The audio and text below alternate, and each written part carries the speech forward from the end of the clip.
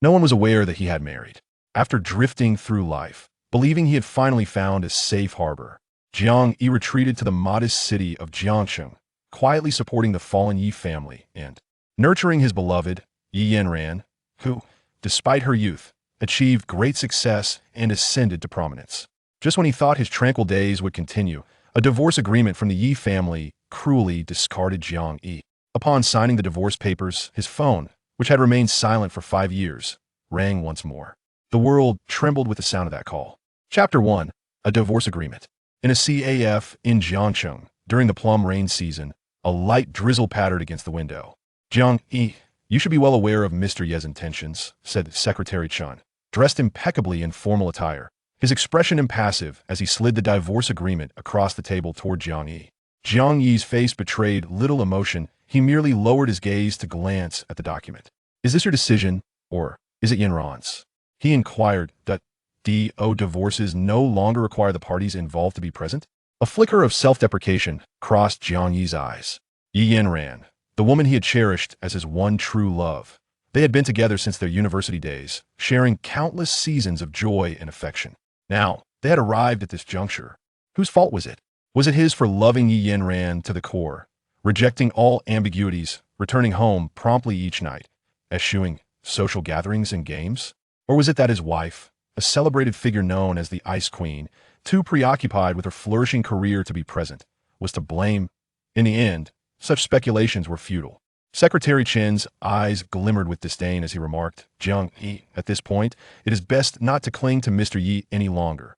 You were once admirable, but you are no longer sufficient.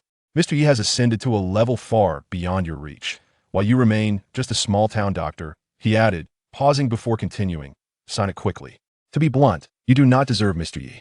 Her future should be shared with someone exceptional, not with someone as ordinary as you." Jiang Yi's expression remained unchanged, untouched by the words, as he sat in silence. Observing Jiang Yi's demeanor, Secretary Chun frowned slightly. "Mr. Yi has already extended you considerable respect. You must understand that even if you refuse to sign, she has ways to dissolve the marriage. Jiang Yi, do not prolong the suffering of both parties. Let go sooner rather than later." At Secretary Chen's words, Jiang Yi smiled. He laughed at how his feelings held no value, at the notion that his beloved, the light of his life, had cast him aside as soon as he was no longer of use. Seeing Jiang Yi smile, Secretary Chen's expression darkened. "What are you laughing at?" Gradually, Jiang Yi's grin faded. "I'm laughing at this absurd love affair. Once, I, Jiang Yi, resolutely chose Yi Yanran among many, venerating her as my one true love, much to the delight of the entire Yi family. Yet now, merely a few years later, she has entirely forgotten me. This is love, this is the Yi family." Jiang Yi could not suppress the self-mockery in his eyes, his words dripping with sarcasm like a tea last. He disregarded the visibly displeased Secretary Chun, coolly stating, "You are not in a position to meddle in matters between Yanran and me. This divorce agreement must be presented to me by Yi Yanran herself." With that, Jiang Yi turned and left. Behind him, Secretary Chen's face was a mask of fury. No matter the circumstances, as Yi Yanran's most capable assistant, accustomed to seeing much in life, he naturally exuded a sense of superiority. To be dismissed by someone he deemed beneath him was infuriating. Just as Secretary Chun was about to erupt, the door swung open. A woman adorned with sunglasses, exuding elegance with every movement, stepped inside. Upon seeing her, Secretary Chun quickly stood and bowed his head. "Ms. Yi." The newcomer was none other than Yi Yanran. Jiang Yi stepped aside, gesturing for her to enter, and addressed her coolly, "Please, have a seat." Yi Yanran nodded and took a seat in Secretary Chen's place. Jiang Yi, wearing a self-deprecating smile, unhesitatingly sat across from her. The two remained silent, ensnared in an atmosphere that felt as frigid as a tomb. At last, Jiang Yi pushed the divorce agreement toward Yi Yanran, lightly inquiring, "Do you wish for me to sign?" Yi Yanran, taken aback by Jiang Yi's directness, felt a pang of sorrow wash over her. Yet in the end, she nodded and softly replied, "Yes, sign it. We are no longer of the same world. You may express any demands, I shall fulfill them as long as it is within my power." Yi Yanran's words conveyed profound sincerity perhaps. No one could refuse such an offer. Jiang Yi, however, merely smiled, gazing at the familiar yet estranged woman before him. "Is your life now all laid bare for the price of convenience?" Yi Yanran's brows furrowed slightly at his words, yet she remained silent. Secretary Chun, unable to contain himself, interjected harshly. Jiang Yi, do not overstep your bounds. Ms. Yi has already shown the utmost goodwill. If it were not for her compassion, even— Let me speak, Yanran interrupted, cutting off Secretary Chun. He shot Jiang Yi a resentful glance. How could a mere toad aspire to eat swan meat? Truly disgusting, Jiang Yi. Yanran inhaled deeply, preparing to speak, only to be interrupted by Jiang Yi once more. Rising, he signed the document and declared with a smile, I understand your intentions. I have signed. Let us part amicably. I shall no longer intrude upon your life. Let us treat it as if we had never known one another. I desire none of your possessions. I have obtained the answer I sought, and that suffices. With that, Jiang Yi turned, concealing the 2 tears that slipped from his eyes. He had sought any trace of coercion in Yanran's gaze, yet he had failed. All he found was her earnestness and resolve. It appeared that Yanran held the same belief that she was unworthy of him. How laughable, utterly ridiculous. After a moment of laughter, Jiang Yi turned back, a slight smile gracing his lips. 5 years can change so much, would you not agree, Yanran? With that, he departed, his back resolute and unwavering. Only once Jiang Yi's figure had vanished did Yanran release a long breath, a hint of melancholy crossing her face. Secretary Chun, the one who knew her best, recognized that she was genuinely saddened. After all, regardless of circumstances, this had been a chapter of youth, a collection of memories. When Jiang Yi signed, it marked the end of that era. How could she remain untouched? Ms. Yi, you did nothing wrong. The fault lies not with you, but with Jiang Yi. Had he strived to catch up to you, to exist in the same realm as you, it would not have come to this. Yanran smiled bitterly at his words, rising to gaze out at the rain-soaked window. I understand. I merely lost the one who loved me most. Ms. Yi, in the future, there will be someone who loves you even more. Chapter 2. Master Jiang, do you have a moment? Mother, they have divorced. My sister and Jiang Yi have parted ways. Just now, Jiang Yi has already signed the papers. Leaf Family Villa. Upon receiving the news of Jiang Yi and Yi Yanran's divorce, smiles adorned the faces of the Yi family members. Only Yi father remained composed and silent. However, the smile on Yi mother's face was particularly vibrant, as if a heavy stone had finally been lifted from her heart. Yi Yanran's younger brother, Yi Xiaofeng, approached their mother and continued, Mother, even though my sister has divorced, she is far too soft-hearted. I've heard that she not only gave Jiang Yi the car and the house, but also $1 million in cash. At these words, Yi mother's eyes widened in shock. What? $1 million in cash? That is far too much, even as compensation. Yi Xiaofeng quickly replied. But you know what kind of person my sister is. Once she makes a decision, it is unchangeable. While it is fair to compensate Jiang Yi, especially since he financed my college education, I still think it's excessive. Indeed, when Jiang Yi and Yi Yanran married, the Yi family was merely an ordinary household, not particularly affluent. At that time, Jiang Yi was doing well in his career and had saved a bit of money, supporting the Yi family in all aspects, including Yi Xiaofeng's university tuition. Although Yi mother was aware of this, she still could not accept the notion of compensating Jiang Yi. Old Yi, say something. Is Yanran giving too much? She implored. It is true that Jiang Yi helped us, but let us not forget that as soon as Yanran began to succeed, she bought a house for his parents and even upgraded her own family home to a luxurious villa in an upscale neighborhood. Legally, Yanran's earnings belong to marital property, but that does not justify giving him $1 million. $1 million. Moreover, I have heard that all their expenses over the years were covered by Yanran. Jiang Yi must have considerable savings now. Everyone knows their divorce is due to Jiang Yi being unworthy of our Yanran, and he certainly does not deserve such a hefty compensation. Unable to accept this, Yi mother began to recount Jiang Yi's past. Listening to her, Yi father shook his head and sighed. I may not know much, but the one thing I do know is that during the most trying times for our family, it was Jiang Yi who offered us assistance.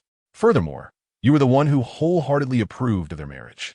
While Yanran has risen, Jiang Yi has not forgotten his roots and continues to show us respect. I believe this amount is not excessive, but rather a bit insufficient. This statement clearly irritated Yi mother. She abruptly rose and exclaimed, Old Yi, what are you saying? I acknowledge that Jiang Yi helped us in the past, but do not forget that his parents' house is worth $800,000, which more than compensates him. I think you have grown too comfortable and forgotten the hardships we once endured.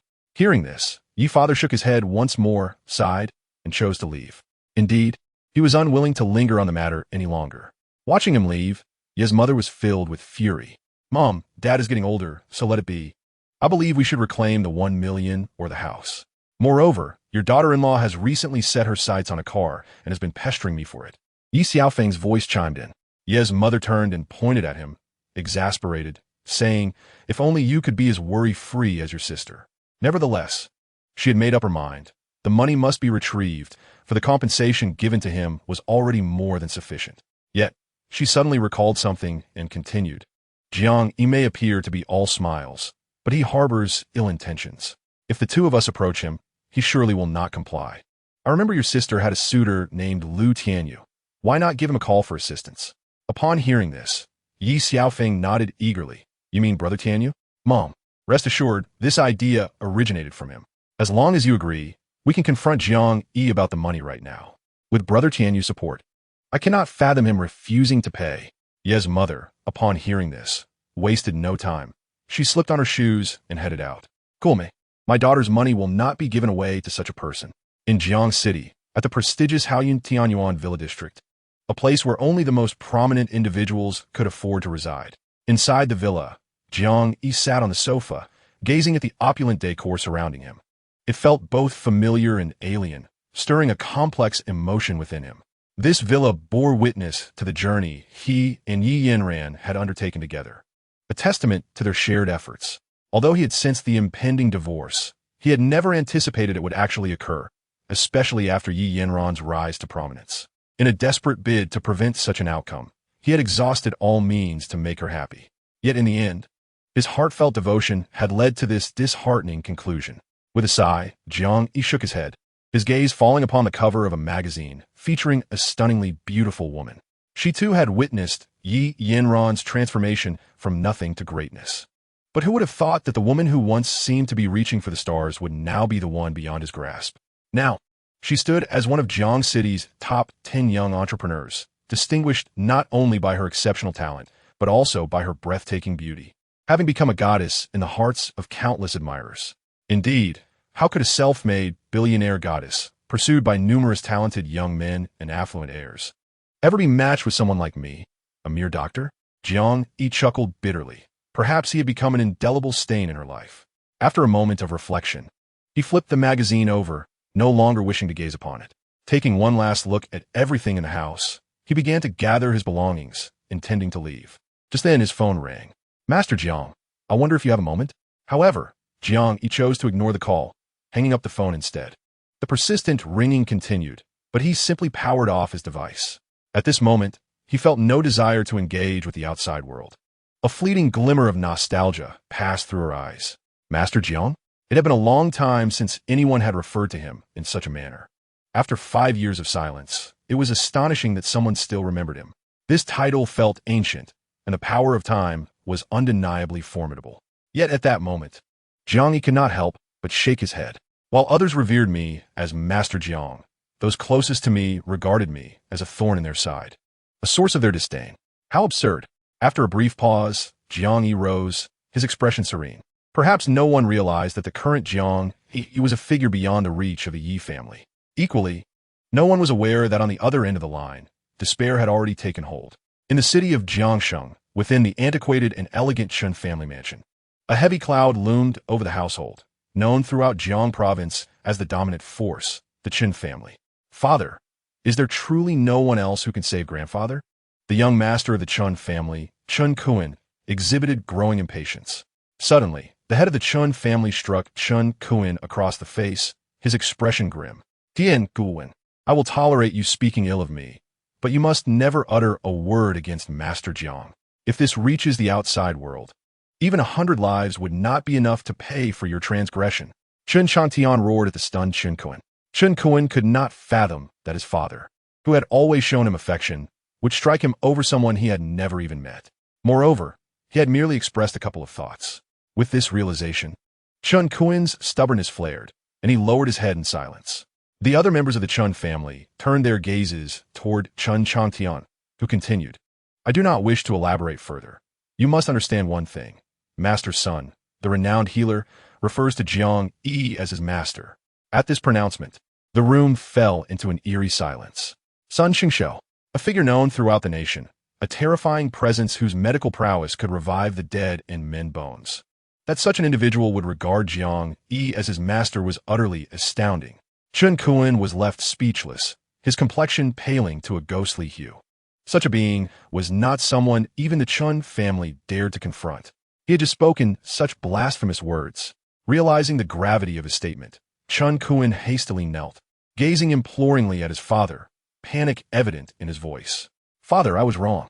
Chen Tian regarded his eldest son, whom he had held in high hopes, and nodded gently. Yet, after a moment, he sighed and turned his gaze out the window. "Kuan-er, I shall grant you an opportunity. Master Jiang is currently in Jiang City. You must personally apologize to him and respectfully invite him to save your grandfather." Upon hearing this, Chen Kuan quickly nodded. "I will go at once. If I encounter Master Jiang, I shall ensure that I do not offend him." Chen Tian nodded in acknowledgement, saying little more, and gestured for him to leave. Chen Kuan rose, preparing to depart. "Remember, your grandfather's life rests upon your shoulders." Upon hearing these words, Chen Kuan felt an immense weight upon him, while simultaneously, an insatiable curiosity towards Jiang Yi began to swell within him. In Jiang City, at the luxurious Tianyuan villa, Lu Tianyu drove, accompanied by Yi Xiaofeng and his mother. "Tianyu, you truly possess remarkable abilities. Unlike that Jiang Yi, who remains a mere small doctor, utterly unworthy of my daughter Yanran." Ye's mother exclaimed with a smile as she stepped out of the car. Lu Tianyu, however, merely responded with a modest smile, saying, "Oh, Miss Ye's talents far surpass mine. Before her, I am but a speck of dust." Yi Xiaofeng gazed in awe at the opulence of the villa, swallowing hard. Soon enough, this villa would belong to him. An exhilarating thought that he could hardly contain. "Brother Tianyu, mother, we have arrived. This is my sister's possession. How could it possibly go to that useless Jiang Yi?" Ye's mother nodded in agreement, her gaze fixed upon the villa. Meanwhile, Lu Tianyu concealed a cold smirk. The Yi family was merely a stepping stone for his ascension.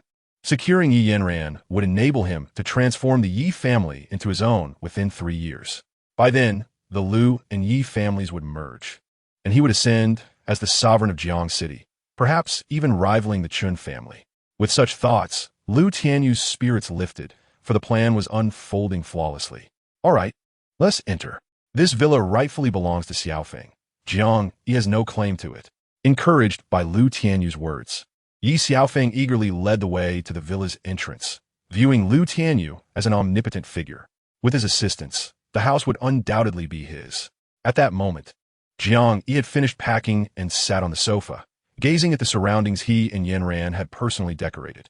The joy of moving in together felt as if it had transpired only yesterday. Yet today, the warmth had dissipated. He was about to leave this place, filled with sweet memories of Yi Yanran. The moment he signed, it ceased to belong to him. Although Yi Yanran had promised that the villa could remain his, he did not desire it. Reflecting on Yi Yanran's resolute words, "We are not from the same world," a pang of realization struck Jiang Yi. Had he indeed overreached?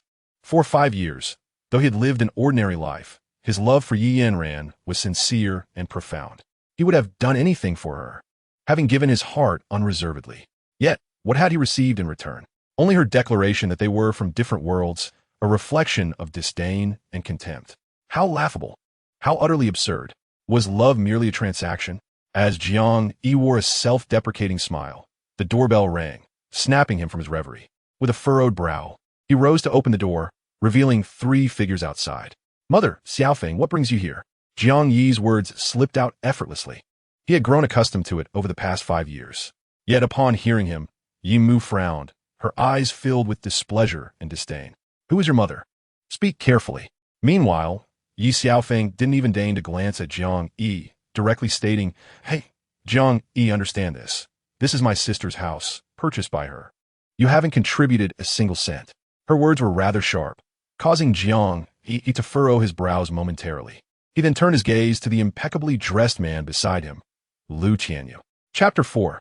"You worthless fool, let Xiaofeng go." "Who are you?" Jiang Yi intended to inquire, but was abruptly interrupted by Yi Xiaofeng. "Jiang Yi, step aside. I'm taking Brother Tianyu to see my magnificent house." She forcefully pushed Jiang Yi aside and entered the villa. Lu Tianyu, looking down from his elevated stance, cast a glance of pity and scorn at Jiang Yi before following Yi Mu and Yi Xiaofeng into the villa. Ultimately, Jiang Yi sighed, choosing not to say much more.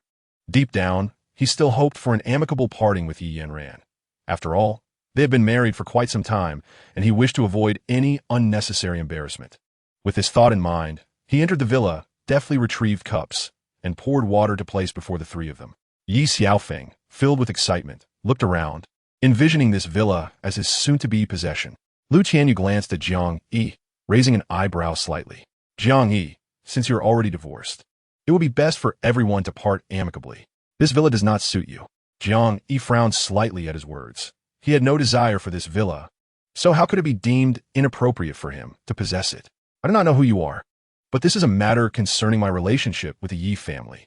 It is rather uncouth of you to intrude. Jiang Yi retorted without hesitation. Lu Tianyu's expression shifted slightly. He hadn't expected Jiang Yi to display such audacity. Despite being perceived as worthless, he spoke with unexpected confidence.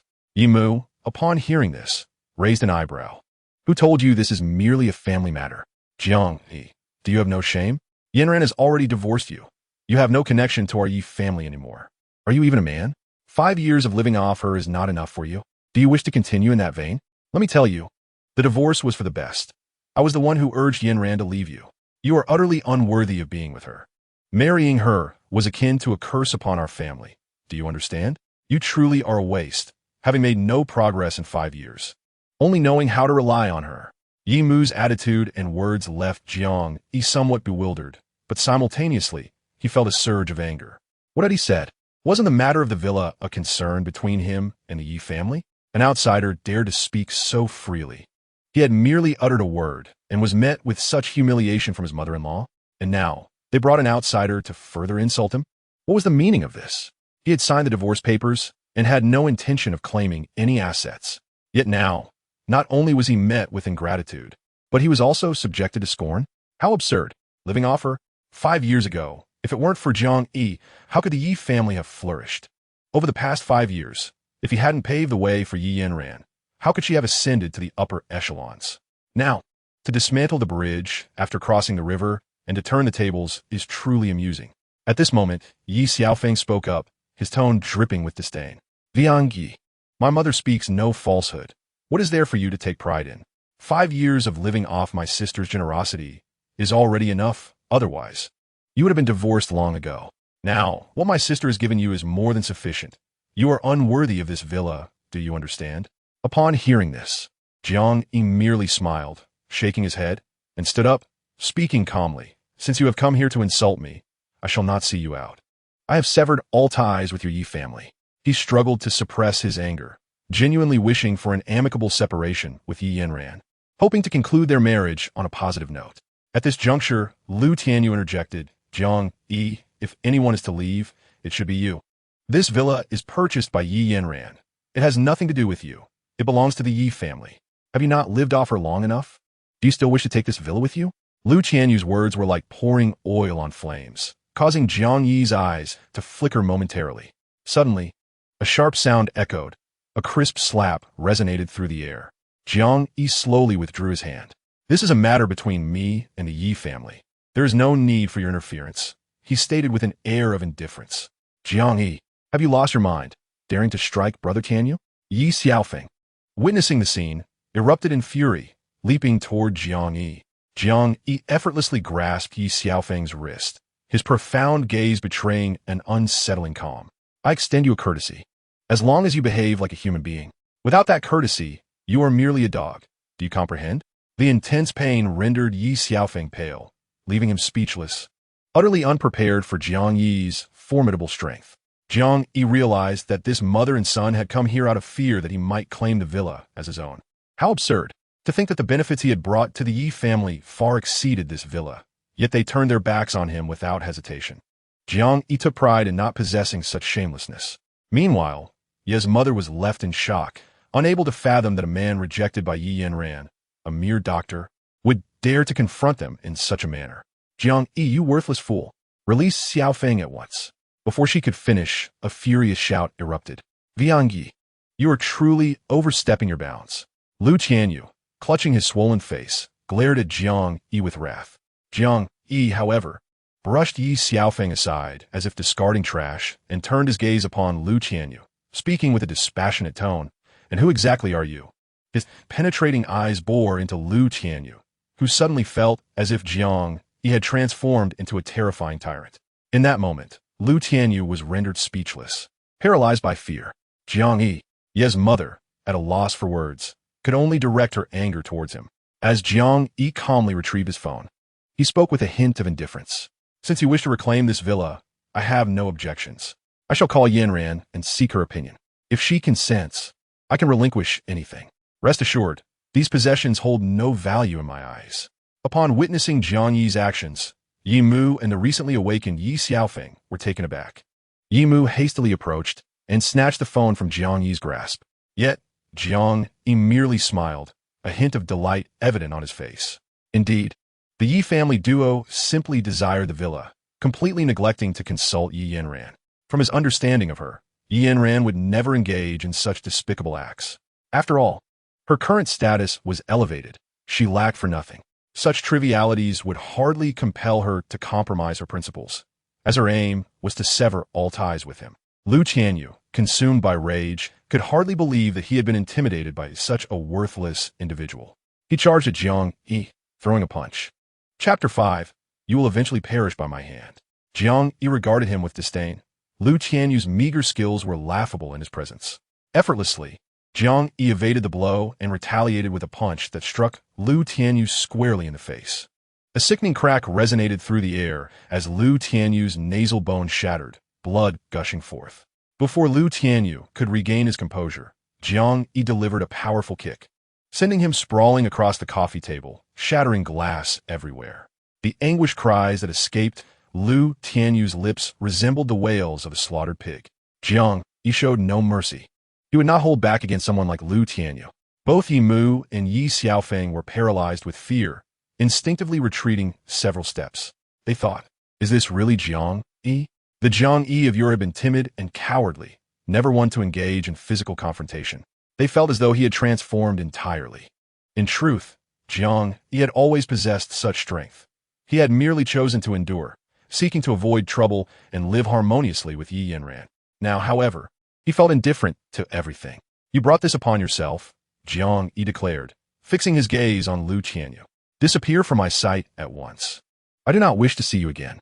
The next time we meet, it will not merely be a matter of a beating."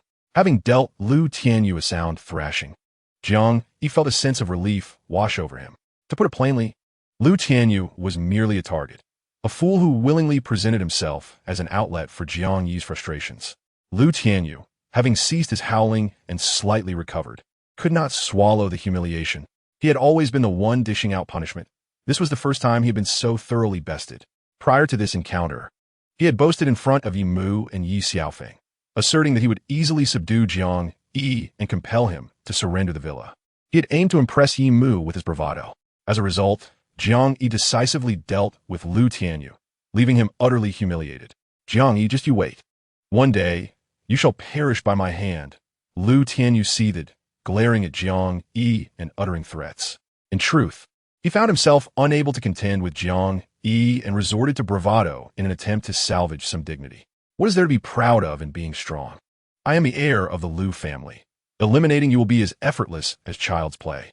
Prepare yourself, for I shall teach you who is worthy of respect and who is not. Lu Tianyu's eyes gleamed with malevolence. He had already devised a plan to ensure Jiang Yi's complete submission, yet the time was not ripe. After delivering his threats, Lu Tianyu hastily fled, fearing that Jiang Yi might pursue him and administer another beating. "Xiaofeng, we should take our leave as well," Mrs. Yi called out, pulling Yi Xiaofeng along as they exited. "What about the villa?" Yi Xiaofeng protested, his desire for the estate evident. "Fear not. That useless Jiang Yi has thoroughly offended young Master Lu. Once young Master Lu eliminates him, the villa will undoubtedly still belong to us," Mrs. Yi replied with a cold smirk. Hearing this, Yi Xiaofeng sighed in relief, his spirits lifting. However, soon his brow furrowed again. What if young Master Lu failed to dispose of Jiang Yi? Young Master Lu is of the Lu family. Jiang Yi is nothing. To extinguish Jiang Yi's life will be as simple as child's play for him, Mrs. Yi remarked gleefully, exuding confidence in young Master Lu's prowess. Indeed, With such power and influence, dealing with a mere wastrel would pose no challenge. Subsequently, Mrs. Yi and Yi Xiaofeng strode away from the villa with an air of confidence. Jiang Yi lifted the corners of his mouth in a smirk. If Lu Tianyu sought his own demise, he would gladly oblige. Ding-dong. The doorbell of the villa rang. Upon opening the door, Jiang Yi was met with a sight of opulence. A dozen luxury cars parked outside, flanked by a cadre of bodyguards clad in suits and sunglasses, creating an impressive spectacle.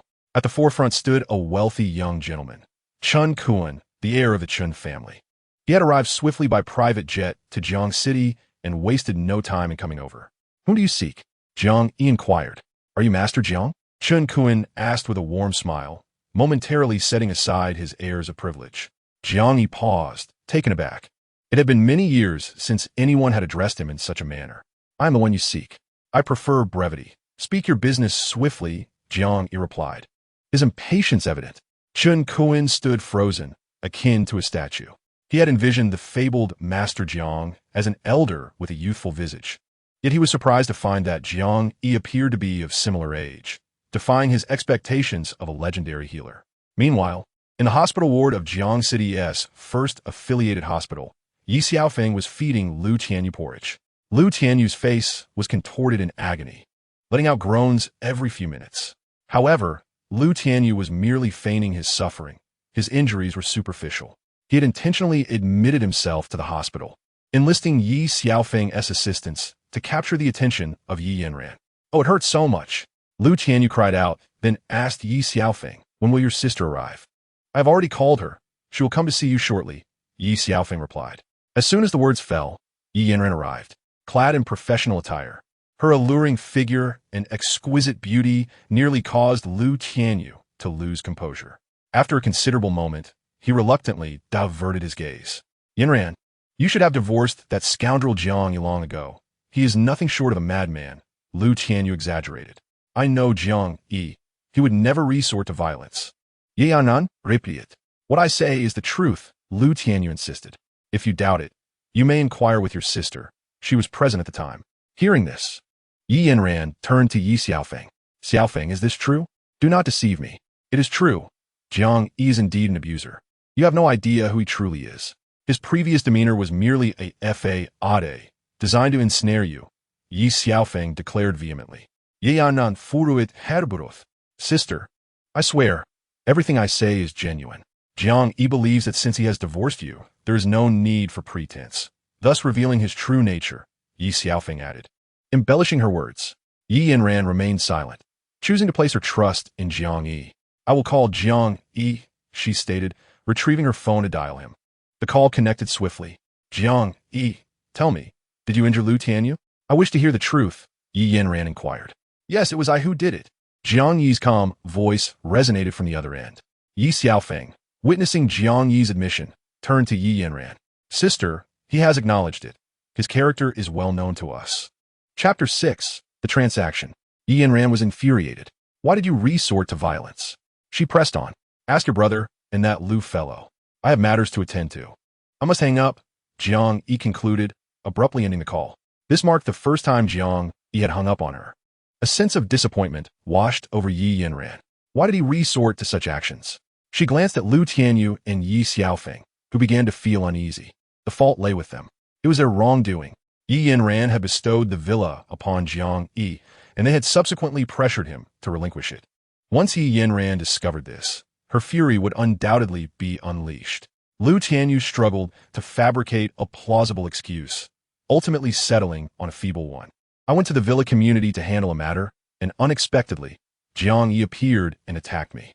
"Yes, that's precisely how it happened," Yi Xiaofeng chimed in eagerly. In Lu Tianyu and Yi Xiaofeng's estimation, they were certain they could deceive Yi Yanran. "Yanran, Jiang Yi is far from a good person. Rest assured, once I recover, I will ensure he disappears from Jiangcheng entirely," Lu Tianyu professed tenderly to Yi Yanran. "Sister, look how well Lu Xiao treats you. I believe you two would find great happiness together," Yi Xiaofeng added. Lu Tianyu gazed at Yi Yanran with anticipation, waiting for her approval. He was certain of success. However, Lu Tianyu had underestimated the situation. "Do you truly take me for a fool?" Yi Yanran exclaimed with indignation. "Young Master Lu, I implore you to clarify. If your business lies within the villa community, why is my brother accompanying you? Lu Tianyu found himself at a loss for words. Xiaofeng, what compelled you to venture into the villa community? Yanran turned her gaze towards Yi Xiaofeng. Yi Xiaofeng stood speechless, unable to utter a single word. Yi Yanran, possessing the remarkable capability to manage a vast corporation, was not easily deceived by the likes of Lu Tianyu and Yi Xiaofeng. Initially, she had been convinced by their embellished tales, but their inconsistencies soon became evident. Since you remained silent, allow me to speak, Yi Yanran declared. Xiaofeng, you sought out young Master Lu to demand the villa from Jiang Yi, believing I had relinquished it to him. Young Master Lu, relying on his status as a scion of the Lu family, attempted to confront Jiang Yi, only to find himself on the receiving end of a thrashing. Lu Tianyu and Yi Xiaofeng fell silent. You have no right to meddle in my family affairs, young Master Lu, Yi Yanran said, her voice laced with fury. Do not be upset, Yanran. I merely wish to assist you, Lu Tianyu hurriedly explained. He had never anticipated that what he thought was a foolproof plan would unravel so disastrously, akin to shooting oneself in the foot. I require no assistance from anyone. Henceforth, you shall concern yourself less with my family's matters, Yi Yanran retorted, then turned to Yi Xiaofeng. And you, as my own brother, how could you deceive me? You have left me profoundly disappointed. Yi Xiaofeng, trembling with fear, remained mute.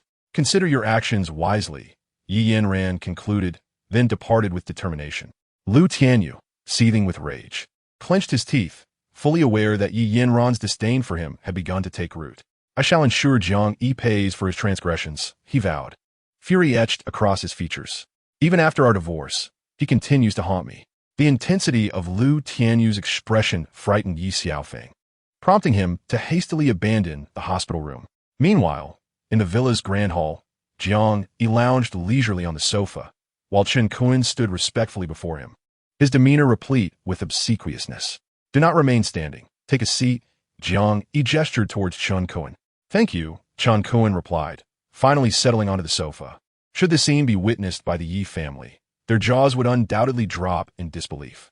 Chen Kun, the heir of the formidable Chun family in Jiang province, was now behaving like a meek lamb in Jiang Yi's presence. In truth, Chen Kun harbored doubts about Jiang Yi's abilities. Yet, in his quest to cure his grandfather, he felt compelled to take a gamble. Master Jiang, my grandfather's condition is deteriorating, and we cannot afford any further delays. I implore you to accompany me.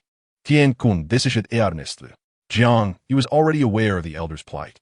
Such ailments, when presented to him, were trivial. Treating this condition is a matter of simplicity, he assured. I have my own protocols for healing, Jiang Yi inquired.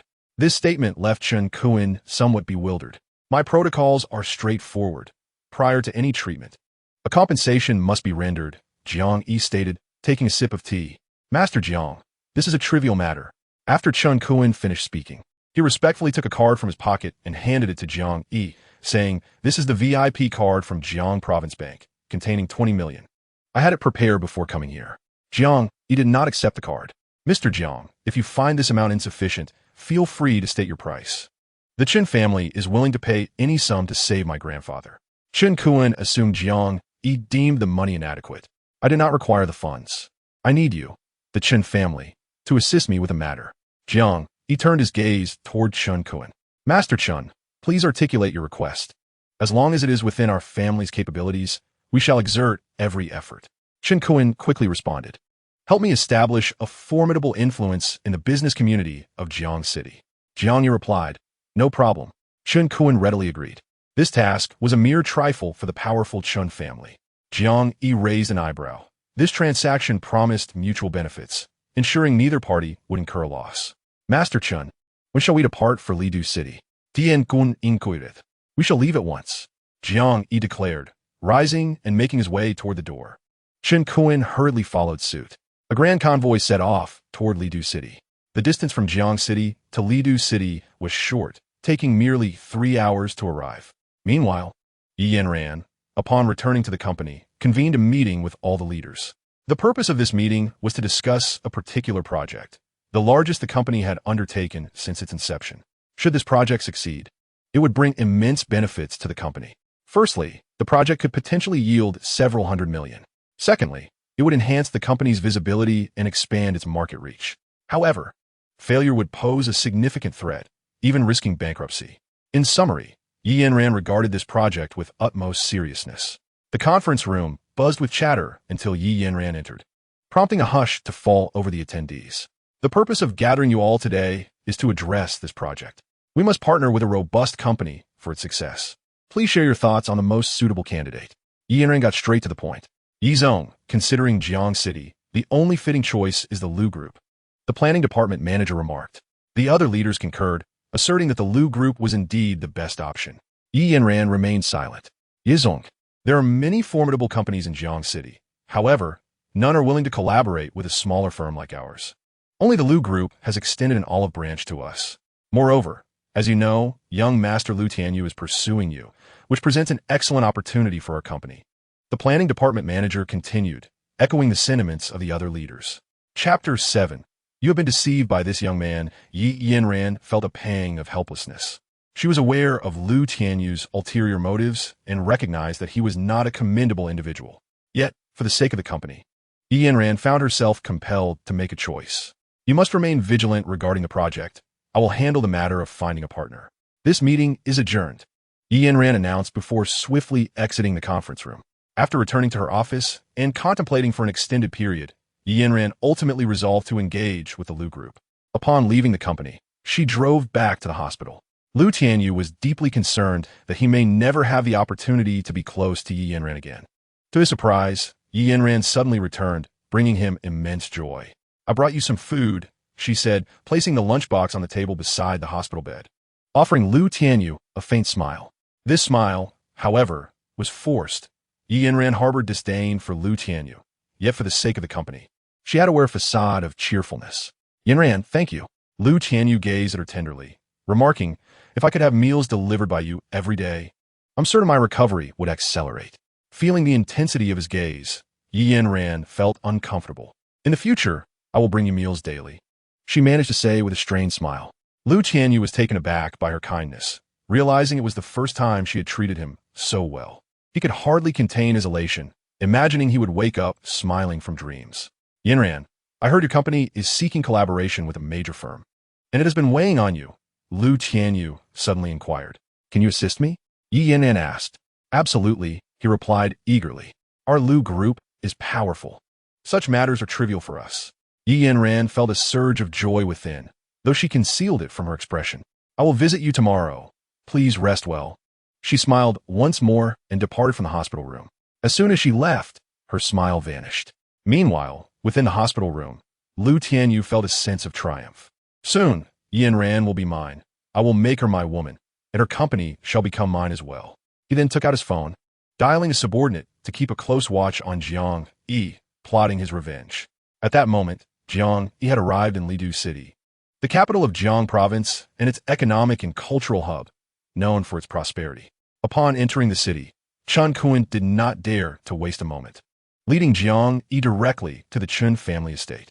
The head of the Chen family had received Chen Kuan's call hours earlier and, upon learning of Jiang Yi's arrival, was overjoyed, waiting at the villa's entrance half an hour in advance. Alongside the head of the Chen family were several of his relatives, eager to catch a glimpse of the esteemed Jiang Yi. Listen closely, everyone. You must show utmost respect to Master Jiang, without a hint of disrespect. The head of the Chen family admonished, his expression serious. This Master Jiang is not an ordinary individual. The relatives nodded in agreement. Despite his excitement, the head of the Chen family felt a twinge of anxiety, fearing any mishap could lead to disastrous consequences for the Chen family rather than a cure for the elder's ailment. The wrath of Jiang Yi was not something they could withstand. He's here, someone shouted. Just as the words left their lips, a convoy approached the villa's entrance and came to a halt. The head of the Chen family hurried to the vehicle, standing reverently by its side. The Chen family members hastily followed suit, forming two rows to await Jiang Yi's descent from the vehicle. As the doors swung open, Jiang Yi stepped out with an imposing presence. He surveyed his surroundings, raising an eyebrow slightly. The crowd at the entrance was rendered speechless upon witnessing Jiang Yi's true visage, standing motionless as if carved from wood. Simultaneously, their faces were etched with profound bewilderment. Much like Chen Kuan, They had envisioned the legendary Master Jiang as a wizened elder with a youthful countenance. Yet they were utterly astonished to discover that this revered figure was merely a young lad. Jiang Yi seldom made public appearances, and few had glimpsed his true form. Thus, it was no surprise that the onlookers harbored doubts about him. The Chen family members wore furrowed brows. Had it not been for the prior caution issued by the family patriarch, they would have swiftly expelled Jiang Yi. Master Jiang, you have finally arrived. The Chen family patriarch hurried over, his demeanor radiating respect. To express his reverence, he addressed Jiang Yi with the formal you. Master Jiang, I have summoned the finest chef from Jiang province to personally prepare a banquet in your honor, to welcome you and wash away your fatigue. Please do come. I'm here to treat ailments, not to dine. Take me to see old Master Chen, Jiang Yi stated decisively. Understood. The patriarch promptly responded, leading Jiang Yi toward the villa's grand hall. Upon reaching the infirmary, Jiang Yi cast his gaze toward the bed, where an elderly man in his 70s lay, barely clinging to life, surrounded by an array of tubes. In the room stood a group of individuals, led by a bespectacled middle-aged man. Allow me to introduce. These are the nation's premier medical team. Fortunately, with their expertise, old Master Chen's condition has stabilized. The patriarch elaborated before introducing the middle-aged man. This is Dr. Ma, the head of the medical team, a luminary in the field of medicine. Greetings. Jiang Yi offered a polite salutation. Dr. Ma merely grunted, his expression icy. Mr. Chen, we are currently administering chemotherapy to old Master Chen and cannot afford interruptions from outsiders. I must insist that you leave to avoid any disruptions. He is no mere outsider. He is Master Jiang, the only one capable of curing old Master Chen's ailment. The patriarch interjected. At this proclamation, Dr. Ma and his entire medical team erupted into laughter, their mirth laden with disdain and mockery. After a protracted moment, Dr. Ma finally ceased his laughter. Mr. Chen, you are a shrewd individual, yet you have fallen prey to deception. What do you mean by that? The patriarch inquired, perplexed. I mean to say, you have been duped by this young man, Dr. Maznird. He appears to be merely 24 or 25 years old. He likely lacks even the most fundamental medical knowledge. In essence, he is nothing more than a charlatan. With that, Dr. Ma continued, we are the foremost medical team in the country, and even we are at a loss regarding old Master Chen's condition, only managing to suppress his symptoms. What capability could this young lad possibly possess? The patriarch could not help but laugh at the absurdity of it all. The jesters before me are indeed blind to the truth. The head of the Chen family is well aware of Jiang Yi's remarkable abilities. Otherwise, he would not have expended such effort to summon him. Chapter 8. The Nine Heavens Needle. Young man, with such audacity, which medical college did you graduate from? Doctor. Ma interrogated Jiang Yi. I have never attended any medical institution, Jiang Yi replied nonchalantly. The disdainful glances from those around him only served to irk him further. Upon learning that Jiang Yi had never even set foot in a medical school, Dr. Ma and his companions erupted in laughter, treating Jiang Yi as nothing more than a fool. Close your foul mouth. I am here to save a life. Do not hinder me, Jiang Yi retorted, showing them no respect. Dr. Ma's lips quivered in anger, and the others were equally incensed. Soon, a sinister smile crept across Dr. Ma's face as he chose not to engage Jiang Yi further, opting instead to observe from the sidelines. He was acutely aware of the Chen family's tactics. Should Jiang Yi fail to heal the elder Chen, the family would not spare him. Taking a deep breath, Jiang Yi swiftly produced silver needles, skillfully inserting them into the elder Chen's acupuncture points. The expressions of Dr. Ma and his medical team shifted dramatically. The Nine Heavens Needle? How can this be? This boy actually knows the Nine Heavens Needle. Impossible. The Nine Heavens Needle is renowned as one of the most formidable techniques in traditional Chinese medicine, and Jiang Yi wielded it with remarkable proficiency, leaving the onlookers in sheer astonishment. Seeing the collective shock on the faces of the medical team, the head of the Chen family could not resist asking Dr. Ma, what exactly is the Nine Heavens Needle? Upon hearing the head of the Chen family speak, Dr. Ma regained his composure and explained, the Nine Heavens Needle is one of the top 10 techniques in the medical field, remarkable for 3 reasons. First, it is exceedingly difficult to master. Only those with extraordinary medical talent can learn it. Second, it has been lost to time for centuries, with only historical texts referencing it. Third, the Nine Heavens Needle has the power to revive the dead and can also kill silently. A practitioner can eliminate dozens with but a mere flick of a finger. The head of the Qin family listened in astonishment. The finesse Jiang Yi displayed clearly indicated he had grasped the essence of the Nine Heavens needle. Doctor, Ma took a deep breath and self-deprecatingly remarked, "Indeed, one cannot judge a book by its cover.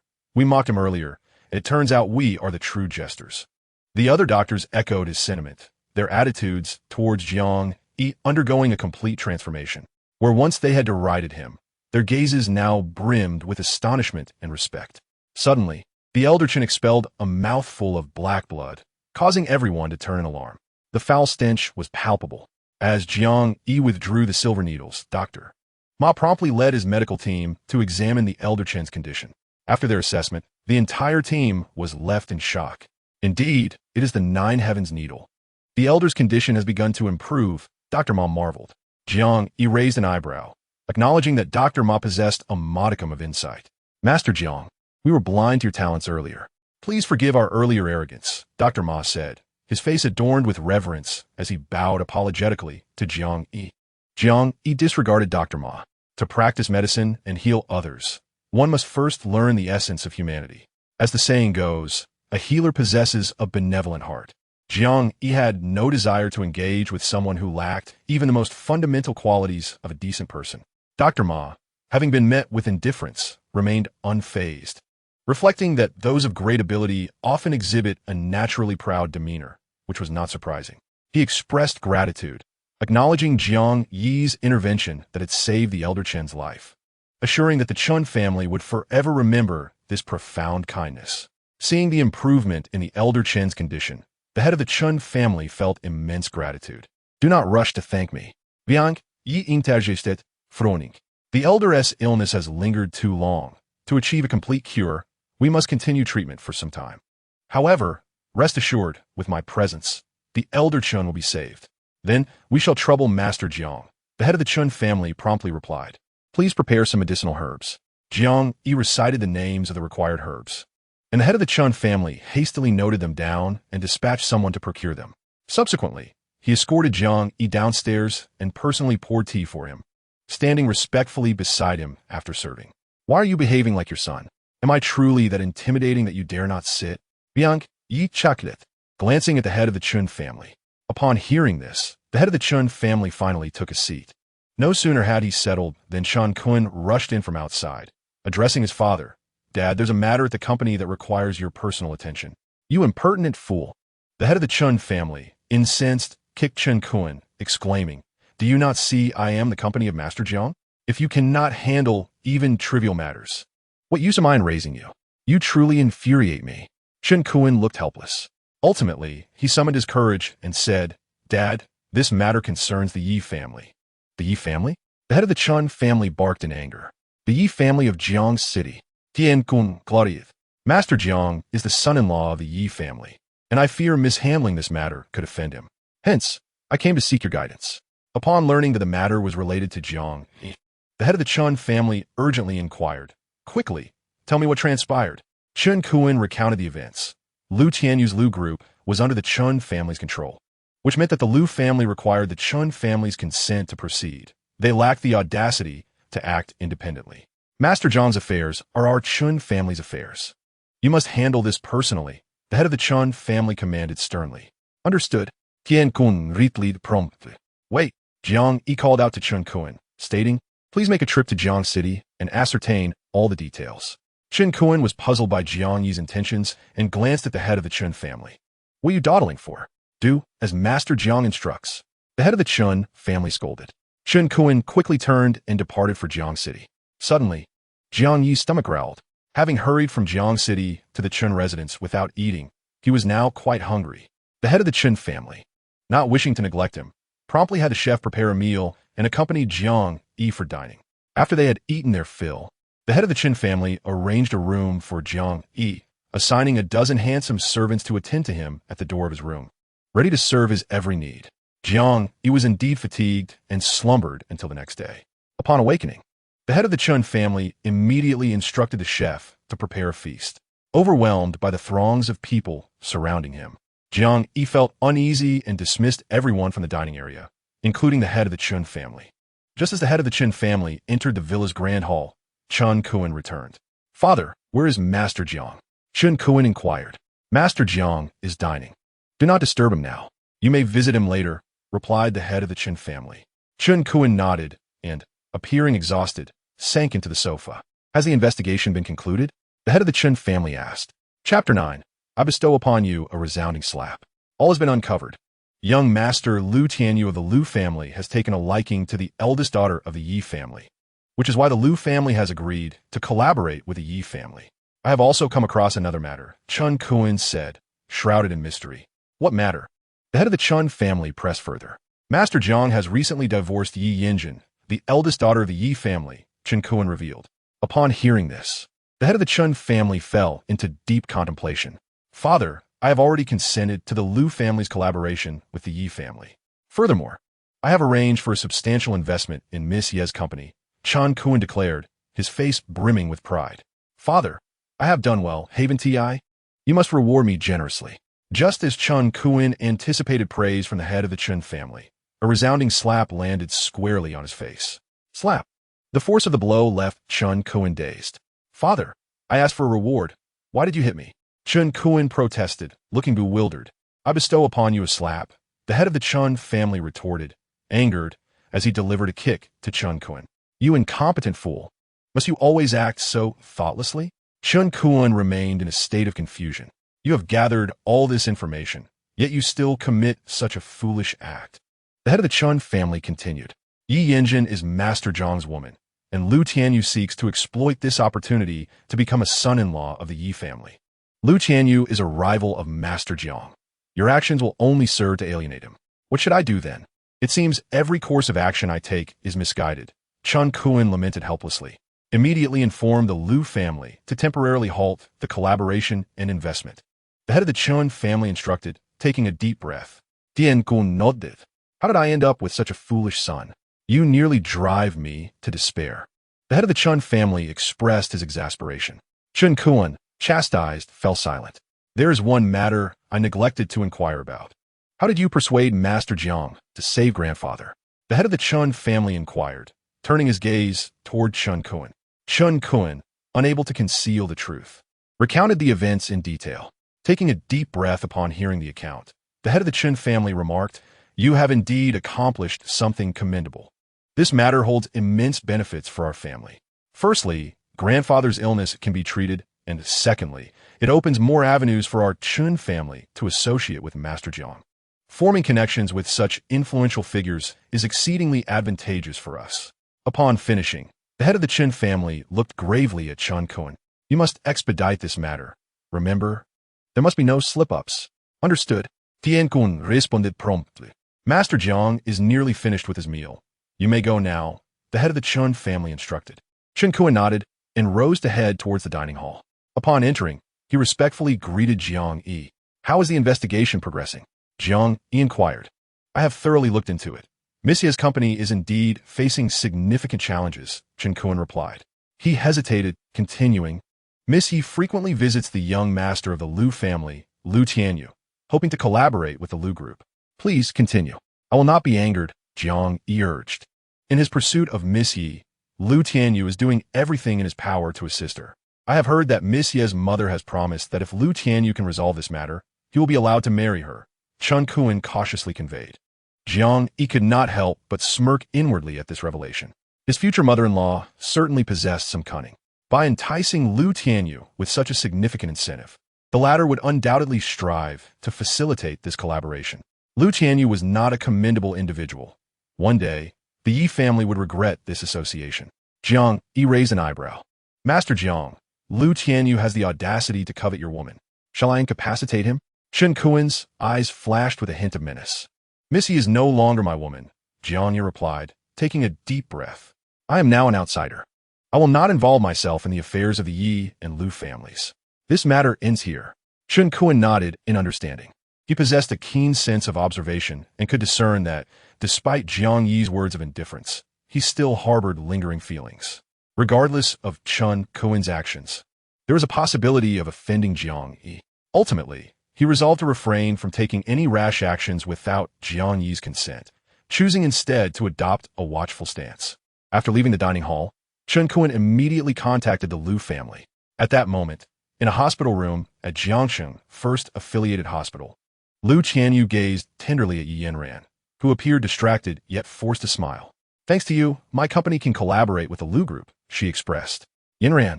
At this point, let's dispense with the formalities, Lu Qianyu said, his gaze lingering on her. Last night, Aunt Yi visited me and assured me that once the company matters are resolved, I will be allowed to marry you. We will become one family. This declaration caused Yi Yanran's brows to furrow in discontent. She was angered by her mother's unilateral decision, learning of it only now.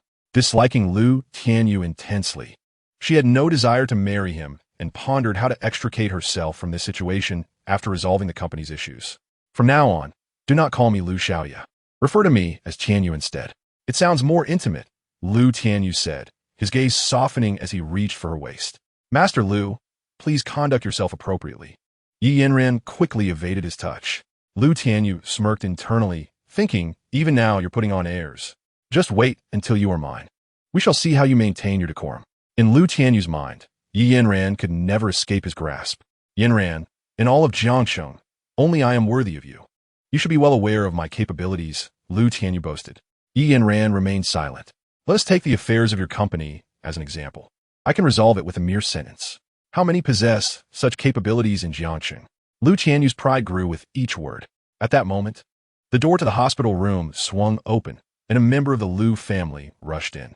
Young master, it's bad news. Something has happened. The family member said with a pallid expression. What nonsense are you spouting? Speak quickly. In Jiangcheng, there is nothing I cannot handle, Lu Qianyu scoffed. The Chen family has called the company, stating that the collaboration with the Yi family is to be put on hold, the Lu family member reported. Upon hearing this, Lu Qianyu's countenance darkened considerably. This revelation struck him like a resounding slap. Just moments ago, he had boasted to Yi Yanran about his prowess, claiming he could effortlessly resolve the collaboration. Yet, the matter remained unaddressed. Chapter 10. He is utterly incapable of healing. Young Master Lu, focus on your recovery. I shall take my leave, Yi Yanran said with disappointment, casting a glance at Lu Qianyu before rising to depart. A sigh of relief escaped her. She was finally free from the prospect of marrying Lu Qianyu. However, the unresolved company matters soon rekindled her worries. Inside the hospital room, as soon as Yi Yanran exited, Lu Qianyu sprang from his bed and kicked at the Lu family member. You've utterly tarnished my reputation. You could have entered at any time. Yet you chose to do so while I was boasting. Lu Qianyu seethed, wishing to strike down the family member for his ill-timed interruption. The family member stood bewildered, utterly perplexed as to what transgression had incited Lu Qianyu's wrath. Meanwhile, within the Chen family's villa in Lidu City, Jiang Yi was attending to Elder Chen. Dr. Ma and the medical team stood respectfully by, assisting Jiang Yi, their gazes filled with reverence, a stark contrast to their earlier arrogance. To serve such a distinguished figure as Jiang Yi was a privilege of the highest order. Even in future conversations with peers, they could boast of this honor. Jiang Yi remained aloof towards the group. The head of the Chen family and Chen Kun stood by, holding their breath, fearful of disturbing Jiang Yi. Sir, a call has come in. Someone wishes to discuss a matter with you, a servant announced softly as he entered. I have no time. The head of the Chen family replied impatiently. Sir, the caller claims to be from the Sun family. The servant continued. Upon hearing the mention of the Sun family, the head of the Chen family's expression changed instantly. Without a moment's pause, he hurried from the room towards the hall, with Chen Kun trailing behind, believing something grave had occurred. Upon reaching the hall, the head of the Chen family answered the call. The impatience that had marked his face moments before was replaced by a broad smile, nodding repeatedly while responding with utmost respect, his demeanor comically exaggerated. Chen Kun watched in astonishment, pondering whether the caller was indeed a figure of great importance. After concluding the call, the head of the Chen family collapsed onto the sofa, wiping the sweat from his brow and exhaling a long sigh. Chen Kun's face was a portrait of confusion. As he grew up, this was the second time he had witnessed his father in such a state of anxiety. The first instance had occurred when Jiang Yi had arrived. Now, during this current affair, he asked, Dad, what is going on? The head of the Chen family responded with a smile. We just received a call from the Sun family, informing us of a charity auction to be held in Jiangcheng, aimed at raising funds for impoverished mountainous regions to build schools and public facilities. They wish for our assistance in managing this event. He continued, the Sun family organizes such charity auctions every year, But this time, the choice of Jiangcheng is indeed unexpected. Chen Kuan seethed with indignation. The Sun family is clearly treating us like mere pawns. They hold a charity auction. We foot the bill, yet the reputation is all theirs. Fool, what do you understand? The head of the Chen family retorted, his irritation palpable. The Sun family is renowned within the commercial sphere of Huaxia, especially their patriarch, Sun Xingshou, a figure of immense power. Countless individuals would strive to participate in this auction. Therefore, for the Chen family, this is a tremendous opportunity. Money is inconsequential. Forging a connection with the Sun family is what truly matters. Upon hearing this, Chen Kuan began to comprehend the gravity of the situation. This matter must be handled with utmost care. We cannot afford any negligence.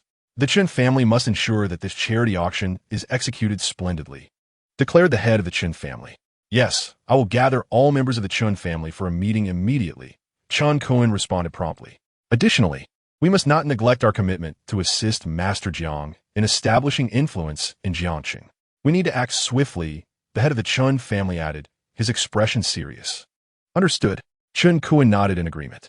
After giving these instructions, the head of the Chen family returned to the hospital room, standing respectfully by the side as before.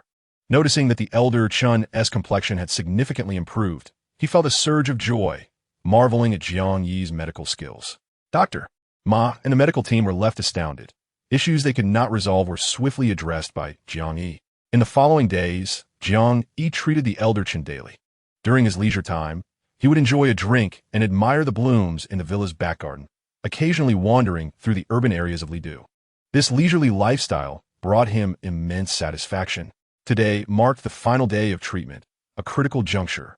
Jiang Yi rose early, had breakfast, and settled on the sofa in the hall to watch a popular television drama. Suddenly, Dr. Ma rushed down the stairs in a panic, exclaiming, "Not good. The elder Chen is coughing up blood."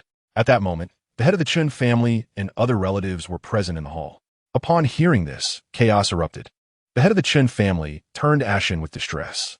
All eyes turned to Jiang Yi, who remained remarkably composed, as if completely unaffected, continuing to watch television leisurely. This infuriated the members of the Chen family.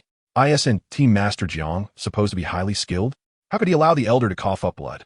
In my view, he cannot cure the elder's ailment at all. If anything happens to the elder, the Chen family will not let him off easily. The collective ire of the family was directed at Jiang Yi, who remained unfazed. At that moment, a member of the Chen family rushed down from upstairs, his face ashen as he addressed the head of the family. "Master, it's terrible. The old man's condition is dire. He is vomiting blood and is nearing his end." The head of the Chen family immediately panicked. "Master, we've all been deceived by this young man. He must be apprehended, or else he may escape," an irate family member exclaimed, with others echoing the sentiment. A few even surrounded Jiang Yi, preparing to take action. "Enough," the head of the Chen family admonished sharply. "Step aside. Anyone who dares to show disrespect to Master Jiang shall face my wrath." The family members, frightened, quickly withdrew. The head of the Chen family clung to a glimmer of hope, believing in Jiang Yi's abilities. The title of Master Jiang was not bestowed lightly. "Master Jiang, the old man's situation is critical. I implore you to act swiftly and save him," he said, his face etched with desperation. "There's no rush," Jiang Yi replied, glancing at his watch. "I'll assess the situation once the old man has taken his last breath." His words incited public outrage. The head of the Chen family sank into despair, collapsing onto the sofa. Jiang Yi did not elaborate, as the more severe the illness, the less conventional methods should be employed. He had made a promise that he would save the old man. These individuals could not comprehend this. Even if he explained, they would not understand. "Dr. Ma, it's up to you now." The head of the Chen family turned to Dr. Ma, the last hope. "Mr. Chen, we are also at a loss regarding the old man's condition," Dr. Ma replied helplessly. The head of the Chen family slumped further into the sofa. "Master, this boy cannot be spared. He must pay with his life for the old man's." A middle-aged woman stepped forward, her face filled with indignation as she addressed the head of the Chen family. "The Chen family has never endured such humiliation. This matter cannot be left unresolved." This woman was none other than Madame Chen, the head's wife, a formidable character in her own right. The head of the Chen family felt utterly defeated, engulfed in sorrow, with no inclination to attend to other matters. "Master Jiang, how do you intend to explain this to the Chen family?" Madame Chen scrutinized Jiang Yi. Jiang Yi ignored her. "It seems you have no defense. Madam Chun said sharply. I am not unreasonable. I will grant you 5 minutes to justify yourself before I take action. As her words echoed, the hall fell silent. All eyes turned to Jiang Yi, expecting him to devise a way to absolve himself. Yet, Jiang Yi remained composed, sipping tea and watching television, seemingly unfazed by the gravity of the situation. His demeanor further enraged the Chun family members, who were seething with the desire to confront him directly. Dr. Ma furrowed his brow, observing Jiang Yi closely. He thought to himself that under such immense pressure, anyone else would have crumbled. Yet, Jiang Yi maintained his calm, even taking the time to enjoy his tea and television, a testament to his formidable inner strength. Powerful enough to instill fear, he firmly believed that Jiang Yi would undoubtedly save old Master Chun. The mastery of the 9 heavens mystic needle spoke volumes. Jiang Yi exhaled deeply, stretching lazily. After glancing at his watch, he raised an eyebrow. It was time. With that, he rose and ascended the stairs. The onlookers hurriedly followed, eager to discover Jiang Yi's intentions. Inside the hospital room, old Master Chun clung to his final breath. Blood was splattered across the floor and bed, creating a harrowing scene. Jiang Yi observed for a moment before approaching old Master Chen's side. With precision, he grasped the silver needle and swiftly punctured various acupoints on the old man's body. His technique is quick as lightning and seamless. The intricacies of acupuncture are profound, and Jiang Yi's force and accuracy were nearly flawless. Dr. Ma and the medical team gaped in astonishment, their faces reflecting sheer disbelief. Their expressions were more terrifying than when they had previously witnessed Jiang Yi wielding the 9 heavens mystic needle. Why are you so astonished? Mrs. Chun inquired, her brow furrowed in confusion. Upon hearing her voice, Dr. Ma regained his composure, inhaling deeply before responding. Master Zhang's use of the 9 heavens mystic needle a few days ago left us in shock. Little did we know that the true surprise awaited us now. This time, Master Jiang is employing the illusory divine needle. What is the illusory divine needle? Mrs. Chun asked, perplexed. Dr. Ma explained, like the 9 heavens mystic needle, the illusory divine needle ranks among the top 10 acupuncture techniques in the medical field. It possesses the power of resurrection, a phenomenon that has never been witnessed firsthand. Much like the 9 heavens mystic needle, it too has become lost to time, existing only in historical medical texts, ranking 5th among the 10 techniques. The illusory divine needle far surpasses the 9 heavens mystic needle. Mrs. Chun and the others were momentarily speechless. Though they lacked knowledge of medicine and the significance of the top 10 techniques, it was evident that the illusory divine needle was an extraordinary existence. Master Zhang's reputation was indeed well-deserved. Mastering 2 of the top 10 techniques, individuals with such expertise throughout history are exceedingly rare. After expressing his admiration, Dr. Ma erupted in laughter, exclaiming that witnessing 2 techniques from the top 10 in his lifetime left him without regrets. The medical team echoed his sentiments, viewing Jiang Yi as a celestial being. With a swift motion, Jiang Yi retracted the silver needle. Suddenly, a stream of fresh blood spewed from old Master Chen's mouth. In the next moment, the old man's pallid complexion transformed, becoming rosy and vibrant. He murmured softly, gradually opening his eyes, his face reflecting the relief of having survived a calamity. I am fine. You need not worry, old Master Chen suddenly declared. The Chen family rushed to his side, tears flowing uncontrollably. Witnessing this scene, Jiang Yi raised an eyebrow, but chose not to intrude, turning to exit the room. At that moment, a profound sense of fulfillment surged within him. It had been a long time since he had emerged from seclusion, and this feeling had returned once more. Returning to the hall, Jiang Yi promptly switched on the television, resuming the drama series he had previously left unfinished. The members of the Chun family were enveloped in guilt. Having witnessed the elder Chen's condition, they dared not face Jiang Yi, each departing the villa with a sense of shame. Master Jiang, it was indeed our error. We should not have doubted you. We deeply regret this matter. The head of the Chun family lamented, his countenance marked by helplessness. Soon after, Madame Chun hurried over to offer her apologies to Jiang Yi. Master Jiang, I sincerely apologize for my earlier behavior, she said, her expression one of utmost respect, her heart heavy with remorse. It is of no consequence. I have not taken it to heart, Jiang Yi replied.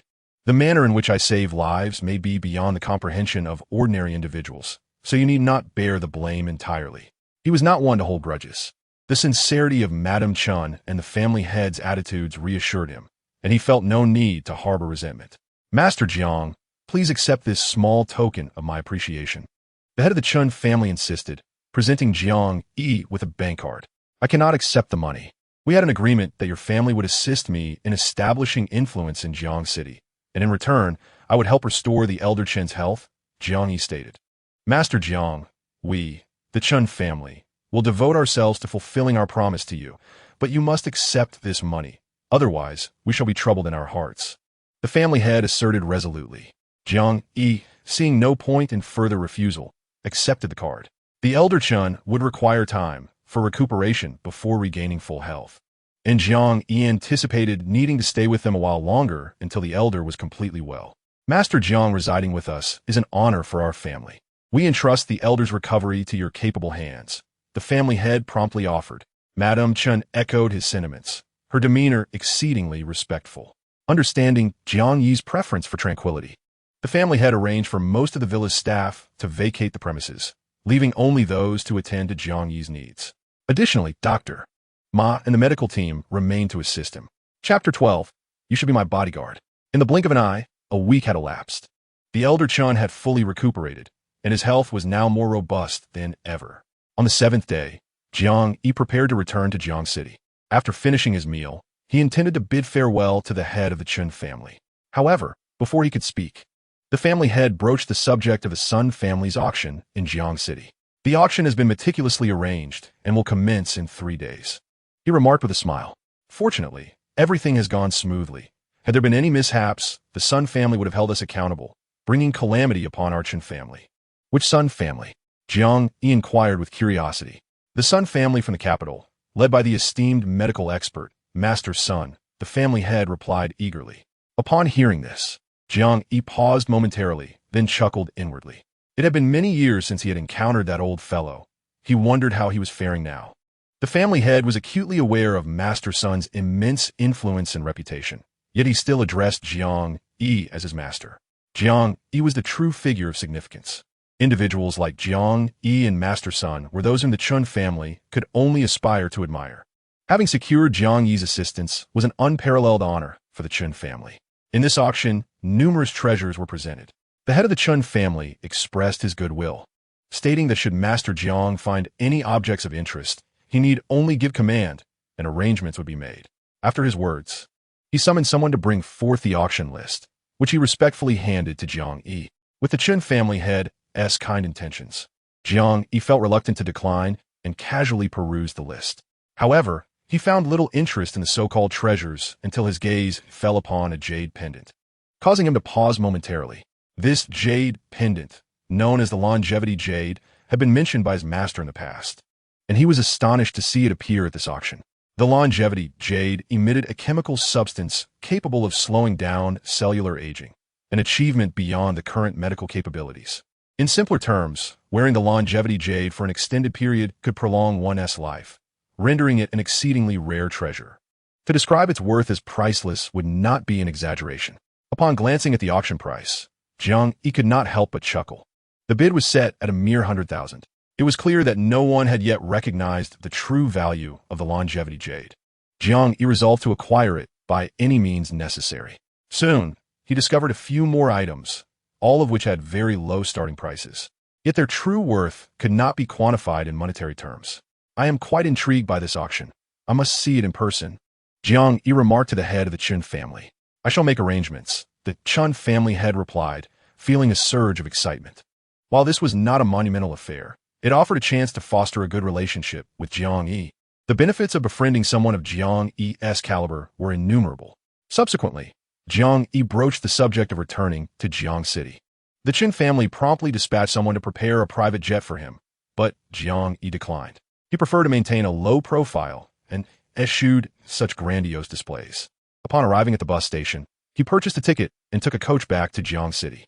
During his taxi ride back to the villa, he encountered a traffic jam caused by an accident ahead, as it would only take 10 minutes to walk back home. Jiang Yi decided against waiting and opted to proceed on foot. While traversing a narrow alley, a woman came sprinting towards him. She was strikingly beautiful, dressed elegantly, and her sharp gaze revealed she was no ordinary person. The woman was clearly fleeing from something. Soon, a cloaked man entered Jiang Yi's line of sight, his piercing gaze exuding a chilling menace. Jiang Yi had no intention of intervening and continued on his path. The cloaked man quickly closed the distance, and with a flash of cold light, his dagger lunged towards the woman. Her expression was one of defiance. Just as the dagger was about to pierce her throat, a silver needle sliced through the air, striking the dagger from the cloaked man's hand. Seeking death, the cloaked man glared at Jiang Yi with lethal intent.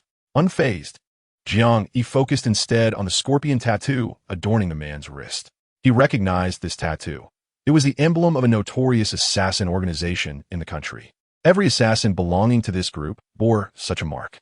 At the age of 10, Jiang Yi's entire family had been murdered, and the only lead the authorities had uncovered was this very scorpion tattoo. In recent years, Jiang Yi has been relentlessly searching for this assassin organization, discreetly utilizing all his connections and relationships. However, his efforts yielded no results. The organization seemed to have vanished into thin air. Little did Jiang Yi anticipate that today he would unexpectedly encounter them. With a swift motion, the cloaked man lunged at Jiang Yi with a dagger, employing a particularly cunning and vicious technique. Unfortunately for him, he was met with Jiang Yi's formidable skills. With a flick of his finger, a needle shot forth, targeting the cloaked man's acupoint. The man collapsed to the ground, rendered powerless like a puddle of mud. Take me to your organization's lair, and I shall spare your life. Jiang Yi stated coldly, his gaze fixed on the cloaked man. Who are you? A flicker of panic crossed the man's eyes. Jiang Yi, he replied directly. This assassin organization had hidden itself too well. If it were not for that, Jiang Yi would have eradicated them long ago and uncovered the mastermind behind it all. This time, he would not let any opportunity slip away. Now that you are in my grasp, there is no escaping, Jiang Yi spoke in a deep voice. Just as he finished speaking, the cloaked assassin convulsed and then let his head droop. Jiang Yi realized with alarm that the assassin had poisoned himself. Damn it! Jiang, you it in frustration. After years of investigation, just when he had a lead, carelessness had severed it once more. You saved my life. I will not treat you poorly. A woman approached, eyeing Jiang Yi with a smile. I didn't expect you to be quite handsome, intriguing. She then produced a card from her bag and handed it to Jiang Yi. This is your reward. Jiang Yi, feeling vexed, did not even glance at her and turned to leave the alley. Interesting, the first person I've met who doesn't seem to care for me. The woman remarked with a playful smile as she followed him. Your name is Jiang Yi, right? You have quite the skills. Why not be my bodyguard? Those assassins will come after me again. Name your price for my safety. Jiang Yi posed it. Indeed, the lead was not lost after all. The assassins were pursuing this woman, and by keeping an eye on her, he could surely uncover more clues. This opportunity was not to be missed. What do you say we strike a deal? The woman looked at Jiang Yi with a charming smile. My name is Dongfang Mei, a resident of the capital. I am here in Jiang City for a specific purpose and will be staying for some time. During this period, you will ensure my safety, and in return, I will help you draw out members of that assassin organization. We both stand to gain. Jiang Yi was momentarily taken aback. This woman was remarkably astute, having discerned his quest for the assassin organization. Her identity must be extraordinary. Engaging in a deal with her was akin to courting danger. Yet, in his pursuit of the organization, Jiang Yi felt he could not afford to be too cautious. Very well, we shall both benefit, Jiang Yi agreed. Chapter 13. Lacking taste upon returning to the hall, Dongfang Mei settled onto the sofa, beginning to scrutinize the villa. To my surprise, you possess some wealth, enabling you to reside in such an opulent villa. Dongfang Mei reclined, crossing her legs as she gazed at Jiang Yi. Is it acceptable for me to live here with you in the villa? Jiang Yi nodded in agreement. Dongfang Mei's presence in the villa would certainly prove advantageous. Why is that assassin organization pursuing you? Jiang Yi inwided. I have no idea. Dongfang Mei replied. If you do not confide in me, I cannot guarantee your safety. You are an astute individual. You must understand this. Jiang Yi's brow furrowed slightly. This woman was indeed difficult to manage. Convincing her to reveal the truth would be a formidable task. I'm speaking the truth. Dongfang Mei took a deep breath. My identity is unique. The number of those who wish for my demise is beyond my count. Jiang Yi could not help but glance at Dongfang Mei, recognizing that her background was surely complex. Continuing to press for answers would likely yield little. Their relationship was merely a fleeting encounter, and she would undoubtedly be cautious around him. You shall remain in the villa while I procure some equipment. Remember, without my explicit permission, do not step outside the villa, Jiang Yi cautioned. Dongfang Mei completely ignored his words and proceeded upstairs. Not wishing to engage in further dialogue, Jiang Yi turned and departed the villa. When purchasing the equipment, Jiang Yi utilized the card of the Chun family patriarch, discovering it contained a staggering sum of 100 million. He was taken aback by the patriarch's lavishness. After acquiring the necessary equipment, Jiang Yi returned to the villa to commence installation. He purchased an array of devices, surveillance cameras, thermal sensors, alarms, and more. These items were crucial. Should the assassin organization attempt to invade the villa, he would be alerted immediately. If they dared to come, he would ensure they would not return. Once all the equipment was installed, dusk descended, and Jiang Yi intended to retire to his room for a brief respite. However, upon entering, he found Dongfang Mei comfortably sprawled on his bed, perusing a magazine. "This is my room. Jiang Yi exclaimed incredulously. You may freely occupy any other room in the villa. This room is the most comfortable in the entire villa. Henceforth, I shall reside here. From this moment on, you are forbidden from stepping into my room," Dongfang Mei declared, a sultry smile gracing her lips. "If you wish to share a room with me, I wouldn't mind." Jiang Yi's expression darkened. This woman was indeed a handful. She had the audacity to claim his room upon her arrival, treating the villa as her own territory. In pursuit of uncovering the assassin organization's lair, Jiang Yi resolved to endure her presence. He inhaled deeply, then turned away. "Please close the door to the room," Dongfang Mei called after him. Jiang Yi disregarded her and proceeded to a room downstairs. The night passed in silence. The following morning, Jiang Yi awoke to a cacophony of sounds. Exiting his room, he discovered a group of servants bustling about, tidying the villa. The once desolate residence had transformed into a lively space. Dongfang Mei sat on the sofa, legs crossed, sipping red wine, while leisurely perusing a magazine. Jiang Yi felt a surge of frustration. Dongfang Mei had completely begun to treat this place as her home. "Your life lacks refinement. In such a grand villa, you have no servants, and the grass in the garden has grown taller than a person. Not only have I found you numerous servants, but I have also engaged a gardener to tend to the garden. Do you not feel much better now? As if you have a home?" Dongfang Mei said proudly, "No need to thank me." Jiang Yi remained silent. Let Dongfang Mei indulge in her whims. He had no desire to engage with her. Once he locates that assassin organization, he would summarily dismiss her. Noticing Jiang Yi's silence, Dongfang Mei quieted down. For the next 2 days, Jiang Yi remained at the villa, awaiting the appearance of the assassins. Unfortunately, he was met with disappointment. 2 days passed without any leads. Jiang Yi did not lose hope. He was convinced that the assassins from this organization would eventually show up. He merely needed to bide his time. On the 3rd day, the Sun family commenced their auction. Jiang Yi intended to attend. He informed Dongfang Mei about the auction, and she eagerly agreed to accompany him, taking an entire hour to prepare her makeup. The auction hosted by the Sun family stirred considerable excitement throughout Jiang province, attracting numerous factions eager to curry favor with the Suns, all converging on Jiang City, which became the focal point of the province. "You reside in such a splendid villa, yet you possess no vehicle?" Dongfang Mei regarded Jiang Yi with skepticism. "I am quite inclined to question the ownership of this villa. I enjoy taking the bus," Jiang Yi retorted, proceeding towards the bus station. Dongfang Mei could only follow him in her high heels. Previously, Jiang Yi had owned a Bentley, a birthday gift from Yanran the previous year. After the divorce, he left everything behind. Upon boarding the bus, Jiang Yi scanned the interior and noticed only a single vacant seat. Without hesitation, he took it. "You truly lack chivalry, a grown man competing for a seat with me." Dongfang Mei glared at him. Jiang Yi pretended not to hear. The bus headed directly to the auction, located at the Jiang City Grand Hotel. Dongfang Mei, clad in a stunning red gown, exuded an air of allure with every gesture. As they disembarked, she immediately attracted countless gazes. Dongfang Mei seemed unfazed by the attention, maintaining her composure amidst the crowd. Soon, she became the center of attention, while Jiang Yi, dressed plainly, stood in stark contrast. Walking alongside Dongfang Mei drew envious glances. "What a world we live in, even the finest women are pursued by swine," grumbled a portly second-generation rich kid. Several others echoed his sentiments. Little did they know, Jiang Yi and Dongfang Mei were mere strangers, having crossed paths by chance. A soft laugh escaped Dongfang Mei's lips, captivating all who beheld her beauty, almost enchanting their very souls. She resembled a siren. Jiang Yi regretted bringing her along.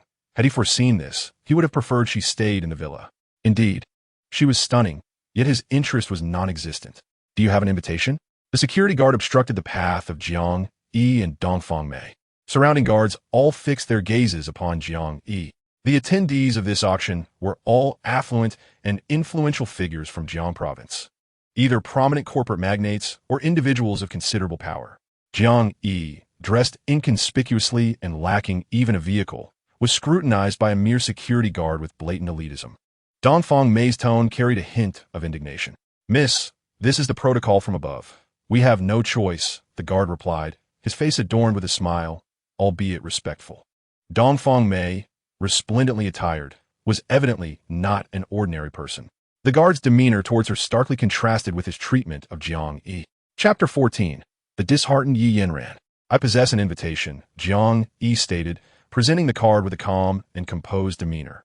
The guard abruptly snatched it, coldly declaring, "If this invitation is counterfeit, do not blame us for being ungracious. According to the rules, we shall expel you to the streets." With that, he opened the invitation. In the next instant, the guard stood dumbfounded, unable to believe his eyes, and meticulously scrutinized the card once more. His astonishment bewildered the other guards, who hurried over to observe as well. After a prolonged moment, the guards regained their composure, their initial disdain morphing into respectful smiles, their gazes toward Jiang Yi now tinged with reverence. "Sir, we acknowledge our oversight. We hope you can forgive our transgression," one guard hurriedly apologized, respectfully returning the invitation to Jiang Yi. Jiang Yi paid them no mind and proceeded with Dongfang Mei into the villa. Onlookers watched Jiang Yi's retreating figure, their minds rife with confusion. Many among them had not received invitations and had been waiting since dawn in hopes of seizing an opportunity to enter the auction. The seemingly inconspicuous Jiang Yi not only possessed a legitimate invitation, but the guard's demeanor suggested he was indeed a person of significance. That lad appears to be a penniless nobody, lacking power or influence. How could he possibly have an invitation? It must be a forgery. The crowd began to murmur animatedly. "The invitation is authentic," one guard interjected. "Not only is it genuine, but it is also exceptional. It bears the signatures of young Master Sun and the head of the Chun family.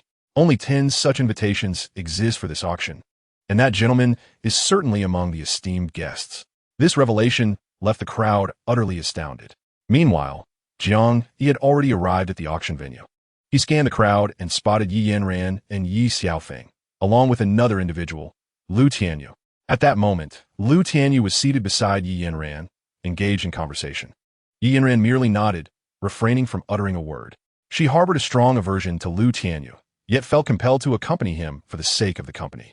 The reason for Yi Yanran's attendance at the auction traced back to the previous night, when Lu Tianyu had directly approached the Yi family, informing her that the auction was organized by the Sun family and prepared by the Chun family. Winning favor with the Chun family and the Yi family through this auction would undoubtedly pave the way for collaboration and investment opportunities, which represented Yi Yanran's sole chance. For this opportunity, Yi Yanran exerted considerable effort to gather over 50 million to attend the auction. Primarily, she had invested her funds into newly developed projects.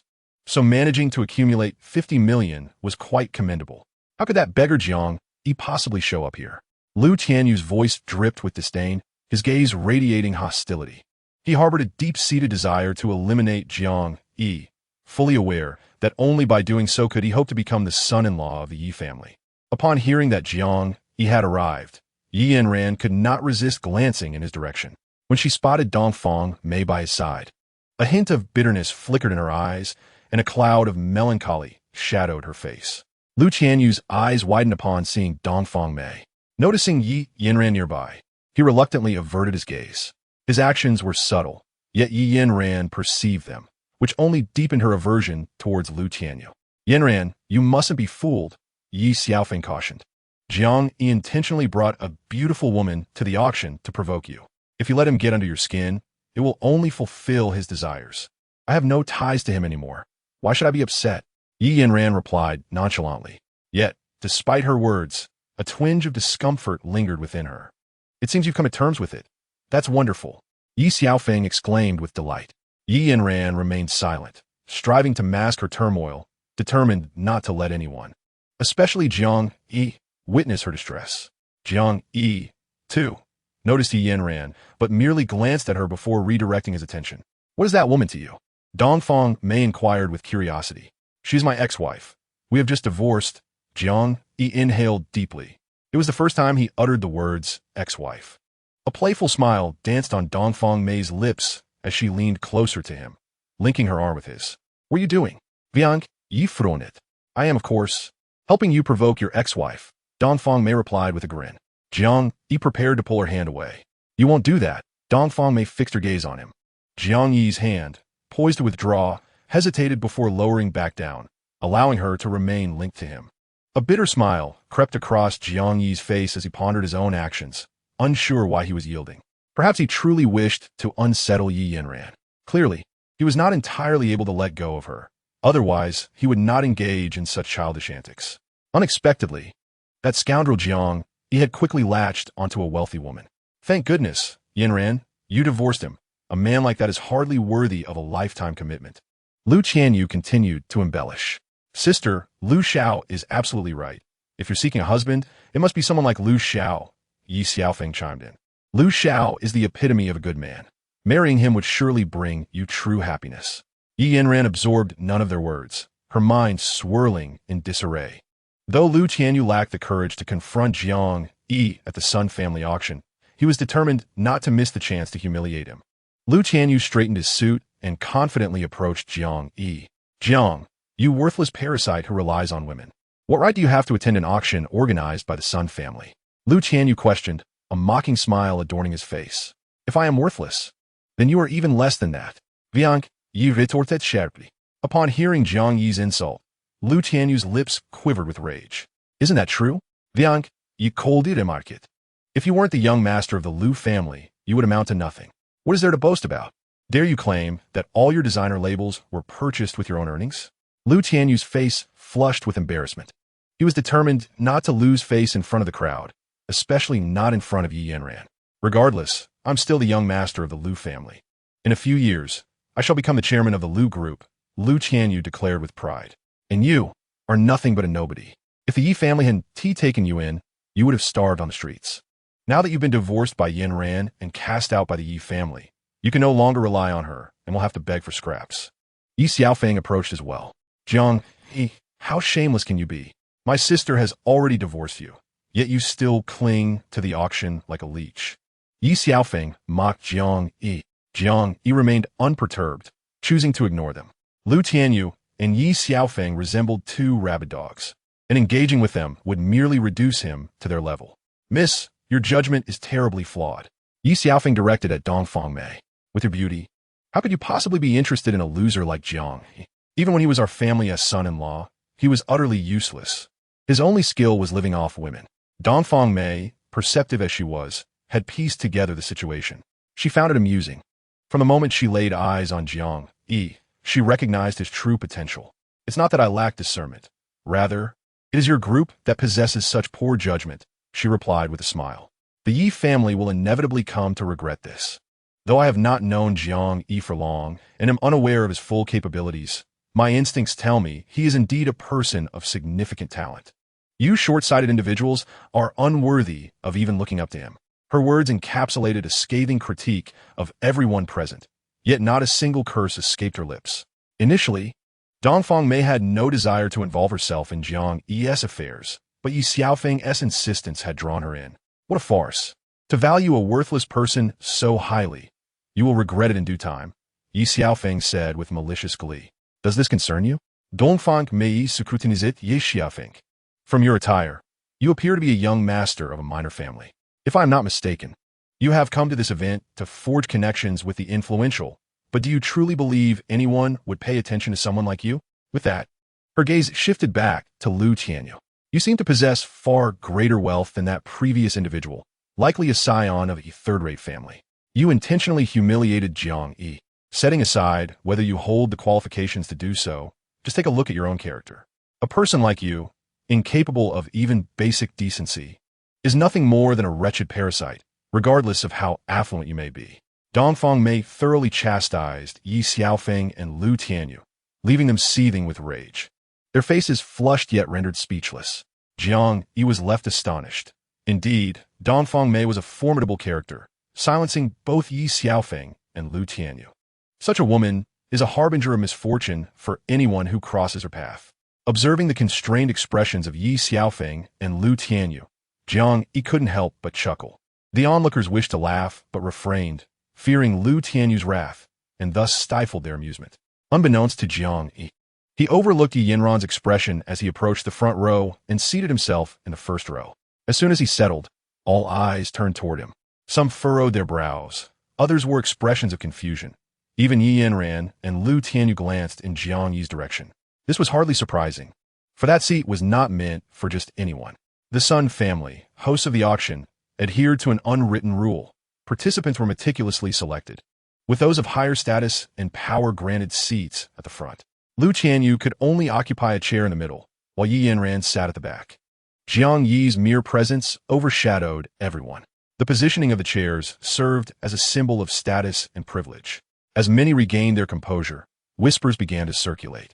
That chair was designated for distinguished guests. What right did a discarded son-in-law of the Yi family have to occupy it? Indeed, this youth was merely seeking attention or perhaps attempting to flaunt his superiority. The crowd began to point fingers at Jiang Yi. A sinister smile crept across Lu Tianyu's face. Having failed to humiliate Jiang Yi earlier, he now saw an opportunity to leverage the auction security to deal with him. After formulating his plan, Lu Tianyu boldly strode outside. Moments later, he returned accompanied by a large contingent of security personnel, led by an intimidating captain. "This is the one," Lu Tianyu declared, pointing at Jiang Yi. "He is deliberately disrupting the event. This seat is for esteemed guests, and yet this worthless outcast, scorned even by the Yi family, dares to sit here. He is clearly disregarding the rules of the auction and causing a disturbance." This was not a trivial matter. Lu Tianyu aimed to escalate the situation, hoping that the Sun family would eliminate Jiang Yi. The security captain, unaware of the invitation's context, glared at Jiang Yi in anger and stated in a deep voice, "You have some audacity to disrupt the auction and flout its rules. Leave immediately, or I shall have no choice but to take further action." Jiang Yi fine ignorante, fully aware that Lu Tianyu sought to amplify the incident. The situation escalated, and fortune would undoubtedly not favor Lu Tianyu and the security personnel. Even if one were to disrupt the auction, neither the elderly son Shengshou nor the Chun family would dare utter a word. "You lack the standing to command me to leave," Jiang Yi remarked without raising his eyelids, his tone languid, asserting his claim to the chair he occupied. Not even the Sun or Chun families could intimidate him. Upon hearing this, laughter erupted as they perceived Jiang Yi merely as a pretentious fool.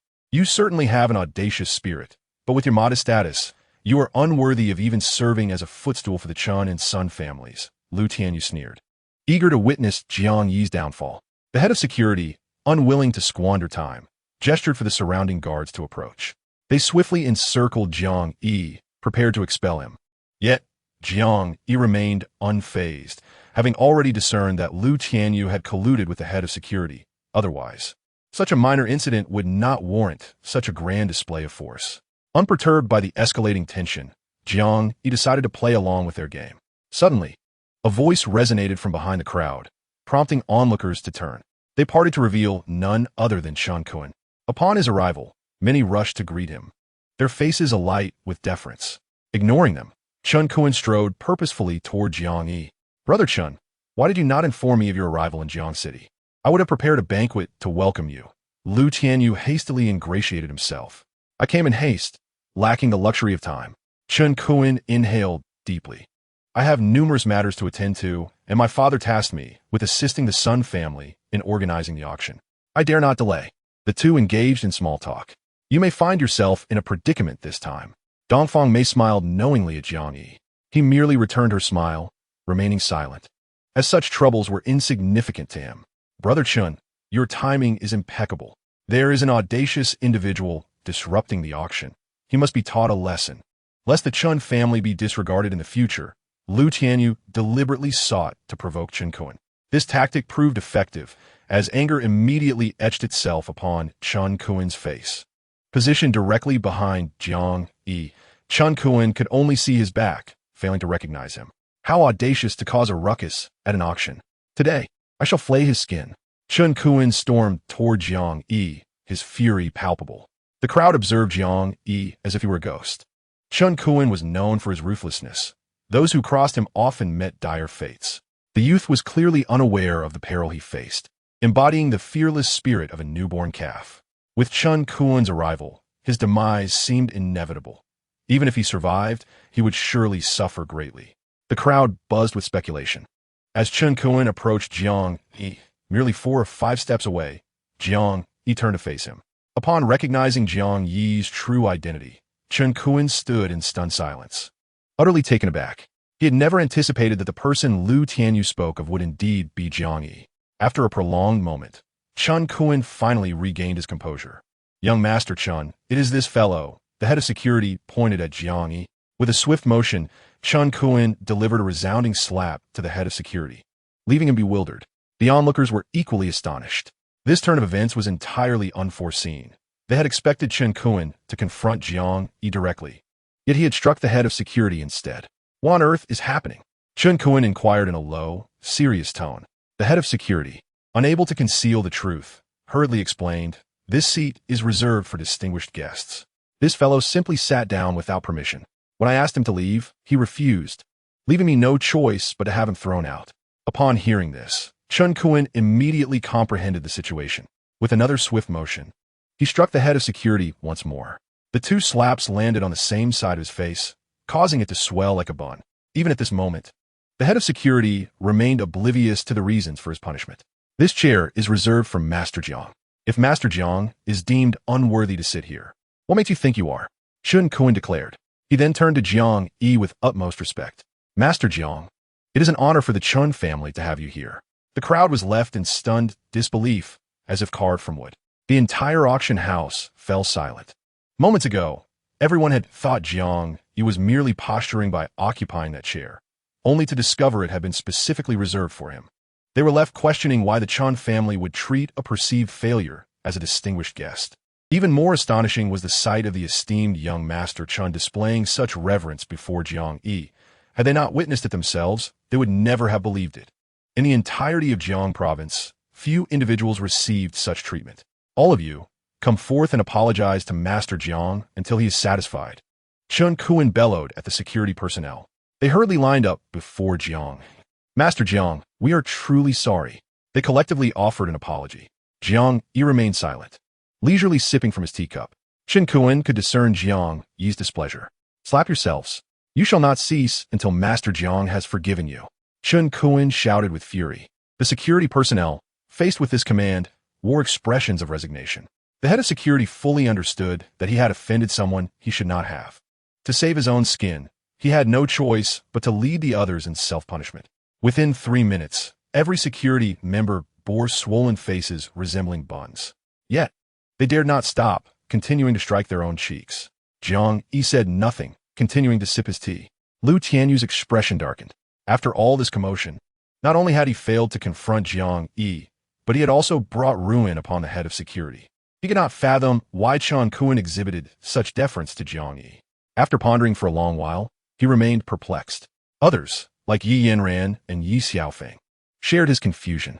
"Enough." Jiang Yi addressed Chen Kuan, suggesting that it was not a significant matter and that they should let it go. Jiang Yi was not soft-hearted. Rather, he believed that the situation needed a resolution, and it was necessary to give face to the head of the Chen family. If they continued to escalate the situation, the auction could not proceed. He had come for the Longxing Jade, after all. "Master Jiang has shown great magnanimity by sparing your lives. Yet you do not hurry to express your gratitude." Chen Kuan called out to the security personnel. "Thank you, Master Jiang, for your forgiveness." The captain of the security team and his men responded in unison. "Get lost." Tian Kun soted already. The security personnel hurriedly exited the auction venue, fearful that Jiang Yi might change his mind and retaliate against them. After dealing with the security staff, Chen Kuan noticed Jiang Yi still wore a displeased expression. Realizing there was one more person he needed to handle, Lu Tianyu. "Master Jiang, I will take care of Lu Tianyu. You need not worry." Chen Kuan assured him before leading Lu Tianyu outside the venue. Jiang Yi was no fool. He understood that Chen Kuan intended to spare Lu Tianyu. Previously, at the Chen family estate, Chen Kuan had offered to help Jiang Yi eliminate Lu Tianyu, and Jiang Yi had sensed that Chen Kuan was merely trying to curry favor. He had no intention of exposing this, Simply eliminating Lu Tianyu would be rather dull. He wished to toy with Lu Tianyu a bit longer, making him truly understand despair. Outside, Chen Kuan turned to Lu Tianyu and said, "Do not cause any more trouble at today's auction. Otherwise, I will not be able to assist you." "Brother Chen, what is going on?" Lu Tianyu asked, confusion etched on his face. "Why are you so afraid of that useless Jiang Yi? There are matters that you wouldn't comprehend even if I explained. I have urgent business, so I must leave," Chen Kuan replied, offering no further explanation before driving off from the hotel. Lu Tianyu could only watch him depart, still doubting Jiang Yi's significance. Having investigated Jiang Yi previously, he believed Chen Kuan had been deceived. With a cold sneer, Lu Tianyu turned and re-entered the auction hall. Jiang Yi, observing Lu Tianyu's return unscathed, smirked. His suspicions had proven correct. The relationship between Lu Tianyu and Chen Kuan was indeed extraordinary. "It seems you possess some capabilities. My curiosity about you grows," remarked Dongfang Mei, her gaze fixed on Jiang Yi. "I can see through anyone, yet you remain an enigma, exuding an inexplicable aura of mystery." Jiang Yi smiled, but remained silent, remarking internally that no one had yet been born who could truly see through him. Sometimes, even one cannot fully understand oneself. At that moment, the host ascended the stage with a microphone, scanning the crowd before proclaiming, "Ladies and gentlemen, let's give a warm round of applause to welcome the organizer of this auction." Even before the individual appeared, thunderous applause erupted from the audience, who were aware that the organizer was from the Sun family. Chapter 17. The Identity of Dongfang Mei. Soon, a man dressed in a black suit, his expression frigid, approached the stage. This man appeared to be of a similar age to Jiang Yi, handsome and emanating an aura of coldness. His piercing eyes were difficult to meet. This individual was none other than Sun Xingshou's most cherished grandson. Sun Jun is an individual of remarkable prowess, a legendary figure in the capital's business realm, possessing acumen in commerce that even Sun Xingshou would find daunting. As the audience beheld Sun Jun personally presiding over the auction, gasps of astonishment echoed through the hall. It was utterly unexpected that the Sun family would entrust Sun Jun with the responsibility of overseeing the auction, even if one fails to acquire any noteworthy items. The mere chance to witness such a legendary figure in the business world is invaluable. Many attendees resolved to seize the opportunity to distinguish themselves at the auction, as an introduction to Sun Jun would not only enhance their prestige, but also yield countless benefits. Yanran and Lu Tianyu were also unable to contain their excitement. Lu Tianyu, in particular, had not anticipated that the Sun family would send Sun Jun this time. Only Jiang Yi maintained a serene demeanor. Upon spotting Jiang Yi, Sun Jun smiled and nodded towards Jiang Yi. Seated behind Jiang Yi, Lu Tianyu misinterpreted Sun Jun's gesture as directed at him, and in a flurry of surprise, he stood up from his chair, unsure of how to respond to Sun Jun, and simply bowed. Once seated again, Lu Tianyu crossed his legs with an air of satisfaction, thinking, "I cannot believe Sun Jun knows me. What an honor."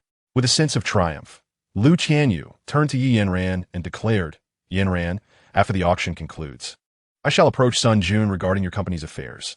He is likely to grant me this favor." Yanran's heart leaped at his words. "Thank you, young Master Lu," she expressed gratefully. "Yanran, you mustn't be so formal. It makes us seem distant. Did I not mention before?" "Call me Tianyu," Lu Tianyu replied, gazing at her with tenderness. Yanran remained silent, managing only a smile.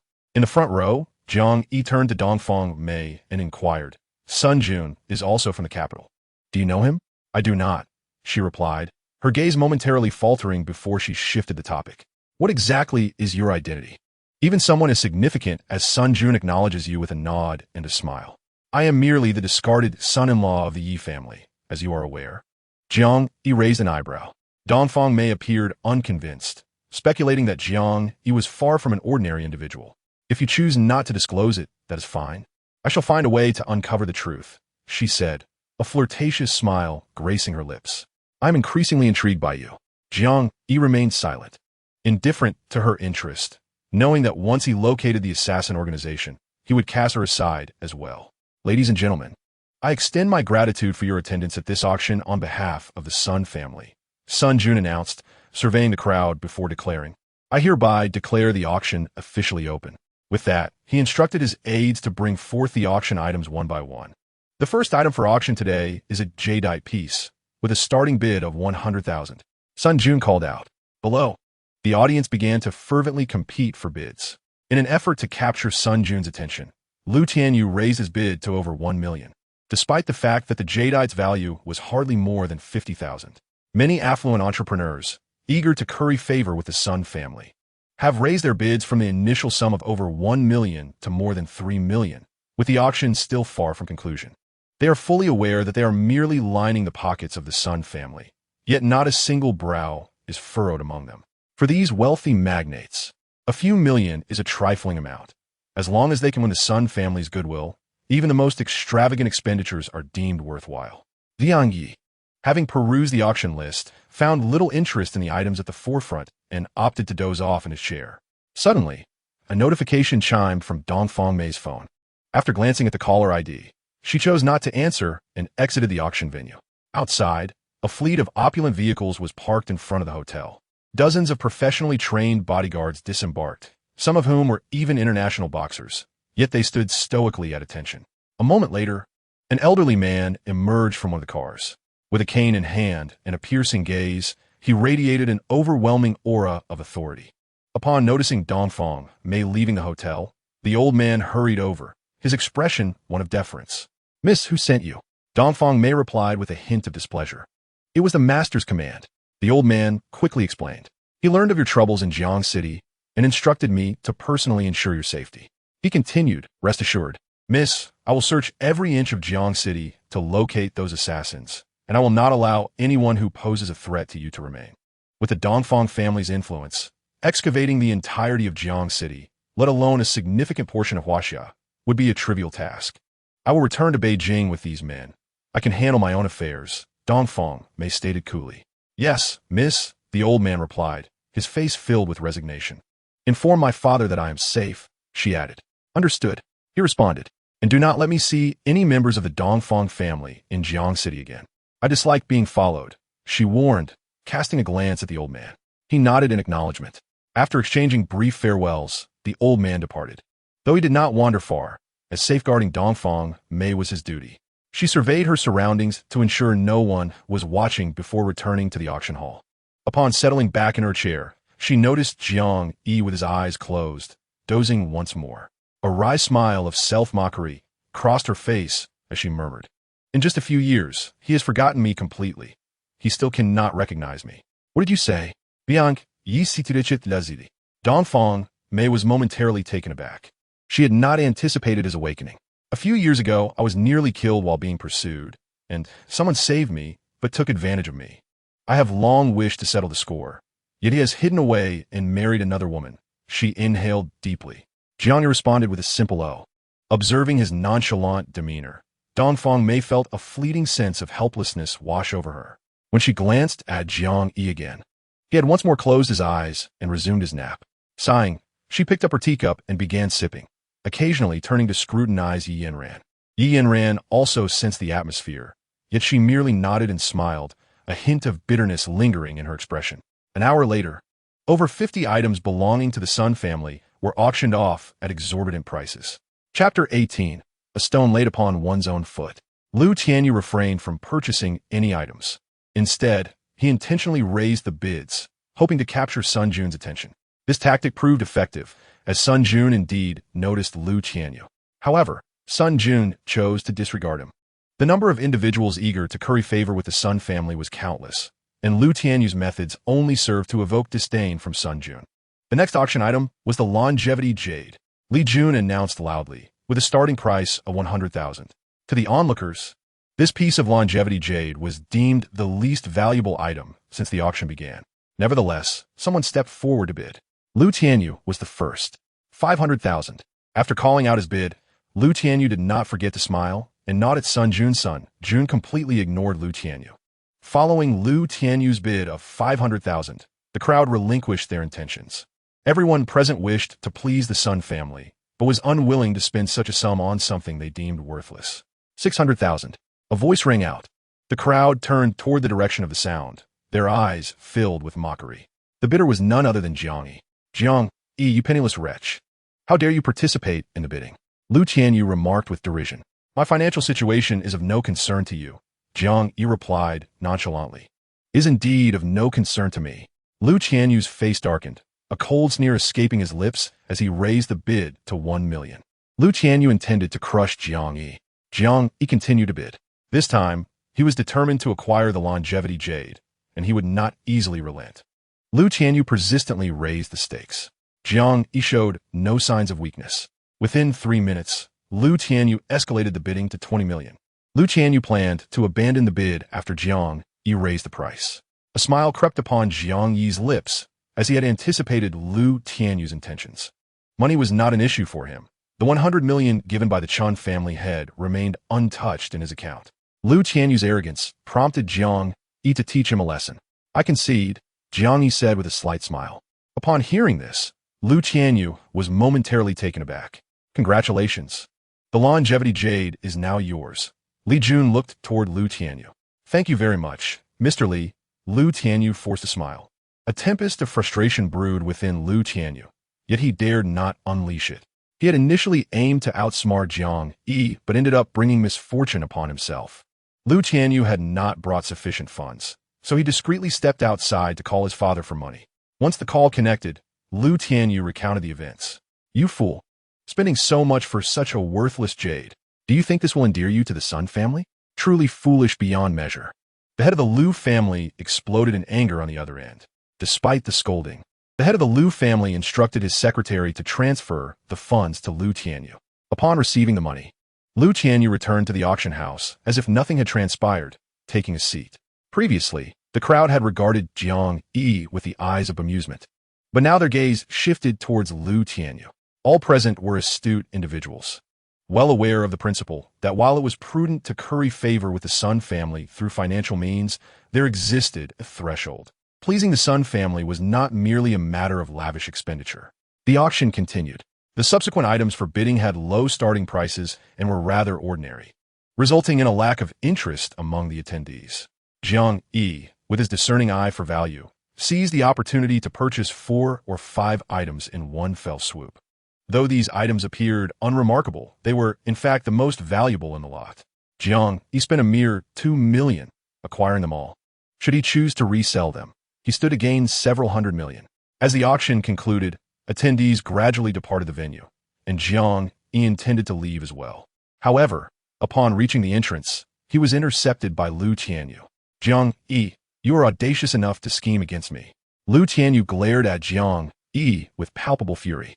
He felt wrong for having overpaid for a worthless piece of jade and sought to provoke Jiang Yi deliberately. Simultaneously, he aimed to salvage his pride in front of Yanran. How laughable! Jiang Yi retorted with a cold smirk. If you are aware that the Changshang jade holds little value, why did you bid against me? In your attempt to entrap me, you have merely shot yourself in the foot. Now you seek to blame me. Such disgraceful behavior is unbecoming of a scion of the Lu family. The crowd erupted in laughter at this remark, causing Lu Tianyu's face to flush with rage. This incident was a profound humiliation for him. At that moment, Li Jun emerged from within, surveying the crowd before his gaze landed on Lu Tianyu. Lu Tianyu assumed Li Jun had come specifically to seek him out and was filled with excitement. Mr. Li, I have always admired you. If you do not mind, I would like to book a hotel for us to share a drink, Lu Tianyu said, bowing and scraping before Li Jun. There is no need for drinks. Li Jun's piercing gaze fell upon Lu Tianyu. The Chongqing jade was first noticed by Mr. Jiang, and I have decided to award it to him. You have no objections. I trust. Lu Tianyu was left speechless, as was the crowd. Without waiting for Lu Tianyu to respond, Li Jun directly handed the Chongqing jade to Jiang Yi. Jiang Yi accepted it without hesitation. Lu Tianyu, regaining his composure, felt his muscles twitch with anger. Yet, he found himself powerless. To object would mean opposing the Sun family. Even with all his audacity, Lu Tianyu dared not offend them. He was left in a state of silent despair, having squandered 20 million, only to have the Chongqing jade snatched away. In his fury, he could not fathom why the Sun family would assist Jiang Yi, nor could he understand Li Jun's courteous demeanor towards him. Everyone knew that Li Jun was the esteemed heir of the Sun family, while Jiang Yi was of no consequence. The onlookers remained perplexed by the unfolding events. Not far away, Yanran furrowed her brows, pondering, is this truly the same Jiang Yi? Whether it be the Qin family or the Sun family, they all show him such deference. if not for her own eyes witnessing the event. Yanran would find it hard to believe this was true. Thank you. I shall take my leave now, Jiang Yi declared, preparing to depart with Dongfang Mei. Sun Jun summoned the hotel staff to drive Jiang Yi away. Jiang Yi, without hesitation, entered the vehicle and drove off, leaving the onlookers in stunned silence. Once Sun Jun had also departed, Lu Tianyu, shedding his previous demeanor, sneered, Jiang Yi is nothing but a worthless leech feeding off women. There must be a misunderstanding in this matter. Lu Tianyu could not accept the truth, thus he sought refuge in such a rationale.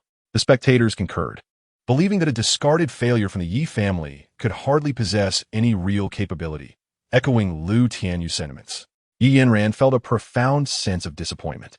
After exchanging brief words with Lu Tianyu, she departed the hotel with Yi Xiaofeng. Upon returning to the villa, Jiang Yi placed the items he had acquired on the coffee table in the hall. These trinkets were of no immediate use, but would prove invaluable in the future. You purchased so many useless items just to spite your ex-wife. I feel compelled to express my discomfort on your behalf, Dongfang Mei remarked with intrigue. As Jiang Yi prepared to respond, the alarm outside the villa suddenly blared. His expression hardened instantly. Rising swiftly, he strode towards the exit. Chapter 19. Recurrence of Old Ailments. Jiang Yi surveyed the courtyard, failing to identify any intruder. A sense of confusion washed over him. Upon activating the mobile surveillance, he discovered that a stray cat had leaped over the wall into the villa. To prevent a recurrence of such incidents, Jiang Yi reinstalled the alarm system. Dongfang Mei emerged from the hall, observing Jiang Yi's profile, her gaze gradually softening. Meanwhile, in the grand hall of the Chun family's villa in Lidu City, the family members were reporting the outcomes of the auction to the family patriarch. Upon hearing of the event's successful conclusion without any mishaps, the patriarch's face lit up with satisfaction. This time, Koh-i-Noor has not let me down. He has finally justified my efforts. Taking a deep breath, the patriarch appeared quite pleased. The family members exchanged hesitant glances. Is there something else you have yet to disclose? The patriarch inquired. Hesitation marked the expressions of the family members. Whatever it is, speak up quickly, do not dally. A flicker of anger crossed the patriarch's features. Observing this, the family members, intimidated, dared not withhold any longer and revealed Chun Kuen's involvement in aiding Lu Tianyu. Upon hearing this, the patriarch, enraged, slammed the teacup onto the table, spilling tea everywhere. This incompetent fool, who accomplishes nothing but brings trouble. If Master Jiang were to learn of this, he would undoubtedly be offended. For the sake of a mere Lu Tianyu, engaging in such folly is utterly ridiculous. The patriarch was visibly infuriated. The family members, witnessing such wrath, were too frightened to even breathe. Just then, Chun Kuen entered from outside. After leaving the auction, he drove home, eager to share the event's successful outcome with the patriarch. He thought to himself, surely, my father will commend me for this success. Dad, I'm back. Chun Kuen greeted the head of the Chun family with a smile. But the patriarch's face was marred by anger, leaving him speechless. Father, who has offended you? Tell me, and I shall teach them a lesson to avenge you. Chun Kuen declared. This auction has been flawless. The Jiang family is exceedingly pleased, he added with a smug expression. You wretched fool. How dare you speak so brazenly? The head of the Chun family rebuked fiercely. You are utterly incorrigible.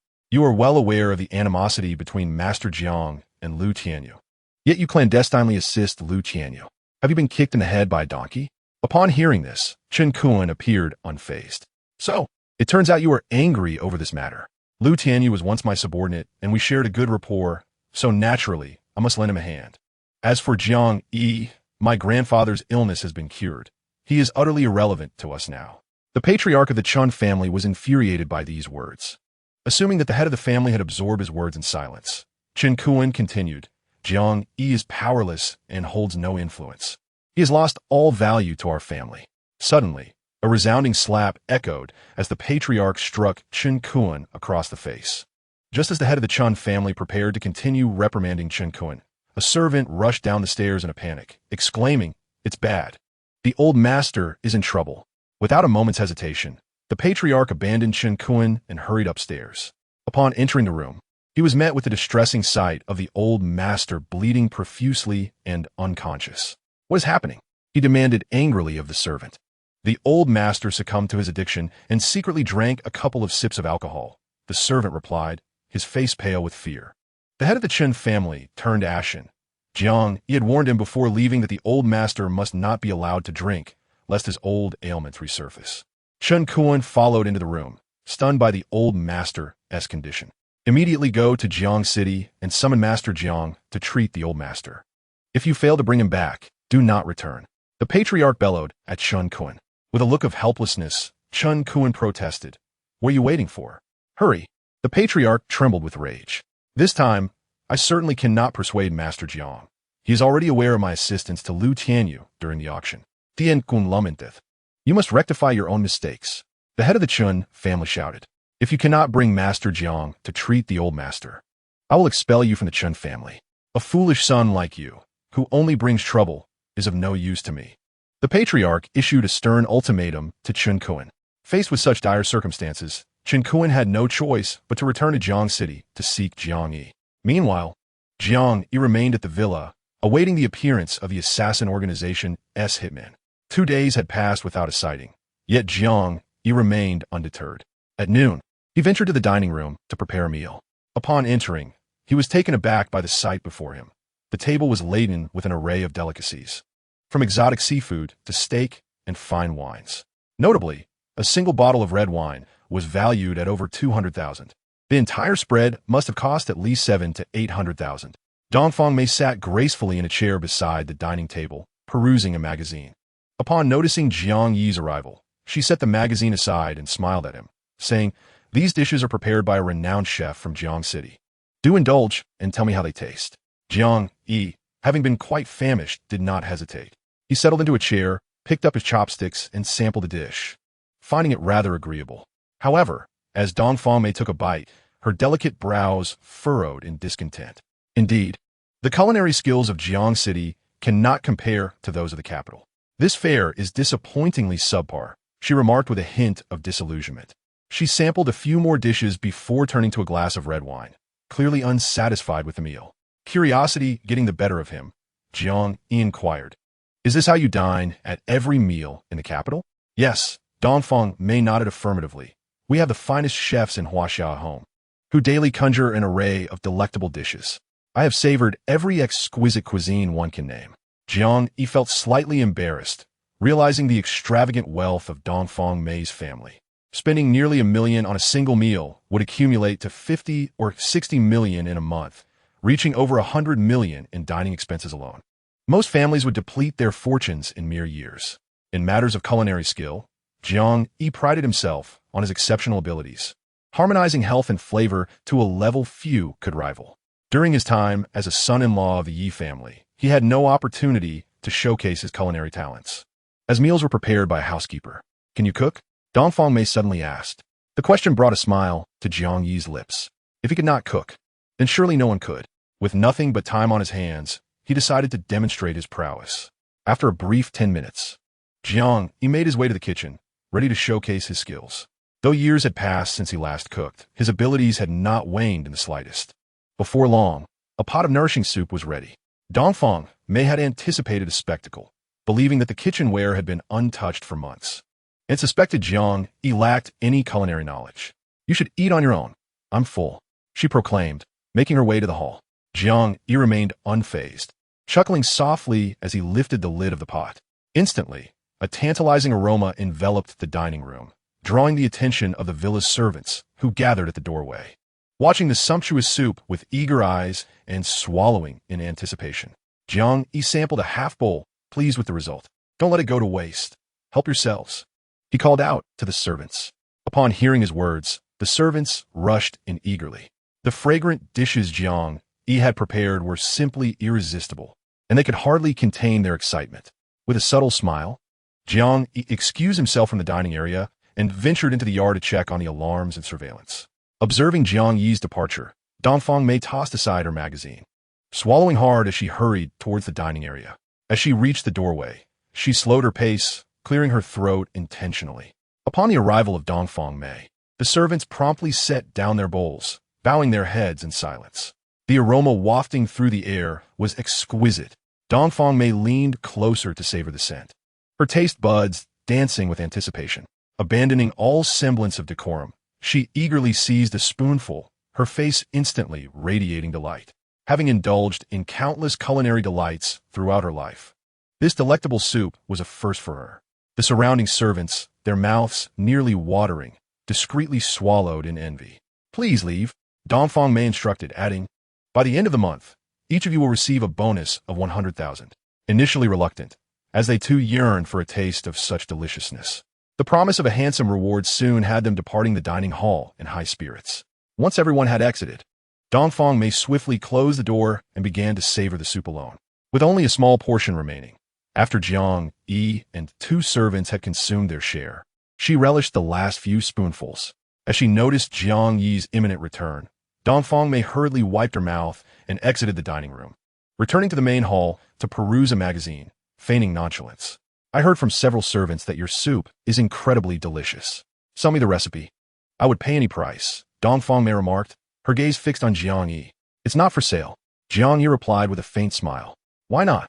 Dongfang Mei inquired, her curiosity piqued. The mere memory of that half-bowl of rejuvenating soup had awakened her cravings, leaving her yearning for more. "This soup has no recipe," Jiang Yi declared. "Only when I prepare with my own hands does it possess that unique flavor." Disappointment flickered in Dongfang Mei's heart, though she masked it well. After speaking, Jiang Yi retrieved his phone to check the villa's surveillance cameras. "Make me another bowl this afternoon. I am eager to see just how delightful your soup truly is," he stated. Dongfang Mei feigned indifference. "Didn't you just have some?" Jiang Yi suddenly interjected. Dongfang Mei was taken aback. "In this entire villa, I have installed surveillance in every area except your room. I witnessed you competing with the servants for the soup." Jiang Yi struggled to suppress his laughter, surprised by this charming facet of Dongfang Mei, her only flaw being her excessive pride. A hint of embarrassment crossed her face, but vanished almost instantly. "You've put me in an awkward position. Had it been anyone else, I would have dealt with him severely," she shot back, her gaze fixed firmly on Jiang Yi. Just then, the doorbell echoed throughout the villa. "Stay in the hall. Do not go anywhere," Jiang Yi instructed before making his way to the door. Upon opening it, he found Chen Kun standing there, grinning broadly, flanked by a convoy of luxury vehicles, with a long Lincoln at the forefront, an even grander display than before. "What brings you here?" Jiang Yi asked coolly. "The old master has sneaked a drink, and his old ailment has resurfaced. It's quite serious. Father has sent me to request your assistance," Chen Kun replied, his demeanor respectful. "I have no time for this. You may leave," Jiang Yi responded decisively. Chen Kun was suddenly flustered and hastily implored, "Master Jiang, I beseech you, you must help me this time. My father has declared that if I cannot persuade you to return, he will cast me out of the Qin family." "I have no time for this," Jiang Yi replied with a hint of impatience. "Master Jiang, I surmise your anger stems from the incident involving Liu Tianyu. At the auction, I took Liu Tianyu outside the hotel without reprimanding him to vent your frustration. I deceived you." After speaking, Chen Kun continued, "I will go and deal with that scoundrel Liu Tianyu to relieve your grievance." Jiang Yi ignored Chen Kun and decisively shut the villa's door. He had more pressing matters to attend to and truly could not spare the time for Chen Kun's pleas. The elder of the Chen family had suffered a relapse of an old ailment, though it was not fatal. Once he apprehended the members of that assassin organization, he could tend to the elder's health at a later time. Upon returning to the hall, Jiang Yi scanned the area and noticed the absence of Dongfang Mei. After inquiring with a servant, he learned that she had just exited through the back door. "Damn it," Jiang Yi cursed under his breath. There was no time to ponder further as he hurried after her. It was exceedingly dangerous for Dongfang Mei to venture out alone. If she were to lose her life, the assassin organization would surely vanish without a trace, severing all leads.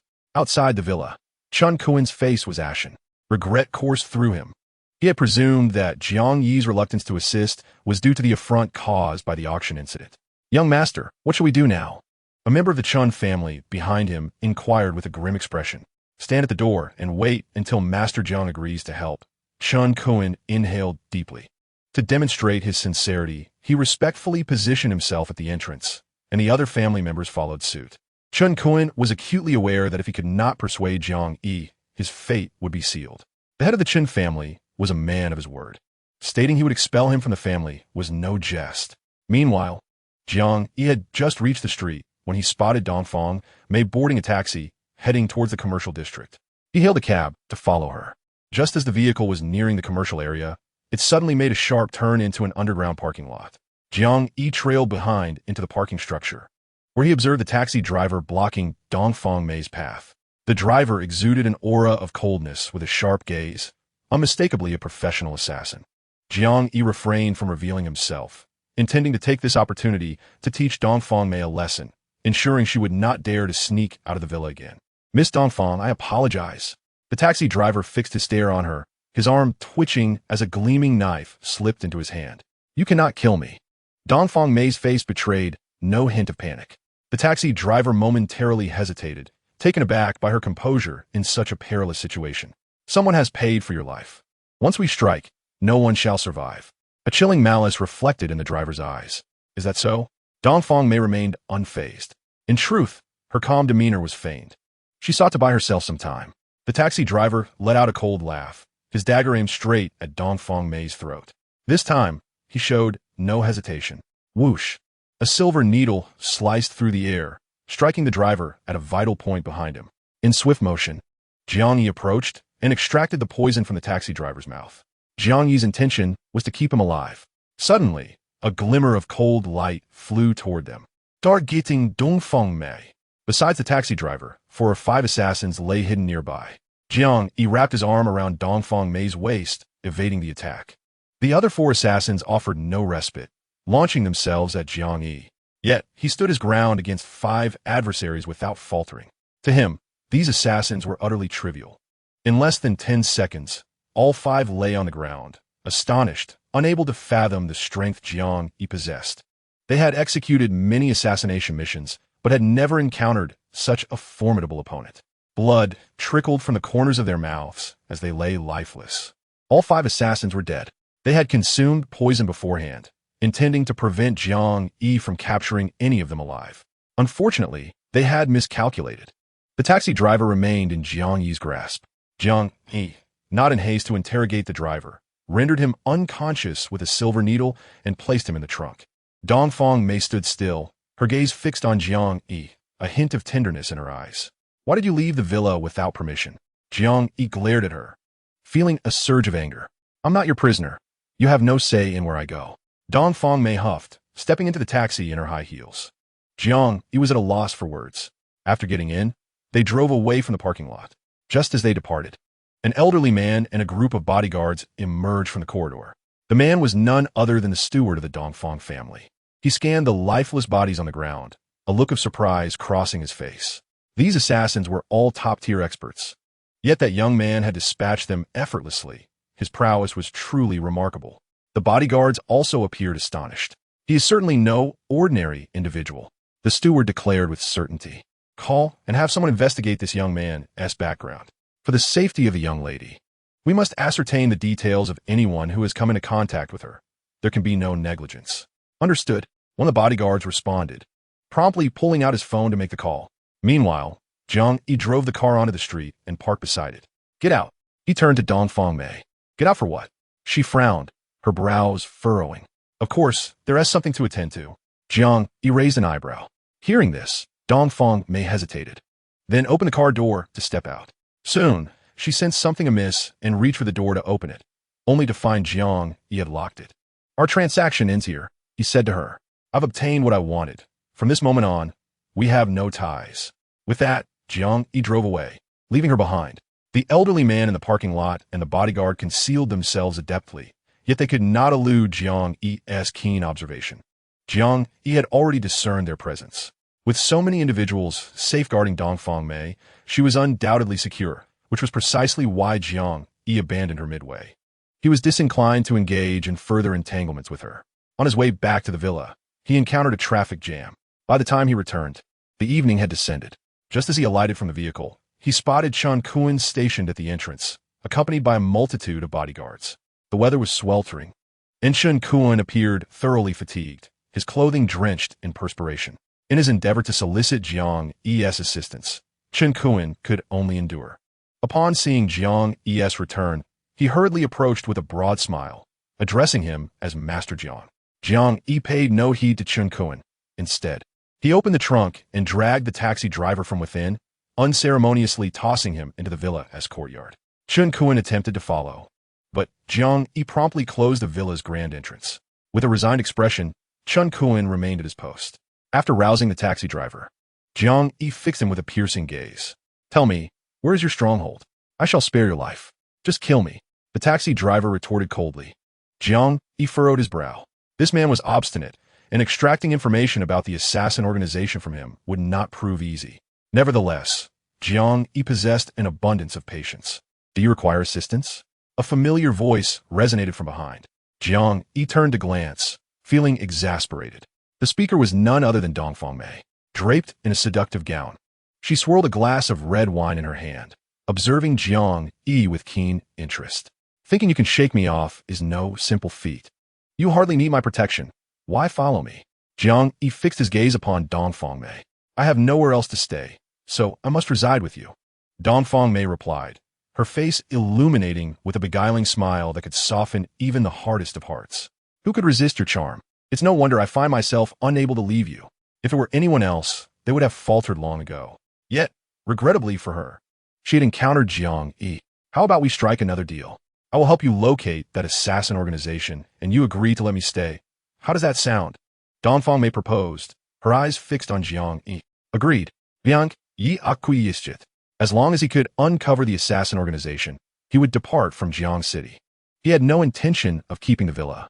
If Dongfang Mei wished to reside there, so be it. Offering it to her was inconsequential. These were mere material possessions, of little significance to him. For Jiang Yi, the paramount concern was to locate the stronghold of the assassin organization, eradicate it, and then unveil the mastermind behind it all.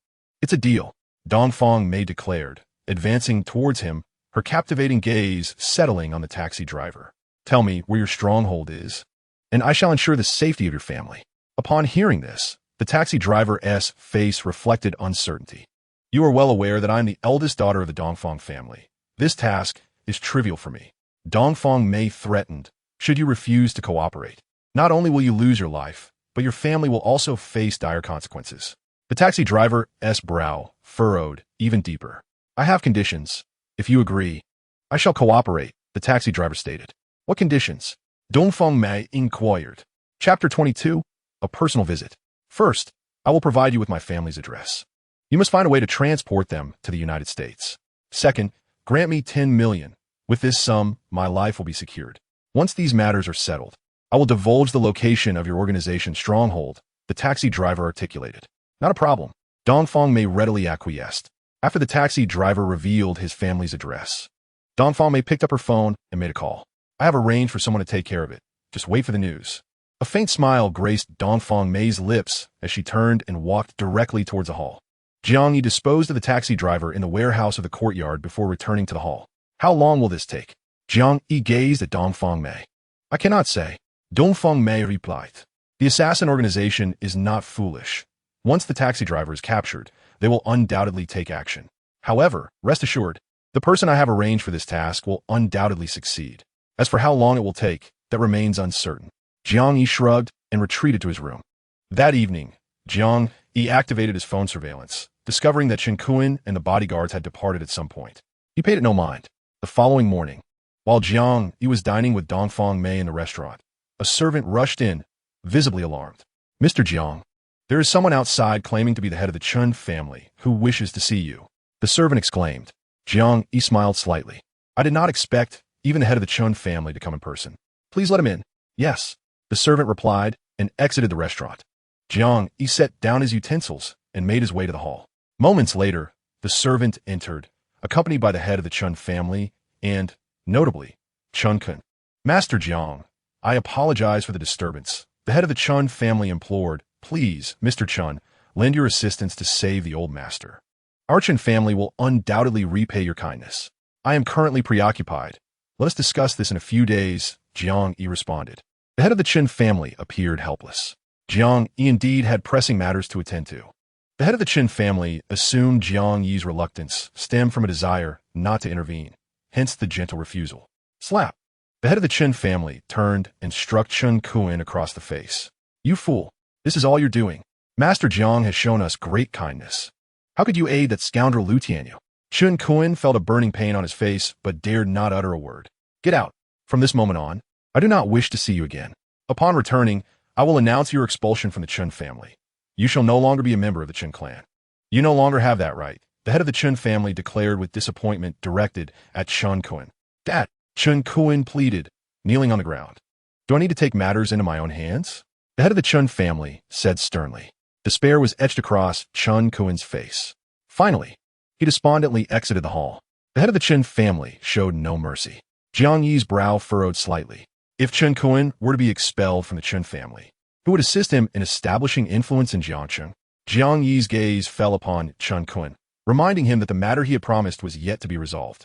Upon hearing this, a flicker of hope ignited within Chun Kun, prompting him to look towards the head of the Chun family. The head of the Chun family took a deep breath and said, "Let's set aside the matter of your expulsion for now." Relieved by this concession, Chun Kun expressed his heartfelt gratitude. "Thank you, Master Jiang." At that moment, Chun Kun felt a sincere appreciation for Jiang Yi, suppressing any inclination to show disrespect. "Rest assured, Master Jiang, I shall exert every effort to fulfill your request," he vowed earnestly. Jiang Yi nodded in acknowledgement. The head of the Chun family prepared to take his leave. Assuming that Jiang Yi would not intervene further to assist the elder Chun. "I do have pressing matters to attend to, but once they are resolved, I will go to Lidu City to aid elder Chun," Jiang Yi stated after sipping his tea. The head of the Chun family was momentarily taken aback. Yet his heart soared with joy. The elder Chin's condition was not overly dire due to his clandestine indulgence in alcohol. Jiang Yi provided a prescription to stabilize his health. The head of the Chun family listened intently, ensuring he did not miss a single word. Once Jiang Yi finished, he swiftly took out paper and pen to transcribe the instructions. "Thank you, Master Jiang," he expressed, feeling the weight of worry lift from his heart. After expressing his gratitude profusely, the head of the Chun family departed with Chun Kun. Upon reaching the villa's entrance, he inhaled deeply, relieved that the elder was finally to be saved. "Father, should I resolve the issue with Lu Tianyu right away?" Chun Kun suggested, furrowing his brow. "No," the head of the Chun family replied thoughtfully. "We must not meddle in the enmity between Master Jiang and Lu Tianyu unless Master Jiang himself speaks on the matter. It would be unwise to act impulsively." He continued, "Given Master Jiang's capabilities, if he wished to eliminate Lu Tianyu, he would have done so long ago. There is certainly a reason for his restraint. In short, it is best to keep our distance from Lu Tianyu." "Understood." Chun Kun nodded in agreement. Subsequently, the two departed in their vehicle. Just as they left, several journalists emerged from the adjacent thicket. The discarded son-in-law of the Yi family, who was considered a useless waste, had evidently garnered the attention of the Chun family head himself. Chun Kun had stood at the villa entrance for an entire day, displaying an unprecedented humility. This report, once published, would undoubtedly make headline news. A few hours later, the news of the head of the Chun family and Chun Kun's visit to invite Jiang Yi spread throughout Jiangcheng, breaking viewership records as it topped the news headlines. Inside the Yi family villa, Yanran, Yi Xiaofeng, and their parents were gathered in the living room watching television. According to the station's report, this morning at 8, Chun Kun, the young master of the Chun family, waited at the entrance for a full 10 hours to invite the discarded son-in-law of the Yi family. At 7 o'clock this evening, the head of the Chun family personally paid a visit. This discarded son-in-law of the Yi family, who is deemed a waste, must possess some extraordinary qualities to warrant such an audience. I believe those watching from the television screen share my curiosity. The reporter, while covering this event, included a video. In the footage, Chun Kun stands at the entrance of the villa, drenched in sweat, while another clip shows the head of the Chun family entering the villa. After watching the news, the entire Yi family was unable to remain composed. Yi Yanran furrowed her brows. How could that rascal Jiang Yi possibly know the head of the Chun family and the young master of the Chun family? These are significant figures. Yi Mother's face was filled with confusion. I recall during the auction when Lu Tianyu caused trouble for Jiang Yi. Chun Kun intervened on Jiang Yi's behalf and treated him with utmost respect. Could it be that Jiang Yi is indeed a person of stature? Yi Xiaofeng frowned. Yi Yanran remained silent. Yi father spoke up. "I've always maintained that Jiang Yi is not a waste, but none of you ever listened to me. Whether Jiang Yi is a person of importance is debatable. Yet one thing is certain. He is acquainted with the head of the Chun family and Chun Kun, and their relationship seems rather amicable. If Jiang Yi were still our son-in-law, we would have to worry about Yanran's company issues." These words awakened Yi Mother. After a moment of contemplation, she turned to Yanran. "Yanran, go find Jiang Yi and ask him to assist with the company's troubles. I cannot bring myself to approach him, Yanran replied. Yanran, at this juncture, is saving face more important than the company? If we lose the company, what will become of our family? Yi mother insisted. Yanran remained silent and retreated to her room. If you want to go, I will, Yi mother declared. Then called to Yi Xiaofeng, come with me to find Jiang Yi. Yi Xiaofeng complied and left the villa with Yi mother, preparing to seek out Jiang Yi. Meanwhile, Jiang Yi was comfortably seated on the sofa in the villa's hall, watching television. Dongfang Mei was also present in the hall, clad in a provocative nightgown that accentuated her alluring figure as she sat beside Jiang Yi in an enticing manner. Such a scene would make any man's heart race. Yet, Jiang Yi maintained his composure, though he felt an unease within. This woman was clearly attempting to seduce him. Tonight, the Yi family will undoubtedly come seeking your assistance. Only you can help Miss Yi with her company's predicament, Dongfang Mei remarked, casting a playful glance at Jiang Yi. Mind your own business, Jiang Yi retorted. Then may I at least enjoy the spectacle? Dongfang Mei replied with a flirtatious smile. Just as Jiang Yi was about to respond, a servant rushed in. Mr. Jiang, Madam Yi and young Master Yi have arrived and wish to see you. Jiang Yi smirked inwardly. They had indeed come. Let them in, he instructed. Understood. The servant acknowledged and exited. Moments later, the servant returned, escorting Yi mother and Yi Xiaofeng into the hall. Upon seeing Dongfang Mei, Yi Xiaofeng was completely captivated, nearly stumbling to the ground. Observing Yi Xiaofeng's reaction, Dongfang Mei couldn't help but laugh. With a single smile, Yi Xiaofeng's soul was ensnared. Her gaze fixated upon Dongfang Mei, reluctant to waver. Observing the striking beauty at Jiang Yi's side, Yi's mother displayed a complex expression. Jiang Yi, I have heard that you are acquainted with the head of the Chun family. Is this true? Yi's mother spoke to Jiang Yi with an unprecedented gentleness, a stark contrast to the previous times when her tone was laced with scorn and reprimand. Indeed, Jiang Yi acknowledged with a nod. Wonderful, Yi's mother exclaimed with delight. Iran's company is saved. The Chun family holds dominion over the business realm of Jiang province, and with a mere gesture, they can resolve the issues plaguing Iran's company. Jiang Yi remained silent, noticing his reticence. Yi's mother showed no signs of displeasure, continuing with a smile. Jiang Yi, when we expelled you from the Yi family, it was for your benefit. Only through such measures could we awaken your potential. In truth, I have always regarded you as my son-in-law, treating you as if you were half my own child. A cold smile crept across Jiang Yi's heart. His mother-in-law was indeed a formidable orator. I guess she scarcely believed her own words. Brother-in-law, I have wronged you in many ways before, and I sincerely apologize, Yi Xiaofeng said earnestly, addressing Jiang Yi as brother-in-law for the first time. Jiang Yi scoffed internally. Yi Xiaofeng was just as skilled in the art of pretense as her mother. Their visit was solely motivated by the troubles surrounding Yi Ran's company, and once those issues were resolved, their true colors would undoubtedly emerge. Jiang Yi understood their natures all too well. Jiang Yi, if you could assist Iran in overcoming her company's troubles, I shall persuade her to remarry you, Yi's mother proposed. Remarriage is unnecessary, Jiang Yi replied, directing his gaze at Yi's mother. I can offer help as long as Iran requests it. Very well. I shall return and speak with Iran, Yi's mother said with a smile before departing the villa. Yi Xiaofeng cast a lingering glance at Dongfang Mei, reluctantly following her mother. The shift in Yi's mother's demeanor toward Jiang Yi was strikingly different from before. Taking a deep breath, Jiang Yi realized he could not forget Yanran.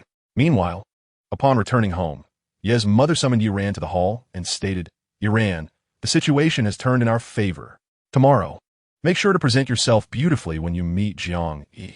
Ask for his assistance, for he has promised to help as long as you speak up. Yanran remained silent. Yanran, without help, your company faces ruin. What will become of our family then? Yi's mother urged. Fine. Yanran inhaled deeply. For the sake of the company, she had no choice but to relent. Having once initiated the divorce and cast Jiang Yi aside, she now found herself seeking his aid. Yet, for the sake of her company, she would have to swallow her pride and approach him. Seeing Yanran acquiesce, Yi's mother smiled and said, Yanran, though Jiang Yi has little to his name, he possesses connections, and his rapport with the Chun family is commendable. If you wish to remarry him, I wholeheartedly support you. Yi's mother was astute in her calculations. Once Yanran remarried Jiang Yi, the Chun family would become the Yi family's steadfast ally. With the support of this stronghold, the Yi family naturally reaps boundless benefits. Ye's mother, in all her endeavors, is driven solely by self-interest. Previously disdainful of Jiang Yi, she now wishes for him to reclaim his status as her son-in-law. Yanran, aware of her mother's intentions, is engulfed in a tumult of emotions, unsure of how to respond. The following day, after rising and adorning herself, Yanran set out to find Jiang Yi. Upon arriving at the villa's entrance, she hesitated, lacking the courage to ring the doorbell. Suddenly, the door swung open, and a servant emerged. "Miss, whom do you seek?" inquired the servant. After a prolonged moment of hesitation, Yanran replied, "I'm looking for Jiang Yi.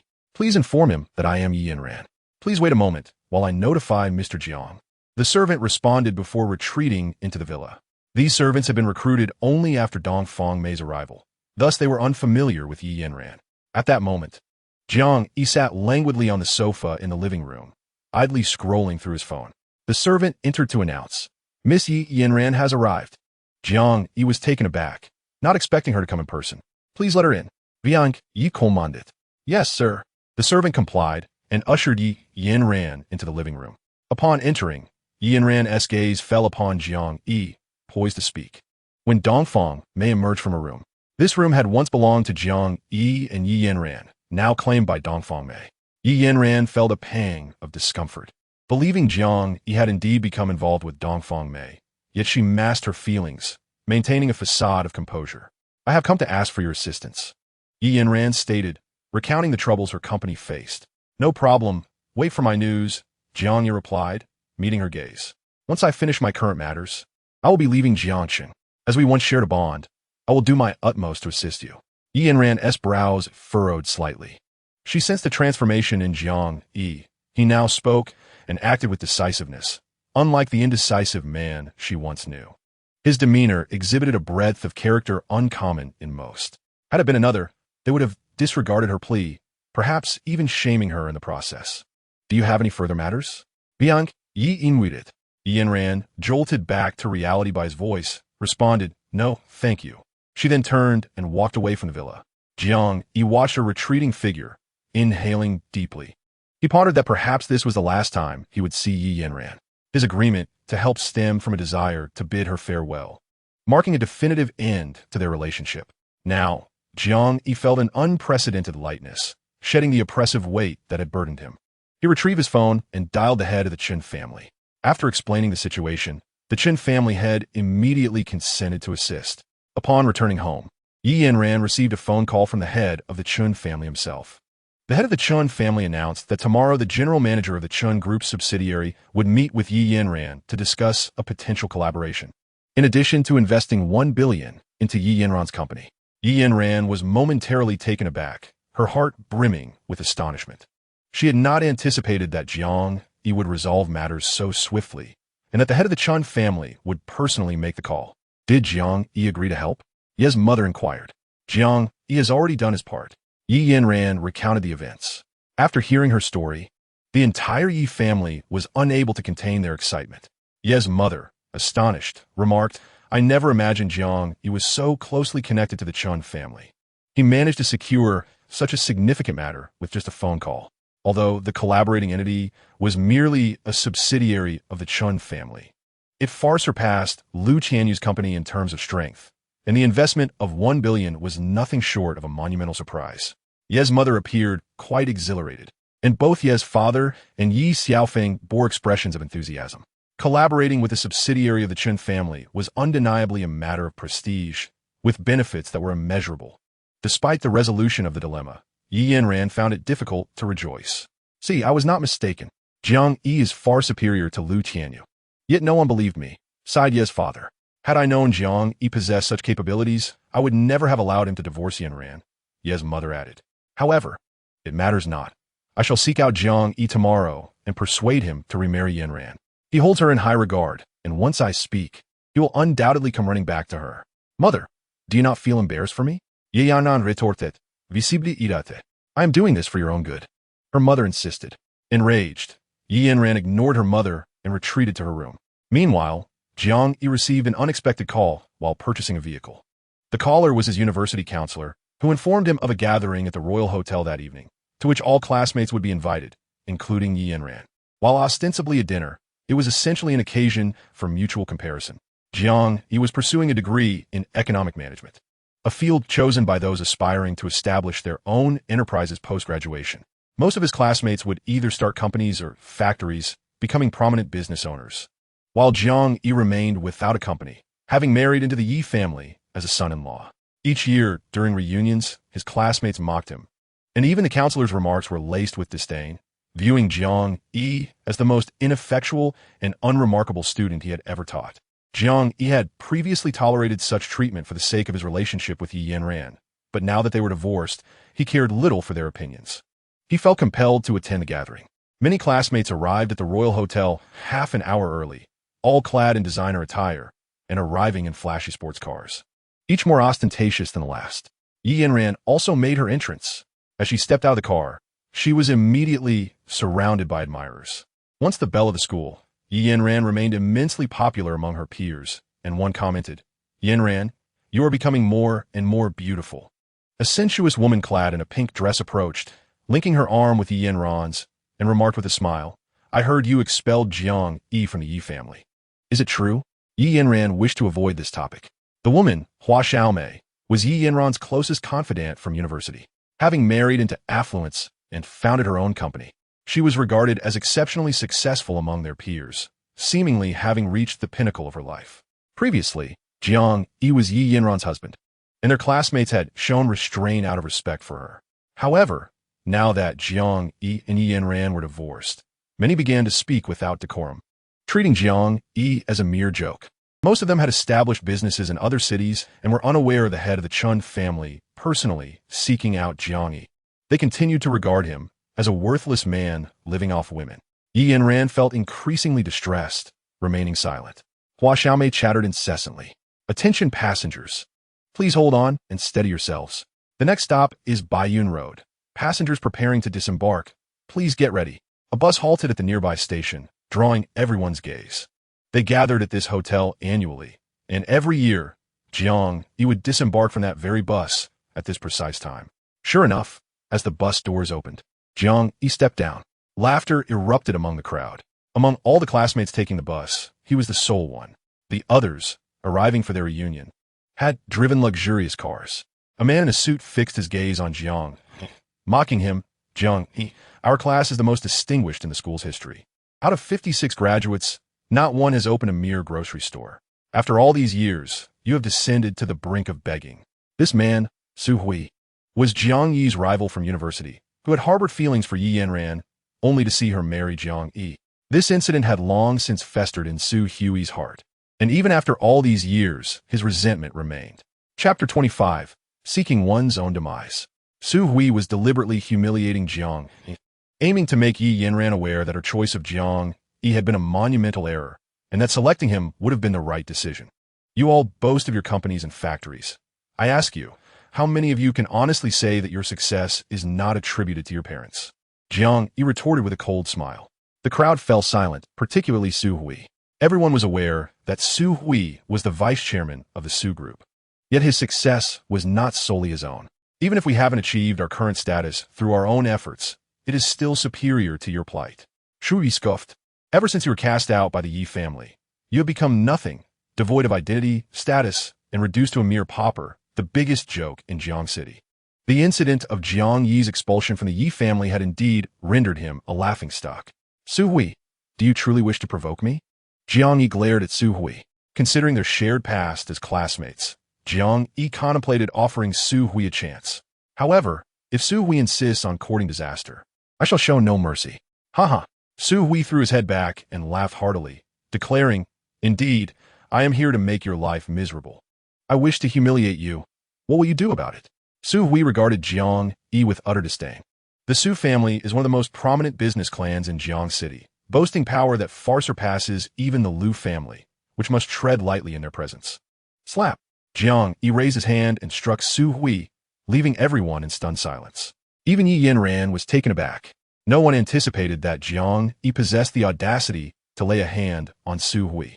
They vividly recalled the numerous occasions during class reunions when Su Hui would deliberately provoke Jiang Yi, bullying him without restraint. In the past, Jiang Yi always swallowed his pride to avoid offending Su Hui. particularly last year, when Su Hui poured a bottle of wine over Jiang Yi's head. He had not uttered a single word in response. But now, Jiang Yi had undergone a complete transformation. "You dare to hit me!" Su Hui roared in fury. In all of Jiang City, few dared to lay a hand on Su Hui. Jiang Yi was the first to do so. Su Hui felt utterly humiliated. As a legitimate young master of the Su family had been struck by a so-called waste. This was the first time he had ever faced such disgrace. "I will make you pay for this."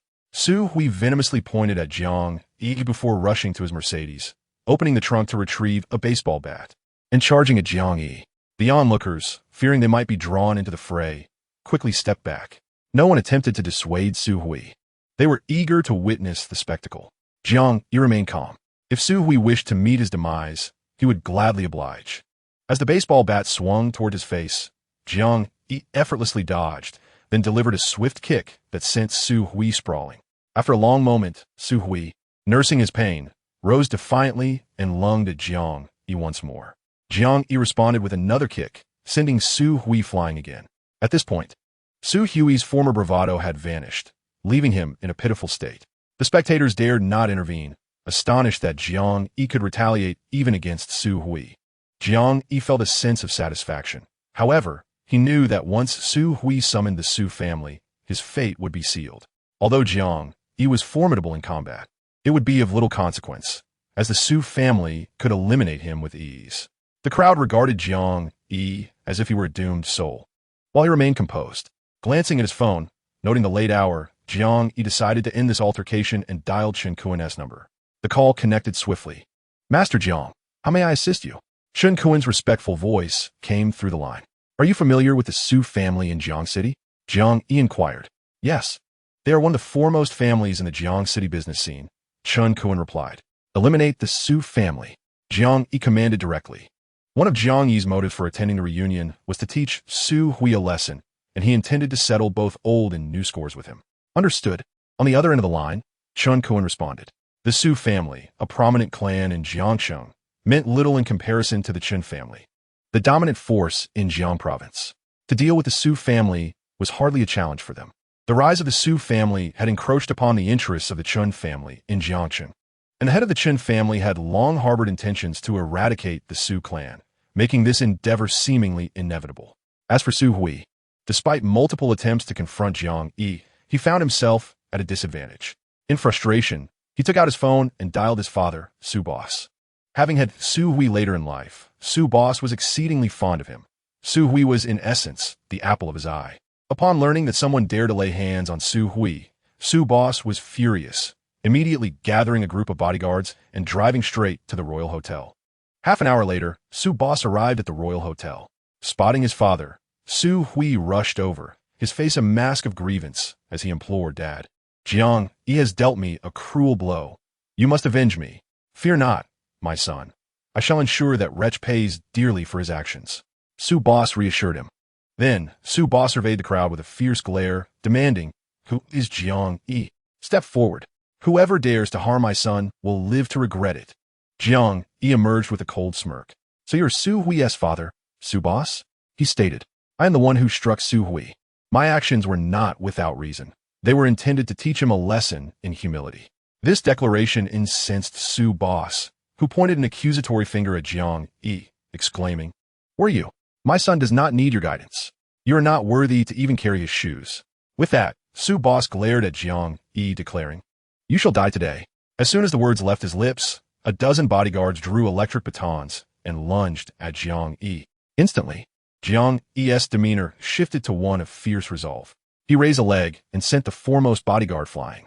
The onlookers gaped at Jiang, as if witnessing a death sentence unfolding before their eyes. Hua Xiaomei wore a smile of schadenfreude. This lad has no notion of his own limitations. The Su family is not one to be trifled with. He is clearly courting his own demise. Her expression was laced with disdain and mockery. Back in her school days, Hua Xiaomei had looked down on Jiang Yi. Now that they had graduated and he had achieved little, her contempt had only deepened. Yanran remained silent, her expression a tapestry of complexity. "Yanran, I still cannot fathom why you ever chose to marry someone like Jiang Yi," Hua Xiaomei remarked. Chapter 26. The Despair of the Su Family. Hua Xiaomei furrowed her brows at Yi Yanran, saying, "Well, it seems you have finally escaped him. With your beauty, you could find a man 1,000 times better than Jiang Yi." The surrounding classmates began to chime in, echoing similar sentiments. They all believed that Yi Yanran marrying Jiang Yi was akin to placing blossoms in dung. Today, Jiang Yi is surely doomed. Soon, no one will linger around you. Hua Xiaomei laughed. Yi Yanran remained silent, not uttering a word. As the crowd's attention shifted back to Jiang Yi, the atmosphere grew tense and agitated. Before them lay a dozen bodyguards, sprawled on the ground, lamenting their fate. In less than 10 seconds, Jiang Yi had dispatched them all. Su Boss and his son, Su Hui, exchanged a glance, momentarily stunned into silence. "If the Su family wishes to play, I shall indulge you," Jiang Yi remarked. His interest peaked as he raised an eyebrow towards Su Boss and Su Hui. "You certainly have a bold tongue," Su Boss retorted, fixating his gaze on Jiang Yi with a derisive smirk. "I concede your prowess in combat, yet it avails you not." With that, Su Boss retrieved his phone and made a call. "Bring your men to the Royal Hotel immediately," he bellowed. After hanging up, Su Boss continued to stare at Jiang Yi, eager to witness the extent of his capabilities. Su Boss, with connections in both the underworld and the legitimate world, had a penchant for resolving insurmountable issues through force. Jiang Yi could not suppress a chuckle. Both Su Boss and Su Hui were of the same ilk, neither particularly virtuous. Suddenly, Su Boss's phone rang. It was a call from his secretary. Upon concluding the conversation, Su Boss's countenance darkened significantly. "Father, what is amiss?" Su Hui inquired, sensing something was off. "The secretary just informed me that a company in Lidu City has terminated its partnership with the Su Group," Su Boss revealed. "How could this happen?" "Shu is brofurod. We stand to lose several hundred million from this," Su Boss remarked, a hint of perplexity in his expression. "This situation is exceedingly strange. This company has been our partner for over a decade, and their sudden withdrawal is utterly baffling." As soon as he finished speaking, the secretary's call came through once more. "Boss, several companies have phoned in succession, all wishing to cancel their collaborations. It appears the company has encountered significant troubles." The secretary's voice was laden with exasperation. Su Boss's expression soured to an extreme. Being a shrewd individual, he understood that a powerful figure was likely targeting the Su family, intent on their ruin. Before long, calls from various companies linked to the Su group flooded in, and within a matter of minutes, all partnerships were severed. This was nothing short of a devastating blow for the Su family. "Father, what in the world is happening?" Su Hui queried, confusion etched across his face. "You ask me, but to whom shall I turn for answers?" Su Boss exclaimed angrily. "We must swiftly deal with this young man before addressing the company's crisis." Suddenly, Su Boss recalled something and turned to Su Hui with a question. "Is this fellow the useless son-in-law expelled by the Yi family?" "Indeed, it is he," Su Hui confirmed with a nod. "Yesterday, the news reported that the head of the Chun family and Chan Kuan came to Jiang City to seek out the Yi family's son-in-law. Could it be him?" Su Boss's demeanor shifted to one of grave concern. "All that news is fabricated. It must be Jiang Yi who, in a bid to impress, colluded with the media to stage this charade," Su Hui asserted, unable to fathom that Jiang Yi possessed such influence. Su Boss, ever cautious, though skeptical of the truth, resolved to ascertain the facts. "Did the head of the Chun family indeed seek you out yesterday?" Su Boss fixed his gaze on Jiang Yi. "The patriarch of the Chun family indeed sought me out." Jiang Yi raised an eyebrow, glancing at Boss Su. "Just a moment ago, I made a call requesting the Chun family to deal with your Su family, and your pallor suggests that the Chun family has already taken action." Boss Su felt somewhat unsteady. It was evident that Jiang Yi was not fabricating the truth. He had assumed Jiang Yi to be a soft target, only to discover that he was as solid as iron. This time, he had indeed encountered an insurmountable obstacle. "It appears you have long harbored intentions against our Su family. Today's events were a part of your carefully orchestrated scheme." Boss Su, not lacking in intelligence, quickly grasped the situation. "I do not wish to scheme against your Su family. You lack the standing for me to do so." Jiang Yi spoke coolly, asserting that it was the father and son duo who had deliberately provoked him, leaving him no choice but to retaliate against the Su family. This declaration made Boss Su's lips twitch in agitation. "Father, do not heed this brat's nonsense. This is merely a coincidence. He is but a worthless fool, incapable of such grand machinations." Su Hui was unwilling to concede. "Get out of my sight," Boss Su bellowed. A man of understanding, He too was skeptical, yet the evidence was irrefutable. Since this matter stemmed from a misunderstanding, there was no need for extreme measures. Clarifying the misunderstanding would suffice, rather than leading to mutual destruction. Boss Su's tone began to soften. I harbor no desire for annihilation, yet should you insist on courting disaster, you cannot blame me, Jiang Yi replied with a faint smile. Boss Su's expression darkened. Beep, beep. Boss Su's phone rang once more. This time, it was not a call from his company, but rather from the Jiang City Chamber of Commerce. Upon recognizing the caller, an ominous premonition washed over him. Boss Su, we have uncovered significant issues within your company. Following our review, the Chamber has decided to impose a closure on the Su Corporation and will additionally freeze all funds belonging to your family in the bank. Came the cold voice from the other end. This revelation was undoubtedly a bolt from the blue for Boss Su. The Su family was a dominant force in Jiang City's business realm. To obliterate the Su family in less than an hour, only the Chun family possessed such formidable power in the entire Jiang province. Boss Su's body swayed, nearly collapsing to the ground. Observing this, Su Hui rushed to support his father. Father, what should we do now? If the chamber seals the Su Corporation, our family will be utterly finished. Slap. Boss Su raised his hand and delivered a resounding blow to Su Hui. This strike was fueled by all the strength he could muster. He had never imagined that the one ridiculed by all as a fool, Jiang Yi, could so effortlessly plunge their family into irrevocable ruin, all stemming from a minor trouble instigated by Su Hui. Do you truly wish to deny us any chance of survival? Boss Su gazed hopelessly at Jiang Yi. It is not that I deny your family a chance, but rather that you yourselves have chosen the path of destruction, Jiang Yi replied with a slight smile. Boss Su inhaled deeply. He was a perceptive man and understood that at this juncture, even if he were to kneel and plead with Jiang Yi, he would not be spared. Unable to maintain his balance, Boss Su crumpled to the ground. The Su family, once hailed as the dominant force in Jiang City's business realm, has now met its downfall. Chapter 27. An Unyielding Disappointment. Jiang Yi, we were classmates. I implore you, spare the Su family. Su Hui pleaded with a face full of despair, now devoid of his former arrogance, resembling a stray dog. Jiang Yi ignorait Su Hui et s'entra assis. At that moment, a convoy sped into view. As the doors swung open, Chun Kuan emerged from the vehicle, followed by the leaders of the business association who disembarked in succession. Upon receiving Jiang Yi's call, Chun Kuan swiftly cautioned the companies collaborating with the Su family, and then proceeded to the Jiang City Business Association to seek the president. Accompanied by the association members to the Royal Hotel, anxious that the Su father and son might pose a threat to Jiang Yi. After the previous incident, Chun Kuan was diligent in serving Jiang Yi, fearful of offending him. This confrontation with the Su family presented an exquisite opportunity for Chun Kuan to curry favor with Jiang Yi. Chun Kuan respectfully greeted Jiang Yi, then cast a piercing gaze upon Boss Su and Su Hui, declaring in a grave tone, "You truly possess the audacity to provoke Master Jiang. This is tantamount to courting death." The despair was palpable on the faces of Boss Su and his son. "Master Jiang, how shall we deal with them?" Chun Kuan inquired of Jiang Yi. "Handle it as you see fit," Jiang Yi replied. "Understood." Tien Kun promptly unfirmeth. Subsequently, he glanced at Boss Su and Su Hui, then addressed the Inspector General of the Jiang City Business Association. "The Su father and son are implicated in commercial crimes. How many years of imprisonment do you anticipate?" "A maximum of 10 years.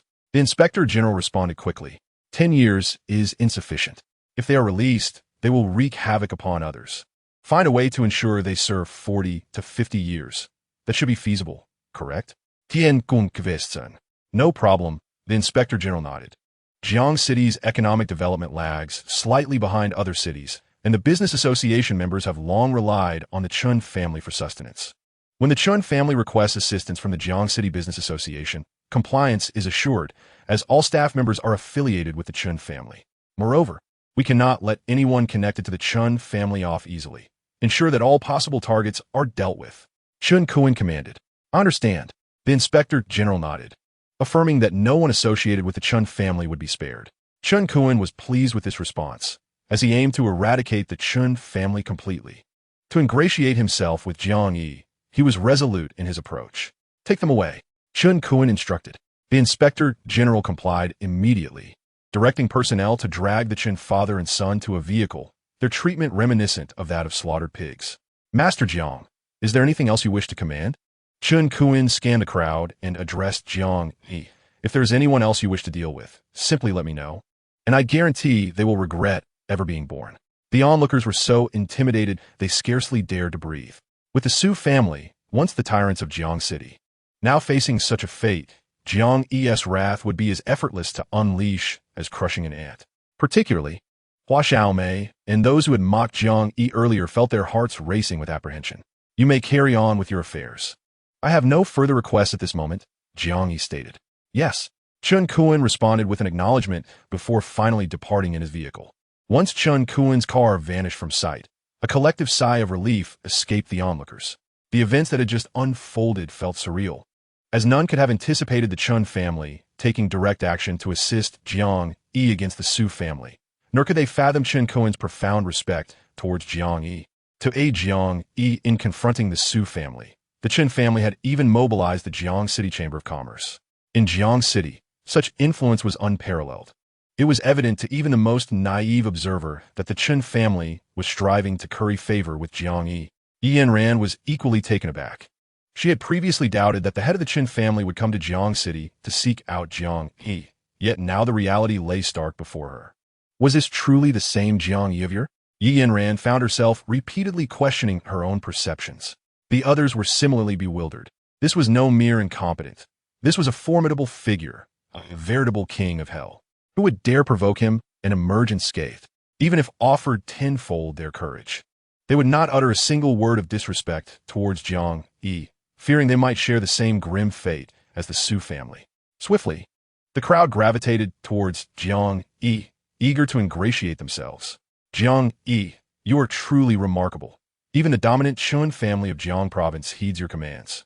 One remarked. When we were classmates, I sensed that Jiang Yi was no ordinary individual, and it seems my instincts were spot on. Indeed, Jiang Yi was anything but ordinary. In all of Jiang City, who would dare oppose him? Such folly would be tantamount to courting death. The tone of the crowd was rife with flattery. Just moments before, they had ridiculed Jiang Yi. Now, they clamored for his approval. Hua Xiaomei, however, found herself at a loss for words. She had been the most vocal in deriding Jiang Yi and now lacked the courage to address him, feeling utterly humiliated. Yanran, given our long-standing friendship, you must assist me if Jiang Yi seeks to confront me later, Hua Xiaomei confessed, her voice trembling with fear of Jiang Yi's impending wrath. Yanran remained silent, uncertain of what to say. Yanran, do say something, Hua Xiaomei urged, shaking Yanran's arm. After all these years of camaraderie, you cannot abandon me in my time of need. As her words hung in the air, a vehicle approached. Upon the car doors swinging open, their instructor emerged. Observing the scene, the instructor was taken aback to find the entire class, save for Yanran and Hua Xiaomei, fawning over Jiang Yi. What's going on here? The instructor inquired, approaching them. I recall that in previous gatherings, you all delighted in mocking Jiang Yi for his lack of ambition. How is it that you now behave in such a manner? Embarrassment washed over the group, leaving them at a loss for words. The instructor had once held a favorable view of Jiang Yi and had high hopes for his future. However, after graduation, when Jiang Yi married into the Yi family, the instructor's disappointment had reached a peak. The instructor believed Jiang Yi had chosen a path of reliance on women, deeming him spineless. Thus, they had severed ties with him. When others mocked Jiang Yi, the instructor had remarked that he had brought this upon himself. Jiang Yi, I once had such faith in you, convinced that you would carve out a successful career. I never anticipated you would choose to live off a woman, the instructor lamented. You will never achieve anything of significance in your life. The instructor's expression was one of profound disappointment, as if lamenting a talent wasted. I have indeed disappointed my counselor. Jiang Yi remarked. What a hopeless case. The counselor retorted. I hear you've been cast out by the Yi family. You will no longer have the opportunity to live off others. If you do not strive diligently from now on, you will forever be a laughingstock, a worthless individual. Jiang Yi merely smiled, remaining silent. The sight of Jiang Yi's smile only served to infuriate the counselor further. Counselor, you have misunderstood Jiang Yi. Hua Xiaomei, who had been quiet until now, suddenly interjected, addressing the counselor. Counselor, you have misunderstood Jiang Yi. He is the most capable among us. Chapter 28, Inner Conflicts. Hua Xiaomei altered her previous demeanor, advocating for Jiang Yi, her intent clearly to curry favor with him. The others soon joined in, each voicing their support. But the counselor remained skeptical, caught off guard by their enthusiasm. He believed they were mocking Jiang Yi, questioning whether he was truly unaware of the ridicule Jiang Yi faced annually. "Do you find amusement in deriding Jiang Yi?" the counselor said, frowning and speaking coldly. The group fell silent, unsure of how to respond, fearing that any further explanation might lead Jiang Yi to think they were laughing at him. Consequently, everyone became exceedingly cautious in their words and actions, wary of offending Jiang Yi. Jiang Yi found their behavior amusing, yet upon reflection, he realized there was little to take pride in. In Jiang City, he wielded no real power and was merely riding on the coattails of the Chun family's influence. After a moment of self-mockery, he strode directly into the royal hotel, prompting the others to follow suit. Yanran had initially intended to leave, but Hua Xiaomei insisted she stay, refusing to let her depart. Though Yanran said nothing, she felt a pang of embarrassment. She could not face Jiang Yi. After all, she had expelled him from the Yi family, only to seek his assistance when her own company faced turmoil.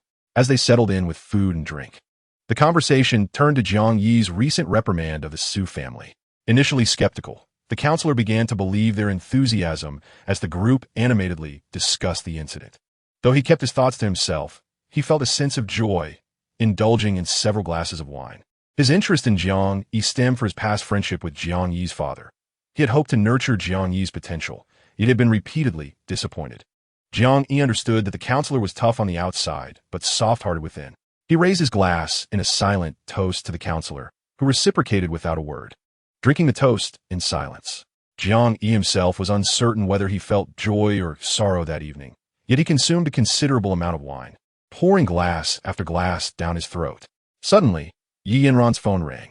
"Yanran, where are you? It's so late and you haven't returned home." Her mother's concerned voice echoed from the other end. "I'm at the Royal Hotel with classmates. I'll be home later," Yanran replied. "Is Jiang Yi there?" her mother inquired. "Yes," Yanran responded before promptly hanging up. She cast a fleeting glance at Jiang Yi before quickly averting her gaze. "Yan, I believe you and Jiang Yi make quite the pair. Why not join him for a drink?" Hua Xiaomei whispered to Yan. "No, thank you," Yan replied with a forced smile. "Yan, I must ask, why did you insist on divorcing Jiang Yi? Look at him now. Even the Chun family heeds his words. Had you remained married, your situation would be vastly different," Hua Xiaomei remarked. Just before, Hua Xiaomei had expressed relief over the divorce. Yet now she seemed to question that choice. Yan remained silent, unsure of what to say. Her decision to part ways with Jiang Yi stemmed from two primary reasons. Firstly, she was preoccupied with her career, while Jiang Yi was of no assistance. She yearned for a dependable partner. Secondly, her mother incessantly nagged her about the divorce, prompting her to make that choice. These two factors led Yan to her decision, and now she found herself filled with regret. The Yi family, especially her mother, shared in this remorse. Meanwhile, Jiang Yi sat surrounded by numerous empty glasses, yet he continued to drink without restraint. His actions were not motivated by thoughts of Yan, but rather by the tragic loss of his parents and sister. Years ago, when he was involved in a school fight, the institution threatened expulsion. Upon hearing this, his parents rushed to the school with his sister, only to be ambushed and killed by assassins who then incinerated their bodies to conceal the truth. By the time the remains were discovered, they were unrecognizable. This incident haunted Jiang Yi's conscience. He felt responsible for their deaths. Although he later uncovered some truths that revealed their demise was not his fault, he remained trapped in guilt. The memory of his young sister, especially on her birthday when he had prepared a gift, was a relentless source of pain. As Jiang Yi drowned his sorrows in alcohol, those around him sensed his distress and refrained from approaching him. However, one classmate, named Shirley, boldly approached him. She was beautiful and had long harbored dreams of aligning herself with someone wealthy and influential, though her self-proclaimed high standards had hindered her success. Now, she saw an opportunity. "Drinking alone is rather dull. Allow me to keep you company," she said, raising her glass alluringly towards Jiang Yi. After clinking glasses with him, she poured another drink for herself. Yan's departure is a reflection of her poor judgment. "Do not let such a woman sadden you. She is hardly worth your tears," Shirley proclaimed, mistakenly believing that Jiang Yi was mourning Yan. Jiang Yi, inebriated and dazed, scarcely registered her words. "I am currently single. If you wish to marry me, I would accompany you to get the marriage certificate tomorrow, Shirley declared decisively, unwilling to let this chance slip away. Just then, Yi Yinyan's mother entered, inadvertently overhearing Shirley's conversation with Jiang Yi. Ye's mother was well aware of Jiang Yi's relationship with the Chun family and would not allow Sherry to succeed. With a swift motion, she struck Sherry across the face. "You vixen! How dare you seduce Jiang Yi? Do you not realize that he is our son-in-law?" Ye's mother exclaimed furiously. Sherry's face turned pale with anger. "You insane woman! You are being utterly unreasonable. Your family has already cast Jiang Yi out. He is no longer your son-in-law. By what right do you strike me?" She retorted. "Even if Jiang Yi were not our son-in-law, you still have no right to pursue him." Ye's mother shot back. The confrontation was futile. Sherry had chosen the wrong person to reason with. Yanran, taken aback by her mother's unruly behavior at the class reunion, felt embarrassed and quietly slipped away while no one was paying attention. Realizing she was dealing with a formidable opponent, Sherry decided to leave the hotel as well. Unable to locate Yanran, Ye's mother called Yi Xiaofeng. Meanwhile, Jiang Yi lay inebriated. The following morning, he awoke with a start, only to find himself in Yi Yanran's bedroom. Chapter 29. A good son-in-law. Jiang Yi quickly realized that this was indeed Yi Yanran's private chamber. Since their marriage, he had only slept in this bed on their wedding day.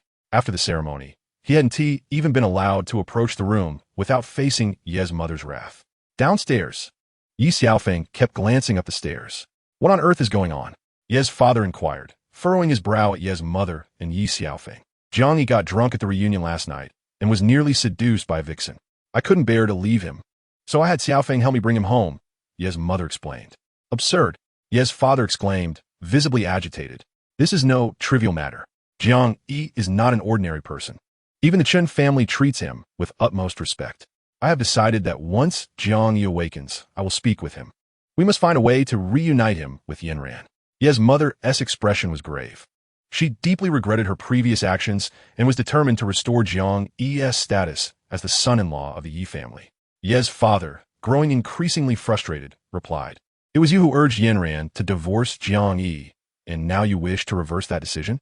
Do you want our family to become the subject of ridicule? Yanran didn't even return home last night, nor has she come back today, all because of this chaos you've created. If I were Yanran, I would be too ashamed to return." The more he spoke, the angrier he became. "Let them laugh if they wish. As for Yanran, I will counsel her."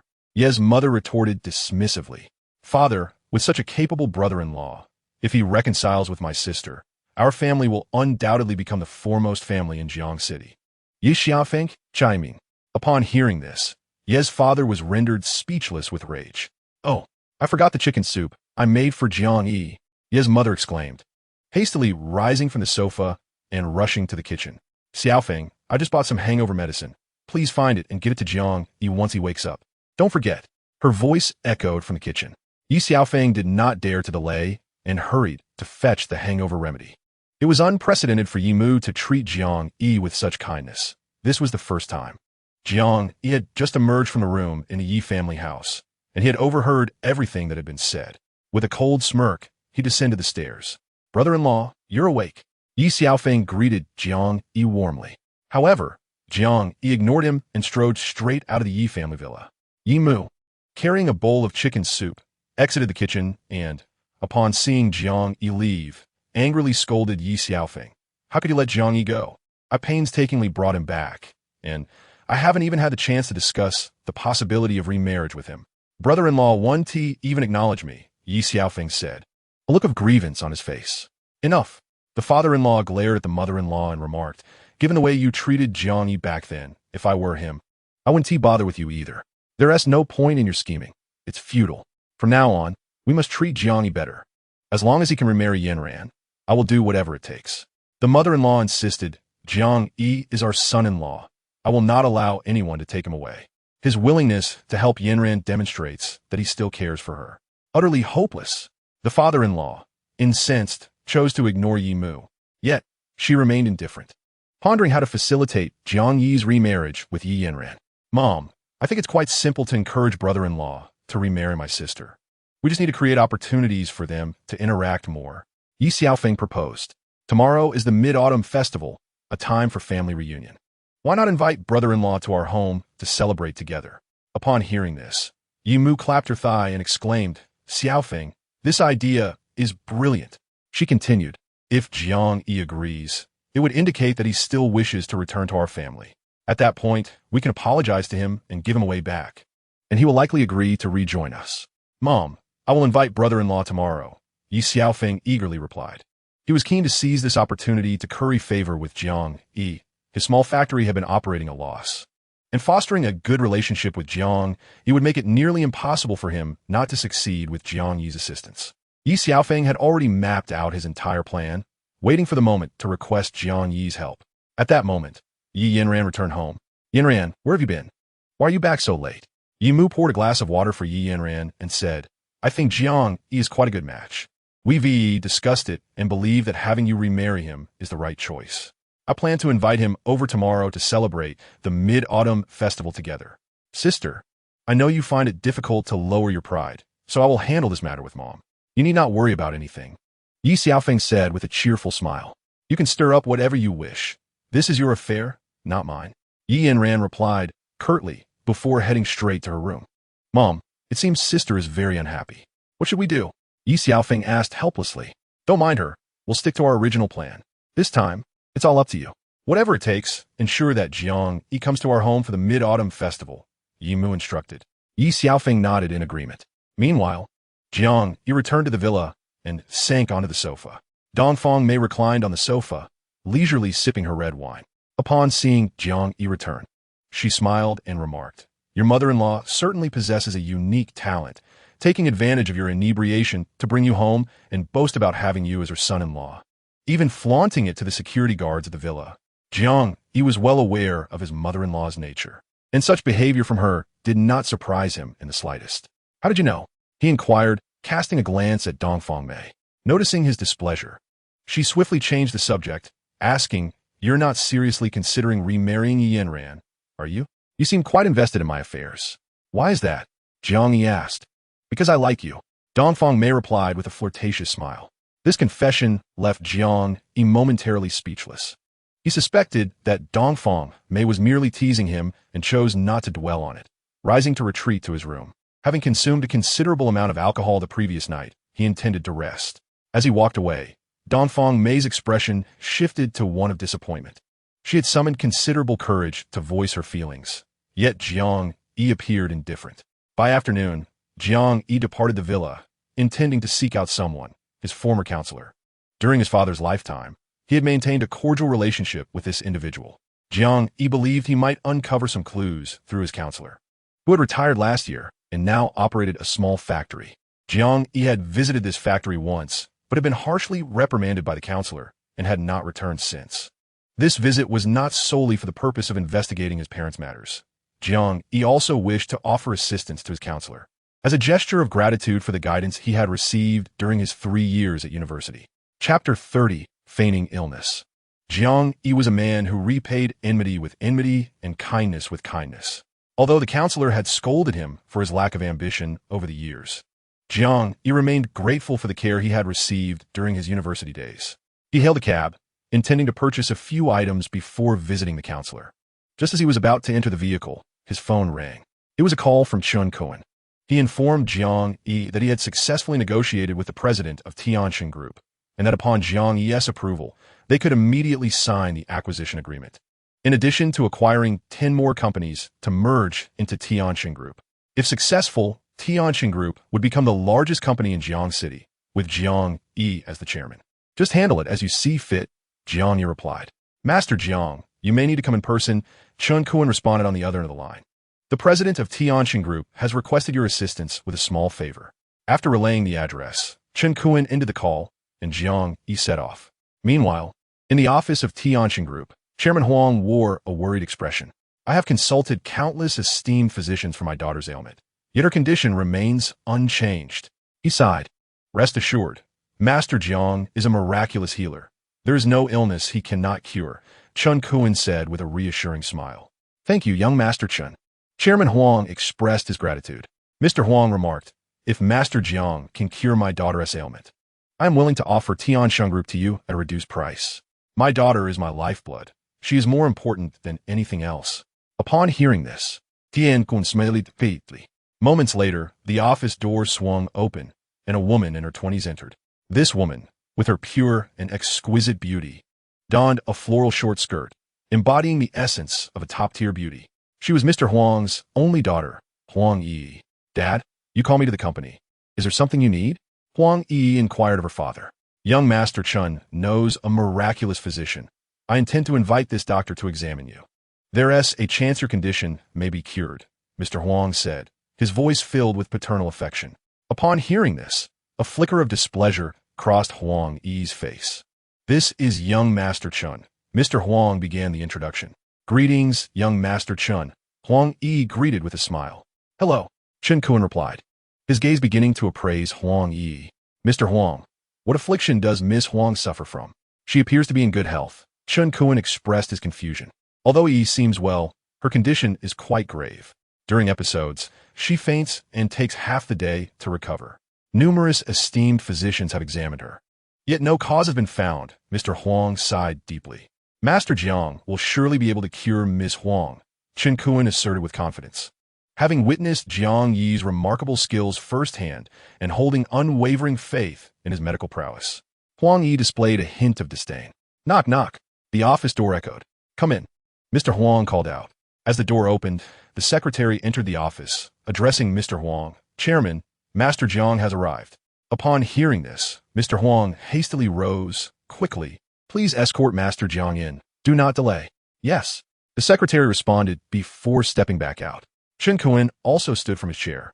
A moment later, the secretary returned, with Jiang Yi following closely behind. Upon seeing Jiang, Mr. Huang was momentarily taken aback. Huang Yi burst into laughter. "Young Master Chun, are you certain he is the miraculous physician you mentioned? He is so young, he dares to call himself a master. He likely falls short of even a barefoot doctor." Huang Yi chuckled heartily. Mr. Huang wore a face of helplessness and disappointment. Jiang Yi was far too youthful and, by all appearances, did not resemble a physician of extraordinary skill. During his time at the Chun family, when treating the elderly Mr. Chun, Jiang Yi faced skepticism due to his youth, leading many to view him as a charlatan. At that moment, both Mr. Huang and Huang Yi perceived Jiang Yi in the same light. Jiang Yi remained unfazed by their judgments, having encountered such dismissive reactions many times before. However, Chen Kun was displeased and spoke coolly to Mr. Huang. "Mr. Huang, you truly lack discernment. Out of goodwill, I invited Master Jiang to treat your daughter, yet you respond with such attitude." "Young Master Chun, I do not intend to belittle Master Jiang," Mr. Huang said, taking a deep breath. "This Master Jiang is far too young to possibly cure my daughter's affliction. Master Jiang is indeed quite young, yet his medical skills are astonishing. Do you know how many individuals wish to consult Master Jiang, yet are unable to? My father personally traveled from Lidu City to Jiang City just to seek his expertise," Chen Kun remarked. "I was indeed reckless." Huang Dong hurriedly apologized. Although he harbored doubts about Jiang Yi's medical prowess, he ultimately decided to allow Jiang Yi a chance. Seeing Huang Dong's apology, Chen Kun chose not to press the matter further and turned to Jiang Yi, suggesting, "Master Jiang, perhaps you could examine Miss Huang first." Jiang Yi nodded, his gaze settling upon Huang Yi.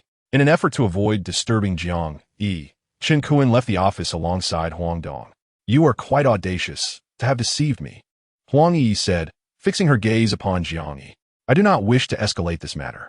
I will offer you 100,000 to leave immediately and never show your face to me again." With that, Huang Yi tossed a card onto the table. Jiang Yi chuckled. It was so amusing. Huang Yi frowned. "You are not ill.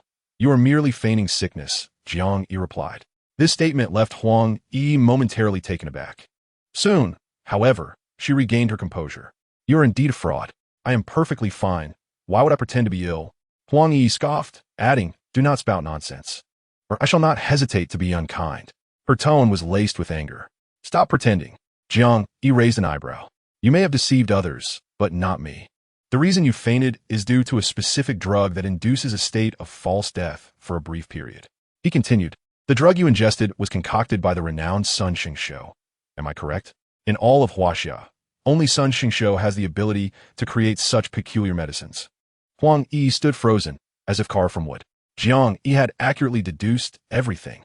She had indeed been feigning illness, having procured the drug through a special channel at a high price from a hospital run by by his son Xingsho. How did you know? Huang Yi realized she could no longer maintain her facade.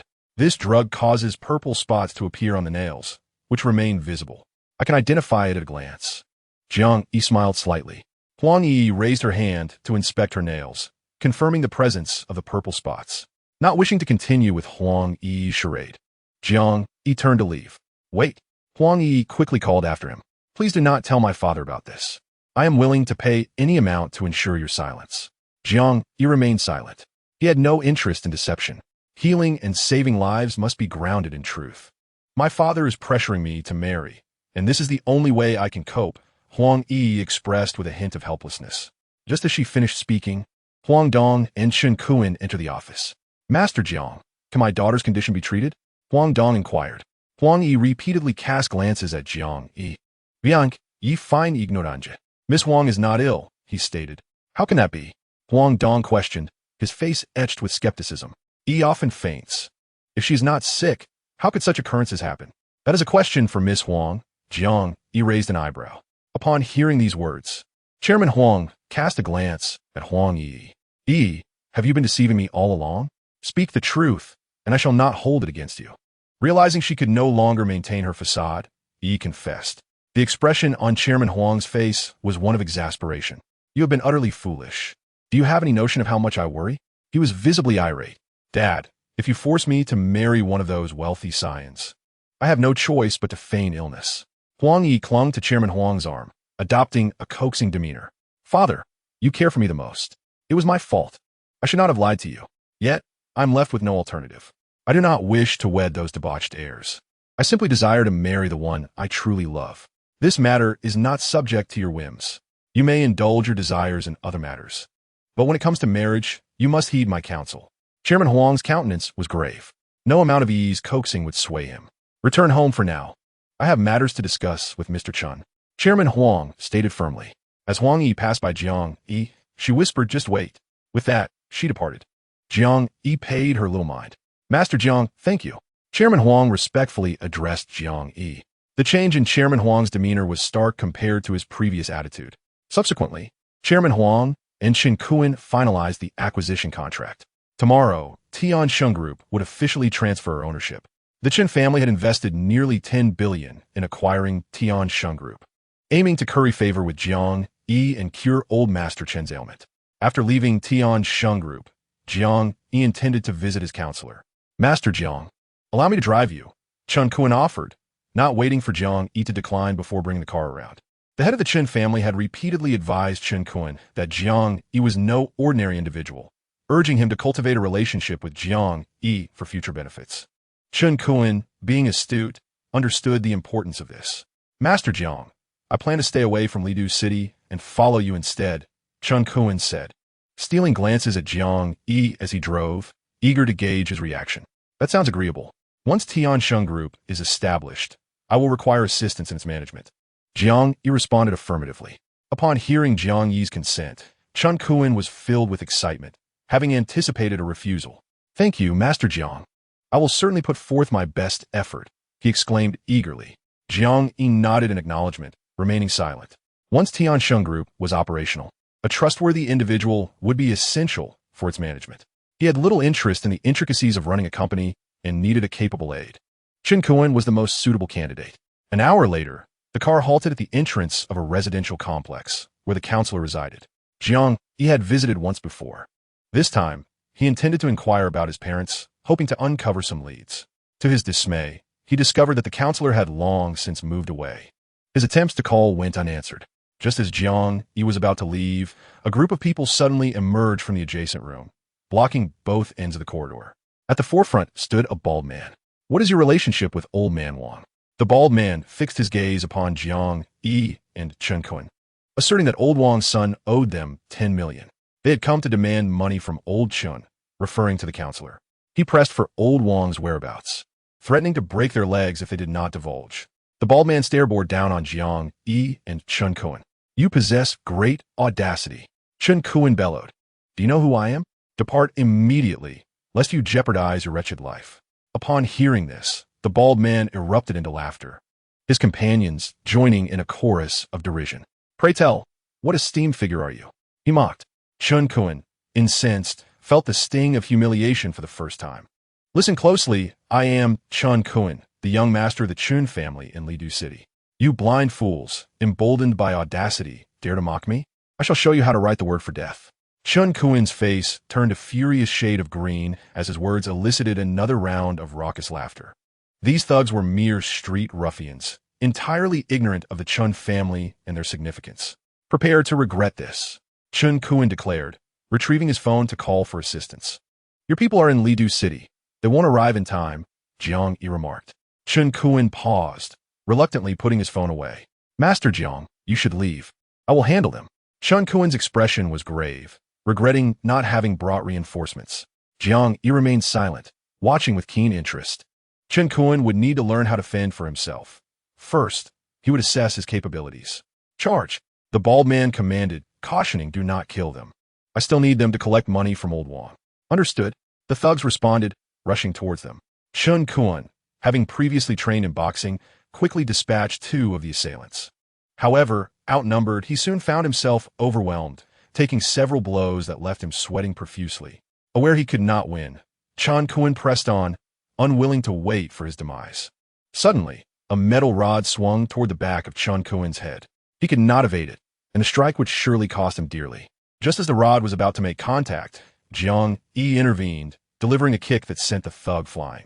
By the time Chun Kun regained his composure, Jiang Yi had already incapacitated 4 or 5 more thugs. Chun Kun stood in stunned disbelief, astonished by Jiang Yi's prowess. He had encountered many skilled fighters, but none compared to Jiang Yi. Keep your eyes wide open. I shall teach you a set of combat techniques, Jiang Yi instructed Chun Kun. Regaining his senses, Chun Kun nodded eagerly, his eyes wide with excitement, as if they were the size of bells, fearful of missing any detail. In less than half a minute, the ground was littered with the defeated thugs. Chapter 32. Simply delicious. Chun Kun was left agape, astonished beyond measure. In reality, even the most skilled masters often find it challenging to confront 10 opponents alone.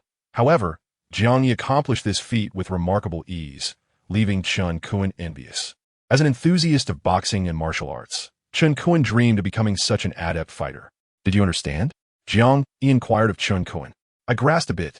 Chun Kun replied, nodding eagerly. At that moment, a group of thugs rushed up from downstairs. Perfect, you can practice your skills, Jiang Yi remarked with a slight smile. All right, Chun Kun responded, engaging in a fray with the thugs. Jiang Yi observed the scene with keen interest. It was Chun Kun's first experience employing this fighting technique. His movements were somewhat stiff, yet he managed to execute them reasonably well. It must be said that Chun Kun possessed a high degree of comprehension and learned rapidly. Within 10 minutes, he had subdued all the thugs, though he himself bore significant injuries, his face bruised and battered. Master Jiang, the fighting technique you taught me is astonishing. Chun Kun grinned broadly, brimming with excitement, though speaking caused him pain, making him wince. Jiang Yi raised an eyebrow, but refrained from responding. This fighting style was one Jiang Yi had developed on his own. With his expertise in medicine, he understood precisely where the human body is most vulnerable, rendering this technique extremely lethal. Once mastered, even the slightest touch could incapacitate an opponent. The bald man's expression darkened considerably. He had not anticipated the combat prowess of Jiang Yi and Chun Kun. You wait. I will not let this go, the bald man vowed before attempting to flee. Chun Kun promptly kicked him down the stairs, and he tumbled like a sack of meat, eliciting a series of anguished cries. Master Jiang, I truly do not know how to express my gratitude for imparting such formidable skills to me, Chun Kun said, his face alight with appreciation. No need for thanks, Jiang Yi replied, urging him to swiftly attend to matters concerning the Tiansheng group. I will make sure to resolve everything within 3 days, Chun Kun assured earnestly. Without lingering, Jiang Yi returned to the villa. The night passed without incident. The following morning, after a brief wash, Jiang Yi ventured into the hall. Dongfang Mei was seated there, perusing a magazine. Upon seeing him awake, she smiled and said, I have sent all the chefs away. From now on, you will cook. By the way, I would like some nourishing soup today, so please prepare a bit. I'm not in the mood, Jiang Yi replied. If you want tea, cook. Then it's fine. I've dismissed all the chefs, so let us starve together. Dongfang Mei responded nonchalantly. Ever since tasting Jiang Yi's nourishing soup, she had developed a craving for it. The meals prepared by the chefs lacked flavor, akin to chewing on wax. She had longed for Jiang Yi's culinary creations. Yet since the last time he made the nourishing soup, he had not set foot in the kitchen. To entice him to cook, she had dismissed all the chefs without hesitation. Jiang Yi couldn't help but chuckle inwardly. No one could resist his cooking.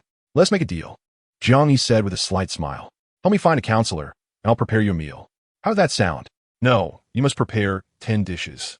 Dongfang Mei insisted firmly. If not, then forget it, Jiang Yi shrugged, uninterested in becoming a chef. Initially, he had learned to cook merely as a pastime, never intending to utilize this skill for any other purpose.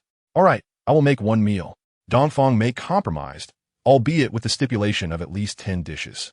Very well, Jiang Yi replied, before promptly leaving the villa to procure ingredients. For him, preparing 10 dishes was a trivial task. After shopping for the supplies, Jiang Yi returned to the villa and commenced cooking. Dongfang Mei secretly hid outside the kitchen, observing Jiang Yi's actions, contemplating that if she learned, she would no longer need to rely on him. To capture every detail, she began covertly recording with her phone. Jiang Yi, however, had already noticed her clandestine watching, but paid her no mind. Cooking such dishes could not be mastered merely by observation. The balance of ingredients and the precise timing were crucial. The most challenging aspect was the ingredients themselves. The majority of the components Jiang Yi used were medicinal herbs. Each dish required a variety of these, with each recipe differing from the last. Although the process appeared simple, executing it was akin to scaling a mountain. Without grasping the techniques and the combinations of herbs, one could study for a lifetime and still not succeed. An hour later, Jiang Yi completed the final dish, and the aroma wafted throughout the villa. Dongfang Mei's appetite had already been piqued, and she had lost count of how many times she swallowed. The servants continuously peered into the kitchen, swallowing more than Dongfang Mei herself. Upon catching a whiff of the fragrance, the servants recognized that Jiang Yi had taken to the kitchen that day. Outside the villa gathered a throng of people, drawn in by the tantalizing scent. Were they cooking? It smells heavenly. I have tasted dishes from many chefs, yet I have never encountered such an alluring aroma. This family must have hired a top chef from abroad. Otherwise, where in our homeland could one find such remarkable culinary talent? The crowd began to salivate, nearly unable to resist rushing in for a taste. This scene seemed exaggerated, but it was the truth. Even Jiang Yi's master had once proclaimed that Jiang Yi surpassed his teachings, with his culinary creations deemed extraordinary. Inside the villa, Dongfang Mei savored each bite, utterly delighted. This is simply exquisite, she exclaimed, praising. If you lived in ancient times, you would undoubtedly be the emperor's royal chef. Jiang Yi remained silent, continuing to enjoy his meal. 10 dishes were hardly a feat. His specialty lay in the 8 Immortals banquet. During his time abroad with his master, he had showcased his skills, leaving everyone in awe, even attracting the attention of the Eagle Kingdom's empress, who sought to keep him, but he declined. Don't forget the promise you made me, Jiang Yi reminded. Rest assured, I will send someone to find it. Within 3 days, I will certainly have it, Dongfang Mei assured him as she continued to eat and converse. Jiang Yi raised an eyebrow, resuming his meal. Why don't we collaborate in business together? Dongfang Mei glanced at Jiang Yi, proclaiming, with your culinary skills and my connections, we could effortlessly launch a restaurant that would thrive in Huaxia and even across the globe. Imagine, we could establish a branch in every city worldwide, yielding profits that surpass even banks. I'm not interested, Jiang Yi replied nonchalantly, leaving Dongfang Mei somewhat disheartened. Eat less, don't finish everything, she exclaimed, urging Jiang Yi. Such exquisite dishes deserve to be savored, not devoured recklessly. Chapter 33. The Tycoon. Jiang Yi couldn't help but chuckle. Eating is merely to satiate hunger. This is the first time I've heard that it must be done delicately. After finishing his meal, Jiang Yi exited the kitchen. Dongfang Mei, having nearly finished as well, stored the remaining food in the refrigerator and specifically instructed the servants that no one was to touch it. Jiang Yi's cooking had utterly captivated her. Just as Jiang Yi took a sip of tea, Yi Xiaofeng rushed into the villa. Brother-in-law, Yi Xiaofeng greeted him enthusiastically. You've mistaken me. I am no longer your brother-in-law. Jiang Yi stated coolly. I am divorced from your sister, and I have no ties to the Yi family. I understand. We were at fault initially. I apologize and hope you can forgive us, Yi Xiaofeng said sincerely. Jiang Yi scoffed, recalling how Yi Xiaofeng had treated him in the past with disdain. The sight of Yi Xiaofeng's obsequious demeanor was repugnant to him. I've come to inform you that my sister is ill, and her condition is quite serious. I've heard you possess healing abilities, so I sought you out, Yi Xiaofeng said, his face filled with helplessness. Yanran is ill? Jiang Yi paused momentarily. Despite his disappointment in Yi Yanran's past actions, he felt a sense of obligation towards her as they were once married. Is this not the young master of the Yi family? Dongfang Mei entered the hall, taking a seat on the sofa, her face adorned with a charming smile. This smile rendered Yi Xiaofeng utterly weak. I shall accompany you to visit Miss Yi. Dongfang Mei's gaze fell upon Jiang Yi. Regardless of past grievances, Miss Yi was once your wife. While she may have acted inappropriately before, those were bygone days. What do you intend to do? Jiang Yi could not restrain his curiosity. I'm simply intrigued. Dongfang Mei replied with a smile. I wish to see how formidable the Yi family truly is, but they would cast aside such a remarkable son-in-law. Her words were deliberately aimed at Yi Xiaofeng, who looked visibly uncomfortable. The expulsion of Jiang Yi from the Yi family weighed heavily on them all. Brother-in-law, there were reasons behind my sister's divorce. Yi Xiaofeng interjected. What reasons? Jiang Yi inquired, fully aware of the underlying issues.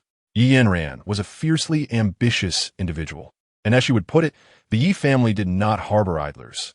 Jiang Yi was deemed one such idle person. She intended to stimulate your potential through this means. Yi Xiaofeng began to fabricate a narrative. Her strategy was indeed effective. Since leaving the Yi family, your potential has been unleashed, and you have now become a prominent figure in Jiangxing. Jiang Yi merely scoffed in response. Yi Xiaofeng truly knows how to find excuses. Dongfang Mei couldn't help but chuckle. And with that laughter, she once again captivated Yi Xiaofeng's spirit. Let's go, Jiang Yi declared as he rose to his feet, having resolved to pay a visit. Yi Xiaofeng mistakenly believed that Jiang Yi had taken his words to heart and hurriedly followed him. No need to rush. Allow me to take you somewhere, Dongfang Mei suggested. Jiang Yi, unsure of her intentions, climbed into her car. 10 minutes later, Dongfang Mei parked in front of a car dealership. What are we doing here? Jiang Yi furrowed his brow. You'll find out once we go inside, Dongfang Mei replied, striding in with purpose. Upon entering the dealership, Jiang Yi quickly discerned that Dongfang Mei was there to purchase a vehicle. The dealership manager, noticing her exquisite attire, approached her with a wide smile. Good day, miss. Are you here to buy a car? Of course, coming to a dealership implies a purchase. Dongfang Mei retorted, casting her gaze over the luxury cars in the showroom. She then inquired of the manager, what is the most expensive car you have? The Bugatti Veyron. The manager eagerly responded, leading her promptly to the garage. There, indeed, stood a stunning white Bugatti Veyron. I'll take it, Dongfang Mei declared without even a flicker of hesitation. I wish to drive it away now. Is that acceptable? Of course. No problem at all. The manager was momentarily taken aback, struggling to find his words. After years in the business, he had never encountered such a lavish spender. Without any negotiation, she was purchasing a car worth 100 million. Once he regained his composure, he rushed off to retrieve the purchase agreement in various forms. After a half-hour of paperwork, the transaction was finally completed. Yi Xiaofeng watched in astonishment, thinking to himself that this enchanting Miss Dongfang, resembling a celestial being, was not only beautiful but also immensely wealthy, a veritable goddess in the eyes of every man. For Yi Xiaofeng, such an extravagant expenditure was likely beyond his reach for a lifetime. Young Master Yi, what do you think of this car? Dongfang Mei playfully asked. It is undoubtedly a fine vehicle. Yi Xiaofeng quickly replied, I doubt I could ever afford such a marvelous car in my lifetime. Miss Dongfang, not only are you stunningly beautiful, but you are also incredibly affluent. Dongfang Mei chuckled softly and tossed the car keys to Jiang Yi. This car is now yours. She beamed at him. After all, you wouldn't want to visit your mother-in-law without a proper vehicle. It would be quite embarrassing. Though Jiang Yi said nothing, he felt a tinge of astonishment. 100 million was no small sum, and Dongfang Mei had gifted it to him without a second thought. Yi Xiaofeng's eyes nearly popped out in disbelief at the notion of Dongfang Mei presenting a car worth such an astronomical figure to Jiang Yi. To him, 100 million was a sum that seemed to belong to a different realm. I cannot accept this. It would be ungracious to receive without merit, Jiang Yi said, preparing to return the keys to Dongfang Mei. Then let it be a gift to young Master Yi, she insisted. Upon hearing this, Jiang Yi promptly opened the car door and took his place inside. No one should be underestimated, especially not Yi Xiaofeng. Brother-in-law, I have never been in such a luxurious car before. May I join you? Yi Xiaofeng approached with a cheerful demeanor. He was eager to experience this moment, as it would provide ample material for boasting to his friends, enhancing his prestige. Jiang Yi, however, ignored him. Undeterred, Yi Xiaofeng boldly opened the car door and settled into the passenger seat. Jiang Yi let out a cold snicker, starting the car and heading towards the Yi family villa. As they drove, cars in the lane immediately yielded without him needing to honk, and several passers-by pulled out their phones to take pictures. Jiang City, being a small town, could not compare to the grandeur of larger cities, making such a lavish vehicle a rare sight and drawing considerable attention. The exhilaration was intoxicating. Yi Xiaofeng burst into laughter, promptly taking out his phone to snap photos and waving at the onlookers as if the car were his own. Chapter 34. The Yi family clan. At that moment, Ye's mother and father stood at the villa's entrance, awaiting Jiang Yi's arrival. If only we had known, we wouldn't have acted as we did, Ye's father remarked, perplexed. What do you mean by that? Ye's mother frowned. If you had treated Jiang Yi better from the start, even after his divorce from Yanran, he would have remembered your kindness, and you wouldn't have to exert so much effort to win his favor now, Ye's father replied. I'm not trying to curry favor. I regard Jiang Yi as my own son-in-law, Ye's mother retorted. This statement left Ye's father momentarily speechless. I advise you to stop your futile endeavors. Your actions will only deepen Jiang Yi's aversion, he sighed. It matters not, as long as Jiang Yi returns to our family. I am indifferent to the rest, Ye's mother declared. With him as our son-in-law, the Yi family holds hope. Everything I do is for the sake of the family. Ye's father remained silent. For the family, I do not care how others ridicule me, Ye's mother continued, her expression revealing her frustration. Stop dawdling and keep an eye on those chefs. They must not slack off, she instructed Ye's father. He said nothing and turned back towards the villa.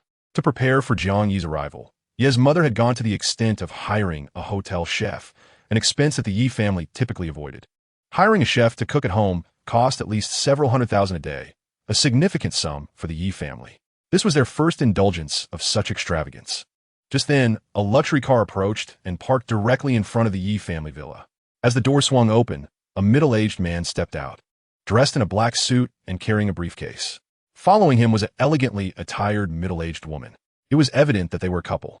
Ye's mother, upon seeing them, paused momentarily before approaching with a beaming smile. Cousin sister-in-law, what a pleasant surprise to see you here, she exclaimed, her face a mixture of excitement and astonishment. The middle-aged man was named Yi He. He is the eldest son of the head of the Yi family. Beside him is He Li, the wife of Yi He. In any somewhat powerful business family, there exists a distinction between the internal and external clans. The family to which Yi He belongs is classified as an internal clan, while the Yi family to which Yanran belongs is considered an external clan. The internal clan holds a higher status and greater prestige than the external clan. For years, Ye's mother has endeavored to curry favor with the internal Yi family. However, her own family is an external and rather insignificant one, which the internal clan regards with disdain, ignoring her completely. No matter how much Ye's mother attempts to ingratiate herself, her efforts remain futile. Yet, despite this, she has not relinquished her endeavors. During festive seasons, she would purchase extravagant gifts for the internal Yi family, often facing the disappointment of being turned away. It must be said that Ye's mother possesses remarkable patience. The fact that Yi He and his wife have come in person has left her quite astonished. I've heard that your son-in-law Jiang Yi has a good relationship with the Chun family in Li City. Is it true that the head of the Chun family came to Jiang City to see him last time? Yi inquired of Ye's mother. Indeed, it is true, Ye's mother replied eagerly. Jiang Yi shares a very close bond with the Chun family. At the Sun family's auction, when someone caused trouble for Jiang Yi, young master Chun Kuan personally intervened to resolve the issue. After a pause, Ye's mother continued, Jiang Yi and young master Chun are the best of friends. Whenever Jiang Yi is in need, Chun Kuan is always quick to lend a hand. Many are aware of this. Ye's mother, not being naive, understood precisely why Yi He and He Li had come in person. They were here for Jiang Yi. My son-in-law prefers to maintain a low profile. So, I only recently learned about his connection with young Master Chun, she remarked with a hint of pride. However, I've heard that your family expelled Jiang Yi and that Yi Yanran has divorced him, He Li said, casting a glance at Ye's mother. It is only natural for young people to have their squabbles. Jiang Yi and Yanran are merely going through a rough patch, and once they reconcile, they will naturally remarry. Ye's mother chuckled. She dared not speak the truth, as the internal clan has begun to take notice of their external Yi family. Should she reveal the truth, the internal clan would surely revert to their previous disdain. So that is the case. Healy approached, linking her arm with Ye's mother and smiling broadly. You are truly fortunate to have such a wonderful son-in-law. We should maintain our ties, otherwise, we may become estranged. We are all part of the same family and should support each other in times of trouble. Sister-in-law, your words resonate deeply with me, Ye's mother thought, feeling quite pleased. Healy, who is usually haughty and dismissive towards Ye's mother, had completely transformed. In a few days, I will host a tea gathering at my home. You must come. Healy extended an invitation to Ye's mother. Ye's mother eagerly accepted. Following this, Healy even requested Ye's mother's phone number and added her on WeChat. Ye's mother instantly felt a sense of pride. Sister-in-law, will Jiang Yi be coming today for the Mid-Autumn Festival? Yi asked. Of course, he will be here. I have already sent Xiao Feng to fetch him, and they will arrive shortly, she replied.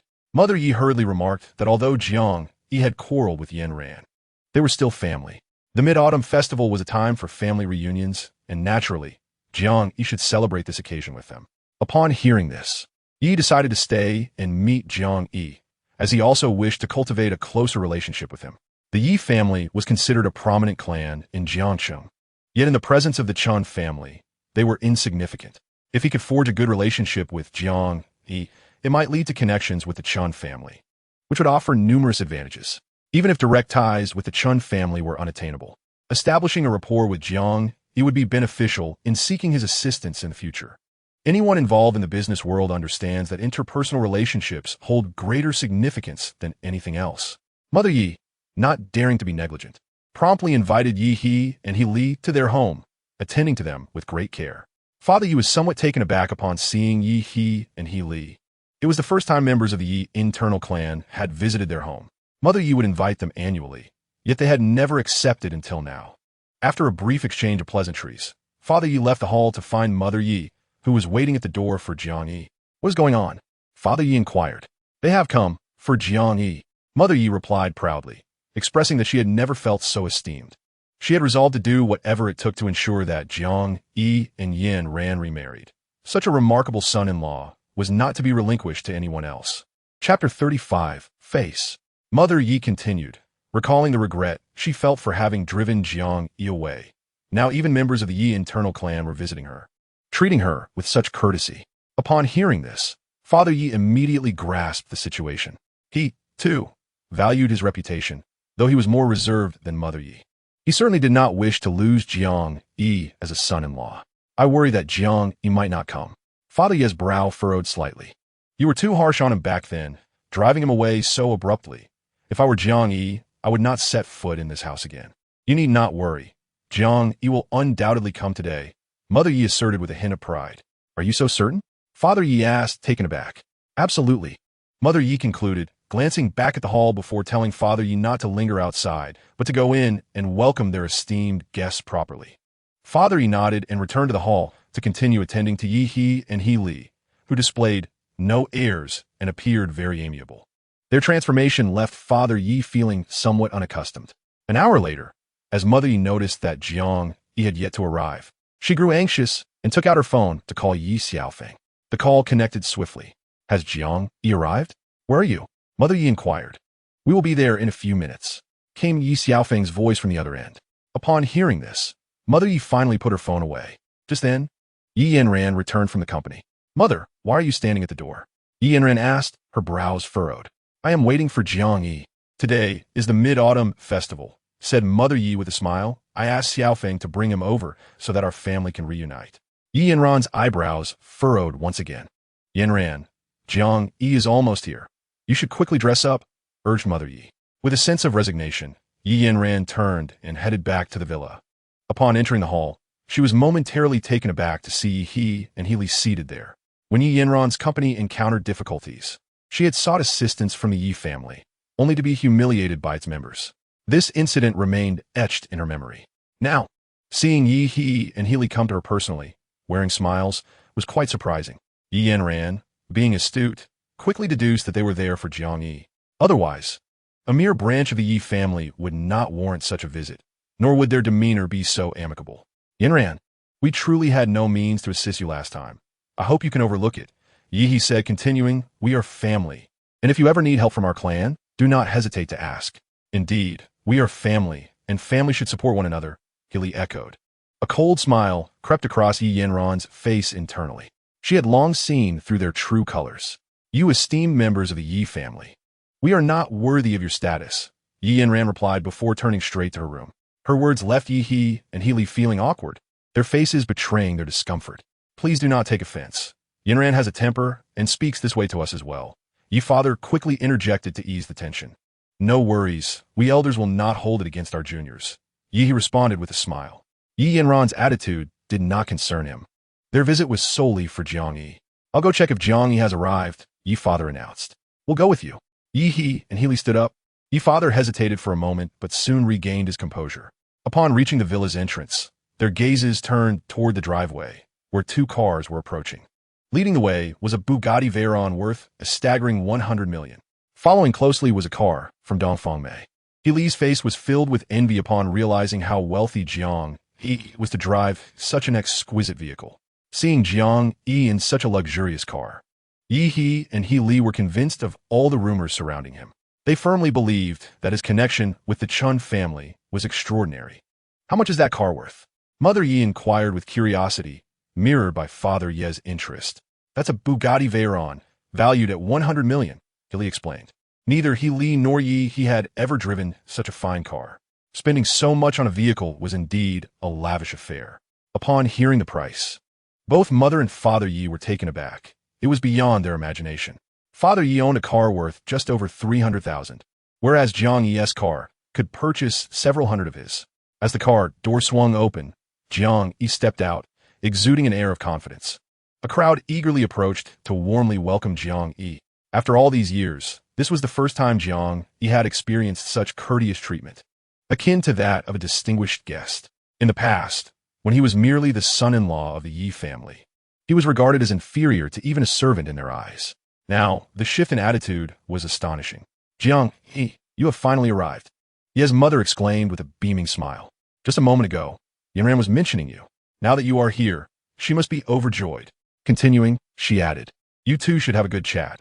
In a marriage, there are no insurmountable obstacles. A couple should cherish each other, as that is what family is all about. Jiang Yi found this remark utterly laughable. At that moment, Dongfang Mei stepped out of the car. Upon seeing her, various expressions appeared on the faces of the crowd. No one had anticipated that Jiang Yi would bring such an exquisite woman with him. In terms of beauty, Dongfang Mei was in no way inferior to Yi Yanran. She exuded an air of nobility, unmistakably not a woman of ordinary background. Dongfang Mei's elegance overshadowed Yi Yanran completely. Just moments ago, Ye's mother had been radiating confidence, believing that with Yi Yanran's beauty, Jiang Yi would surely reconcile with her. However, upon witnessing Dongfang Mei, that confidence dissipated. Yet, a flicker of hope remained in Ye's mother's heart, convincing herself that Jiang Yi had brought Dongfang Mei merely to provoke Yi Yanran, insisting there was no real connection between them. But in the next instant, Ye's mother's confidence vanished. Dongfang Mei approached Jiang Yi, linking her arm through his in a gesture that appeared remarkably intimate, resembling that of newlyweds. Hello, everyone, she greeted with a smile. Allow me to introduce myself. I am Dongfang Mei, a friend of Jiang Yi. Thank you for inviting me to celebrate the Mid-Autumn Festival with you. Ye's mother's expression turned complex, and she remained silent. Welcome. We are delighted to have you, Ye's father quickly responded. Let's not linger outside. Please come inside. He invited everyone into the villa, while Ye's mother, Yi and Healy refrained from entering. Chapter 36. The guess it seems our visit was in vain. Yi sighed deeply, expressing disappointment.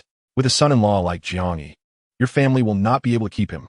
Healy interjected, this Miss Dongfang is so beautiful, akin to a siren, capable of bewitching any man who lays eyes on her. Moreover, her air of nobility clearly indicates she hails from a prominent family. Ye's mother appeared distressed. Jiang Yi is intentionally trying to provoke Yanran. Otherwise, he wouldn't bring this woman to our home. This indicates he still harbors feelings for Yanran, she asserted. Her words sounded like self-reassurance, as she was unwilling to concede defeat. As the car was parked, Yi Xiaofeng approached. Xiaofeng, may I ask, what is the relationship between Miss Dongfang and Jiang Yi? Ye's mother inquired. They should be just ordinary friends, Yi Xiaofeng replied before adding, rest assured, my brother-in-law surely still cares for my sister. When I spoke to Jiang Yi, I mentioned that my sister was gravely ill, and he seemed genuinely concerned upon hearing that. That is truly wonderful. A smile finally graced Ye's mother's face. However, regarding the matter of my sister and brother-in-law's reconciliation, we must not be careless. Yi Xiaofeng furrowed his brow and remarked that while his brother-in-law had no interest in Dongfang Mei, the latter was quite attentive towards him. The car driven by his brother-in-law was, in fact, a gift from Miss Dongfang. This revelation caused Ye's mother's brow to furrow once more. Meanwhile, Jiang Yi, upon entering the hall, made his way directly upstairs. Arriving at the door of the room, he raised his hand and knocked. The door opened promptly.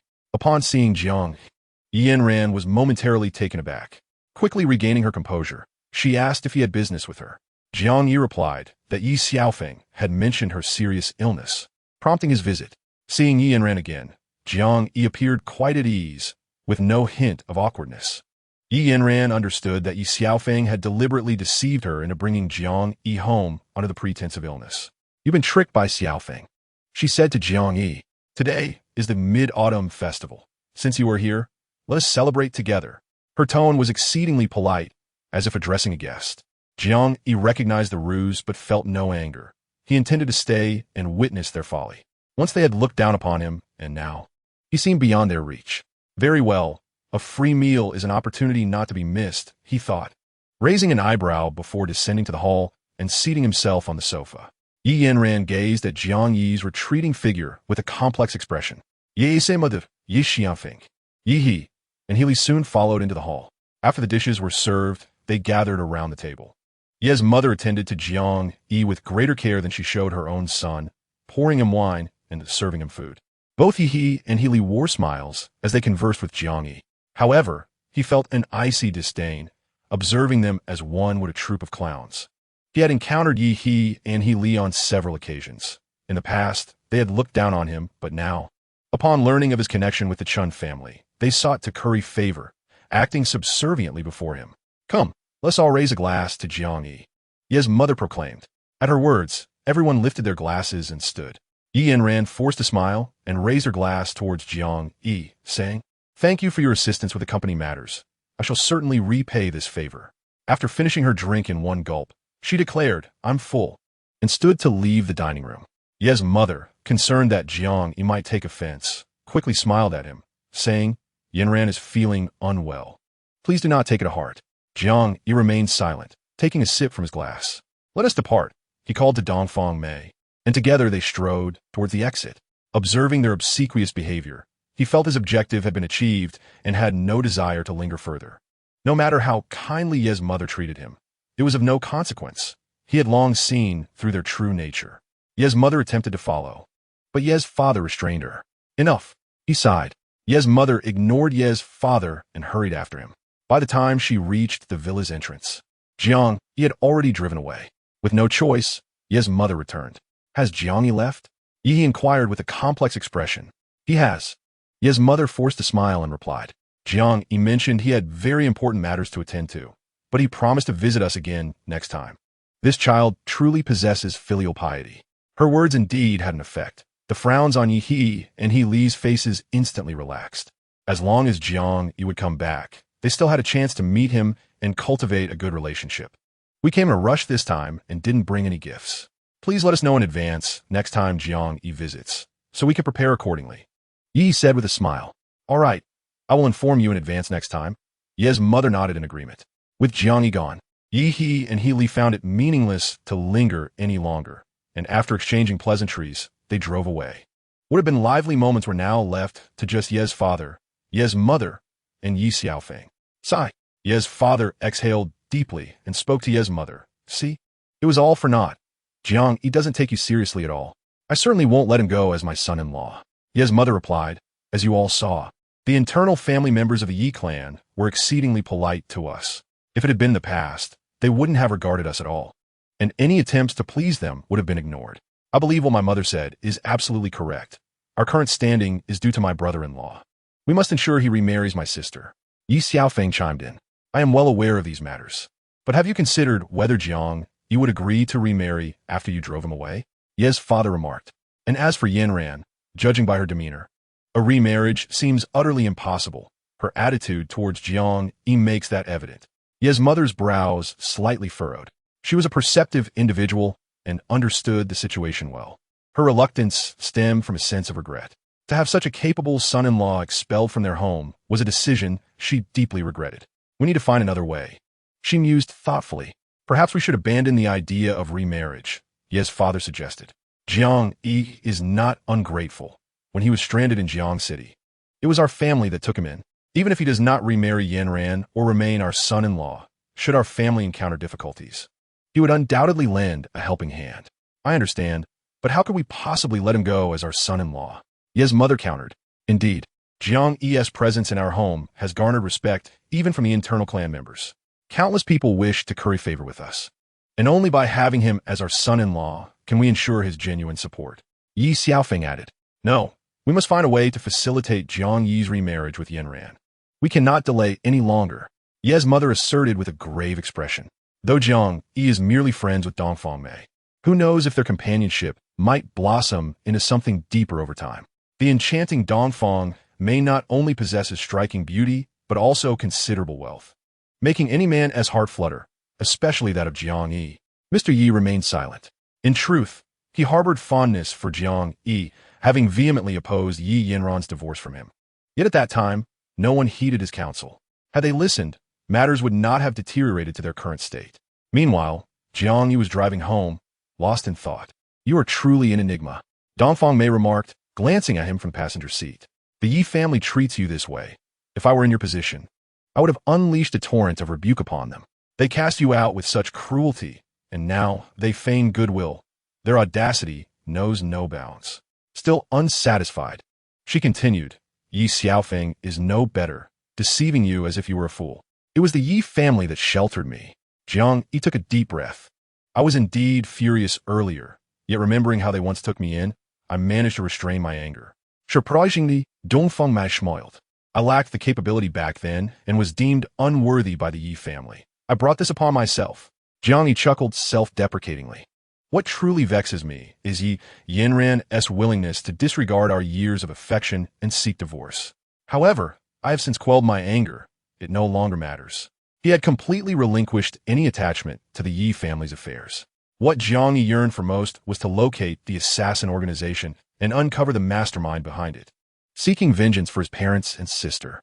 Have we made any progress in finding that assassin organization? He inquired of Dongfang Mei. Not yet. We are still searching, she replied hesitantly. The family of the taxi driver encountered difficulties while en route abroad. What sort of difficulties? Please clarify, Jiang Yi frowned. The individuals I dispatched have all been killed, and the taxi driver's family has gone missing, Dongfang Mei stated without reservation. Hearing this, Jiang Yi felt a pang of frustration.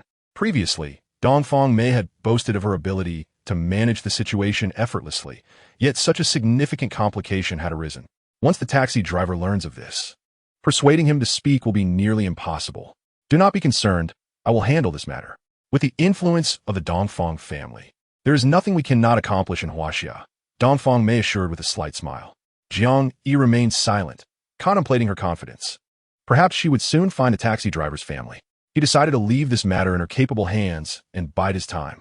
The assassin organization had failed in their attempts on Dongfang Mei's life twice. They would undoubtedly plan another strike. How extensive is the influence of your Dongfang family in Huaxia? Jiang Yi asked, his curiosity piqued. We are one of the 3 major conglomerates in Huaxia, with our companies present in every city, including Jiang City, Dongfang Mei explained. Not only within Huaxia, but we also have numerous enterprises abroad. Our primary ventures include real estate and vehicle manufacturing, with our most renowned brand being Here Electric, which enjoys a global market. Our annual tax revenue alone exceeds billions. Jiang Yi was taken aback. I have always perceived the Dongfang family as exceedingly wealthy, but I never anticipated the extent of their affluence. They are truly comparable to a nation in their riches. Why not consider becoming the son-in-law of the Dongfang family? With an abundance of wealth and status, one could desire for nothing. Dongfang Mei remarked half-jokingly to Jiang Yi. I have no interest in money. Jiang Yi replied with a smile. What then captures your interest? Dongfang Mei asked, a beguiling smile gracing her lips as she deliberately teased Jiang Yi. He found himself unable to withstand her allure. Suddenly, A vehicle emerged from a nearby alley. Spotting it, Jiang Yi swiftly applied the brakes. Dongfang Mei, caught off guard and without a seatbelt, collided directly into Jiang Yi's embrace.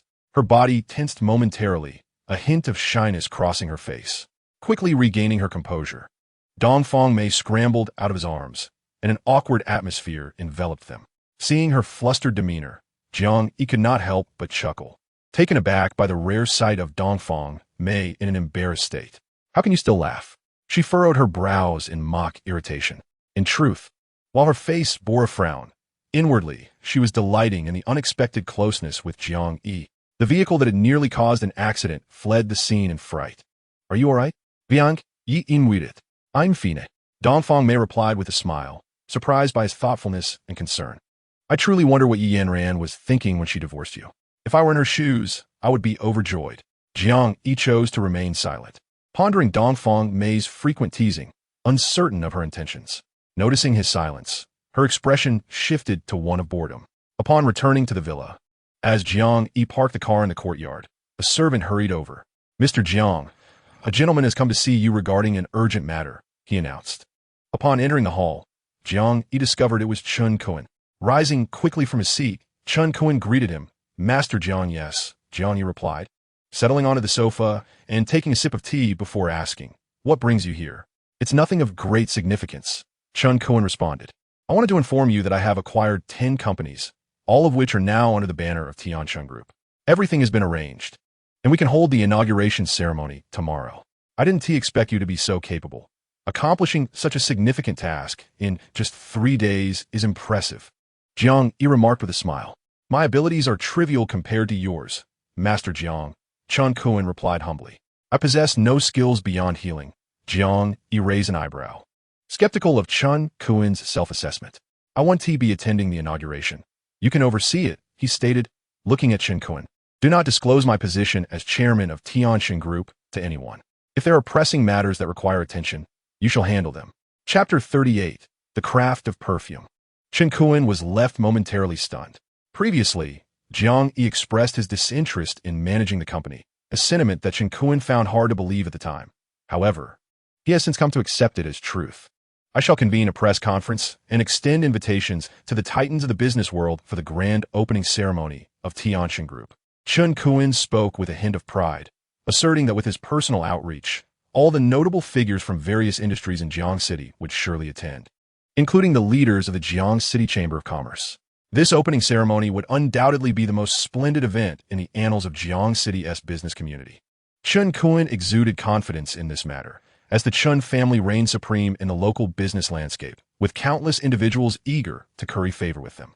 Even in the absence of a formal invitation, many would undoubtedly flock to the Tiansheng Group's inauguration.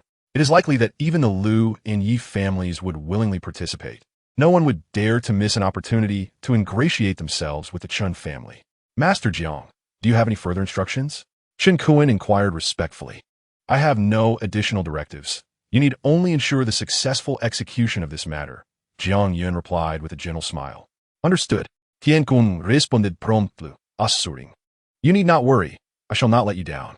I will manage the affairs of Tiansheng Group with utmost diligence. He then exchanged farewells with Jiang Yi before departing. Your assistant is rather impressive, Dongfang Mei remarked, taking a sip of red wine while her gaze settled on Jiang Yi.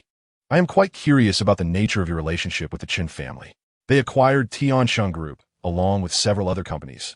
A significant sum for them to bestow upon you. Jiang Yi recounted the details of the Chun family's dealings. Upon hearing this, Dongfang Mei was momentarily taken aback, as she had not anticipated Jiang Yi's remarkable medical prowess. Previously, she had assumed his talents lay in culinary arts and martial skills, unaware that his greatest gift was indeed his expertise in medicine. Remaining in Jiang City at this level is truly a waste of your talents, Dongfang Mei stated earnestly. Why not accompany me back to the capital? There, you would have a stage vast enough to showcase your abilities. Staying in such a place, you risk fading into obscurity. Jiang City is quite agreeable. Jiang Yi shrugged with a faint smile. Do not be too hasty in your refusal. Take some time to contemplate it. Once you have made a decision, let me know. With the strength of the Dongfang family, we can offer you countless opportunities. Dongfang Mei gazed intently at Jiang Yi. I have no interest, Jiang Yi reiterated firmly. He recognized Dongfang Mei's goodwill, but remained disinclined. He believed that if he wished to advance, he could achieve prominence across various fields without assistance. Seeing Jiang Yi's persistent rejections, Dongfang Mei eventually conceded defeat. Jiang Yi began to ponder the affairs of Tianxin Group. This entity was formed through the amalgamation of several companies, and it was the involvement of the Chun family that propelled Tianxin Group to the forefront of Jiang City's business sector. However, beneath its formidable exterior, the group was fundamentally fragile.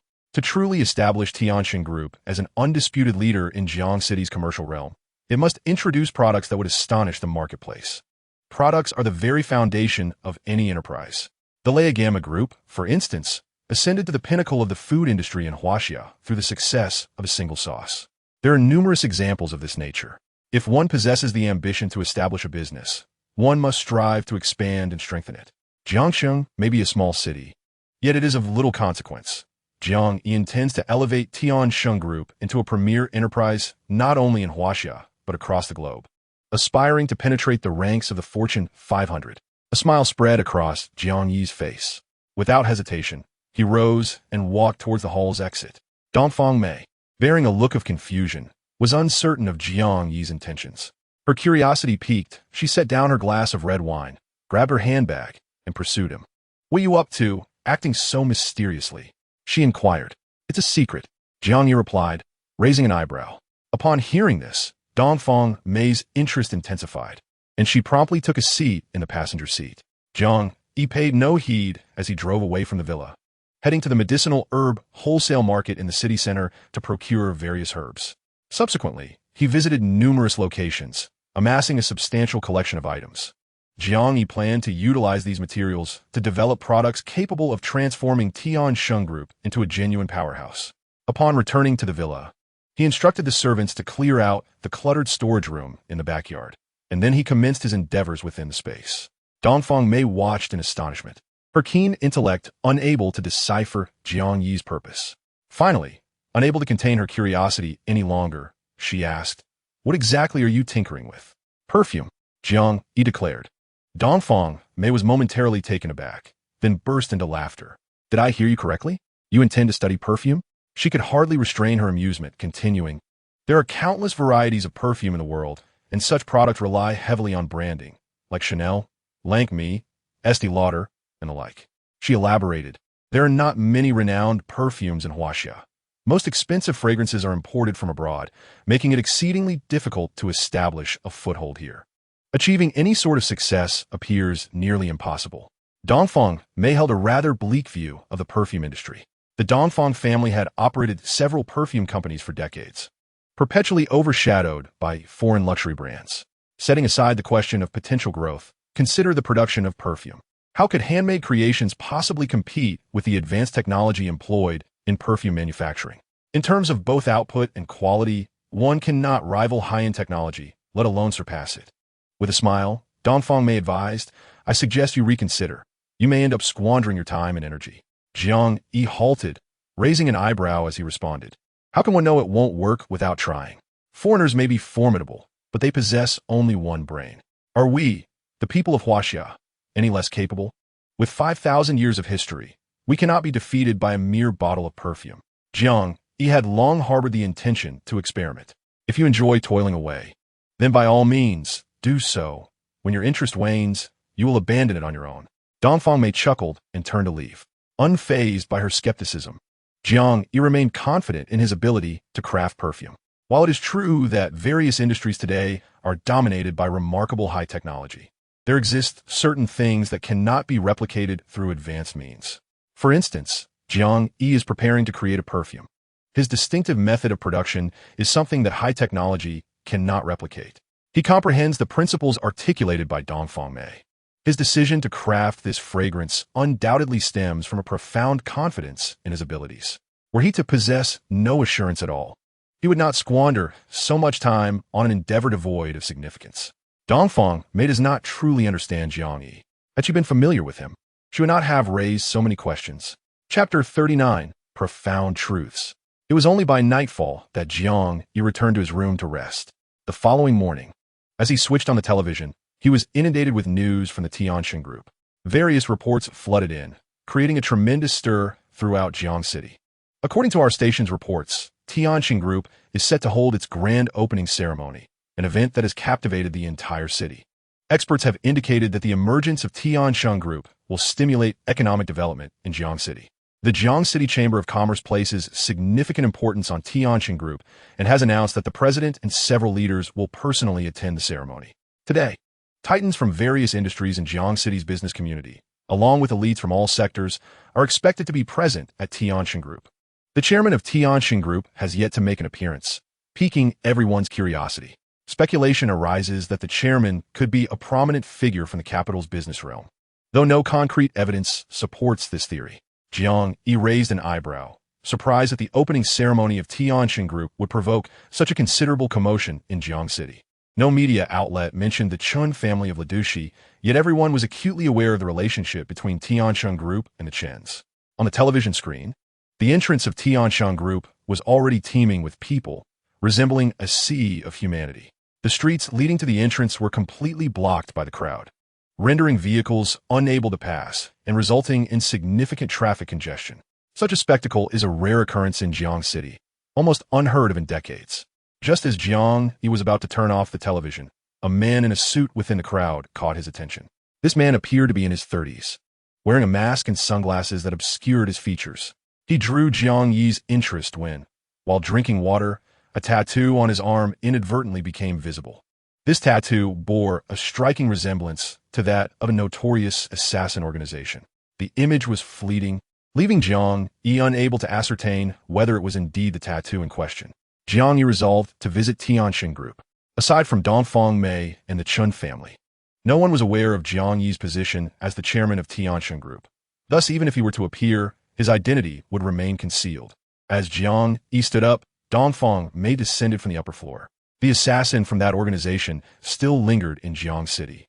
You are to remain at the villa and not venture anywhere until I return. Jiang Yi turned to Dongfang Mei, instructing her to call him immediately should anything arise.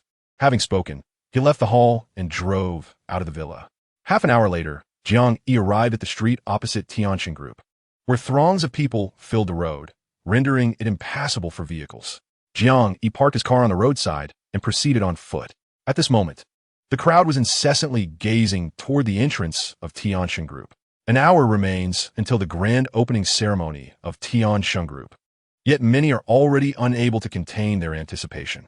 Jiang Yi arrived at the location previously occupied by the man in the suit, scanning the vicinity only to find that the gentleman had vanished without a trace. However, Jiang Yi remained convinced that the man was still nearby. Jiang Yi. A voice resonated amidst the crowd. Jiang Yi turned towards the sound, discovering it belonged to Hua Xiaomei, who was accompanied by Yanran. What brings you here? Hua Xiaomei approached with a beaming smile directed at Jiang Yi. Following their last-class reunion, her demeanor towards him had undergone a complete transformation.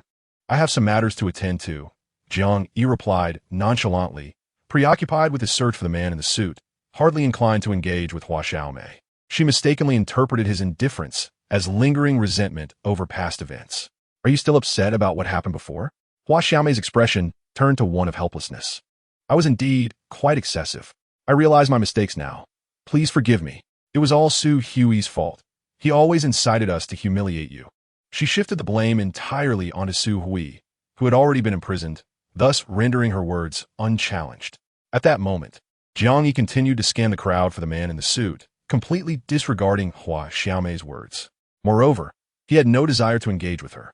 After 3 years of camaraderie, he was all too familiar with her true nature and preferred to avoid such company. Noticing Jiang Yi's silence, Hua Xiaomei felt no anger but pondered how to alleviate his grievances against her. Jiang Yi, unable to locate the man in the suit, felt a tinge of disappointment. You are here as well. Jiang Yi greeted Yanran with a smile, having completely moved on. When he faced her again, he was calm, addressing her as a friend. Yanran nodded, at a loss for words. Thank you for your assistance with my company's matters, she offered, attempting to initiate a conversation. Think nothing of it. Consider it a mutual support between friends, Jiang Yi replied with a smile, eliciting a forced smile from Yanran in return. The ensuing silence became awkward as Yanran struggled to find something further to say. In contrast, Jiang Yi appeared at ease, smiling as he said, I have a little matter to attend to. I must take my leave. Yanran nodded again. Jiang Yi said no more and turned to weave through the crowd. As she watched him depart, a bittersweet expression crept onto Yanran's face. She could tell that Jiang Yi had truly moved on, a realization that stirred an indescribable discomfort within her. Indeed, Yanran regretted her past decision to divorce him. Yet, it was too late for any words of remorse. Yanran, you're too foolish, Hua Xiaomei said with exasperation, addressing Yanran. Having finally encountered Jiang Yi, you should have conversed with him more. Perhaps you could have resolved your misunderstandings. I have become a stranger to him. Yanran forced a faint smile on her face. Stop pretending. I can see through you. You may claim indifference, yet deep down, you cannot let go of Jiang Yi. If you cannot forget him, then simply win him back, Hua Xiaomei spoke earnestly. It is impossible for us now, Yanran replied, her tone laced with helplessness and self-mockery. Yanran, I know you are a strong-willed person, and you find it hard to lower your pride. But have you considered that love is something one must actively pursue? You are wise enough to understand this truth better than I do, Hua Xiaomei urged. Yanran remained silent. If you do not take the initiative, you will undoubtedly regret it for a lifetime. For the sake of lasting happiness, pride means nothing, Hua Xiaomei continued. These words struck a chord with Yanran. I was the one who proposed a divorce, she confessed. That is inconsequential, Hua Xiaomei persisted. Forget the past entirely. Start anew by courting Jiang Yi as if you're just getting to know him. In doing so, you will not be shackled by previous experiences and can boldly pursue your own happiness. Upon hearing this, Yanran's brows slightly furrowed. Chapter 40, following. Feeling somewhat unwell, I decided not to attend the Tian Sheng group's ceremony. After exchanging pleasantries, Yanran turned and left. Oh, Yanran is so intelligent. Yet she cannot grasp such a simple truth, Hua Xiaomei sighed. She believed that despite her lengthy discourse, Yanran had not absorbed any of it. What she did not realize was that Hua Xiaomei's words had indeed resonated within Yanran. Meanwhile, Jiang Yi searched in vain for the man in the suit and resolved to seek out Chen Kun. The man in the suit must still be nearby. Jiang Yi intended to find a way to locate him. Approaching the wall, he took a running leap, easily vaulting over it and landing in the courtyard. Jiang Yi found it somewhat amusing that as the chairman of Tian Sheng Group, he had to jump over a wall to enter. Once upstairs, Jiang Yi headed straight to the chairman's office. Upon entering, he found Chen Kun seated on the sofa, sipping tea. Startled by Jiang Yi's presence, Chen Kun leapt to his feet, causing his teacup to clatter to the floor. Jiang master, what brings you here? Tian Kun stammered, visibly taken aback by Jiang Yi's arrival. Find this person, Jiang Yi commanded, pulling out his phone to show Chen Kun the video he had recorded earlier. Pointing at the man in the suit, he stated, the opening ceremony has been postponed by an hour. This person is of utmost importance to me, and he must be located. Understood.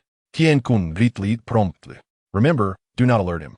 Once you find him, inform me immediately, Jiang Yi instructed. Yes. Chen Kun nodded and promptly left the office, assigning others to locate the man in the suit. At the entrance of Tian Sheng Group, numerous surveillance cameras were present, making it relatively easy to find the man in the suit. An hour later, Chen Kun returned. Master Jiang, we found him. He's behind the bus stop next to the company entrance, Chen Kun announced. Well done. After Jiang Yi praised Chen Kun, he spoke, instructing him not to disclose this matter to anyone, assuring him that he would handle the subsequent affairs. Just ensure the grand opening ceremony goes smoothly. Yes. Chen Kun promptly nodded in agreement. Jiang Yi did not linger, departing directly from the office. Once he reached the street outside the group, he raised his gaze towards the bus stop and, as anticipated, spotted the man in the suit. To avoid detection, Jiang Yi stood still, observing discreetly. 10 minutes later, the man in the suit boarded a bus. Jiang Yi immediately followed suit in his car, maintaining a distance of about 20 meters to avoid arousing suspicion. The bus was quite conspicuous, and getting too close would risk exposure. After 5 stops, the man in the suit disembarked, scanning his surroundings to ensure no one was watching before hastily entering a nearby alley. Jiang Yi parked and promptly followed. After traversing several alleys, the man entered a luxurious hotel characterized by its European architecture, standing in stark contrast to the dilapidated buildings around it. Jiang Yi entered the hotel, which was bustling with patrons, all elegantly dressed and affluent. He trailed the man to the 3rd floor, where he observed him enter room 303. A female attendant approached Jiang Yi, scrutinizing him closely. "Excuse me, what room are you staying in?" Assuming Jiang Yi was a thief, she eyed him suspiciously. "I'm not a guest here. I'm looking for someone," Jiang Yi replied, pointing to the room of the man in the suit. "What information do you have on the occupant of that room?" "I'm afraid we cannot disclose guest information. It's against our policy." "Sir, please leave immediately, or I will call security." The attendant furrowed her brow, her tone firm. Jiang Yi smiled subtly and pulled a stack of bills from his wallet. Upon seeing the money, the attendant's expression shifted to one of greed. "I have a few questions for you, and once I'm done, this money will be yours," Jiang Yi declared. "Go ahead," she said, snatching the cash and concealing it within her clothing. The amount equated to 2 months of her salary, and the allure of such wealth made her disregard any regulations. "Who occupies that room?" "Jiang Yi Inwit. A Mr. Song has been staying there for over 10 days. He's quite mysterious. Every time he leaves, he wears a mask and sunglasses. I've yet to see his face clearly," the attendant replied. "How many people are staying in that room?" Jiang Yi continued questioning. "Just him," she answered. "I have finished my inquiries. Please lend me the room key card," Jiang Yi stated. Upon hearing Jiang Yi request the key card, the attendant's expression tightened. "You can't possibly be a thief. After asking so many questions, are you not trying to gather information?" She produced a walkie-talkie, preparing to summon security. Jiang Yi, unwilling to elaborate, withdrew all the cash from his wallet, significantly more than before. The waitress's face once again reflected a glimmer of avarice. Employment could be sought anew, but such an opportunity might not present itself again. Jiang Yi raised an eyebrow, noting the waitress's utter lack of immunity to the allure of wealth. "I can provide you with the key, but you must assure me that if any trouble arises, I am in no way implicated," the waitress stated. "Of course," Jiang Yi nodded in agreement. With his affirmation, the waitress ascended the stairs, retrieved the room card, and handed it to him before departing. A smile crept upon Jiang Yi's lips. He had not anticipated such ease. The adage that money makes the world go round proved undeniably true.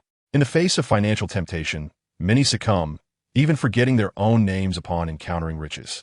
Jiang Yi gently pushed open the door and tread softly inside. He entered a hall with the rooms situated to the right.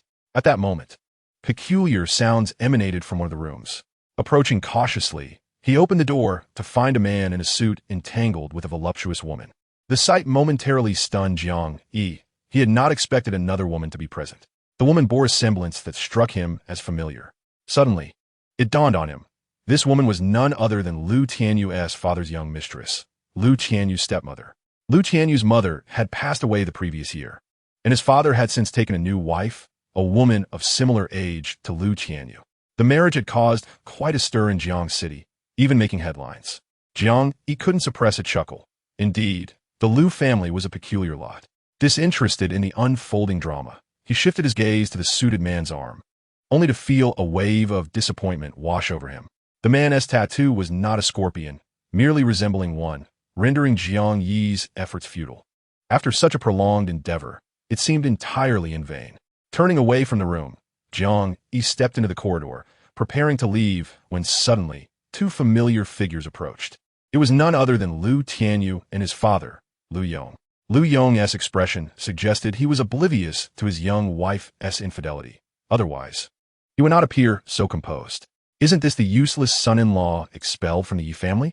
Liu Tianyu exclaimed mockingly. "You of all people, dare to be in a place like this?" Liu Tianyu harbored a deep-seated animosity towards Jiang Yi and seized the chance to humiliate him thoroughly. He even contemplated using this opportunity to eliminate Jiang Yi. "Is he truly the son-in-law of a Yi family?" Liu Yong inquired, casting a scrutinizing glance at Jiang Yi before turning to Liu Tianyu. "Indeed, it is this wretch." After Liu Tianyu finished speaking, he murmured to Liu Yong, "Father, had it not been for this brat ruining my plans, I would have long since become the son-in-law of the Yi family. Now that I have caught him red-handed, he cannot be allowed to leave alive. Do not act rashly." Liu Yong replied sternly. "I have heard he is closely associated with the Chun family. Until we ascertain his relationship with them, refrain from any impulsive actions." Liu Yong appeared exceedingly cautious. Subsequently, he cast a complex look at Jiang Yi before striding downstairs. Liu Tianyu had no intention of letting Jiang Yi off so easily. He scrutinized him and then glanced at the room of the man in a suit, sneering, "You, a penniless wretch, possess nothing but that villa. You must have come here to steal." Lu Tianyu deliberately raised his voice. Before long, a throng gathered, all pointing fingers at Jiang Yi. Quickly call the police and have him arrested. How audacious of this thief to steal in broad daylight. Everyone assumed Jiang Yi was a thief. Seeing his scheme succeed, Lu Tianyu wore a smug smile. However, he felt it was too lenient on Jiang Yi. So he proclaimed to the crowd, "We cannot let this scoundrel off easily. He must be given a profound lesson. Let us call the police to arrest him. But if he is released in a few days, he will undoubtedly steal again." The crowd eagerly concurred, finding Lu Tianyu's reasoning quite sound. "I have a suggestion." Lu Tianyu's face twisted into a sinister grin. "Let us gather some reporters to expose this scoundrel, so that the entire Jiang City knows he is a thief. In the future, no one will trust him, and he will have no opportunity to steal." Upon hearing this, the crowd nodded in approval. Some immediately pulled out their phones to contact reporters. Lu Tianyu's scheme was wicked, intending to ruin Jiang Yi utterly. Once the media publicized Jiang Yi as a thief, he would find it impossible to remain in Jiang City, becoming a pariah shunned by all. Lu Tianyu wasted no time, incessantly dialing the media. Jiang Yi observed this scene, grinning. Lu Tianyu remained unaware that his stepmother was in the adjacent room, entangled with the man in the suit. Jiang Yi decided to stay and watch Lu Tianyu's self-staged drama unfold. To prevent Jiang Yi from escaping, Lu Tianyu blocked the corridor. "You can still back down, otherwise you will regret it." Jiang Yi smiled at Lu Tianyu. "Regret? What a joke. I never do anything I would regret." Lu Tianyu sneered. "I will make you a pariah. And most importantly, I want Yanran to know about this, to see what kind of person you truly are. Only then will she be completely disillusioned with you." With that, Lu Tianyu disdainfully added, "You are too inexperienced to compete with me." Jiang Yi similed faintly. Those words were originally his, now spoken by Lu Tianyu. As Lu Tianyu reveled in his moment, he would soon find himself bereft of a place to weep. Half an hour later, a swarm of reporters arrived. "Ladies and gentlemen, there is still no concrete evidence. This young man will surely contest the allegations." Lu Tianyu addressed the surrounding reporters, stating, "That young man just emerged from this room. He must have stolen from here. Everyone, turn on your cameras and follow me inside. Once we find the evidence, he will have nothing to say." With that, Lu Tianyu forcefully kicked open the door and entered the room, leading the reporters in. Jiang Yi was momentarily stunned, perceiving Lu Tianyu as a fool. His stepmother and a man in a suit were in bed, yet he boldly brought the reporters in. Jiang Yi was at a loss for words. Naturally, he did not want to miss this spectacle and follow them inside. As the door swung open, even the reporters were taken aback. They could hardly believe their luck. What began as a mission to catch a thief had turned into a scandal of infidelity. It took them a moment to recognize that the woman on the bed was Lu Tianyu's stepmother. "Sir, we are immensely grateful to you for providing us with such a sensational story. May I ask your name?" After capturing the footage, they insisted on treating Lu Tianyu to a meal as a token of their appreciation. The reporters chattered excitedly, expressing their gratitude to him. Lu Tianyu stood frozen, his complexion resembling that of a liver 1,000 times worse. He had never imagined that while attempting to apprehend Jiang Yi, he would stumble upon his stepmother in the act of infidelity. It was akin to shooting oneself in the foot. The man in the suit and Lu Tianyu's stepmother, terrified by the sudden influx of reporters, hurriedly covered themselves with the blankets. But it was futile. Their appearances and previous embarrassment had already been captured by the cameras. Inside the room, the lights flashed incessantly as the reporters clamored to take pictures. In this information age, within mere minutes, all the photographs and videos were uploaded online, creating a sensation that rivaled the grand opening of the Tianjin Group. Anyone within Jiangcheng could simply check their phones to find this news. Soon, someone identified Lu Tianyu's stepmother, and the Lu family, including Lu Yong and Lu Tianyu, became the focus of public discourse. Lu Tianyu slumped onto the sofa, utterly defeated. Once the drama concluded, Jiang Yi left the hotel. Chapter 42, Lu Tianyu's beating. No sooner had Jiang Yi departed than a group of men in sunglasses stormed into the hotel, driving away all the reporters. Even the guests residing there were forcibly removed. Subsequently, Lu Yong entered the room with a dark expression. With a resounding slap, he struck the woman and commanded, "Get back home. From now on, you're to stay indoors. If you dare step outside, I will break your legs." The woman fled in terror. The man in the suit knelt before Lu Yong, repeatedly bowing his head in supplication. "Take him away and throw him off the Jiangcheng Bridge." Lu Yong ordered furiously. "Yes," responded two men in sunglasses, promptly dragging the suited man away. This incident nearly caused Lu Yong to suffer a heart attack. He and the entire Lu family have now become a source of ridicule in the eyes of everyone. "You wretched scoundrel!" Lu Yong exclaimed as he struck Lu Tianyu across the face, his voice filled with fury. "I raised you to adulthood, intending to cultivate you as my heir. Yet I never imagined that you would resort to such despicable tactics against me. I truly question whether you are even my biological son." Lu Yong was on the brink of madness, feeling as though his lifetime of cleverness had ultimately been undone by his own son. "Father, I did not commit this act. It was Jiang Yi's scheme." Lu Tianyu hastily shifted the blame onto Jiang Yi. "You lie," Lu Yong retorted vehemently. "Do you take me for a fool? I am not so senile as to be deceived. Everyone knows that it was you who summoned these reporters and personally led them to the room." Lu Tianyu lowered his head, silenced by shame. "I shall not rest until you are punished severely," Lu Yong declared, drawing the belt from his waist. Though Lu Yong typically refrained from violence, when he did strike, it was with brutal intensity. Soon, the room echoed with heart-wrenching cries of agony. Several minutes later, an ambulance arrived, and Lu Tianyu was rushed to the hospital, where Lu Yong also found himself. This incident had exacerbated Lu Yong's heart condition. Meanwhile, upon returning to the villa, Jiang Yi continued his work on the perfume. For the next few days, the first thing he did each morning was visit the storage shed in the backyard. The establishment of the Tiansheng group and the infidelity of Lu Yong's wife had become the favorite topics of conversation among the citizens of Jiang City. A week later, Jiang Yi buried a jar in the garden of the villa, containing the perfume he had developed. The success of this endeavor would only be revealed in due time. "I cannot help but laugh," Dongfang Mei remarked. "This is the first time I've seen someone use such a method to create perfume.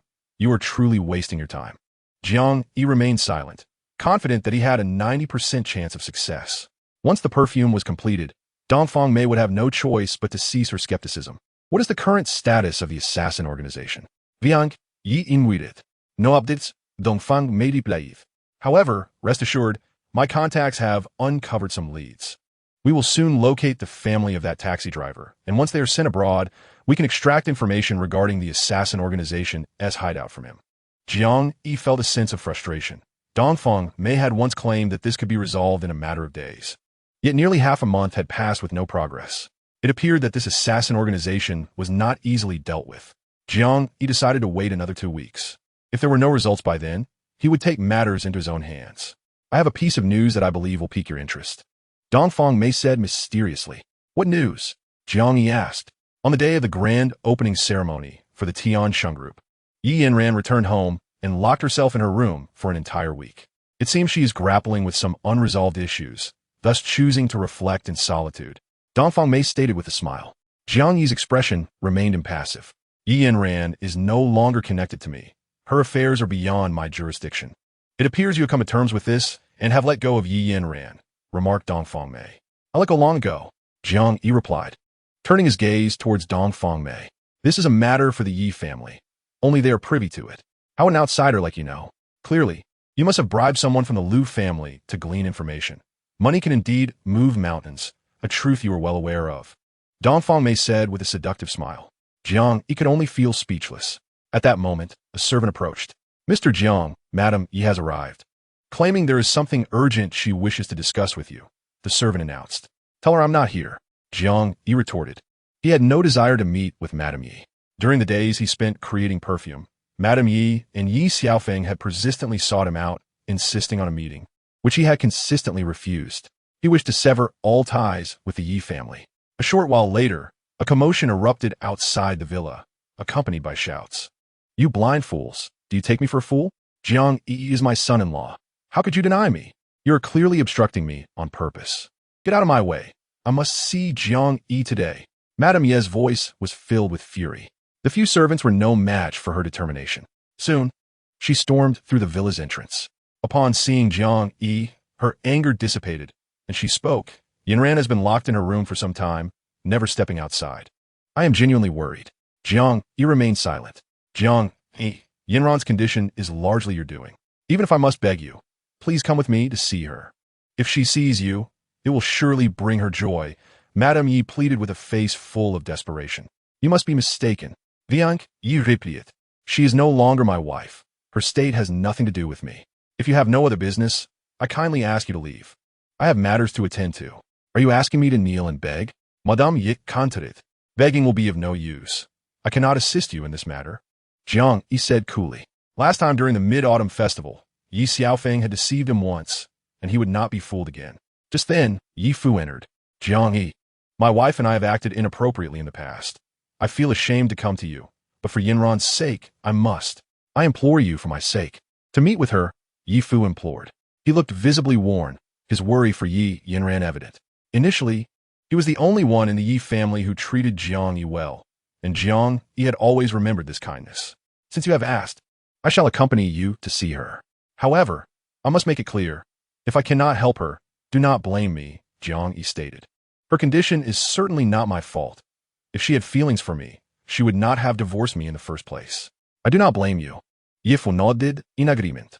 Jiang Yi agreed to visit the Yi family that evening. With no other options, Yi Fu and Madame Yi could only leave for now. You, Mother Yi and Father Yi, are still unwilling to give up. If I were you, I would not agree. This could very well be another trap, Dongfang Mei cautioned. Uncle Yi spoke up, I must go. Jiang Yi replied. Around 8 in the evening, Jiang Yi drove to the Yi residence. As he alighted from his car, he spotted his mother and father waiting at the entrance, along with Yi Xiaofeng. They appeared to have been waiting for quite some time. Upon seeing Jiang Yi, Mother Yi hurriedly ushered him into the villa. Once inside, she personally poured him a cup of tea. Please wait a moment. I will go fetch Yanran, she said, dashing upstairs. Knock, knock. Mother Yi tapped on Yi Yanran's door, calling out, Yanran, hurry and open the door. Jiang Yi heard you were unwell and has come to see you this late. The door remained firmly shut. In that case, I shall take my leave, Jiang Yi declared, rising to depart. Just then, the door swung open, and Yi Yanran emerged from her room, dressed in a flowing red gown and perched on high heels. She descended the stairs, her appearance suggesting she had put considerable effort into her look. Yi Yanran was breathtaking, her beauty almost overwhelming. Noticing the red dress she wore, Jiang Yi's brow furrowed slightly. After all these years, he distinctly remembered that this was the very first gift he had given to Yi Yanran. Quickly regaining his composure, Jiang Yi felt an inexplicable change in Yi Yanran. He could not pinpoint what had altered, but something was different. Thank you for coming to see me. Yi Yanran smiled at Jiang Yi, saying, I am fine. I just isolated myself to ponder some matters. Now that I have come to terms with things, I do not wish to make choices I would regret for a lifetime. That's good to hear. Jiang Yi was puzzled by Yi Yanran's words, exchanged a few casual remarks, and then turned to leave. He had vowed never to entangle himself with the Yi family again. As he departed, a flicker of disappointment crossed Yi Yanran's face. Indeed, she had changed significantly. Hua Xiaomei's words had prompted a profound transformation within her, leading her to relinquish her long-held beliefs and pursue her desires. Unfazed by Jiang Yi's indifference, Yi Yanran remained resolute. Are you all right, Yanran? Father Yi asked, his face etched with concern. I am fine. Yi Yanran took a deep breath and returned to her room. Father Yi, Mother Yi, and Yi Xiaofeng watched her retreating figure, their expressions revealing confusion and worry. They too sensed that Yi Yanran had undergone a transformation. I understand. Mother Yi suddenly exclaimed with a smile. What do you understand?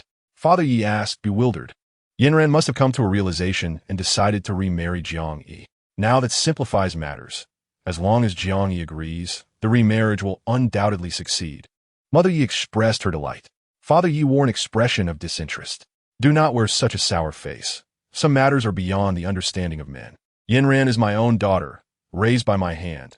I know her heart better than anyone, Mother Yi said, her face glowing with pride. Ye's father sighed and returned to his room, leaving only Yi Xiaofeng behind. Mother, I trust what you said just now, Yi Xiaofeng declared, his expression gradually growing serious. I believe the most pressing matter at hand is to find a way to rekindle Jiang Yi's affection for my sister. Indeed, Ye's mother nodded. Yet, this task proves to be quite challenging. Yi Xiaofeng furrowed his brows. No matter how difficult it may be, we must devise a plan. We cannot allow Jiang Yi to leave the Yi family. Ye's mother wore a grave expression. Yi Xiaofeng nodded in agreement, and soon they began to deliberate. To make Jiang Yi fall for your sister again, the first step is to eliminate that vixen by his side. She is not only beautiful, but also affluent, and Jiang Yi has long been enchanted by her. Ye's mother remarked, her brow furrowing. Upon hearing Ye's mother mention Dongfang Mei, Yi Xiaofeng's demeanor became noticeably uneasy. He had encountered Dongfang Mei on several occasions, each time left utterly captivated by her charm. "Leave this matter to me," Yi Xiaofeng said confidently. "Are you certain?" Ye's mother inquired. "Absolutely," Yi Xiaofeng replied, a hint of pride gracing his features. "Very well." Ye's mother nodded in approval. After Jiang Yi returned to the villa, he lay down on his bed and quickly drifted into slumber. In his dreams, he saw his parents and younger sister. They were trapped in a raging inferno, crying out in anguish and calling his name. Jiang Yi anxiously attempted to rescue them, but found himself unable to approach, forced to watch helplessly as they struggled in the flames. Eventually, Jiang Yi was jolted awake. Upon opening his eyes, he realized it was already the following morning. Bright sunlight streamed through the window, warming his body pleasantly. After rising, he noticed his pillow was damp, unsure whether it was sweat or tears. Approaching the window, Jiang Yi drew back the curtains and took a deep breath, feeling significantly refreshed. Dongfang Mei was seated in the courtyard outside the hall, reclining in a chair while sipping red wine. Dressed in alluring pink lingerie, her curvaceous figure was unmistakably accentuated, provoking a flurry of thoughts within him. Jiang Yi hurriedly averted his gaze, reflecting on the saying that beautiful women are often vixens. He found this notion to be entirely accurate. Fortunately, he possessed strong self-control. Otherwise, he would have succumbed long ago. Just then, the villa door swung open, and Yi Xiaofeng stepped inside. Clad in a white suit, his hair slicked back, and his face adorned with makeup, he was clearly well prepared for the occasion. Additionally, Yi Xiaofeng held a bouquet of roses in his hand. Upon spotting Dongfang Mei lounging on a chaise, he lost his composure, his eyes fixated on her, nearly causing him to bleed from his nose and drool. His expression was utterly comical. Dongfang Mei, noticing Yi Xiaofeng's reaction, couldn't help but burst into laughter. As her laughter reached his ears, Yi Xiaofeng regained his composure. "Miss Dongfang, you are truly exquisite," he said with a grin. "You are the most beautiful woman I have ever encountered. Is that so?" Dongfang Mei tished. "Indeed, it certainly is." After Yi Xiaofeng finished speaking, he approached Dongfang Mei and presented her with the rose he held, a broad smile gracing his face as he said, "Miss Dongfang, this is a special gift for you." "Thank you." Dongfang Mei accepted the flower without hesitation and instructed the servant, "Please take this to the hall." Chapter 44. Dongfang Mei's Warning. Seeing Dongfang Mei accept his rose, Yi Xiaofeng believed he had succeeded and cheerfully said, "Miss Dongfang, I would like to invite you to dinner. I hope you will honor me with your presence. I have already made a reservation at the hotel, and we can go there directly. Are you trying to pursue me?" Dongfang Mei inquired with a playful smile. "Yes." Yi Xiaofeng nodded eagerly. "From the moment I laid eyes on you, I was captivated. If we could be together, I would willingly forfeit 30 years of my life." Dongfang Mei let out a soft laugh, while Yi Xiaofeng appeared somewhat embarrassed. Jiang Yi, standing by the window, couldn't help but chuckle as well. Dongfang Mei was clearly toying with Yi Xiaofeng. As the esteemed daughter of the Dongfang family, her standards were far beyond those of an ordinary man. How could she possibly be interested in someone like Yi Xiaofeng? "I fear I must disappoint you," Dongfang Mei replied with a gentle smile. "I am already involved with your brother-in-law." "How can that be?" "He is my brother-in-law. It is impossible for you to be with him," Yi Xiaofeng said, his expression filled with bitterness. "You should be able to discern it, even without me saying so. I've been living with Jiang Yi lately. What kind of relationship do you think exists between a man and a woman living together?" Dongfang Mei smiled shortly. "Master Yi, you should return home quickly. If Jiang Yi sees you here, he will surely be displeased, and I wouldn't want to provoke his anger." Yi Xiaofeng wished he could vanish into thin air. Ultimately, he could not bear to remain there any longer and hurriedly departed from the villa. Jiang Yi, standing by the window, felt utterly speechless. Dongfang Mei had even entangled herself in the situation, claiming to be his woman when they had no relationship whatsoever. As the daughter of the Dongfang family, do you not fear ridicule for making such assertions? Jiang Yi remarked to the figure in the courtyard. "In the entire Jiang province, who would dare to mock?" Dongfang Mei replied with a flirtatious smile. "Besides, I speak the truth. No man has ever touched me before you. Since you have, I must naturally be considered your woman. Such words should not be carelessly uttered." "I have never touched you," Jiang Yi quickly retorted. "You, a grown man, refuse to acknowledge your actions." Dongfang Mei looked at Jiang Yi and said, "When you returned yesterday, did you not embrace me? Now you deny it? I will not accept that. You must take responsibility." Upon hearing this, Jiang Yi's face darkened. Dongfang Mei clearly intended to pin this on him. She had thrown herself into his arms yesterday. How was that his fault? Moreover, even if he had held her for a moment, did that obligate him to marry her? Jiang Yi chose to ignore her, drawing the curtains and retreating to his room. Dongfang Mei, seeing his expression, couldn't help but burst into laughter. A text message then arrived on Dongfang Mei's phone. Dongfang Mei cast a glance and strode directly towards the villa's exterior. Miss. The butler of the Dongfang family emerged from the woods, his expression grave as he addressed Dongfang Mei. It took considerable effort, but I have uncovered some information regarding Jiang Yi. After a brief pause, the butler continued. Jiang Yi arrived in Jiang City a few years ago. Upon his arrival, he became acquainted with Yi Yanran and married into the Yi family. Subsequently, he divorced Yi Yanran and was expelled from the Yi household. That much is known. Share what I do not know. Dongfang Mei interjected. Jiang Yi came to Jiang City with his parents, and he also has a sister. Tragically, during their first year in Nancheng, his parents and sister were involved in a catastrophic car accident, which was no ordinary mishap. Authorities have been investigating, yet to this day, no leads have surfaced, the butler elucidated. Ah, I see. He must be seeking vengeance, which is why he is pursuing that assassin organization, Dongfang Mei remarked. Then turned to the butler.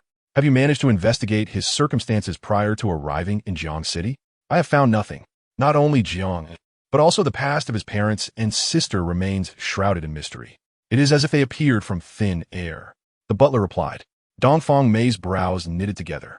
You must return to Beijing with me at once. The members of that assassin organization will undoubtedly reappear. The butler's face was etched with concern. I do not intend to return, Dongfang Mei declared. The butler was taken aback. Miss, why must you remain in Jiang City? Are you aware of how worried your family is for you? He implored, visibly helpless. I have developed feelings for Jiang Yi, Dongfang Mei confessed. The butler's expression was one of resignation. Miss, you are the future heir of the Dongfang family, of high status, while Jiang Yi is merely a worthless individual, scorned even by the Yi family. He is utterly unworthy of you. You are mistaken. Jiang Yi is not worthless, Dongfang Mei retorted with a smile. Regardless of his capabilities, he does not deserve someone of your stature. Moreover, your father and mother would never consent to your union, the butler cautioned. It is too early to make such assertions, Dongfang Mei replied, a hint of amusement gracing her features. With my support, he will one day earn the admiration of all. This matter is not for you to concern yourself with. Miss, the butler attempted to dissuade her once more. From this point forward, this subject is not to be mentioned again, Dongfang Mei stated, her brows slightly furrowed. Furthermore, you are not to cause any trouble for Jiang Yi. If anyone dares to trouble him, I shall not spare them. Do not blame me for severing ties. Seeing Dongfang Mei's growing irritation, the butler had no choice but to withdraw. What are you doing here? A voice called from behind. Dongfang Mei turned to see Jiang Yi standing there. She smiled and quickly replied, it's a bit stifling inside the villa, so I stepped out for a walk. Do you require anything? Jiang Yi appeared somewhat speechless. Dongfang Mei was quite the actress. Moments ago, he had clearly seen someone speaking with her, yet she now feigned ignorance. Jiang Yi chose not to pursue the matter further, as he had no intention of investing energy into her affairs. Allowing her to stay at the villa was merely a means to enlist her assistance in locating that assassin organization. Matters beyond that bore no relevance to him. I yearn for the dishes you prepare. Do hasten to procure ingredients and cook. Dongfang Mei directed her gaze toward Jiang Yi. Jiang Yi, however, disregarded her and turned to walk into the villa. He was no servant to her whims. The audacity of her expectations was laughable, unperturbed by his indifference. Dongfang Mei followed him back to the villa. At that moment, within the confines of the Yi family villa, Yi Yanran sat upon the sofa in the hall. Her countenance clouded with worry. Yi father and Yi Xiaofeng were also present. Yanran, has something transpired at the company? Your demeanor causes us great concern. If there is an issue, please share. We shall devise a solution together, inquired Yi mother. Chapter 45, The Bidding. Your assistance is futile, Yi Yanran replied gravely. The Jiangxing Chamber of Commerce has recently enacted policies that have severely impacted the business landscape. In merely a few days, over 100 companies have declared bankruptcy, and my own company has been significantly affected. How could this be? Yi mother's brows knitted in distress. The Chamber's intention behind these policies is to facilitate the Tiansheng Group's market dominance in Jiangxing. The depths of the Tiansheng Group are unfathomable. Even the Chun family, the titans of Jiang Province's business realm, along with the Chamber, are lending their full support. A small company like mine stands no chance against such industry giants. Yanran inhalit deeply. The Tiansheng Group is truly formidable. Yi Xiaofeng's expression mirrored her dismay. The emergence of Tiansheng Group has brought calamity upon many enterprises in Jiangxing.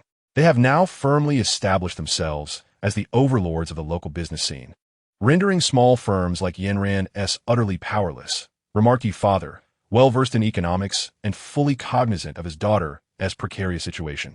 Is there truly no recourse? Yi mother implored. There is but one option, Yi Yanran replied, though the likelihood of success is nearly non-existent. What option? Yi mother pressed. Collaboration with the Tiansheng Group. Yi Yanran stated. If this endeavor succeeds, it would not only shield my company from market upheaval, but also present further opportunities for growth. At 3 in the afternoon, the Tiansheng Group would be holding a bidding for a 10 billion project, with numerous companies vying for this opportunity, all of them significant players in Jiangxing. Then you must prepare at once. Urge Yi mother. What do you understand?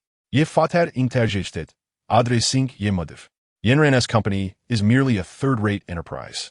It stands no chance, and even attending would be futile. And what of Jiang Yi? Perhaps he could lend his assistance, suggested Yi mother. Even if he knows the Chun family, he cannot be of help in this matter. He is not a leader within the Tiansheng Group, and his influence holds no sway, Yi father retorted, casting a disapproving glance at Yi mother. What then? If our company fails, the Yi family shall be utterly ruined. Yi mother lamented. I shall approach the Tiansheng Group. Regardless of the outcome, this is our sole opportunity, Yi Yanran declared, taking a deep breath. Yi mother and Yi Xiaofeng promptly offered their encouragement, yet Yi Yanran remained silent. She was acutely aware that her company's capabilities were of no interest to Tiansheng Group. Participating in the bidding was merely an exercise in chance.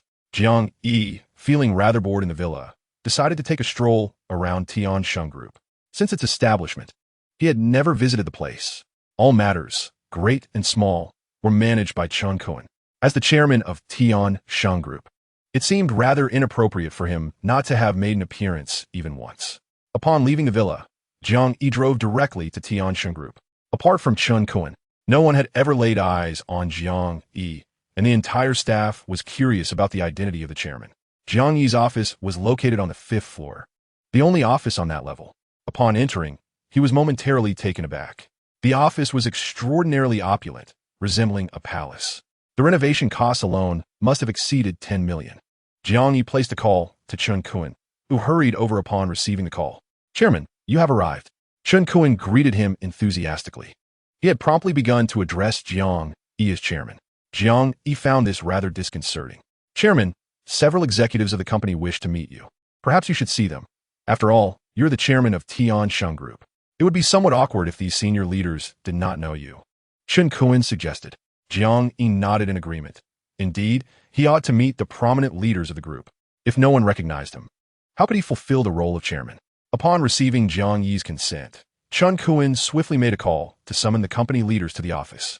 A total of 8 individuals, all senior executives, arrived.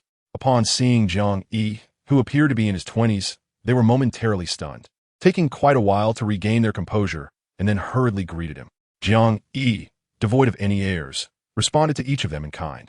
Chairman, allow me to introduce these leaders to you, Chen Kuan said, beginning from the left to the right.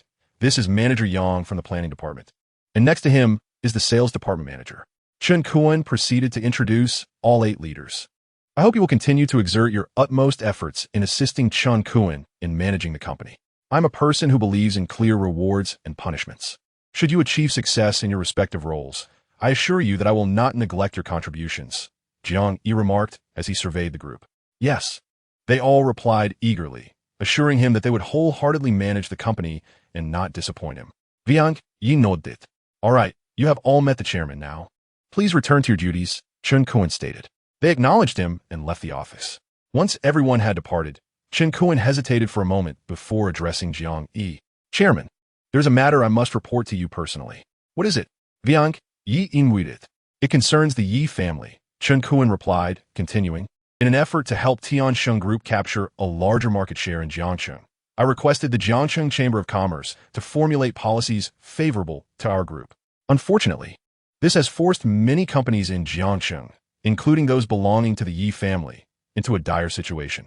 Given the strength of the Yi family, it is unlikely they can sustain themselves for much longer. At most, within a month, Miss Ye's company will face immediate bankruptcy, accumulating a substantial amount of debt. Jiang Yi remained silent. Chairman, I do not intend to target Miss Yi, Chen Kun hurriedly expressed. This matter is not your fault, Jiang Yi replied.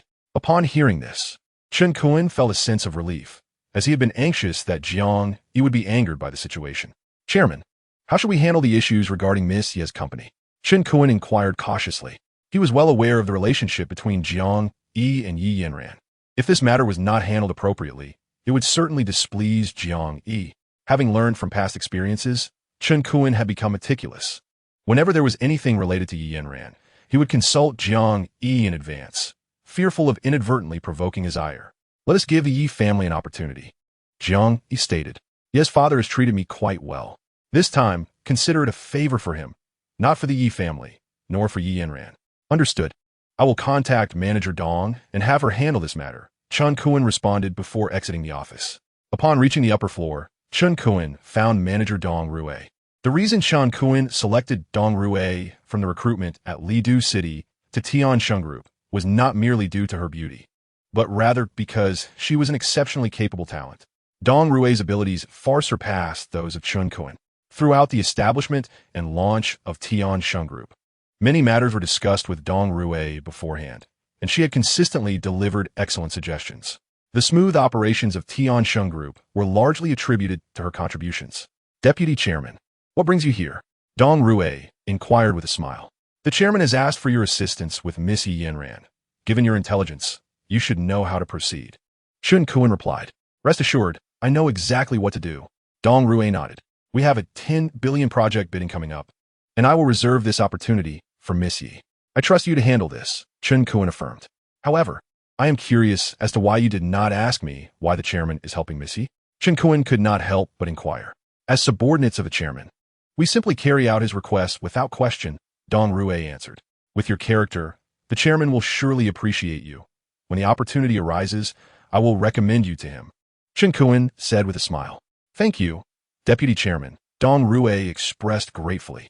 At that moment, Dong Rue's assistant approached, saying, Manager Dong, everything is ready for the bidding, and Miss Yi has arrived in person. Understood. I will be there shortly, Dong Rue replied. Chen Kun stood there, momentarily stunned, before regaining his composure. Did you anticipate that the chairman would assist Miss Yi? He asked, unable to contain his curiosity. Sort of, Dong Rue smiled, turning to head to the conference room. Chen Kun watched her retreating figure, taking a deep breath. This woman is extraordinary. I should have kept her at the Chun family. What a pity, he lamented, filled with regret. In this era, what is most lacking is talent. Dong Rue, a talent among talents, would undoubtedly be pursued by countless individuals. Within the conference room, the owners of various bidding companies arrived in succession, including Yi Yanran. Her presence elicited disdain and mockery from many. This time, alongside Yi Yanran, Yi also made an appearance. The Yi family aimed to seize the opportunity to win the 10 billion project from Tiansheng Group, yet facing such formidable competitors, Yi felt a lack of confidence. Upon spotting Yi Yanran, he greeted her and took a seat to the side. Though he did not voice it, he silently scorned her participation in the bidding, believing it to be a humiliation. How could Tiansheng Group possibly entrust the project to a small company like Yi Yanran's? Yanran, what brings you here? A voice resonated, and soon Lu Tianyu approached. Upon seeing Yi Yanran, he seemed somewhat taken aback. Yi Yanran chose to ignore him. Yanran, why have you been so cold toward me lately? Lu Tianyu said with a look of grievance. I heard you were ill a few days ago and visited your home several times, but your parents sent me away. Even the members of your family have treated me with such indifference. If I have done something wrong, just tell me, and I will amend it. Master Lu, you are overthinking. We have no relationship, not even as friends. Your behavior invites gossip, Yi Yanran replied coolly. Lu Tianyu was momentarily stunned. He did not expect such word from her. A sense of relief washed over him. Yanran, you must think this through. Without my assistance, your company will eventually falter. No one will help you resolve your troubles. I am not threatening you. I merely wish to have a sincere conversation, Lu Tianyu asserted. Yi Yanran remained icy and did not acknowledge Lu Tianyu. As long as you agree to marry me, all matters concerning the Yi family will become my responsibility. I want everyone to know that you are mine, Lu Tianyu proclaimed with arrogance. Master Lu, please conduct yourself with dignity. Yanran's face showed anger as she coldly replied, "Do you think I'm a woman to be manipulated? You are mistaken." Unable to tolerate any longer, Yanran directly confronted Lu Tianyu. "I am not a fool. I understand your intentions. You merely wish to seize my company. The person you placed within my organization has already been dismissed before my arrival here. If you wish to compete, do so openly. Do not resort to such despicable tactics." Yanran had long seen through Lu Tianyu's facade. For the sake of her company, she had repeatedly endured, but Lu Tianyu's incessant advances pushed her to her limit. A strong-willed individual.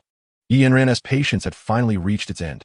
All eyes in the conference room turned towards Lu Tianyu, their gazes filled with contempt. The Lu family had made quite the headlines recently. Not long ago, the Lu family's patriarch's mistress was caught in an affair, and now they were targeting the Yi family's company. The Lu family had become a disgrace in the business world. Not merely a disgrace.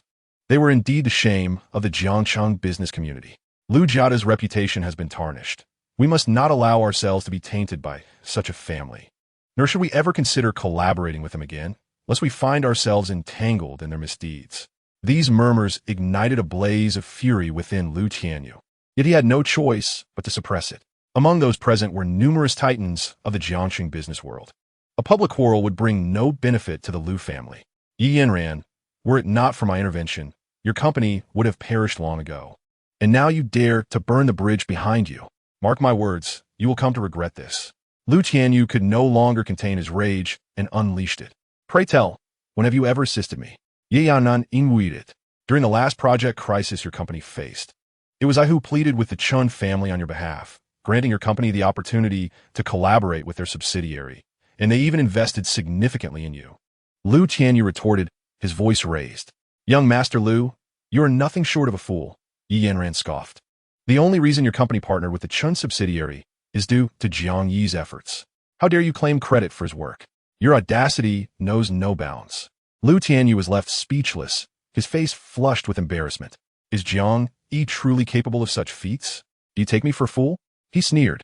You lack the right to disparage Jiang Yi, Yanran replied coolly. If he is a fool, then you're even less than that. Without the Lu family's backing, you would be nothing. While she spoke with poise and grace, Lu Tianyu's demeanor was that of a petulant child. Chapter 47, à surprise. Despite pursuing Yanran for an extended period, Lu Tianyu had yet to win her heart. He no longer wished to feign civility and chose to confront her directly. The situation had escalated to such a degree that it could only be deemed foolish on Lu Tianyu's part. No one would be foolish enough to publicly confront the object of their affection. It was likely only Lu Tianyu who could stoop to such depths.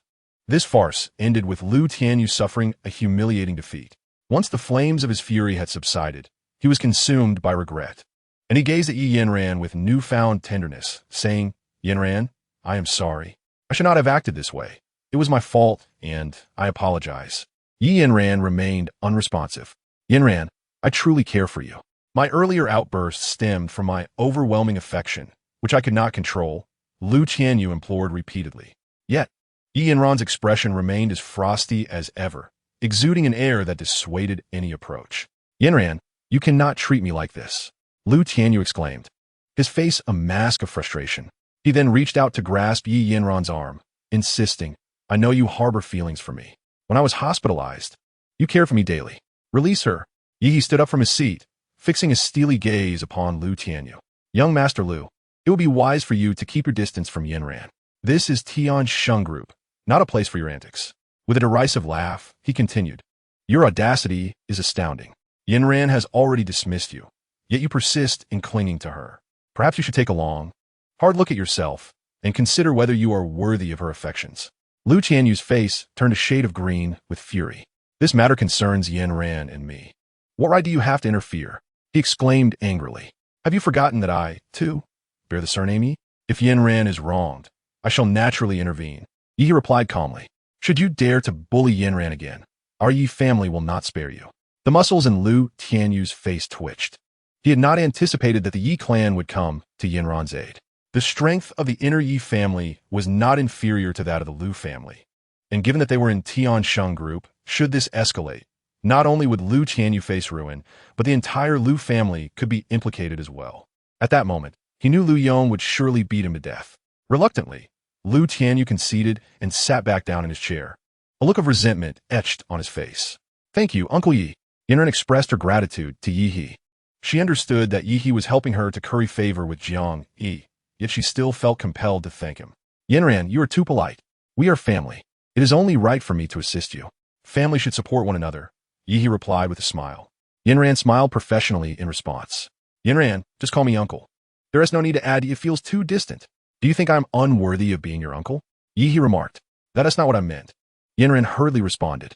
I was merely joking. For now on, call me uncle and omit the Yi. Yi said with a chuckle.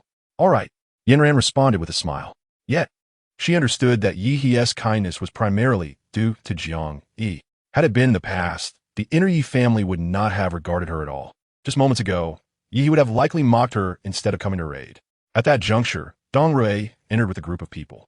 Upon her arrival, everyone cast respectful glances in her direction. For these business magnates of Jiang City, their companies were insignificant compared to Tiansheng Group. They had to tread carefully around even a junior leader of the group. Furthermore, Dong Rui was a senior executive within Tiansheng Group. A company has been selected for this project, Dong Rui announced. The atmosphere shifted, with everyone holding their breath, hoping their company would be the one chosen. Lu Tianyu and Yi shared expressions of eager anticipation, their hearts nearly leaping into their throats. Only Yanran remained composed, fully aware of her company's limitations. Such fortune was simply not destined for her. I hereby announce that Miss Yi Yanran's company has won the bid, Dong Rui declared. At those words, all present were left in stunned silence. The conference room fell eerily quiet, with not a sound to be heard. No one had anticipated that the winning bid would belong to Yi Yanran's company. Yanran sat in her chair, seemingly in a daze, as if caught in a dream. It was important to note that her company was the weakest among all contenders, with an unimaginable disparity in strength. This matter has left everyone perplexed. After a lengthy pause, they gradually regained their composure, their faces adorned with confusion and dissatisfaction. Yi Yanran, however, had also collected herself. Her expression was tranquil, yet her heart was filled with immense joy. She had never dreamed that fortune would smile upon her. Manager Dong, we are all aware that Miss Ye's company is rather modest in strength. It is hardly the most prudent choice to award such a significant project to her firm. I fail to comprehend why Miss Ye's company was selected. A middle-aged man furrowed his brow and directed his inquiry towards Dong Rui. We refuse to accept this. You must provide us with a reasonable explanation. The crowd erupted into a cacophony of voices. Only Lu Tianyu and Yi remained silent, their expressions revealing a complex mix of emotions. How audacious! Dong Rui admonished sharply. This is Tiansheng Group, not a playground for your antics. The decisions made by our group are not subject to your scrutiny, nor do you possess the standing to question our choices. At the sight of Dong Rui's ire, the crowd promptly fell silent, refraining from uttering another word. Tiansheng Group was not an entity they could afford to offend. Aside from Miss Yi, all others may leave. Dong Rui proclaimed coldly, issuing an unequivocal dismissal. The attendees, though reluctant, had no choice but to exit with their tails between their legs. Winning the bid had become inconsequential. Offending Tiansheng Group would be tantamount to courting disaster. With their formidable influence, the group could easily extinguish their ambitions with a mere flick of a finger. Soon, the conference room was left with only Yi Yanran. Miss Yi, congratulations on securing the bid, Dong Rui remarked with a smile. Thank you, Manager Dong. I will dedicate myself wholeheartedly to fulfilling this order, Yi Yanran responded eagerly. If you wish to express your gratitude, it should be directed towards our chairman. For it was his decision to extend this opportunity to your company. Without his backing, your firm would have had no chance whatsoever, Dong Rui clarified. Yi Yanran felt a wave of astonishment wash over her at this revelation. She had not anticipated that it was the chairman of Tiansheng Group who had come to her aid. Her mind was soon flooded with questions. She did not know the chairman of Tiansheng Group personally. How could such a prominent figure possibly support her? Choptur Kurksikis, Ye Yanan's dilemma. Manager Dong, may I inquire about his name? Yi Yanran could not restrain her curiosity. Miss Yi, some matters are best left undisturbed. Knowing too much may not serve you well. Dong Rui replied with a knowing smile. What you need to focus on now is preparing thoroughly, as the order will soon be approved. If your company performs well, there may be an opportunity to gain the chairman's favor, leading to such orders on an annual basis. I understand. Ye Yanan nodded. subsequently signing numerous contractual terms and carefully departing with the agreement in hand. Yi, however, did not rush to leave. He lingered at the entrance, awaiting Yanran. Yanran, congratulations. Yi beamed, a smile stretching across his face. With so many powerful companies vying for this order, I never imagined it would ultimately land in your hands. Jealousy and admiration swirled within him. I merely had a stroke of luck, Yanran replied modestly. She chose not to divulge Dong Rui's words to Yi. By the way, uncle, are you aware of the chairman of Tiansheng Group? Yanran inquired. What prompted your curiosity? Yi responded, a look of puzzlement crossing his face. I am merely intrigued, Yanran hurriedly explained. The chairman of Tiansheng Group is an enigmatic figure. I fear few are privy to his identity. Such prominent individuals seldom make public appearances, and the average person has little chance of uncovering who he truly is. Yi remarked. This only deepened Yanran's curiosity. It is likely that the entire business community in Jiangsheng is equally fascinated by this legendary personage. Yi continued. So far, we only know that the chairman of Tiansheng Group is a young man. Any further details are likely known only to the senior executives of the company. His words heightened Yanran's intrigue regarding the chairman's identity. Yanran, this is a once-in-a-lifetime opportunity for your company. You must not be careless. Should you encounter any challenges, do not hesitate to reach out to me. I will lend my full support, Yi said, retrieving a business card from his briefcase. I am seldom at home. Here is my company's contact number. Thank you, uncle. Yanran accepted the card gratefully. No need for formalities. As I have said, we are family. Yi replied before taking his leave. Without lingering, Yanran joyfully returned home, the agreement in hand. Upon her arrival, Yi mother, Yi father, and Yi Xiaofeng eagerly inquired about the bidding. I succeeded, Yanran proclaimed, presenting the agreement. The three were momentarily stunned. Then their faces lit up with excitement. Sister, you are incredible.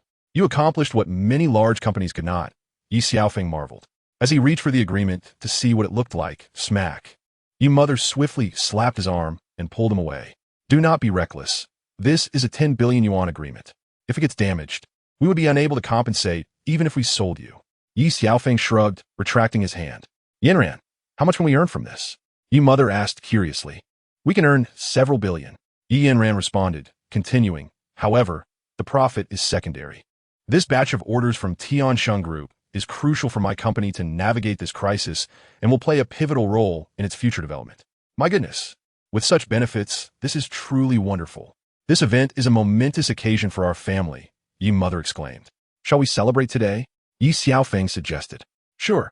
I will go buy some ingredients and cook a delicious meal, Yi mother replied, her spirits high. Yi father's mood appeared to be quite good as well. Suddenly, Yanran's phone rang. She answered the call. Yanran, I must admit that I was wrong today. I apologize. If you accept my apology, please come to Yanran Hotel. I will be waiting for you. Lu Tianyu's voice resonated from the other end.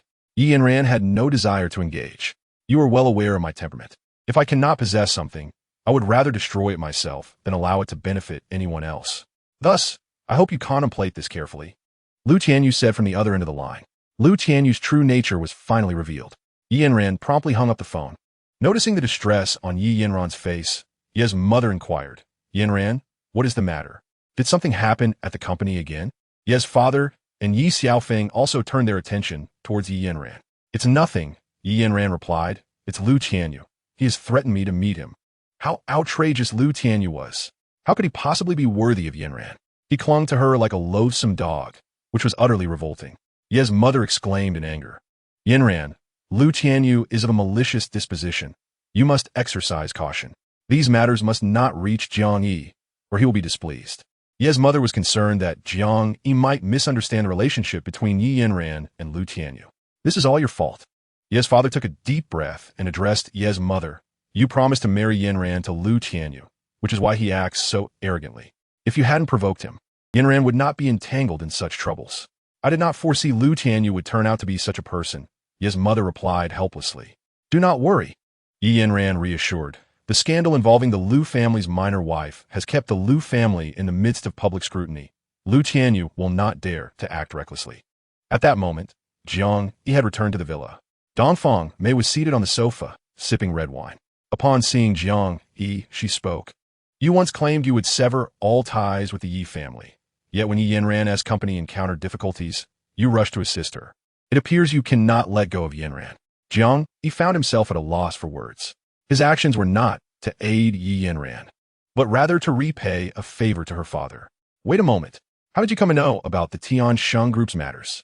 It was just an hour ago, and I had not even returned yet. Jiang Yi looked at Dongfang Mei. Do you believe I possess a clairvoyant ability? Dongfang Mei replied playfully. Jiang Yi inhaled deeply. It was evident that she had planted her spies among those participating in the bidding today. That was the only plausible explanation. Do not have anyone follow me again. I hope this is the last time.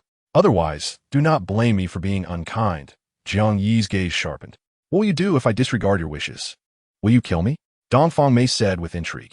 I will not harm you, but I can terminate all dealings with you and kindly ask you to vacate the villa. Jiang Yi stated, furrowing his brow. Chapter 49. Inviting the wolf into the house. Then let us see if you can indeed expel me. There is nothing that can hinder my intentions, Dongfang Mei replied with a hint of pride in her tone. Jiang Yi felt a sense of discomfort, as if he were inviting danger into his domain. He returned to the backyard to continue his study of perfume. On the third day, Jiang Yi rose early and headed straight to the backyard, where he unearthed the jar buried in the soil. After cleaning it thoroughly, he brought it back to the storage room in the backyard.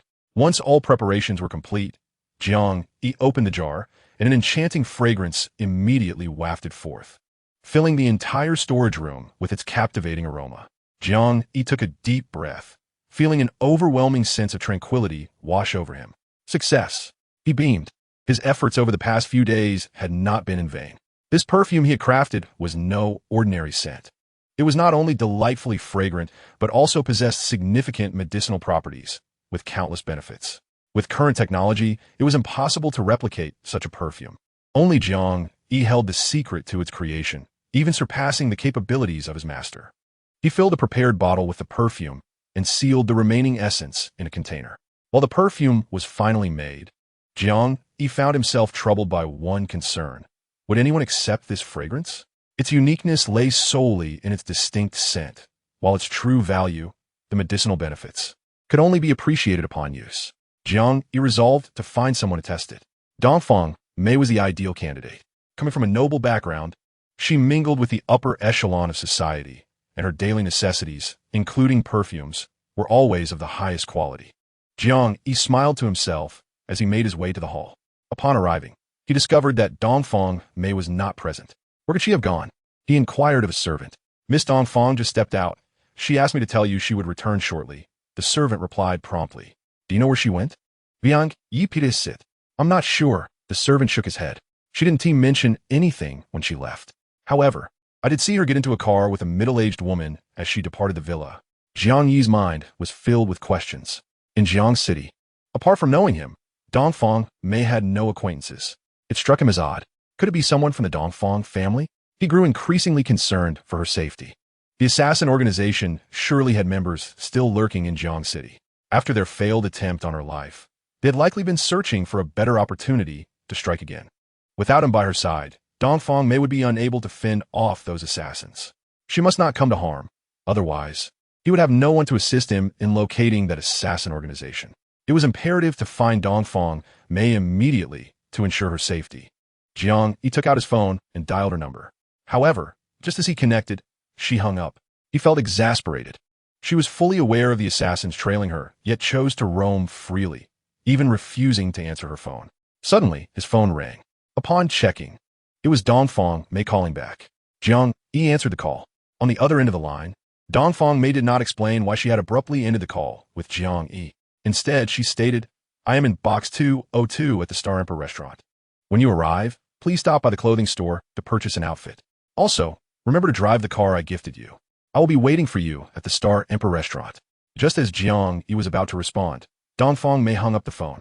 Meanwhile, in box 202 of the Star Emperor restaurant, Dongfang Mei sat at her chair with a keen interest, yet her demeanor suggested she was far from pleased. Opposite her sat a woman radiating an air of affluence. In her 40s, this woman still exuded charm, adorned in luxurious and fashionable attire, unmistakably a wealthy matron. In Jiangcheng, it was rare to encounter someone of such poise. This woman was none other than Dongfang Mei's biological mother, Lu Hong. The name Lu Hong is well known across the land of Huaxia, frequently appearing in news articles and television segments. She is often referred to as the foremost female powerhouse of Huaxia. Lu Hong is an extraordinarily capable individual, a top-tier entrepreneur in the business realm, as well as a film star and singer, having garnered numerous prestigious awards. Her talents extend far beyond these achievements. In various fields, she stands as a leading figure. The prominence of the Dongfang family as one of the most distinguished clans in Huaxia can largely be attributed to Lu Hong's efforts. I have heard that you have taken a liking to someone named Jiang Yi. Lu Hong's piercing gaze fell upon Dongfang Mei. I understand that this Jiang Yi was previously married into a minor family and was cast out due to his lack of ability. Since you are already aware, there is no need for me to elaborate. Dongfang Mei replied with a smile. In truth, I have known him for quite some time, but unfortunately he has forgotten me. My purpose for coming to Jiangsheng is solely for him. I have resolved that he shall be my man for life. Yuong is behold. She was acutely aware that when Dongfang Mei set her mind to something, no one could deter her. You wouldn't wish to impede my plans, would you? Dongfang Mei inquired. Why would I wish to impede you? Lu Hong responded with a slight smile. I have come to Jiangsheng merely to observe my future son-in-law, nothing more. Is that so? Dongfang Mei asked. Indeed, you are my daughter, and you bear a striking resemblance to me. I trust your judgment, Lu Hong said, taking a sip of her red wine. Since you have taken a liking to him, act swiftly and secure him firmly. Should you require assistance, do not hesitate to reach out. I will do my utmost to aid you. He is not an ordinary person, and winning his heart will be challenging. Dongfang Mei inhaled deeply. Lu Hong could not help but chuckle. Mother, what is so amusing? Dongfang Mei asked. It is the first time in my life I have heard of a situation you cannot handle. Whatever happened to your previous prowess? Lu Hong laughed outright. I cannot fathom why, but upon encountering Jiang Yi, I feel increasingly foolish, Dongfang Mei confessed. It is not that you have become foolish, but rather that you have met someone you genuinely adore. As your mother, I wholeheartedly support you, Lu Hong said with a smile. With my assistance and that of the Dongfang family, you are certain to win his heart. Thank you, mother. Dongfang Mei replied with a beaming smile. I possess a strategy that, if employed, will surely yield fruitful results, Lu Hong declared, leaning closer to Dongfang Mei's ear to whisper a phrase. Upon hearing it, Dongfang Mei's cheeks began to flush. Chapter 50. The matron suddenly, a series of knocks echoed from outside the private room. Before Dongfang Mei could utter a word, the door swung open, revealing Jiang Yi, who entered without having purchased any garments, dressed in his usual attire. Allow me to introduce you. This is Jiang Yi. Dongfang Mei began her introduction. Lu Hong's gaze fell upon Jiang Yi, scrutinizing him as though she were appraising a prized possession, nearly peeling away his clothes to examine him closely. What do you think? Dongfang Mei inquired. Quite impressive. Lu Hong nodded in satisfaction. I am thoroughly pleased. Since you're satisfied, then it is settled. You must not go back on your word, Dongfang Mei asserted. I would never retract my promise. I shall return to the capital tomorrow to prepare and await your good news, Lu Hong replied with a smile. Indeed, Dongfang Mei affirmed with a nod. Jiang Yi stood there, bewildered, uncertain of what they were discussing. Although he was right in front of them, they continued their conversation, seemingly oblivious to his presence. Do not be so reserved. Please take a seat. Soon, we shall be like family, Lu Hong said kindly to Jiang Yi. Jiang Yi remained perplexed, unsure of Dongfang Mei's intentions. I came in haste and did not bring a gift. So please accept this watch as a token of our first meeting, Lu Hong stated, opening an exquisite box to reveal a watch and extending it to Jiang Yi. Try it on and see if you like it. Jiang Yi glanced at the watch and was momentarily taken aback. It was worth at least 2 or 3 million. This present was far too extravagant. If you do not accept it, I shall be displeased, Lu Hong remarked, her tone growing slightly irritable. Thank you for your kindness, but I cannot accept it. Jiang Yi déjeunit. He hardly knew this affluent lady. Her gifts were certainly beyond his means. Dongfang Mei appeared indifferent, sipping her red wine. Do you think this gift is beneath you? Is it not to your taste? Lu Hong inquired directly, her expression betraying her annoyance. That is not the case. Jiang Yi began to explain. Since you do not find it objectionable, you must accept it, Lu Hong insisted, her gaze fixed on Jiang Yi, filled with an undeniable authority. With no alternative, Jiang Yi acquiesced and accepted the watch. Lu Hong's face broke into a smile upon seeing him accept the gift. I am increasingly fond of you. Your character is truly commendable. Lu Hong praised Jiang Yi while nodding in approval. Jiang Yi remained utterly confused, feeling quite out of place. "Auntie, may I inquire how to address you?" Jiang Yi asked. "I am Mei Mei's mother," Lu Hong replied with a smile. "I heard she has found someone special, so I traveled from the capital to meet you. Now that I have, I am exceedingly satisfied."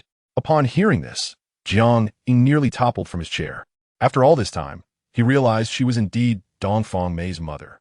No wonder she had been scrutinizing herself earlier, even gifting herself a watch worth over 2 million. The way she regarded herself resembled a mother surveying her son-in-law. Jiang Yi couldn't help but exclaim, "Indeed, she truly is the biological mother of Dongfang Mei." With a temperament and character strikingly similar to her daughter, practically a mirror image of Dongfang Mei. You choose to remain silent, which implies your acknowledgement of your relationship with Mei Mei. In that case, you both shall return to the capital with me. Prepare for your wedding. Matters of marriage must not be delayed. Lu Hong gazed at Jiang Yi with a benevolent expression. Jiang Yi was taken aback. How did the conversation shift so swiftly to marriage? It seemed the mother and daughter duo were attempting to impose their will.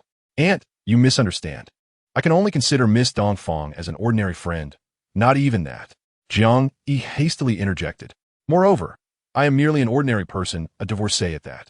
Even a small family from Jiang City dismissed me. So how could I possibly be worthy of Miss Dongfang?" After expressing his thoughts, Jiang Yi continued, "I possess no talents or merits that would qualify me for Miss Dongfang. If I were to become a son-in-law of the Dongfang family, they would surely become a laughingstock. You are overthinking it. Our Dongfang family does not concern itself with such matters." Lu Hong replied with a warm smile, her gaze filled with kindness. Jiang Yi was at a loss. He truly could not fathom what Dongfang Mei's mother saw in him. From her demeanor, it appeared that if he were to resist becoming her son-in-law, she would not relent easily. Meanwhile, Dongfang Mei sat sipping red wine, seemingly detached from the situation, uttering not a word. "Aunt, no one can compel me to do what I do not wish. If pushed too far, I might resort to actions I wouldn't dare contemplate." Jiang Yi's brow furrowed. His words were clear, and he hoped she would take heed. Suddenly, Lu Hong burst into laughter. "Aunt, I am not jesting. I am not one to make light of such matters." Jiang Yi replied coolly. "Then allow me to inform you. There is nothing the Dongfang family desires that we cannot achieve. Appelez-vous smile grist liu unges face. I intend for you to be my son-in-law. There is no escape from it. If you doubt this, let's wait and see." Jiang Yi was utterly speechless. Dongfang Mei's mother was truly an enigma. What could her intentions possibly be? Logically, a family as formidable as the Dongfangs would have high standards, and someone like him, perceived as lacking ability by outsiders, should not attract their interest. Yet, strangely, it appeared that Dongfang Mei's mother had set her sights on him, insisting he become her son-in-law. "I have a few matters to attend to. I must take my leave." Lu Hong stood from her seat, smiling as she addressed Jiang Yi. "If you have time, join Mei Mei in the capital. I will introduce you to the members of the Dongfang family." With that, she turned to Dongfang Mei and said, "Take good care of yourself. Whatever you wish to pursue, I will support you." "Thank you, Mom." Dongfang Mei smiled. Lu Hong said nothing further and exited the private room directly. After Lu Hong departed, Jiang Yi finally exhaled in relief. "It appears my mother holds you in high regard." Dongfang Mei remarked with a smile directed at Jiang Yi. "What exactly is the motive of your Dongfang family?" Jiang Yi inquired, fixing his gaze upon her. "You are overthinking it. My mother simply fancies you and wishes for you to become her son-in-law." Dongfang Mei responded with a flirtatious demeanor. Jiang Yi took a deep breath, realizing that he could extract no information from Dongfang Mei. He was certain that Lu Hong's actions were driven by ulterior motives. When she first laid eyes on him, a flicker of surprise had crossed her expression, albeit momentarily, yet Jiang Yi had perceived it distinctly. "Within 20 days, find that assassin organization for me. Otherwise, our transaction ends here, and we shall part ways, never to intersect again," Jiang Yi stated, directing his gaze at Dongfang Mei. He was adamant that this matter should not be prolonged. If the time elapsed and Dongfang Mei had not located the assassin organization, he would have to devise his own solution. Chapter 51, Job Application. "Do you truly wish to drive me away?" Dongfang Mei looked at Jiang, a hint of bitterness on her face. Jiang Yi remained silent, rising to head towards the exit of the private room. Dongfang Mei picked up her handbag and hurried after him, saying, "I just received word that the family of the taxi driver has been located. My people are preparing to place them in a safe location abroad." "Is that true?" Jiang Yi asked. "Of course, it is true. Why would I deceive you?" Dongfang Mei replied. Jiang Yi inhaled deeply, relieved to finally see some progress. Upon returning to the villa, he went directly to the warehouse. During this time, the taxi driver had been residing in the warehouse, with meals delivered by servants. Your family will soon be sent abroad. Now you can reveal to me the whereabouts of the assassin organization's hideout. Jiang Yi's piercing gaze fixed on the taxi driver. I cannot disclose that just yet. I must ensure my family's safety abroad before I can tell you. The taxi driver furrowed his brow. I lack the patience for this, Jiang Yi replied coolly. You must inform me now, or our agreement ceases to exist. The taxi driver began to waver. He was acutely aware that the assassin organization would undoubtedly harbor suspicions. Without protection, his family would surely face peril. With the situation at such a critical juncture, he had no leverage left to negotiate with Jiang Yi. The only recourse was to be honest with him. Since you are unwilling to speak, then so be it, Jiang Yi stated to the taxi driver, subsequently shifting his focus to Dongfang Mei, declaring, this matter ends here. Inform those you dispatch that they need not provide protection any longer. Understood. Dongfang Mei took out her phone and began to make a call. She realized that Jiang Yi was deliberately intimidating the taxi driver. Wait, the taxi driver interjected. I can tell you everything I know, but you must ensure my family's safety. Rest assured Jiang Yi, stand by my word, Jiang Yi assured the taxi driver. The organization to which I belong is known as Heavenly Killers, a syndicate dedicated to the mercenary business of assassination. Each assassin undergoes rigorous training, leading lives indistinguishable from ordinary citizens until the moment we are summoned to fulfill a contract. The taxi driver spoke up. What do you know about this assassination organization? Jiang Yi inwitted. Not much, I must admit, the taxi driver replied. The members of this organization remain unfamiliar with one another until a few hours before mission, when they are gathered and the assassination plan is devised. After a brief pause, the taxi driver continued. In a recent attempt on Miss Dongfang's life, all the assassins perished except for me. What is the location of this organization's stronghold? Jiang Yi asked, furrowing his brow. I do not know. The taxi driver shook his head. We are the weakest assassins in the organization. They do not permit us to know too much. Jiang Yi inhaled deeply, a surge of anger rising from his toes to the crown of his head. He felt utterly deceived by this taxi driver. After all this time, it turned out the driver had no knowledge of the stronghold whereabouts. Noticing Jiang Yi's demeanor, the taxi driver exhibited signs of fear. I do know another secret that could be of assistance to you, he hurriedly said. What secret? Jiang Yi fixed his gaze on the taxi driver. The person sent by the organization to Jiang City is hiding in Jiang City First Hospital, the taxi driver disclosed. When she summoned us that day, I inadvertently caught a glimpse of her identification badge. I couldn't see it clearly, but I inferred it was from Jiang City First Hospital. Moreover, she is a woman, around 24 years of age. Upon hearing this, Jiang Yi exhaled a sigh of relief. He had finally uncovered a lead. The female assassin mentioned by the taxi driver was a member of the organization. Capturing her would undoubtedly lead him to the stronghold with ease. The female assassin was far more valuable than this taxi driver. Your family will be sent to a safe location abroad, but you will remain here until I locate that female assassin, Jiang Yi declared to the taxi driver before departing the warehouse. What do you plan to do next? Dongfang Mei inquired with interest. I know nothing about the identity of that female assassin. If I go directly to Jiang City First Hospital, she will likely sense my presence and flee, Jiang Yi replied, a smirk forming on his lips. Therefore, I intend to apply for a position at Jiang City First Hospital, allowing me to investigate under the guise of legitimate employment. With that, Jiang Yi left the villa. An hour later, he arrived at the entrance of Jiang City First Hospital. This private establishment is the finest in Jiang City, renowned for its high-quality yet exorbitantly priced medical services. Only the affluent can afford treatment here. The impoverished are simply unable to bear such costs. Upon entering the lobby, Jiang Yi approached the reception desk. Hello, may I inquire if your hospital is currently hiring doctors? I am here to apply for a medical position, he stated. You have arrived at the perfect moment. We are currently seeking a practitioner of traditional Chinese medicine. The nurse remarked with a smile. Subsequently, she escorted Jiang Yi to a recruitment room adjacent to the lobby. The room was filled with individuals, all elderly men above the age of 50. Once inside, the nurse handed Jiang Yi a resume form before taking her leave. Jiang Yi filled in only 2 fields, his name and age, leaving the rest blank. His medical skills were not acquired through formal education. He had never obtained any certifications, nor had he worked in a major hospital. Moments later, a bespectacled middle-aged man entered the room. Allow me to introduce myself. I am Ping, the head of the acupuncture department. You are all esteemed masters of acupuncture, renowned figures in the Jiang City acupuncture community, yet we are only hiring one acupuncturist. To ensure fairness, I would like each of you to demonstrate your skills, from which I will select a distinguished master. As he spoke, everyone nodded in agreement. Just as Ping was about to continue, he inadvertently noticed Jiang Yi. Stunned for a moment, he furrowed his brow. Are you in the wrong place? This is the recruitment room for acupuncturists. Please leave immediately, Ping stated. I am not in the wrong place. I am here to apply for the position of acupuncturist. Jiang Yi replied with a slight smile. I have reviewed your recruitment notice, which states that age and background do not matter. Only competence matters. Given your youth, I doubt you can even hold a silver needle steadily, yet you dare to apply for the position of acupuncturist. Since you are here, I shall grant you this opportunity. However, if you embarrass yourself, do not blame me, Ping said nonchalantly. His words elicited laughter from the other acupuncture masters present. They perceived Jiang Yi's youth as indicative of his ignorance regarding acupuncture. Jiang Yi chose to ignore them.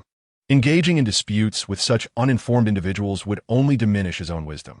Patients were ushered into the recruitment room, each placed before a different acupuncturist, accompanied by a set of silver needles and various medical instruments.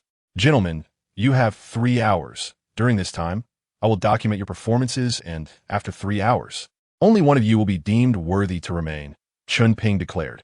He then summoned a group of doctors and nurses, and once all was prepared, he announced, Let's begin. As his words concluded, all the acupuncture masters commenced their tasks, while Jiang Yi stood still, gazing intently at the patient before him. Observing Jiang Yi's inactivity, the others deemed him a mere pretender, lacking any understanding of acupuncture. Ping, what are you doing? This amateur should have been dismissed earlier. A nearby doctor remarked to Ping. I will see to it that he is removed. Ping replied, then called out towards the door, Security, please come in and escort this young man outside, ensuring he is not allowed to step foot in our hospital again. No sooner had he finished speaking than 2 security guards entered, striding directly toward Jiang Yi. Jiang Yi completely disregarded their presence, deftly pinching the silver needle and piercing it into the patient's acupoint, his movements flowing like water. His speed was astonishing, yet he made not a single mistake. The group of doctors gaped in disbelief, and even the acupuncture masters who had come for interviews paused to observe him. Is that the Plum Blossom 13 needles? Ping exclaimed, his mouth agape. Indeed, this was the legendary Plum Blossom 13 needles. It was an unexpected privilege to witness this mythical technique firsthand today. The surrounding acupuncture masters gasped in astonishment. Having dedicated their lives to the study of acupuncture, they were well-versed in many lost techniques and had perused numerous ancient texts. They instantly recognized that Jiang Yi was employing the Plum Blossom 13 needles. Everyone stared at Jiang Yi in awe, engaging in animated discussions. It was astonishing that such a young man could master the Plum Blossom 13 needles. It was truly remarkable. The Plum Blossom 13 needles is one of the top 10 ancient acupuncture techniques, and for this young man to wield such skill, his background must be extraordinary. We, who call ourselves acupuncture masters, seem utterly insignificant before him, almost laughable. Ping and the surrounding doctors snapped back to reality, their faces etched with astonishment.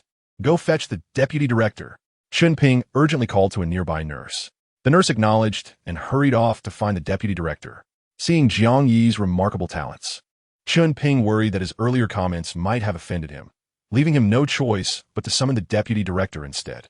Minutes later, the deputy director arrived. Upon witnessing Jiang Yi's technique, he was left speechless. After a long pause, he finally regained his composure and exclaimed with excitement, I never imagined I would witness the Plum Blossom 13 needles in my lifetime. It was no surprise that such a display could astonish the crowd. The Plum Blossom 13 needles is indeed one of the top 10 ancient techniques. We must do everything in our power to retain him at our hospital. The deputy director stated solemnly, a person of such skill will undoubtedly be pursued by numerous prestigious hospitals. Keeping him here would not only elevate our hospital's reputation, but also generate substantial revenue. Yes, Ping quickly affirmed. Soon, he recalled his earlier actions. He had assumed Jiang Yi lacked any significant skills, prompting him to call 2 security guards to escort Jiang Yi away. Ping feared he had offended Jiang Yi and believed it would be impossible to retain him now. Deputy Director, I may have offended him earlier.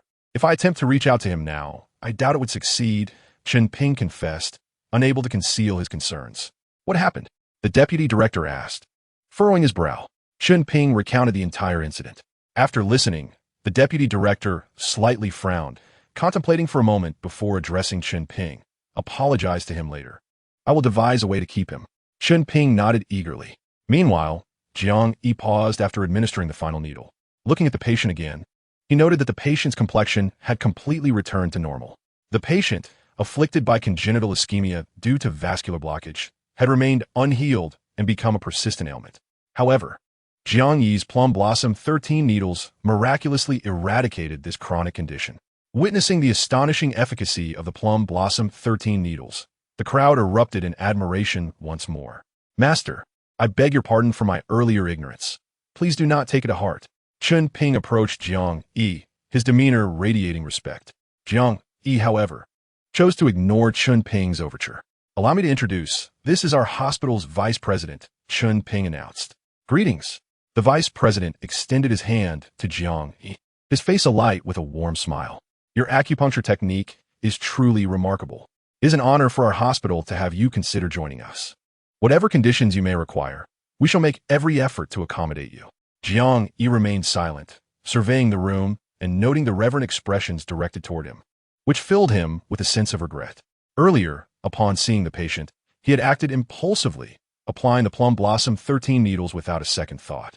His intention for coming here had been to locate the female assassin, and now that he had inadvertently attracted so much attention, it could potentially alert her.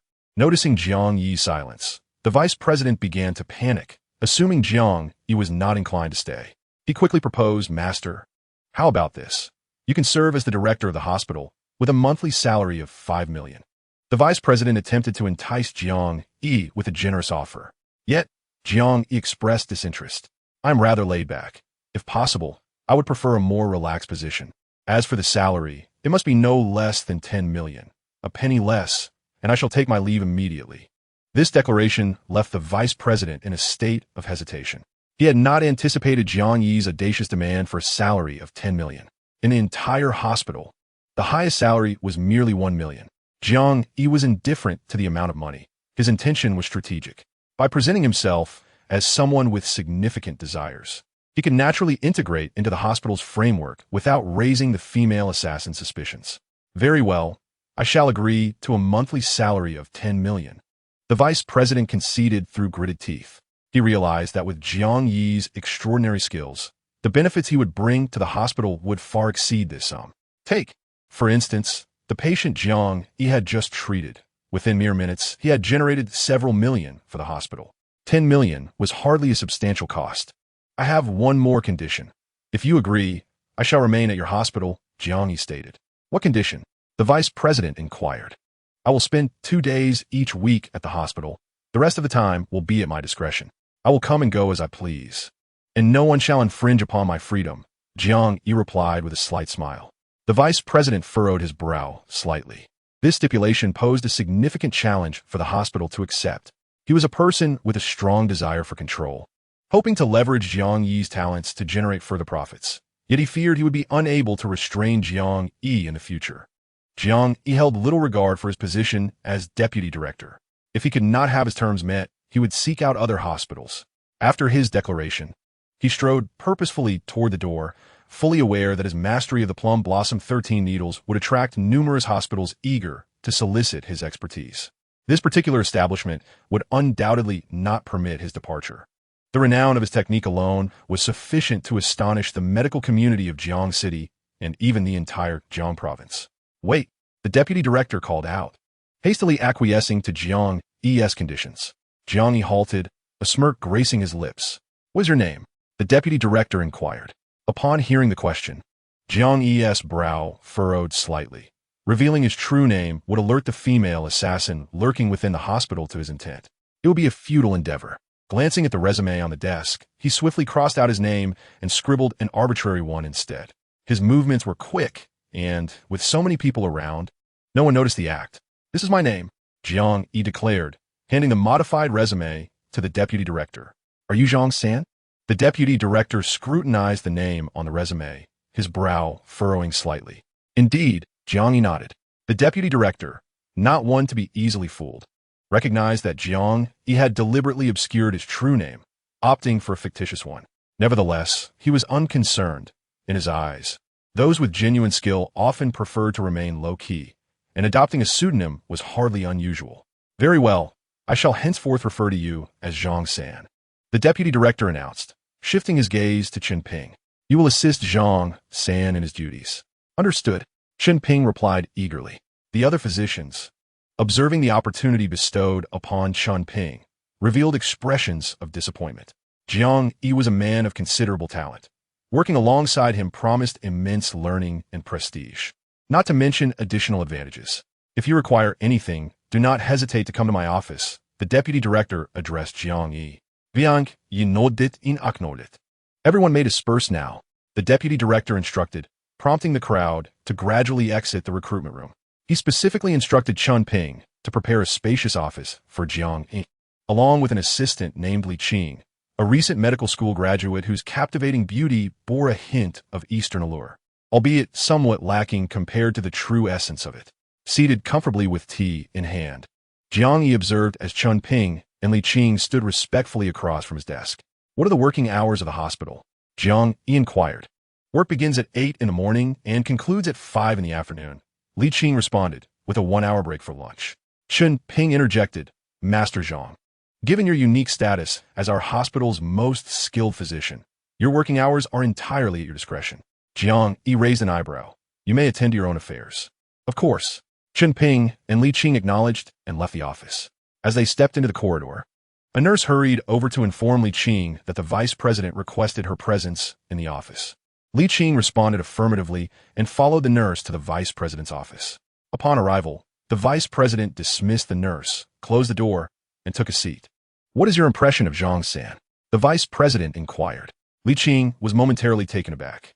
It's quite good, she replied. That's reassuring, the vice president nodded. Then continued, do you know why I assigned you to be Jiang San's assistant? Li Qing's expression was one of confusion. Let me be direct, the vice president said. Looking at her, you graduated from a prestigious medical school and are quite beautiful, yet you are merely an intern. It will take you decades of hard work to make a name for yourself in this field. With a playful smile, the vice president added, now, there's a splendid opportunity before you. Vice President, what opportunity are you referring to? Li Qing asked, her brow furrowed in perplexity. Jiang San is your opportunity. The vice president replied. You possess considerable charm. If you manage him well, you will ascend the ranks effortlessly. Hearing this, Li Qing's heart surged with indignation. She had not anticipated that the vice president would suggest she serve Jiang Yi in such a manner. She was not naive and understood that the vice president intended to use her to tether Jiang Yi to the hospital. The longer Jiang Yi remained at the hospital, the greater the profits for the institution. Vice President, I refuse to engage in such activities. Li Qing asserted firmly. Li Qing, do not be ungrateful. The vice president's smile vanished, replaced by a dark scowl. Do you have any idea how many people would vie for this opportunity? I simply wish to work diligently. Li Qing said, her brows knitting together. To serve Jiang Yi is your job, the vice president stated sternly. Do not forget your position. You are merely an intern. Without my endorsement, you shall never secure a permanent position. Furthermore, we wield significant influence in the medical community of Jiangcheng with a single word. I can assure you do not find employment at any hospital in Jiangcheng. The vice president had effectively closed off all avenues for Li Qing. Think carefully about your options. You may leave now, the vice president commanded, fixing Li Qing with a penetrating gaze. Silently, she departed from the vice president's office, left with no alternatives. Meanwhile, Jiang Yi, having spent some time in his office, left the hospital directly. Upon returning to the villa and entering the hall, he spotted Dongfang Mei lounging on the sofa in a seductive pink nightgown, her posture alluring. Upon seeing Jiang Yi, she greeted him with a coy smile.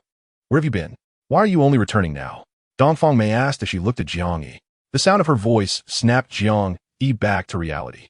Faced with her unabashed seduction, any man would struggle to resist, and Jiang Yi was no exception. With a soft chuckle, Dongfang Mei inquired, Am I beautiful? Jiang Yi quickly averted his gaze and cleared his throat. During this period, I will not frequently reside in the villa, as those assassins may strike at any moment. Remain in the villa and refrain from wandering about. Jiang Yi shifted the topic. Oriental May observed Jiang Yi's earlier actions with a sense of pride. This was the first time Jiang Yi had regarded her with earnest attention. Oriental May held a strong confidence in her beauty. I did not anticipate your concern for me. It brings me joy, she exclaimed, smiling at Jiang Yi. As for the female assassin, I shall assist you in investigating. You simply need to stay home with me and ensure my safety. Jiang Yi, however, could not acquiesce to this, although the Oriental family wielded considerable influence. The individuals they dispatched were utterly inept. Only by personally intervening could he prevent a repeat of the previous mishap. I will handle the investigation concerning the female assassin myself. Jiang Yi asserted. Do you not trust me? Oriental May's brows furrowed slightly. It is not a matter of trust. I prefer to handle this matter independently, Jiang Yi replied. No sooner had he spoken than a servant entered from outside. Mr. Jiang, young Master Yi has arrived, announced the servant. The young Master Yi referred to was Yi Xiaofeng, a mere scion of a small family, hardly worthy of the title. This young master has come to see you, Jiang Yi remarked, directing his gaze toward Oriental May. Upon hearing this, the servant looked at Oriental May. Tell him I have no desire to meet. Do not let him bother me again, Oriental May said, a hint of anger flashing across her face. Understood, the servant replied and exited the hall. Meanwhile, Yi Xiaofeng stood at the entrance, filled with anticipation. Having not seen Oriental May for just one day, he was utterly disoriented, completely captivated by her charm. Upon noticing the servant emerging from the villa, Yi Xiaofeng hurriedly approached with a grin. May I enter now? He inquired. You cannot enter, the servant retorted bluntly. Please let me in. I assure you, I will not disappoint you. After speaking, Yi Xiaofeng produced a bracelet from his pocket, reluctantly offering it to the servant. This bracelet is worth over 100,000. If you let me in, it's yours. The servant glanced at the bracelet with disdain. You should leave at once. Miss Oriental has expressed that she does not wish to see you. Do not return, the servant stated without hesitation.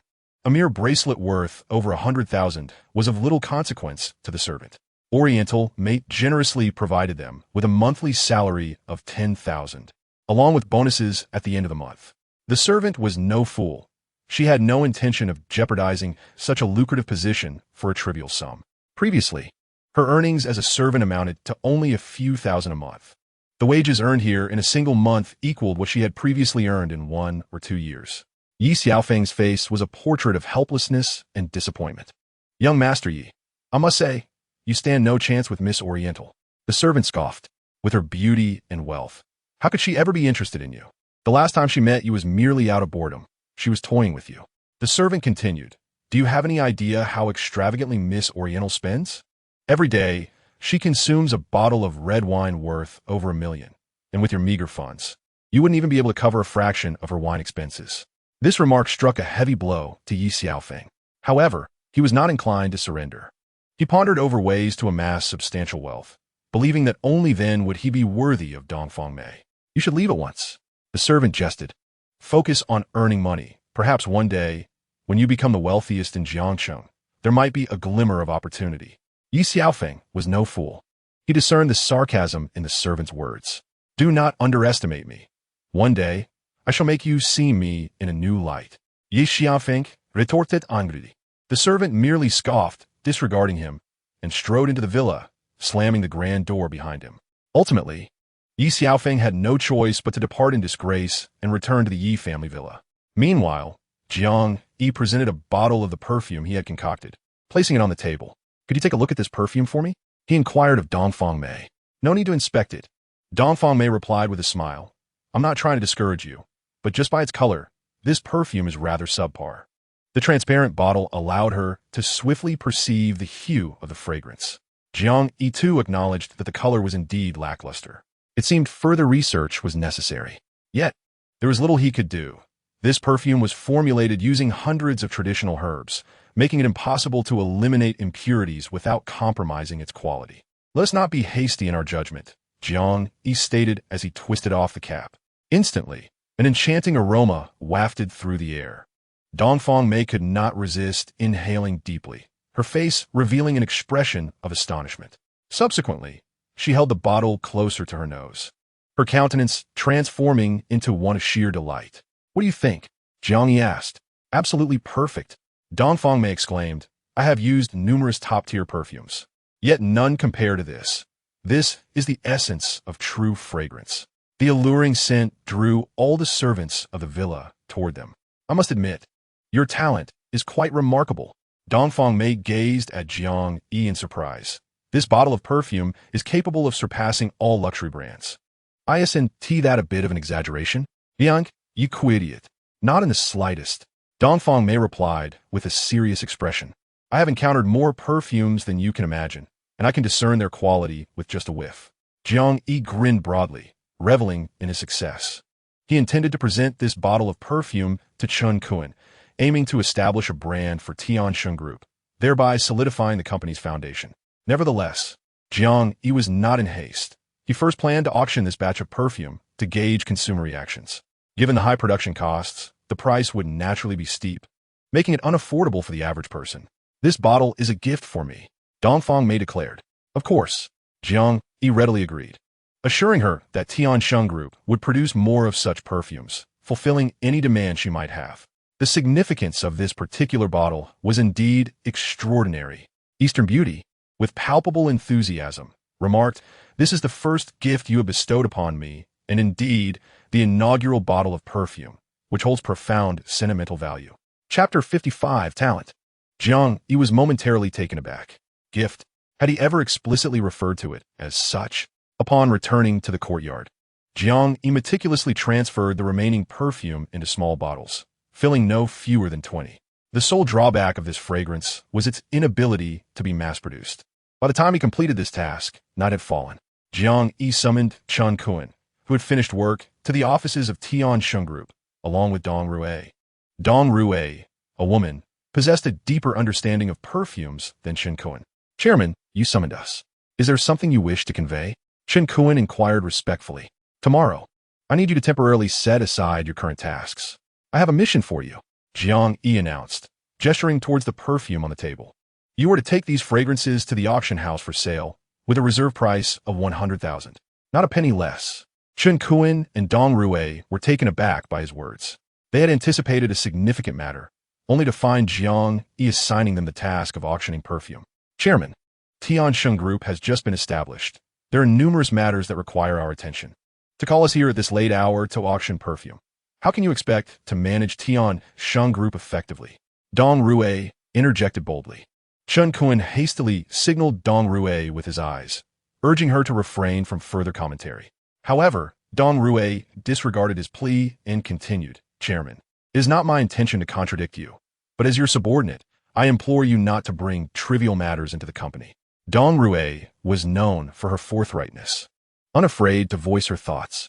It was this very trait that often led to her brief tenures in various companies. "This is no ordinary perfume. It possesses the potential to elevate the Tiansheng Group's reputation and solidify its foundation," Jiang Yi asserted. "Chairman, from where did this perfume originate?" Dong Rui queried. "I developed it myself," Jiang Yi replied. Upon hearing this, Dong Rui inhaled deeply, offering no courtesy to Jiang Yi, and bluntly stated, "We live in an era of advanced technology. The creation of top-tier perfumes relies on cutting-edge methods. Relying on antiquated approaches is outdated and utterly incapable of producing the finest fragrances. This perfume would hardly be desirable as a gift." Dong Rui dismissed Jiang Yi's creation with scathing criticism. "Dong Rui, cease your words at once," Chen Kun exclaimed angrily. "The chairman's directives must be followed, and as a mere manager, you have no right to critique." He continued, "When the chairman requests something, it is the duty of subordinates to comply. If you cannot grasp this fundamental principle, perhaps you should reconsider your place at Tiansheng Group. Tiansheng Group is destined for failure. I have no desire to remain in such an environment." Dong Rui retorted coolly.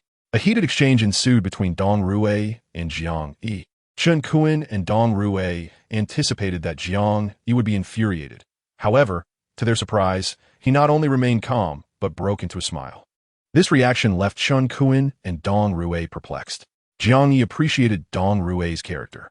She was not one to offer flattery, but rather a person willing to speak truth to power. The superior above has engaged in actions detrimental to the company, and Dong Rui will not hesitate to point them out. With Dong Rui managing the company on his behalf, Jiang Yi feels an immense sense of reassurance. I hereby announce your appointment as the general manager of Tianqing Group, Jiang Yi declares, casting a glance at Dong Rui.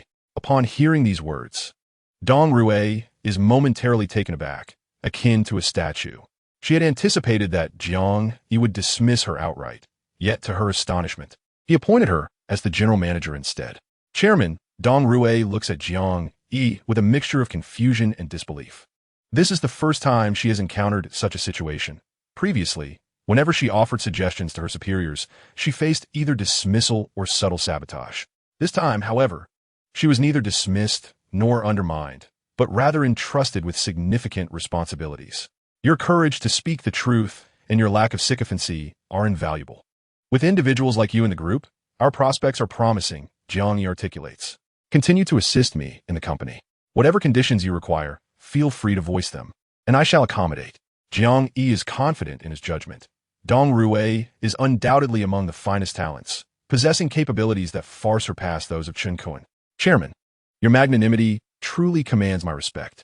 Rest assured, I will not let you down, Dong Rui replies, her face aglow with joy. Indeed, Jiang Yi nods in agreement.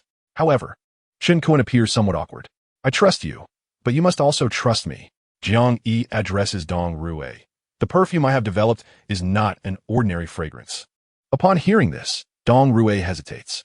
Very well, but you must promise me that if it fails, we shall cease all endeavors related to the perfume, she asserts gravely, emphasizing that the company's resources and time cannot be squandered on frivolous pursuits. Agreed, I accept your terms. Jiang Yi responds with a nod. Only upon hearing his acquiescence does a smile grace Dong Rui's face. It is quite late. I must return home. You should also retire early for rest, Jiang Yi advises before leaving the office. Dong Rui watches Jiang Yi's retreating figure, takes a deep breath, and smiles. Vice Chairman, what is the true background of our chairman? Dong Rui inquires of Chen Kun. Why do you ask such questions? Chen Kun retorts. I am merely curious. Dong Rui replies with a smile. I surmise that the chairman is indeed a person of great capability, with his vision, even without our assistance. Tianqing Group will one day ascend to the pinnacle of major corporations in Huaxia. Of course, the chairman possesses great talents. Is that not evident? Chen Kun states before departing. He refrains from disclosing Jiang Yi's true circumstances, adhering to Jiang Yi's directive to maintain confidentiality. As for Jiang Yi, upon returning to his villa, he collapses onto his bed and falls into a deep slumber. The next morning, he is roused from his sleep by a series of knocks at the door. Upon opening it, he discovers Dongfang Mei standing there. Do you have any more of the perfume you developed? Dongfang Mei inquires with a smile. My friends in Beijing have requested that I send each of them a bottle. They're all young ladies from affluent families and could help promote your fragrance. I have none left, Jiang Yi shrugs. Hasten to develop more of those fragrances. Such perfumes are sure to be a commercial success, destined to become a renowned brand in the land of Huaxia. Dongfang Mei remarked, I shall assist you. Your kindness is duly noted. Yet I shall devise my own strategies regarding the perfume, Jiang Yi replied with a slight smile. This particular fragrance cannot be mass-produced. There is no need for excessive promotion. At the auction, it will sufficiently captivate many. Presently, I aim to focus solely on perfumery within Jiang province. Dongfang Mei said nothing further and turned to leave. That evening, Chen Kun personally visited the villa to seek out Jiang Yi. How did the perfume auction fare? Jiang Yi inwit. It fetched several million. Chen Kun exclaimed with a smile. Each bottle sold for around 200,000 to 300,000. Initially, I planned to auction them all, but Dong Rui suggested we retain 10 bottles for tomorrow's auction. Continuing, Chen Kun added, with such splendid auction prices, they should all have been sold. Waiting until tomorrow may complicate sales. Upon hearing this, Jiang Yi smiled subtly. Dong Rui is indeed far more astute than Chen Kun. She deliberately piqued interest, ensuring that those who secured the fragrance would, after experiencing its value, engage in frenzied bidding the following day, thereby significantly enhancing the auction price. Is there anything else? Jiang Yi asked. None. Chen Kun replied hurriedly. After a moment, Chen Kun realized Jiang Yi seemed eager for him to leave. He exchanged a brief farewell with Jiang Yi before departing the villa. Who is Dong Rui? Dongfang Mei queried, directing her question at Jiang Yi. Why do you ask? Jiang Yi countered. I am merely curious. Dongfang Mei replied with a smile.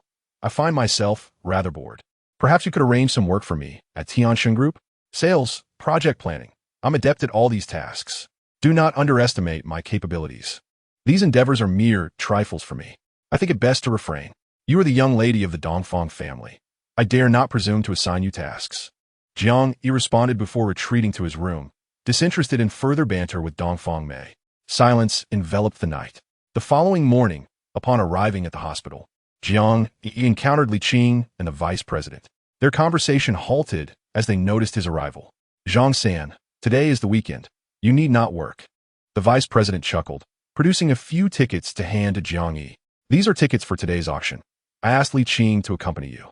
I hear there are quite a number of treasures at this auction. Should you fancy anything, feel free to bid. Our hospital will cover the expenses. Jiang Yi could not suppress a laugh internally.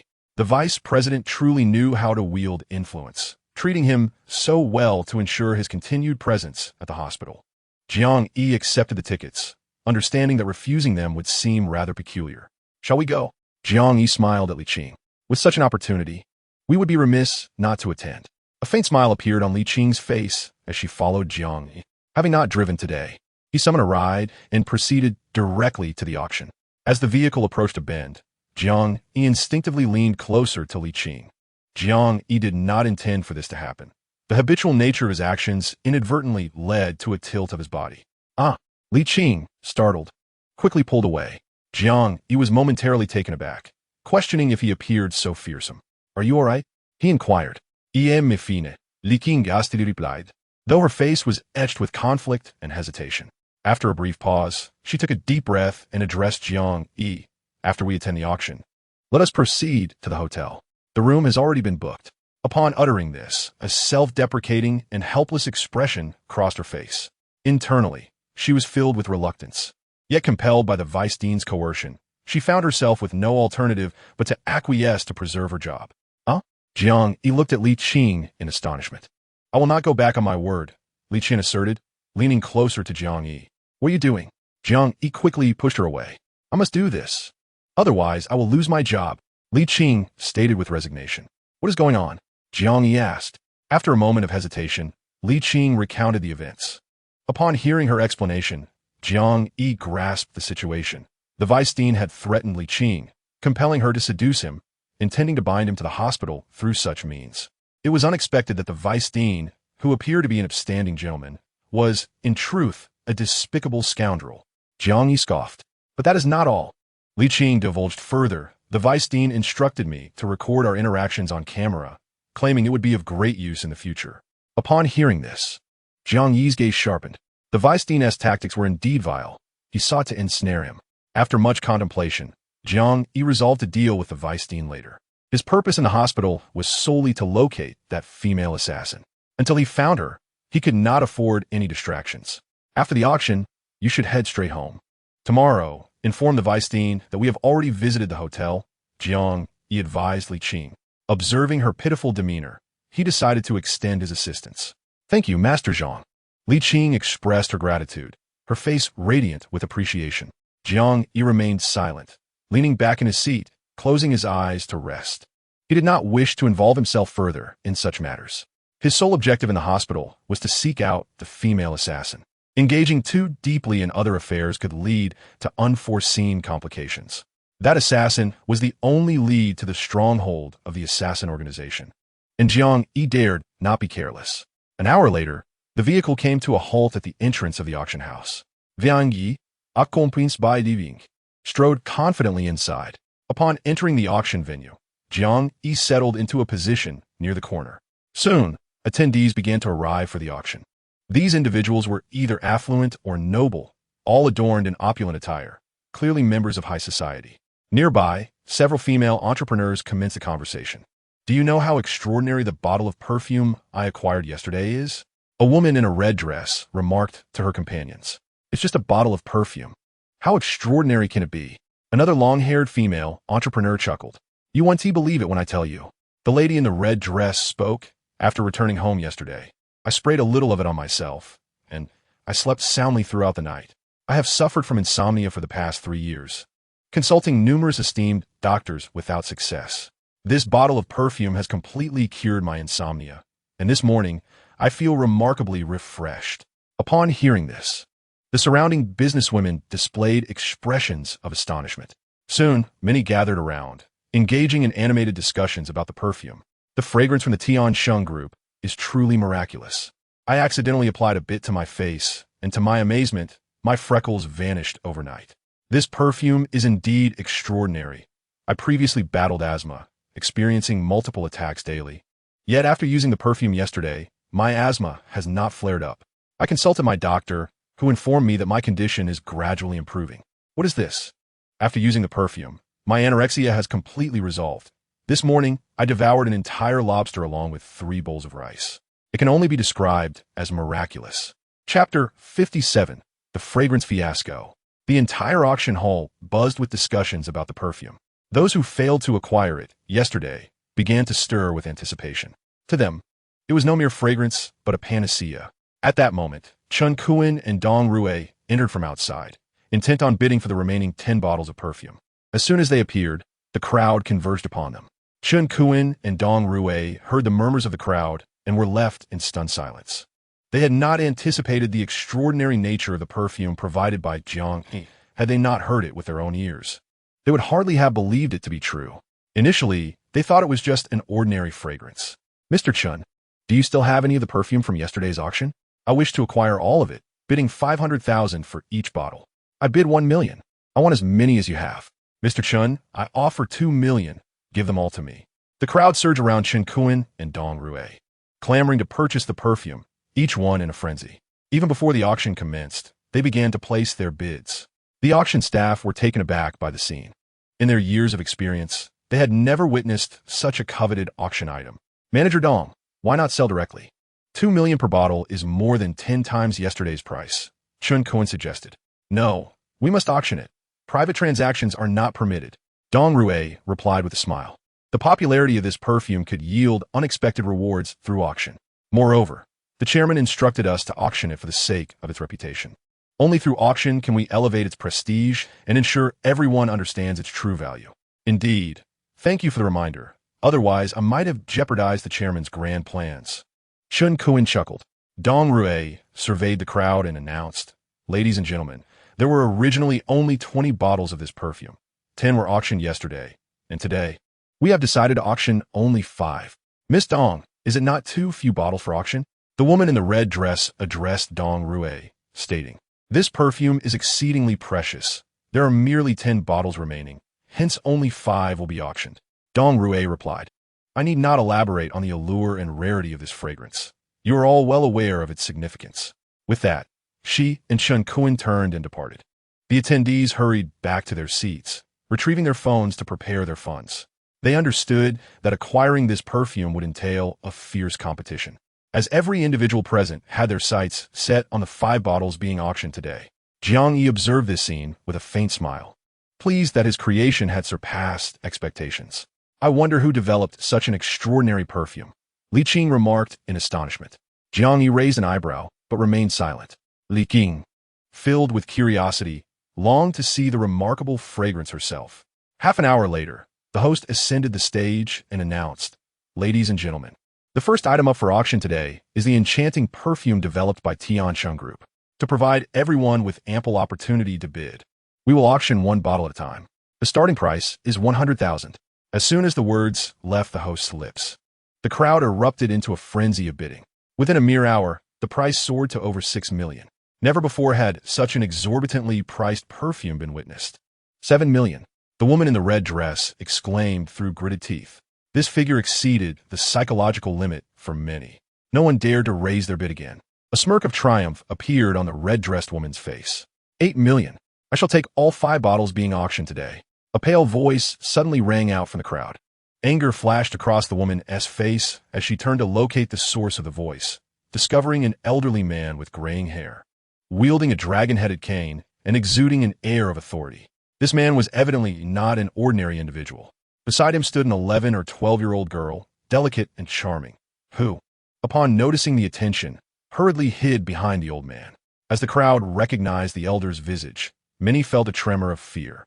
The old man was none other than Bai Zhan, the president of the Jiang Province Chamber of Commerce, a figure of immense influence in the province's business realm.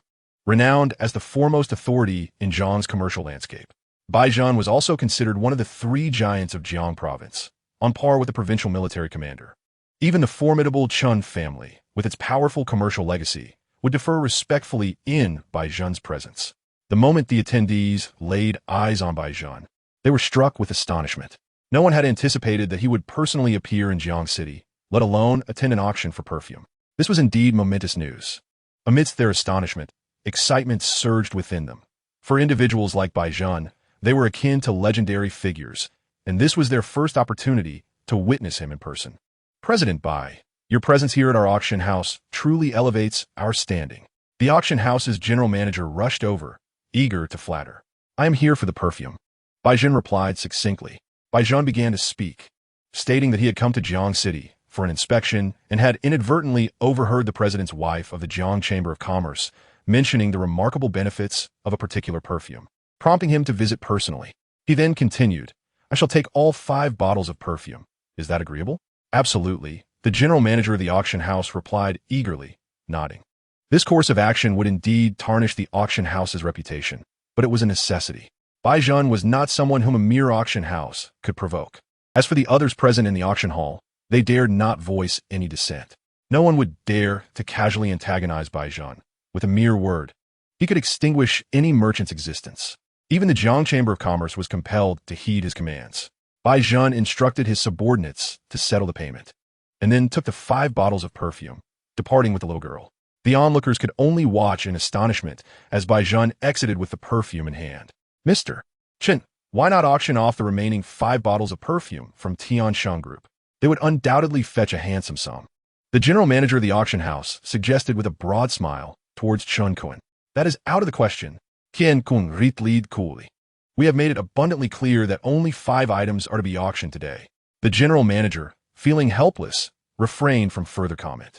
Tiansheng Group was not an entity that their auction house could afford to offend, and thus they dared not press Chen Kun or Dong Rue any further. Subsequently, Chen Kun and Dong Rue departed without delay. Jiang Yi sat in a corner, unnoticed by them, and he chose not to greet them. With the perfume auction concluded, he lost interest in lingering and left the auction house with Li Qing. Chapter 58, A Trap. Upon reaching the entrance, Li Qing bade farewell to Jiang Yi and flagged down a car to leave. Jiang Yi couldn't help but smile. Who would have thought that a mere few bottles of perfume could draw out the president of the Jiang Province Chamber of Commerce? This incident would soon echo throughout Jiang City and even the entire Jiang Province, as Bai Zhan's inadvertent actions provided a free advertisement for the perfume. By around 10 o'clock in the morning, within the span of just an hour, the news of Bai Zhan's bid for the perfume had seized the headlines across Jiang Province. It marked the first appearance of Tiansheng Group in the business realm of the entire province. The perfume incident had generated tremendous excitement, attracting a multitude of media outlets eager to report on it. Just as Jiang Yi was about to hail a car to return to the villa, a sedan suddenly approached. Without slowing down, it barreled directly towards him. Jiang Yi furrowed his brow slightly. With a swift movement, he dodged the vehicle. As the car's window rolled down, he recognized the driver to be Liu Tianyu. Your luck is quite extraordinary. Liu Tianyu glared at Jiang Yi with a dark expression. I will give you one last chance. Leave Jiang City, or I will personally end your life. A smirk curled at the corners of Jiang Yi's mouth. He was perplexed by Liu Tianyu's audacity. With such limited capability, seeking trouble for himself was tantamount to courting disaster. Jiang Yi fixed his gaze on Liu Tianyu and strode forward. Liu Tianyu's face paled, and in fright, he hurriedly rolled up the window. Liu Tianyu believed that closing the car window ensured his safety. With an arrogant expression, he sneered at Jiang Yi, saying, You, surnamed Jiang, lack even the qualification to lick my shoes. What gives you the right to compete with me for Yanran?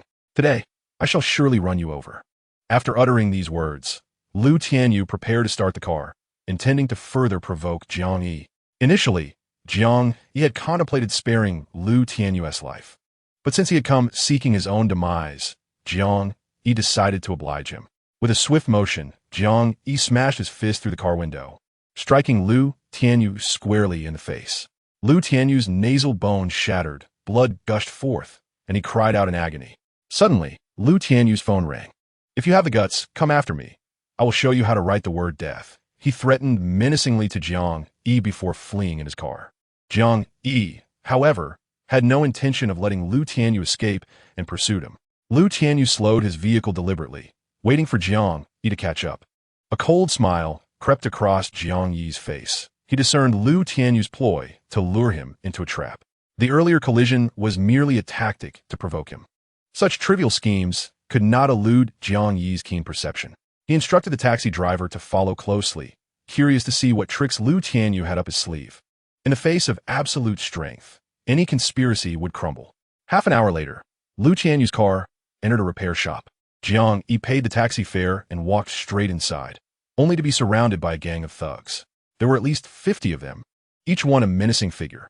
Liu Tianyu stood nearby, a cigar clenched between his teeth, his gaze fixed intently on Jiang Yi. Jiang Yi had not been mistaken. This was indeed Liu Tianyu's trap. Behind Liu Tianyu stood a towering man, nearly 2 meters tall, with a grotesque scar running from his forehead down to his chin. It was clear that this scarred man was exceptionally dangerous. Jiang Yi, this time you are doomed. Liu Tianyu pointed ominously at the scarred man and declared, "This is Liang Heng, the head of the Zhongwu martial arts school. Anyone who dares to confront him will be severely crippled, if not killed." Continuing, Liu Tianyu asserted, "All those around you are disciples of the Zhongwu martial arts school, each a skilled fighter." Jiang Yi surveyed Liang Heng and the disciples, a grin spreading across his face. Liu Tianyu had indeed gone to great lengths, hiring the Zhongwu martial arts school's members, even bringing in the headmaster himself. "You may be formidable, but in the presence of Headmaster Liang and his men, you are nothing," Liu Tianyu boasted, his face betraying a sense of triumph. "Is that so?" Jiang Yi raised an eyebrow, realizing it had been quite some time since he had exercised his skills. Today would be an excellent opportunity. "Headmaster Liang, eliminate this brat, and I shall reward you with 5 million. Liu Tianyu commanded Liang Heng. 5 million? Liang Heng appeared somewhat displeased. "What? Do you find that insufficient?" Liu Tianyu snorted, declaring that the young man was merely a waste, his life valued at a mere 5 million. "It cannot be more. 6 million, not a penny less. After all, it is a human life, and we are at risk of being apprehended and thrown into prison. If you cannot part with 6 million, then seek another," Liang Heng stated indifferently. Anger flared upon Liu Tianyu's face, fully aware that Liang Heng was deliberately extorting him. With the situation at such a critical juncture, Liu Tianyu had no choice. Once Liang Heng and the martial arts disciples departed, he would be left without assistance. "Fine, I shall give you 6 million. Liu Tianyu gritted his teeth in agreement, feeling a profound discontent within. He despised the brazen act of extortion. Jiang Yi, witnessing the scene, could not contain his laughter. "Have you reached a consensus after all this discussion?" he inquired with a smile. Liu Tianyu glared at Jiang Yi venomously, retorting, "You mock me while facing your doom. I wonder how long you can continue to laugh." He then turned to Liang Heng, commanding, "Hurry and take action. Eliminate this brat." "Understood." Liang Heng nodded and shouted to the martial arts disciples, "Advance and dispatch this fool."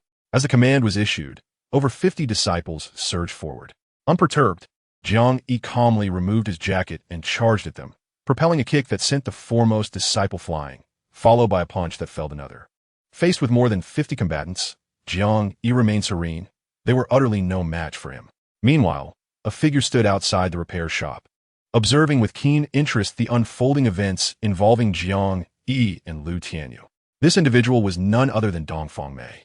Behind her stood a man clad in a cloak, emanating a chilling aura, his sharp gaze fixed intently on Jiang Yi. "Miss, do you require my assistance to aid Mr. Jiang?" the cloaked man inquired. "Not for now," Dongfang Mei replied with a slight smile. "Let us merely enjoy the spectacle." She then turned her gaze to the man, asking, "You are one of the foremost experts of our Dongfang family. Should you and Jiang Yi engage in combat, who would prevail?" "I would win," the cloaked man asserted. "I beg to differ. His skills are certainly on par. I know you must feel unconvinced. Seize an opportunity to spar with him," Dongfang Mei remarked with a smile. The cloaked man displayed a faint smirk, clearly underestimating Jiang Yi. "Did my mother send you to Jiang City solely for my protection, or is there another purpose?" Dongfang Mei suddenly inquired. "None," the cloaked man replied succinctly. His words rarely exceeded 20. This cloaked man bore no true name, only the moniker Shadow. Since his debut, Shadow had served as the bodyguard of Dongfang Mei's mother, Lu Hong. Lu Hong has faced numerous assassination attempts, yet each time, Shadow effortlessly neutralizes all the assassins, showcasing formidable strength. Concerned for the safety of his precious daughter, Dongfang Mei, Lu Hong dispatched Shadow to Jiangcheng. Half an hour ago, Dongfang Mei learned that Lu Tianyu had orchestrated a scheme to lure Jiang Yi to a repair shop, prompting her to rush there with Shadow. Although she was aware of Jiang Yi's remarkable skills, an unsettling feeling lingered. "You have feelings for him," Shadow suddenly remarked. "How do you know?" Dongfang Mei inquired with a smile. "His gaze towards you is distinct from how he looks at others," Shadow replied. "I never expected you to be quite astute. I always thought you were rather simple-minded," Dongfang Mei retorted, her gaze drifting towards Jiang Yi as she inhaled deeply. "I have never encountered something I desire, yet cannot attain. And now I find myself utterly helpless. I face a formidable rival." The rival she referred to was Yanran. "Allow me to eliminate that woman." A glint of cold menace flickered in Shadow's eyes. "Absolutely not," Dongfang Mei swiftly interjected. "I wish to win Jiang Yi's affection openly and honorably, not through such underhanded tactics. I cannot leave a negative impression on him. Jiang Yi is no ordinary man, and thus must be pursued with extraordinary means." Shadow fell silent, the murderous intent in his gaze gradually dissipating. Meanwhile, within the repair shop, over 30 disciples of the martial arts school lay defeated. In mere minutes, only 20 remained. The expressions of these disciples were grim. They had often taken money to quell troubles, facing countless skilled practitioners, yet this time, they had bitten off more than they could chew. Swish! Jiang Yi swung his arm, unleashing over 20 glinting silver needles that flew through the air. Each needle found its mark, striking the acupoints of the martial arts disciples with unerring accuracy. In the next moment, all of them collapsed to the ground, emitting heart-wrenching cries of agony. Liang Heng and Lu Tianyu were left dumbfounded, their faces contorted in distress. "Your men are utterly useless. Over 50 of them. And yet they could not handle a single Jiang Yi. In just 3 minutes, he has dispatched them all." Lu Tianyu fumed, unable to contain his anger. "This brat employs hidden weapons, making him incredibly difficult to guard against," Liang Heng remarked with a furrowed brow. "I do not wish to hear your excuses. If you cannot eliminate Jiang Yi, not a single penny will come your way," Lu Tianyu declared, his expression one of fury. "I will take matters into my own hands and put an end to this brat. Next year on this day will mark his death anniversary," Liang Heng stated, clenching his fists as he approached Jiang Yi. Upon witnessing Liang Heng finally take action, a cold smirk graced Lu Tianyu's face. In his eyes, Jiang Yi's demise was all but assured. Liang Heng was known in the underworld as the living king of hell. Anyone he set his sights upon had no chance of survival. Whoever he wished dead would inevitably meet their end. "You should not have harmed the disciples of my martial arts school." Liang Heng glared at Jiang Yi as if he were already a corpse. "That sentiment should be mine. You should not have sought trouble over a mere few million," Jiang Yi replied with a faint smile. "Humph." Liang Heng emitted a cold snort, picking up a stone the size of a fist from the ground. With a sudden exertion of strength, the stone shattered into fragments.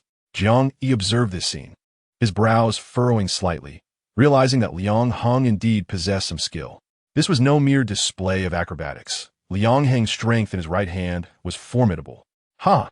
Lu Tianyu erupted into laughter, addressing Liang Heng. "I never expected you to possess such abilities. You have certainly earned my respect. If you take action personally, Jiang Yi is undoubtedly doomed." This statement elicited a proud smile from Liang Heng, who was becoming somewhat arrogant. Meanwhile, outside the factory gates, Dongfang Mei furrowed her delicate brows in concern for Jiang Yi. "Miss, do you need me to intervene?" Shadow inquired. Dongfang Mei remained silent. "Mr. Jiang is certainly no match for that fellow," Shadow asserted confidently. "Do not reveal yourself just yet. If you intervene, Jiang Yi will surely be angered. Wait until he is defeated before assisting him," she instructed.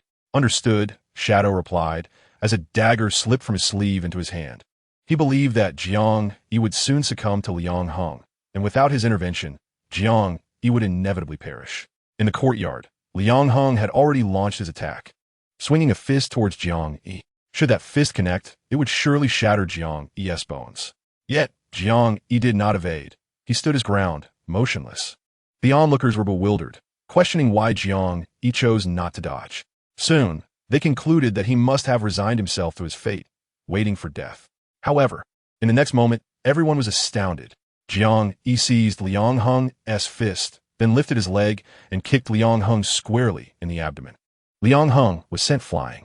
The crowd was left in disbelief, astonished that Jiang Yi had effortlessly blocked Liang Heng's ferocious punch and retaliated with such force. Liang Heng was left dumbfounded. Before he could regain his senses, Jiang Yi was already before him.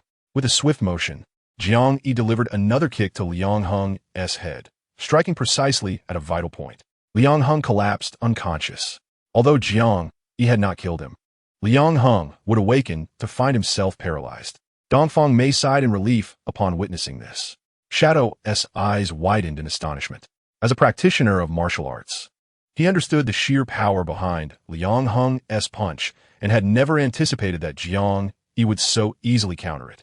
He is far too strong. I am no match for him, Shadow remarked. The man I have chosen is certainly no ordinary individual, Dongfang Mei said, a charming smile gracing her lips, tinged with a hint of playful intrigue. As for Jiang Yi, after dealing with Liang Heng, his gaze shifted to Lu Tianyu. Now, there was no one left to assist Lu Tianyu. This auto repair shop had been abandoned for many years and was quite remote. No one would come here. Even if Jiang Yi were to kill Lu Tianyu, no one would be the wiser. Chapter 60, Bluster. Young Master Lu, shall I take action personally? Or will you do it yourself? Jiang Yi asked, looking at Lu Tianyu. You cannot kill me, Lu Tianyu replied, a strange smile spreading across his face. Subsequently, Lu Tianyu turned and dashed into the building. Jiang Yi, determined not to let Lu Tianyu escape this time, pursued him briskly. Upon entering, he discovered a concealed iron door at the back. After Lu Tianyu locked the door, he boarded a prearranged vehicle and fled in haste. Jiang Yi, remaining in place, did not follow, but instead made a phone call to Chen Kuan before exiting through the front door. Once on the street, Jiang Yi hailed a taxi. Sir, where to? The driver inquired. Do you know Lu Tianyu's home? Jiang Yi replied, producing a wad of cash. Yes. The driver promptly started the engine and continued. Lu Tianyu caught his father and stepmother in a compromising situation with a reporter. This incident has circulated throughout Jiang City, and numerous media outlets, in pursuit of ratings, have exposed the Lu family's affairs, including their address and other private matters. Upon hearing this, Jiang Yi couldn't help but chuckle. Are you a journalist as well, sir? The driver asked. Not at all. Jiang Yi shook his head. I suggest you avoid provoking the Lu family. I heard they are quite ruthless. Just yesterday, they hired a group of thugs to guard their villa, ready to beat up any reporter they encounter. The driver frowned. I am not a journalist. Jiang Yi raised an eyebrow. I am here to settle a score with Lu Tianyu. The driver paused in disbelief. Just you alone? Indeed, Jiang Yi nodded. The driver fell silent, convinced that Jiang Yi was merely boasting. With so many hired thugs, it seemed implausible that he would dare approach the Lu family's villa alone. An hour later, the vehicle stopped in front of an extravagant villa, the Lu family residence. This is the Lu house, the driver announced. Thank you. Jiang Yi handed the driver the money, opened the door, and stepped out. He glanced at the villa and strode directly toward the entrance. Indeed, a multitude of thugs loitered at the villa's entrance. The driver, witnessing this, hurried to exit the vehicle to dissuade Jiang Yi, but was left dumbfounded in the next moment. Jiang Yi dispatched the thugs with swift, decisive kicks, leaving them sprawled on the ground. Without a hint of hesitation, he swaggered into the villa.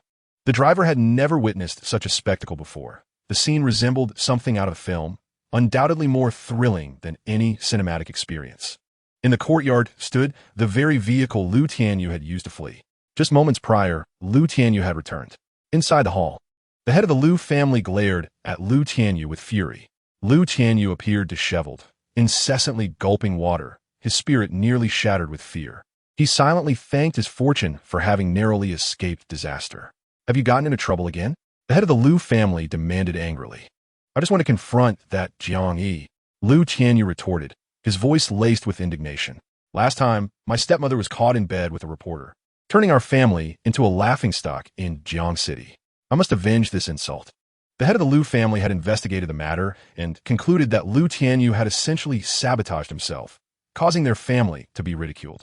Yet, he suspected it was Jiang Yi's scheme. Have you dealt with Jiang Yi? The head of the Lu family asked in a grave tone. Originally, the intention was to eliminate Jiang Yi, but a minor misstep hindered the success of the endeavor.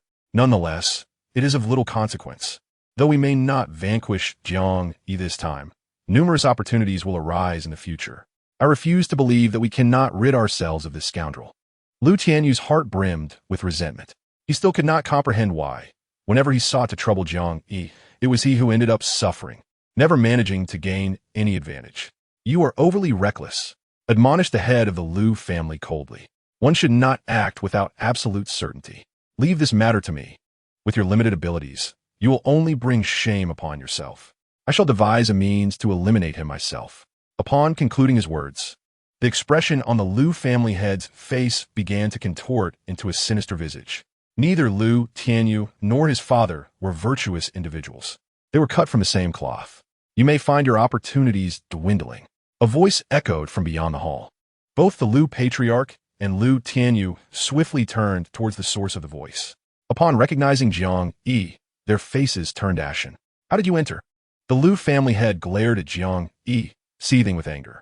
You have audacity to trespass into our Lu family villa. Jiang Yi chucked it didisivity, making himself comfortable on the sofa. Summon assistance. The Lu family head bellowed. Cease your shouting. Your lackeys were dealt with as I entered. Jiang Yi replied with a subtle smile. Today, I shall ensure your demise. The Lu family head erupted in curses while instructing Lu Tianyu to call upon the clan members. To this point, both the Lu patriarch and Lu Tianyu continued to underestimate Jiang Yi. In their eyes, despite his fighting prowess, it was of little use. In this world, brute strength mattered not. What held value were power and wealth. Jiang Yi did not hinder their phone call. You would do well to summon every member of the Lu clan. That way, I can eliminate you all in one fell swoop. He remarked with a grin. Oomph. The Lu family head scoffed derisively. You speak boldly, Jiang, but what can you truly accomplish? You are merely a waste, unworthy even of the Yi family's regard. If you possess any real skill, then use your power to subdue us, the Lu family.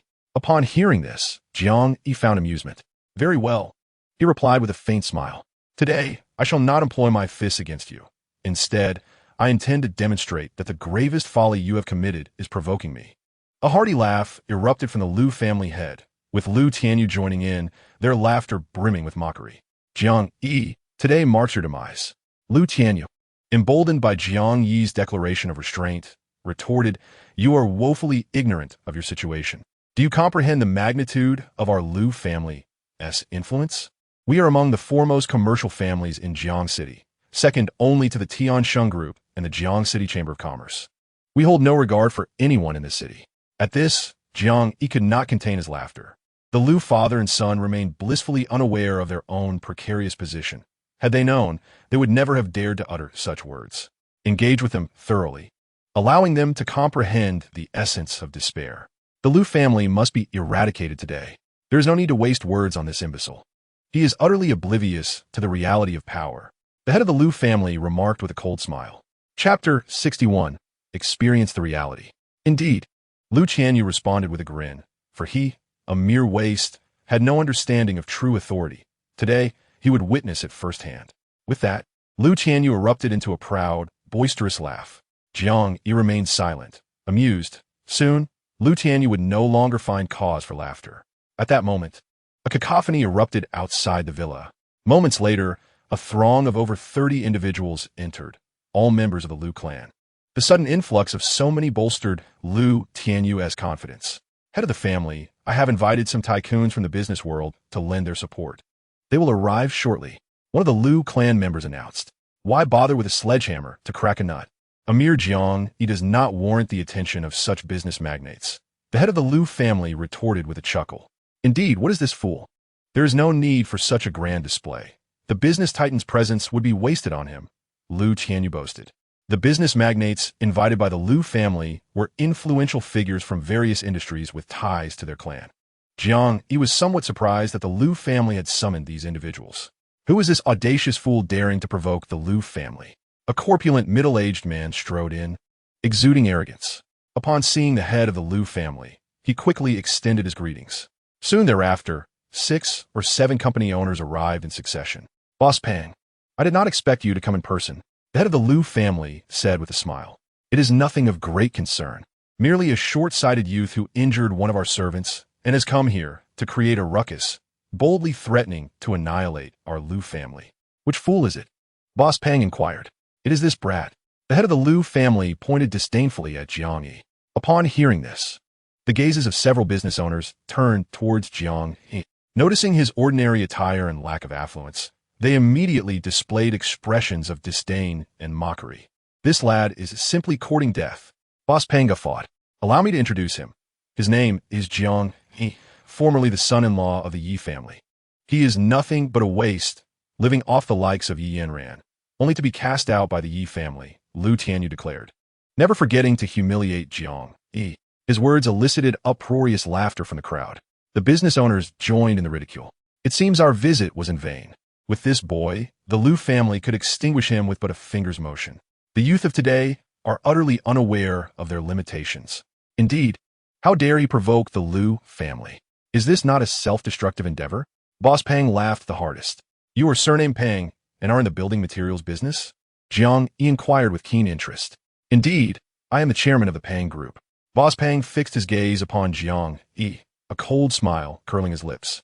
Could it be that, aside from seeking trouble with the Liu family, you also wish to provoke our Peng family? Jiang Yi raised an eyebrow. During his previous visit to Tianxin Group, he had inadvertently spotted some contracts on a desk.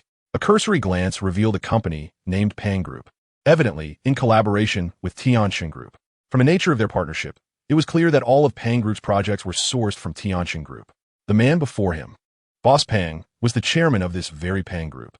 Jiang Yi arched an eyebrow, surprised by the unexpected commotion, and thought to himself that quite a few reckless individuals had come seeking trouble today.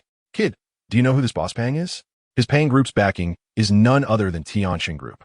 Even I must show deference in his presence, the Liu family head remarked with a mocking tone.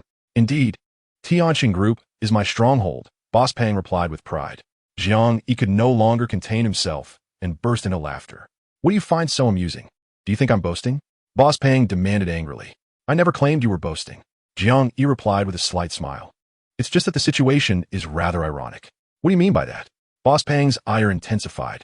Suddenly, Jiang Yi recalled a line from a film and, with a grin, declared I intended to keep a low profile, but my strength does not permit it. I reveal my true identity. I am the chairman of Tianxin Group. This proclamation elicited laughter from everyone present. The grand hall of the villa erupted with mirth, with several members of the Liu family nearly gasping for breath from laughter. It was indeed difficult to believe that the chairman of Tianxin Group could be none other than a discarded son-in-law of the Yi family. Jiang Yi, your ability to boast is truly unparalleled, Liu Tianyu chuckled heartily. At that moment, a Liu family servant rushed in, flustered. Head of the family, it's bad news. General Manager Dong Rui from Tianxin Group has arrived. The servant announced. Everyone fell silent, bewildered. What is happening? The Liu family head furrowed his brow. Our Liu family has no dealings with Tianxin Group. How could someone of Dong Rui's stature possibly come here? Confusion spread among the crowd. Boss Peng suddenly burst into laughter. Boss Peng, do you know what's going on? The Liu family head inquired urgently. Of course I know. Boss Peng replied. Tianxin Group is engaged in a significant project, and I mentioned your Liu family to a leader there. It is likely that Tianxin Group believes you are suitable for participation in this project. Hence General Manager Dong's personal visit to discuss matters with you. This revelation sent waves of excitement through the Liu family head and his kin. For the Liu family, this was nothing short of a fortuitous blessing. Boss Peng, I truly do not know how to express my gratitude. The Liu family head exclaimed with heartfelt appreciation. If this comes to fruition, I shall never forget your kindness, Boss Peng. A satisfied grin spread across Boss Peng's face. Several prominent business leaders hurried over to extend their congratulations to the head of the Liu family. Old Liu, having known each other for so many years, let's not be forgotten once you achieve success. They exclaimed in unison. Indeed, we must not forget each other. The chorus of voices echoed. Enough of your chatter, interjected Boss Peng. Turning to the Liu family head, General Manager Dong is a person of great significance. Do not keep her waiting. Go and fetch her at once. Yes. Yes. The Liu family head nodded vigorously, preparing to personally welcome Dong Rui. They had all but forgotten Jiang Yi, who was entirely disregarded by the group. Jiang Yi remained silent, merely smiling at the spectacle before him, perceiving these individuals as nothing more than jesters in farcical play. As the Liu family head took a few steps outside, Dong Rui entered the room, her presence commanding and suffocating, leaving the others momentarily breathless. General Manager Dong, I apologize for not welcoming you properly. Please forgive my oversight, he said, approaching her with a broad smile. Dong Rue cast a glance at him, but chose to ignore his greeting. The Liu family head sensed something amiss and surmised that his delay in inviting her inside had displeased her. General Manager Dong, please take a seat, he urged, attempting to be accommodating. I shall not be sitting. I have matters to attend to, Dong Rue replied coldly. I understand, General Manager Dong. You must be here to discuss the project, he quickly asserted. I have already spoken with Boss Pang about the details. Rest assured, with the Liu family's involvement, the project will be executed flawlessly. We are one of the most esteemed families in Jiangsheng. Whatever you require, simply instruct us. Boss Pang chimed in, affirming indeed. The Liu family is a formidable force. You have come to the right place. The other business leaders eagerly joined in, extolling the Liu family's prowess. You are mistaken. Dong Rue's cold laughter interrupted them. I have not come to your Liu family regarding the project. The room fell silent, stunned by her declaration. Dong Rue continued. Your Liu family's reputation is tarnished. You are unworthy of collaboration with Tiansheng Group. These words struck the Liu family head like a slap to the face. A blatant humiliation that left him speechless. He dared not utter a word, for Tiansheng Group was not an entity he could afford to offend. In present-day Jiangsheng, the majority of the business realm was under the sway of Tiansheng Group. To incur Dong Rue's wrath would mean incurring the ire of Tiansheng Group, a fate the Liu family could not endure. The Liu family head seethed with suppressed anger, feeling the sting of reality after his prior excitement. Once again, the Liu family found themselves reduced to a mere joke. General Manager Dong, what brings you to the Liu family?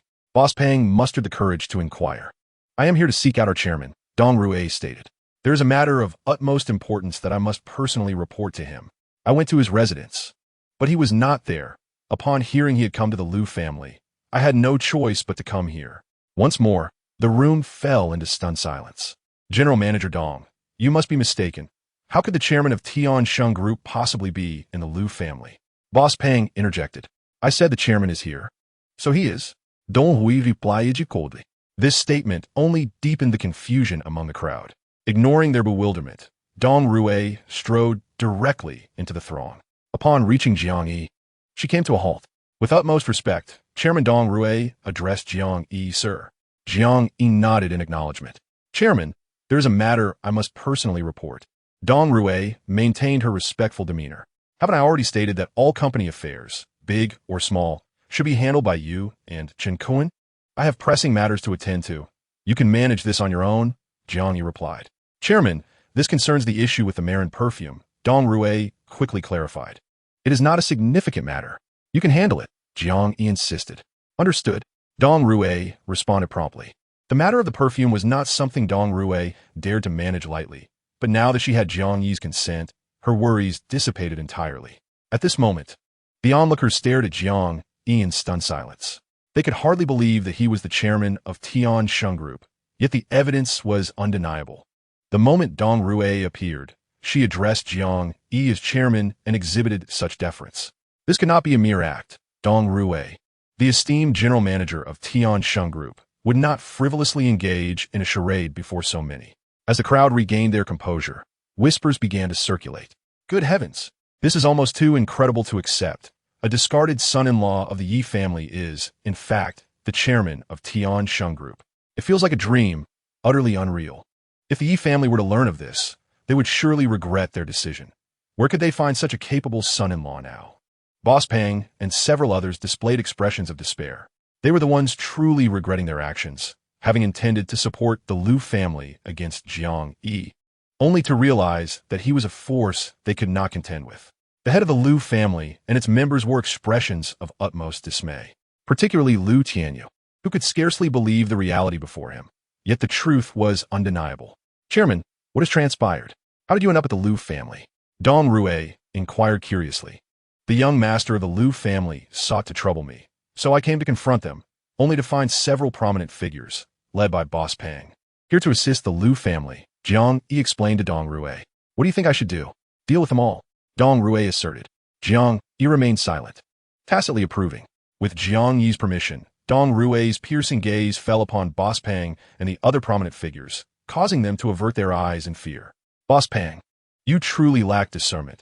I offered your Pang Group a taste of success, and you conspired with the Liu family to trouble the chairman.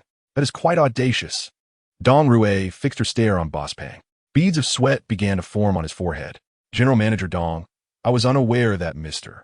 Jiang was the chairman of Tiansheng Group, which led to this foolishness. I implore you, spare me. Boss Pang pleaded with Dong Rui. Seeing Dong Rui disregard him, he suddenly fell to his knees before Jiang Yi, pleading for mercy. At this juncture, such pleas were futile. Dong Rui turned to Boss Pang and declared that from this moment forth, Tiansheng Group would terminate all collaborations with Pang Group. Boss Pang collapsed onto the ground, his face a mask of despair. In pursuit of collaboration with Tiansheng Group, Pang Group had invested all their resources and taken substantial loans from a bank. The cancellation of their partnership was tantamount to a death sentence for Pang Group. With the partnership dissolved, Pang Group would incur devastating losses, leading to inevitable bankruptcy. Furthermore, they would be burdened with enormous debts, which the Pang family would take generations to repay, spending their later years ensnared in a relentless cycle of debt collection. How could I almost forget about you? Dong Rui's captivating gaze swept over the other prominent businessmen. Your companies have no dealings with Tiansheng Group, yet you cannot escape this fate. I hereby announce that Tiansheng Group will now blacklist your companies.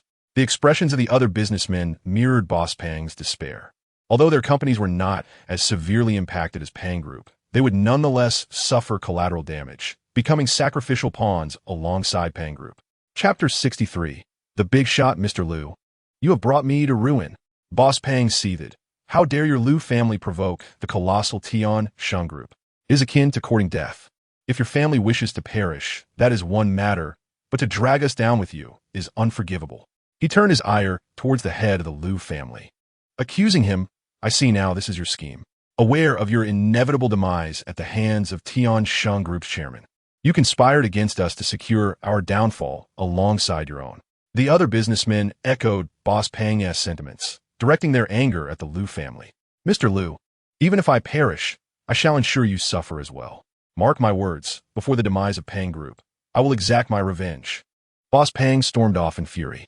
The other businessmen vowed to hold the Liu family accountable before departing with faces flushed with rage.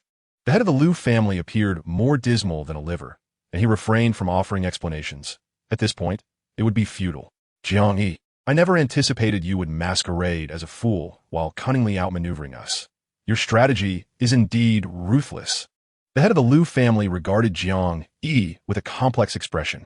He was unwilling to concede defeat to Jiang Yi, yet the reality was undeniable. He had lost, and in a most humiliating fashion. You misunderstand. From the very beginning, I had no intention of targeting your Liu family. My aim was solely to deal with Liu Tianyu, who foolishly heeded his son as provocations and chose to oppose me, Jiang Yi explained. The head of the Liu family, no fool, grasped the implication of Jiang Yi's words. With a resounding slap, the head of the Liu family struck Liu Tianyu across the face, exclaiming, Our entire Liu family has been led to ruin because of you. If it were not for your reckless actions, we would not have attracted such catastrophic disaster. In a fit of anger, he kicked Liu Tianyu again. Had I known this would transpire, I should have ended your life the last time we crossed paths. If you had perished, the Liu family would not have met such a dire fate. Liu Tianyu cried out in agony, his face etched with resentment. Even at this juncture, Liu Tianyu remained unyielding. He refused to concede defeat to Jiang Yi. In his eyes, Jiang Yi was still a mere wastrel. To be frank, Liu Tianyu was merely deceiving himself. Chairman, how should we proceed with the Liu family? Dong Rui inquired of Jiang Yi. Why not let the Jiangxing Chamber of Commerce obliterate the Liu family? Our Tianxing Group need not involve itself in this matter. The Liu family is far beneath our notice. Jiang Yi nodded in agreement. Dong Rui's reasoning was sound. Is the Tianxing Group connected to the Jiangxing Chamber of Commerce? The head of the Liu family asked in despair. Of course, Dong Rui replied, her lips curling into a slight smile. As the head of the Liu family, to pose such a foolish question is quite astonishing. Tian Kuwen, the young master of the Chun family, serves as the vice chairman of Tianxing Group. You should well comprehend the magnitude of the Chun family's influence. The Jiangxing Chamber of Commerce will naturally assist Tianxing Group in handling trivial matters. The expression of despair deepened on the face of the Liu family head. This should have been anticipated. What I failed to consider was that Jiang Yi is the chairman of Tianxing Group, he said, taking a deep breath. Dong Rui chuckled coldly. Jiang Yi's gaze settled on Lu Tianyu. My dealings with you are not for the sake of Yanran. Then why? Lu Tianyu asked, his voice laced with bitterness. Because you have provoked me, Jiang Yi replied, raising an eyebrow. I abhor trouble, yet should anyone dare to disturb my peace, I shall ensure they pay a heavy price. Following his divorce from Yanran, Jiang Yi no longer wished to endure. In the past, he had tolerated much for her sake. Now, he felt no obligation to restrain himself. The present version of himself was his truest self, living with newfound ease. Who dares to challenge the Lu family with such audacity? A furious roar echoed from outside the hall. Moments later, a sharply dressed man stormed in, rage radiating from his countenance. This man was none other than Lu Tianyu's cousin, Lu Feng. Having spent over a decade in Lidu City, he had not returned to Jiangsheng in many years. Uncle, enlighten me about what is happening. Whoever seeks death today shall find it, Lu Feng declared to the head of the Lu family. Lu Feng, our Lu family is doomed. The head of the Lu family exhaled deeply, stating, the entity troubling us is Tiansheng Group. Their power is overwhelming, and we can only await our demise. Tiansheng Group? Lu Feng scoffed. I am curious to see just how terrifying this Tiansheng Group truly is. Tiansheng Group was co-founded by the Chun family of Lidu City and Jiang Yi, with young master Chun serving as the vice chairman. Do you not see that our Lu family is fated for ruin? The head of the Lu family sank into a chair, despair mirrored on the faces of his kin. Ha! Lu Feng suddenly burst into laughter. Lu Feng, how can you still find humor in our family's ruin? The head of the Lu family exclaimed, his face filled with indignation. Uncle, please do not be angry.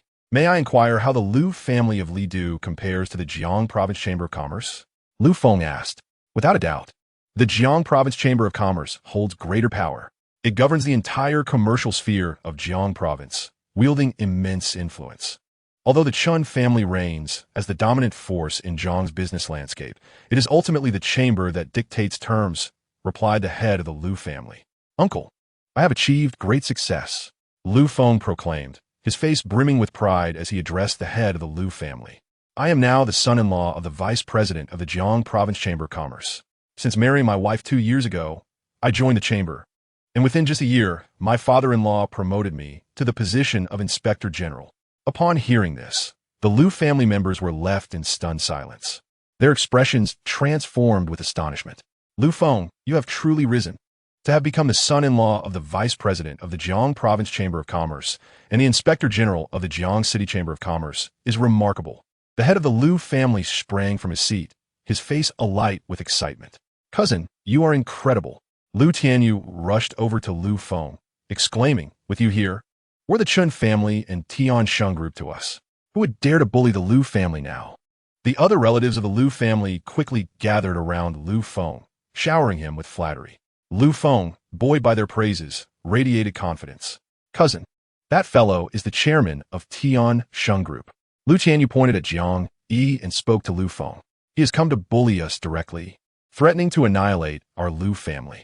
We have suffered greatly at his hands. You must avenge us. Rest assured, no matter who it is that dares to trouble our Lu family, I will personally ensure their demise, Lu Feng declared, exuding arrogance and disdain for anyone who crossed his path. This was hardly surprising.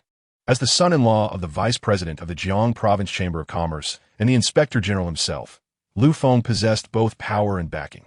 The Chen family and Tiansheng Group were insignificant in comparison. Chapter 64. A 3-day agreement chairman. What should we do now? Dong Ruilio asked Jiang Yi, her brow furrowed with concern. Do not worry. I am here, Jiang Yi replied calmly, displaying no signs of panic. He had not anticipated that Lu Feng would emerge at this critical juncture, thwarting his plans to eliminate the Lu family. You are the chairman of Tiansheng Group? Lu Feng questioned Jiang Yi in a condescending tone. Indeed, I am a chairman of Tiansheng Group, and I intend to eradicate your Lu family. Do you disagree? Jiang Yi responded with a slight smile. It seems you are unaware of the peril you face. Having fallen into my hands, you dare to be so arrogant. Lu Feng glared at Jiang Yi. In 3 days, I will personally lead a team to seal off Tiansheng Group. Prepare yourself. I will ensure your demise. Continuing, Lu Feng added, I have heard that your support comes from the Chun family of Lidu. Do not rely on them. Once I dispose of you and Tiansheng Group, I will return to Lidu and seek my father-in-law's assistance in eliminating the Chun family. Anyone who troubles our Lu family shall meet their end. Lu Feng issued this ruthless proclamation with confidence. Very well, I await your arrival, Jiang Yi replied with a smile, then turned to leave with Dong Ruelio. It appeared that Lu Feng was indeed a formidable opponent. Engaging with someone of his caliber promised to be an intriguing challenge. Lu Feng, despite his formidable prowess, cannot dominate Jiang province single-handedly. Upon returning, he must make a few calls to his disciples. It is time for them to act on his behalf. As Lu Feng allowed Jiang Yi to depart, the head of the Lu family and Lu Tianyu displayed expressions of discontent. Lu Feng, why not eliminate Jiang Yi directly? This young rascal, cunning beyond his years, will benefit if he escapes. The head of the Lu family furrowed his brow. Uncle, dealing with him now would truly be to his advantage. Lu Feng replied darkly. The head of the Lu family paused. Have you devised a plan? He inquired. Indeed. By letting him go, I intend to ensure his complete downfall. Lu Feng sneered. In 3 days, I shall personally seal off the Tianxin group with the members of the Jiang Province Chamber of Commerce. By then, I will ensure that all media outlets in Jiang Province are present. Lu Feng continued. I will make it abundantly clear that our Lu family is not to be trifled with. You can leverage this opportunity to forge alliances within the business community, thereby strengthening our family. 2 birds with 1 stone. Cousin, it should be 3 birds with 1 stone. We can use this opportunity to thoroughly ruin Jiang Yi, leaving him with no chance of resurgence. Lu Tianyu laughed heartily. Precisely, my strategy aims for 3 birds with 1 stone, Lu Feng declared, his face aglow with pride. The head of the Lu family sighed with relief. Lu Feng, you are the beacon of hope for our Lu family. Your presence ensures our family survival. I'm immensely grateful to you. Uncle, you are too formal. We are family, Lu Feng replied with a smile. I have decided that once this matter is resolved, I shall manage the Lu family and assume the role of head. If one lacks the capability, they will only invite trouble upon us. Upon hearing Lu Feng's aspirations to become the head of the family, the Lu clan erupted in joyous cheers. This is splendid news. If Lu Feng becomes the head, who would dare to bully our Lu family again? With Lu Feng leading us, we shall undoubtedly become the most powerful business family in Jiang Province. Indeed, if Lu Feng ascends to the headship, we shall reap the rewards and enjoy countless benefits. We can amass wealth with ease. Even before Lu Feng formally assumed the title, the family regarded him as their leader. The head of the Lu family, however, wore a grim expression. He was a perceptive man, and it was clear that Lu Feng's true intention upon his return was to usurp the position of family head. Lu Feng's actions against the Tianshan group and the Chun family of Lidushi were not genuinely aimed at aiding the Lu family, but rather to establish his prestige among the clan members. Uncle, do you oppose my claim to the headship? Lu Feng queried, directing his gaze at the head of the Lu family. Of course not. I agree. The head of the Lu family hastily replied, forcing a strained smile. Having held the position of head for decades, he found it difficult to relinquish his power. Though he verbally acquiesced, internally he was vehemently opposed. With no other options, the head of the Lu family had no choice but to temporarily concede. Thank you, uncle, Lu Feng said before departing. Soon after, the other members of the Lu family followed suit. As the head of the Lu family lost influence, the clan members began to disregard him, inciting considerable anger within him.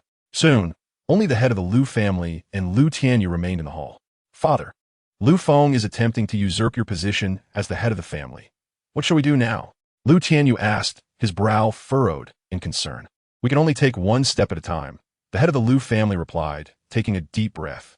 I had hoped that with Lu Feng's return, our family would be secure, but I did not anticipate the extent of his ambition. The head of the Lu family, who had been quite pleased moments ago, now found no joy, as despair once again clouded his features.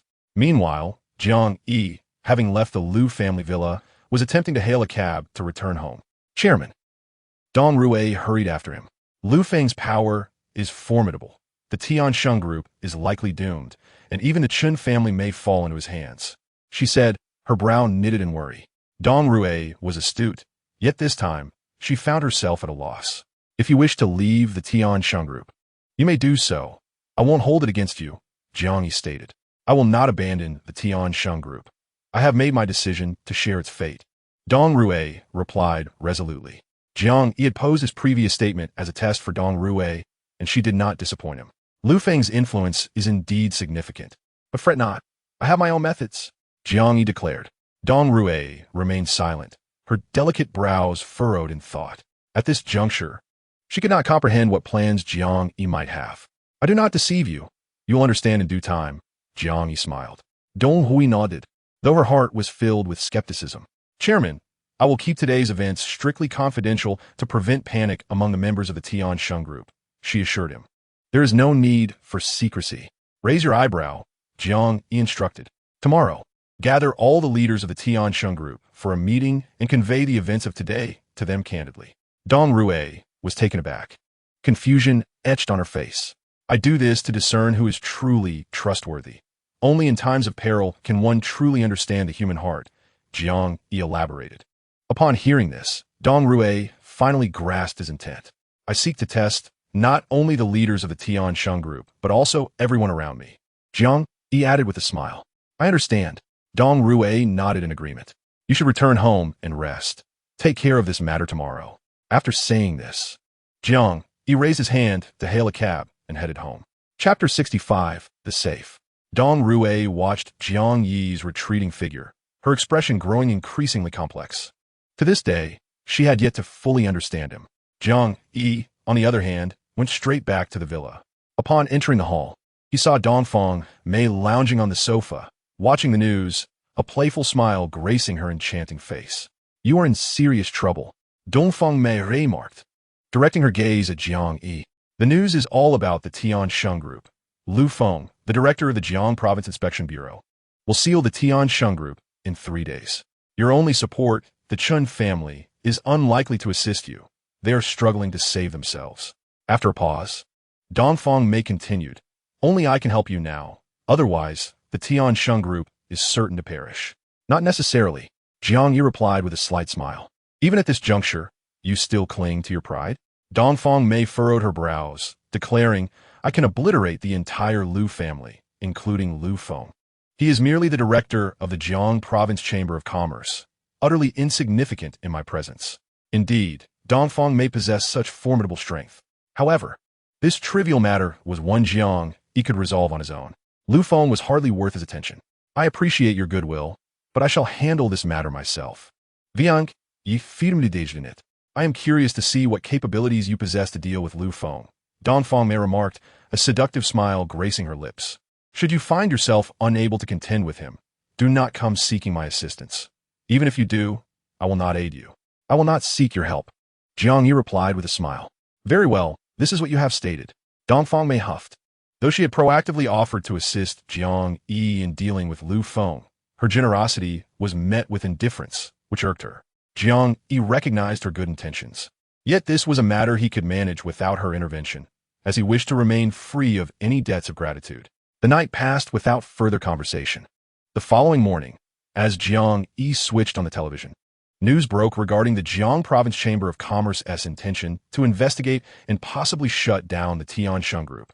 This incident had stirred considerable commotion throughout Jiang City, with various reports tinged with a sense of schadenfreude. According to our Station S report, the chairman of Tiansheng Group had offended high-ranking officials in Jiang Province, undoubtedly sealing the company's fate. The rise and fall of Tiansheng Group occurred within a mere fortnight, its former glory now a distant memory.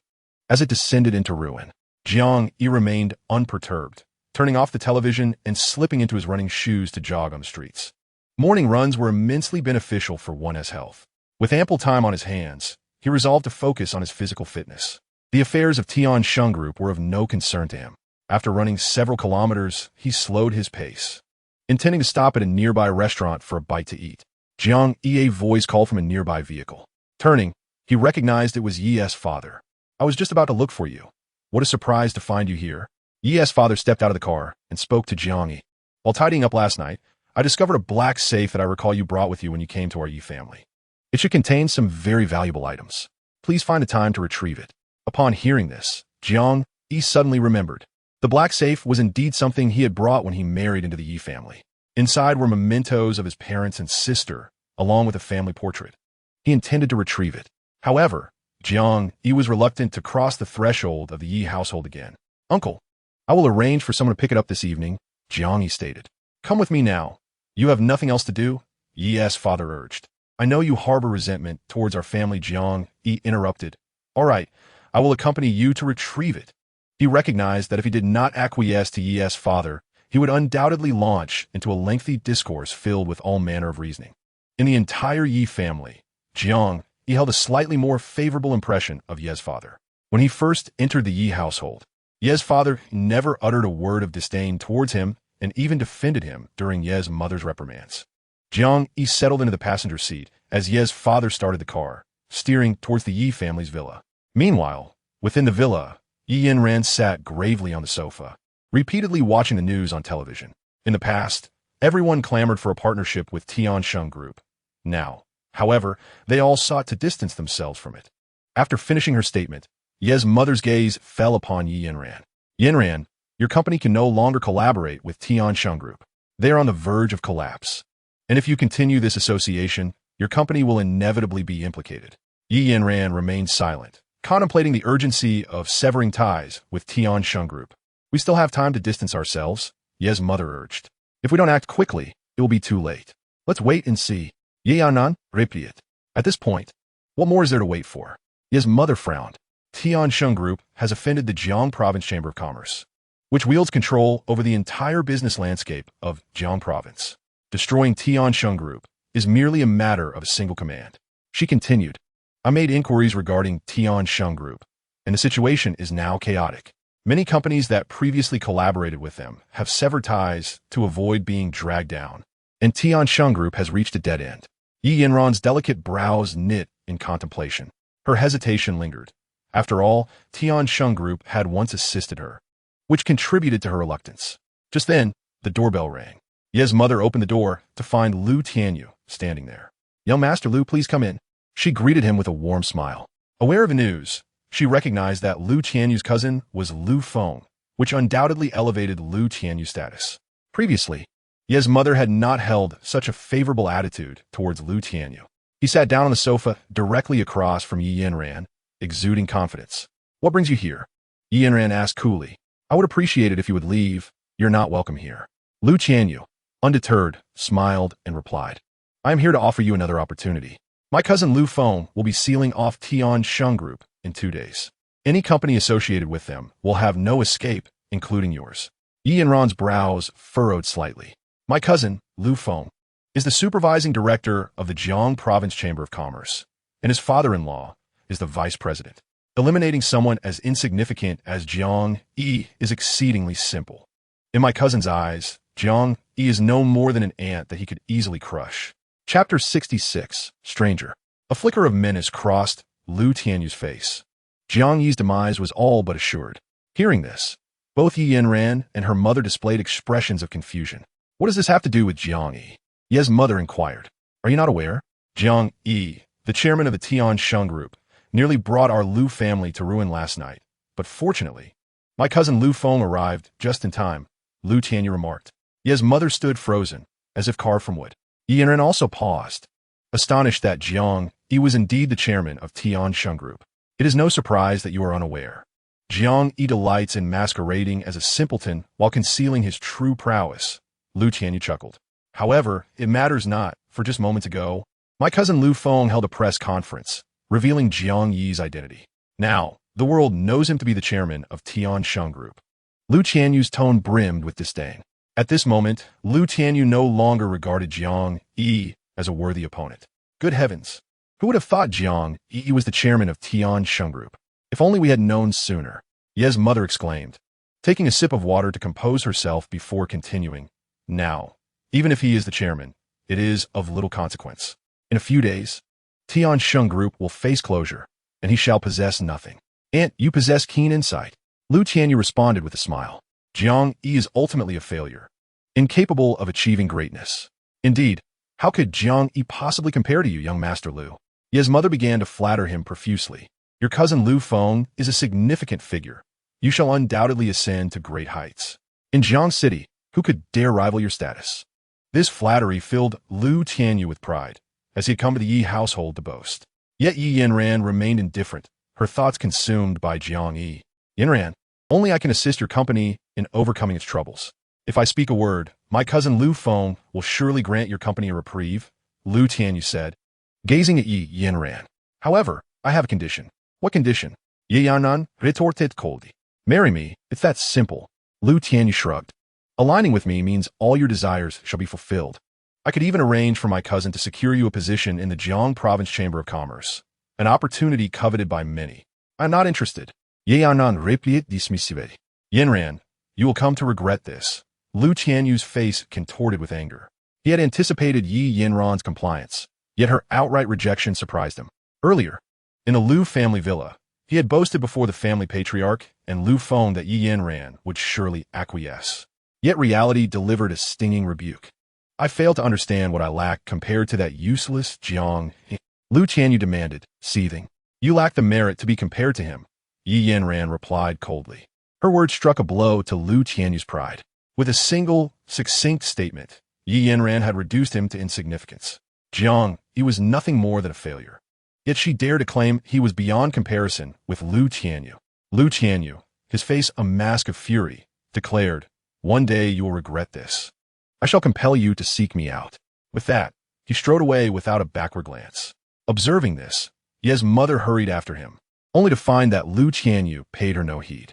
He had been courteous to her solely out of respect for Yi Yanran, but now that she had provoked him, he had no desire to engage with her. Ye's mother was left feeling helpless. Yanran, can't you be a bit more tactful? She urged her daughter. Lu Tianyu is no longer the person he once was. Maintaining a good relationship with him is essential for your company's survival. She continued, even if you have no intention of marrying Lu Tianyu, you must express yourself more delicately. Why utter such hurtful words? I know what I'm doing. Ye Yanran retorted.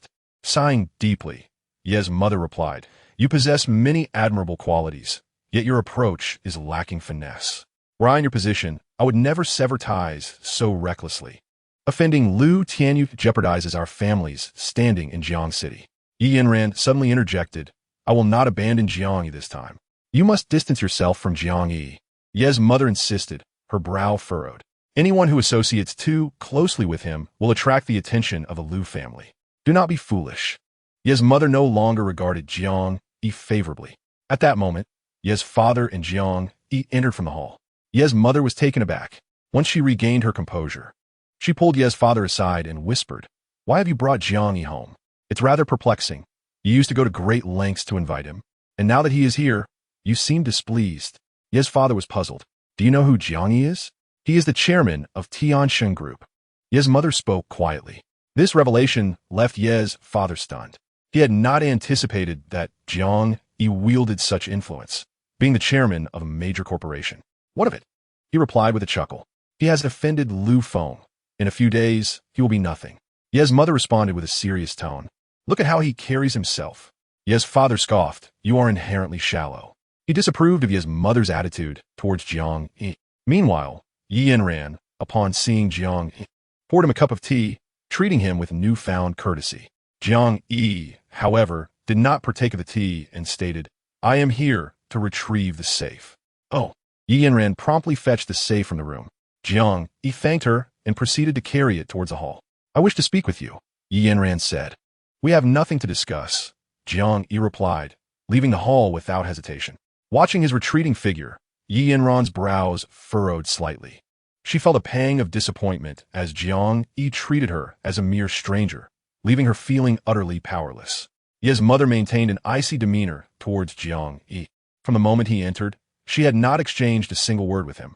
Had it been only a few days prior, she would have welcomed him warmly, ensuring he did not leave so easily. After much deliberation, it became apparent that Jiang Yi had come merely to retrieve that old box. It was for the best that he departed, lest he inadvertently involve our Yanran. The weight in Ye's mother's heart finally lifted. In chapter 67, heartfelt stirring, Ye's father exclaimed in indignation, How could you act in such a manner? Have you forgotten how Jiang Yi assisted Yanran's company during its crisis? Now, you choose to sever ties after crossing the river. Is this how one conducts affairs? This is a different time. Jiang Yi is on the verge of collapse and must be kept at arm's length, Ye's mother replied coolly. Ye's father shook his head in resignation. Yi Yanran said nothing, merely grabbed her bag and headed straight to the company. Meanwhile, upon returning to the villa, Jiang Yi opened the safe. Within lay mementos of his parents and sister, including an antiquated doll. This doll had been a birthday gift from Jiang Yi to his sister when she was 5 years old. She cherished it as her most prized possession, and after the car accident, the doll had been preserved intact. Jiang Yi had held on to it, unable to part with it all these years. Soon, he discovered a family portrait that stirred a multitude of memories within him. "Your sister was truly beautiful," Dongfang Mei remarked as she gazed at the photograph. She had heard bits and pieces about the tragic incident involving Jiang Yi's family, information gathered by the Dongfang family steward. If she were still alive, she would be in high school now. Jiang Yi inhaled deeply, his heart swelling with fury. "I must annihilate that assassin organization, uncover the mastermind behind it, and ensure they meet a gruesome end." Jiang Yi's fists clenched tightly, his eyes reddening with rage. This deep-seated vendetta was not something he could ever forget. At that moment, a servant entered. "Mr. Jiang, there's a very beautiful woman outside who insists on discussing something of great importance with you. Let her in." "Jiang Yi commanded." "Yes, sir," the servant replied, promptly exiting. "Is it Dong Ruer?" Dongfang Mei inquired, glancing at Jiang Yi. "Indeed," he nodded. "This woman is quite capable, but I advise you to refrain from harboring any intentions towards her. Otherwise, you may bring her harm," Dongfang Mei said with a smile. "What do you mean by that?" Jiang Yi asked, perplexed. "My mother holds you in high regard and wishes for you to become her son-in-law. Should she discover you getting too close to any unsavory women, she will certainly take action against them," Dongfang Mei remarked playfully. Jiang Yi was infuriated by her words. The Dongfang family was far too domineering. He held no interest in Dongfang Mei. Why should they meddle in his affairs? "I cannot help it. Your excellence is what my mother admires," she feigned innocence. "What she chooses to do is beyond my control." Jiang Yi's expression darkened. Even if it cost him dearly, he would never become a son-in-law of the Dongfang family, mainly because he had no feelings for Dongfang Mei. The beauty of Dongfang Mei is indeed breathtaking. However, I regard her merely as an ordinary friend. Just as Jiang Yi was about to speak, Dong Rui entered the room. Upon seeing Dongfang Mei, a wave of insecurity washed over her. Beautiful women often find themselves comparing their looks with one another, and Dong Rui was no exception, though she had always been confident in her appearance. The moment she laid eyes on Dongfang Mei, her self-assurance evaporated. Dongfang Mei was also assessing Dong Rui. "Not bad. She possesses a certain charm," Dongfang Mei remarked as she scrutinized her. Dong Rui forced a smile, one that was rather strained. "Not only do you have beauty, but you also possess a grace that most women lack. It is no wonder Jiang Yi is captivated by you," Dongfang Mei said deliberately. The moment those words left her lips, Dong Rui was taken aback. Soon, a blush crept onto her cheeks. She cast a furtive glance at Jiang Yi before quickly averting her gaze. Jiang Yi's expression darkened once more. Could it be that Dongfang Mei was also prone to frivolous chatter? Why had he ever been enamored with Dong Rui? That was utter nonsense. "Let us disregard her comments and focus on the matter at hand," Jiang Yi said, directing his attention to Dong Rui. Taking Dongfang Mei's words to heart would be quite foolish. "Yes," Dong Rui nodded, then began, "Chairman, I sought you out primarily for two matters." She had managed to recover from Dongfang Mei's earlier remarks. Were they? Jiang Yi inwided. "The first concerns the departure of leaders from the Tianxin group." Dong Rui began. "It is now common knowledge that in 2 days, Lu Feng intends to seal off the Tianxin group. Consequently, many leaders, fearing the downfall of the company, have opted to resign. To date, over 2/3 have tendered their resignations, rendering Tianxin group incapable of functioning normally. If they wish to leave, let them go. It matters not." Jiang Yi replied calmly. Dong Rui felt a sense of helplessness. If Tianxin group ceases operations for 3 days, what would the losses be? Jiang Yi asked. "The losses would be catastrophic, potentially leading to the company's bankruptcy," Dong Rui explained. "The Tianxin group has only been established for half a month and cannot withstand such a blow. Is there any way to preserve the Tianxin group?" Jiang Yi inquired. "As long as the Tianxin group is not sealed off, it can be saved," Dong Hui responded. Hearing this, Jiang Yi smiled slightly. "What is the second matter?" he asked. "It concerns the Marin perfume. There are only 5 bottles remaining. I believe we should refrain from continuing the auction. If we retain them, they may prove useful in the future," Dong Rui suggested. "Then let's keep them," Jiang Yi nodded. "Understood." Dong Hui replied agilely. Now, as Dong Rui conversed with Jiang Yi, she appeared considerably more reserved. The earlier comment from Dongfang Mei had left an impression on her. "By the way, where is Chen Cohen? Where has he gone?" Jiang Yi asked. He has returned to Lidu City, Dong Rue answered. Lu Feng has threatened that after annihilating the Tianxin group, the Qin family will be next. Qin Kuan may be concerned for the safety of his family, which is why he hurried back. Jiang Yi's lips curled into a smile. Yet he remained silent. The choices that the Chun family might make were uncertain. The recent turmoil at Tianxin group presented the perfect opportunity to gauge people's hearts. Suddenly, a rumbling sound emanated from Dong Rue's stomach, causing her great embarrassment. Haven't you eaten? Jiang Yi inwit. There have been numerous matters concerning the group. And with Chun Kuan having gone to Lidu City, I've been managing everything alone and have been rather busy, leaving me little time to eat, Dong Rue confessed, her embarrassment deepening. Then stay and dine with me, Jiang Yi proposed. Dong Rue found it difficult to refuse and nodded in agreement. The chef has already been dismissed, so there is no one to cook. Perhaps we should order takeout? Dong Feng Mei suggested. The sight of Jiang Yi inviting Dong Rue to dine at home stirred discomfort within Dong Feng Mei. Chapter 68. Jiang's Martial Arts. Today, I shall cook personally, Jiang Yi declared with a smile directed at Dong Rue. The revelation that Jiang Yi would be preparing the meal took Dong Rue by surprise. He rose and headed straight to the kitchen. Dong Rue had been instrumental in managing Tianxin group on his behalf, and it was only right to invite her to dinner. Dong Feng Mei felt a tinge of irritation. Miss Dong, you are indeed fortunate, she remarked to Dong Rue. Having known Jiang Yi for such a long time, he has only cooked for me twice. Yet, the moment you arrive, he rushes to the kitchen to prepare a meal. I must admit, I am envious. The tone of Dong Feng Mei's words sounded peculiar to Dong Rue, who smiled but was at a loss for words. My mother holds Jiang Yi in high esteem and is considering him as her son-in-law, but I have no say in the matter, Dong Feng Mei continued. Has the chairman agreed? Dong Rue could not help but ask. Of course she has, Dong Feng Mei replied with a smile. However, I believe we should wait a bit longer. After all, Jiang Yi and I have only known each other for less than a month, and matters of the heart should not be rushed. Upon hearing this, a smile crept onto Dong Rue's face, sensing the underlying meaning in Dong Feng Mei's words. Meanwhile, Jiang Yi was in the kitchen, showcasing his culinary skills, preparing a feast of 10 dishes over the span of an hour and a half. Once the meal was ready, he stepped out of the kitchen, intending to call Dong Rue for dinner, only to find she had vanished. Where is Dong Rue? Jiang Yi asked Dong Feng Mei. She suddenly remembered some urgent matters to attend to at the group and had no choice but to leave, missing the meal, Dong Feng Mei explained. Jiang Yi fronit. Did you drive her away? He questioned, his brow furrowing. Do not wrongfully accuse the innocent. Dong Feng Mei stood up from the sofa. I was kind enough to invite her to stay for dinner, but she insisted on leaving. What could I do? With that, she walked directly to the kitchen, her appetite getting the better of her. Jiang Yi took a deep breath, resolute in his understanding. He was no fool. Dong Feng Mei's words were not to be trusted. Half of what she said was mere pretense. Upon returning to the kitchen, Jiang Yi looked at Dong Feng Mei. This is the first and last time. My patience has its limits. The enchanting beauty of the East paid no heed to Jiang Yi, savoring the exquisite delicacies laid before her. At this moment, within the opulent Qin residence in Lidu City, Chun Kuan recounted the recent events transpiring in Jiang City. The patriarch of the Chun family wore a grave expression. You should not have returned. He admonished Chun Kuan. The Tianxin group is in turmoil, and you fled swiftly. If you're Master Jiang, what would you think? I had no choice. I was merely concerned for our family's safety. That scoundrel Lu Feng has issued threats, proclaiming that after dealing with the Tianxin group, the Qin family will be next. Tian Kun lamented helplessly.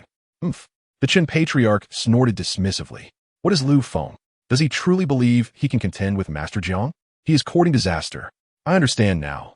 The Sun family in the capital is Master Jiang's ally. With their backing, Lu Feng is utterly inconsequential. Chun Kuan's furrowed brow began to ease. Nonsense, the patriarch retorted. Am I mistaken? Tian Kun incured, devilidith. Indeed you are. The patriarch inhaled deeply. The Sun family lacks the stature to be Master Jiang's protector. Rather, it is Master Jiang who serves as their shield. In the presence of Master Jiang, Lu Feng is less than an ant. If Master Jiang wishes to deal with the Lu family, a mere phone call suffices. Chun Kuan was rendered speechless by this revelation. No wonder Lu Feng dared to threaten the Tianxin group. Master Jiang appears utterly unfazed, completely disregarding him, he remarked. The Qin patriarch remained silent. Father, just how formidable is Master Jiang? What is his true identity? Chen Kuan asked. Curiosity etched across his face. The prowess of Master Jiang is beyond our imagination. I know little, but I am certain that few in Huaxia can challenge him, the patriarch responded. What you have witnessed is but the tip of the iceberg. Is Master Jiang truly that powerful? Chen Kuan's face revealed a hint of skepticism. Indeed, the patriarch nodded affirmatively. Return to Jiang City at once. Regardless of what transpires, you must align yourself with Master Jiang. Follow his directives without question, commanded the Chun patriarch. Understood. Tiankun repaid Ernest. As he turned to leave, the patriarch called out to him, Wait. Father, is there anything else you wish to instruct? Chen Kuan paused and asked. You appear to have gained considerable strength since last time, the patriarch observed, sizing him up. Recently, Master Jiang taught me some combat techniques, and I have been practicing diligently, which has strengthened my physique, Chen Kuan explained. What combat technique? The patriarch inquired, his interest piqued. In his youth, the Chun patriarch was a master of martial arts, deeply engrossed in the discipline and well-versed in its intricacies. I shall demonstrate, Chen Kuan replied, and began to showcase his newfound skills. At this moment, he was still unaware of the name of the combat style he was practicing. The martial art was exceptionally formidable, and Chen Kuan believed it must have a name. Suddenly, the teacup slipped from the patriarch's grasp and shattered on the floor. Immediately, he sprang from the sofa, a look of astonishment on his face. Upon witnessing the appearance of the Chun family's patriarch, Chen Kuan was rendered utterly speechless. This was indeed the Jiang family's martial arts. The voice of the Chun family head began to tremble with excitement as he fervently proclaimed, I had the fortune of witnessing this martial art a few years ago during my visit to the capital. It is a creation of Master Jiang, never to be disclosed to others. Master Jiang made an exception once for a woman, and to think he has now made another exception for you. The more he spoke, the more agitated he became. While this martial art is undeniably formidable, it is merely a form of combat. Why such excitement? Chen Kuan found himself perplexed. Foolish, the Chen family had rebuked. As I have already mentioned, Master Jiang does not impart this martial art lightly. His decision to teach you signifies his high regard for you and his desire to nurture your potential. After this, the patriarch continued with fervor. Those who have gained Master Jiang's favor have become leaders in various fields.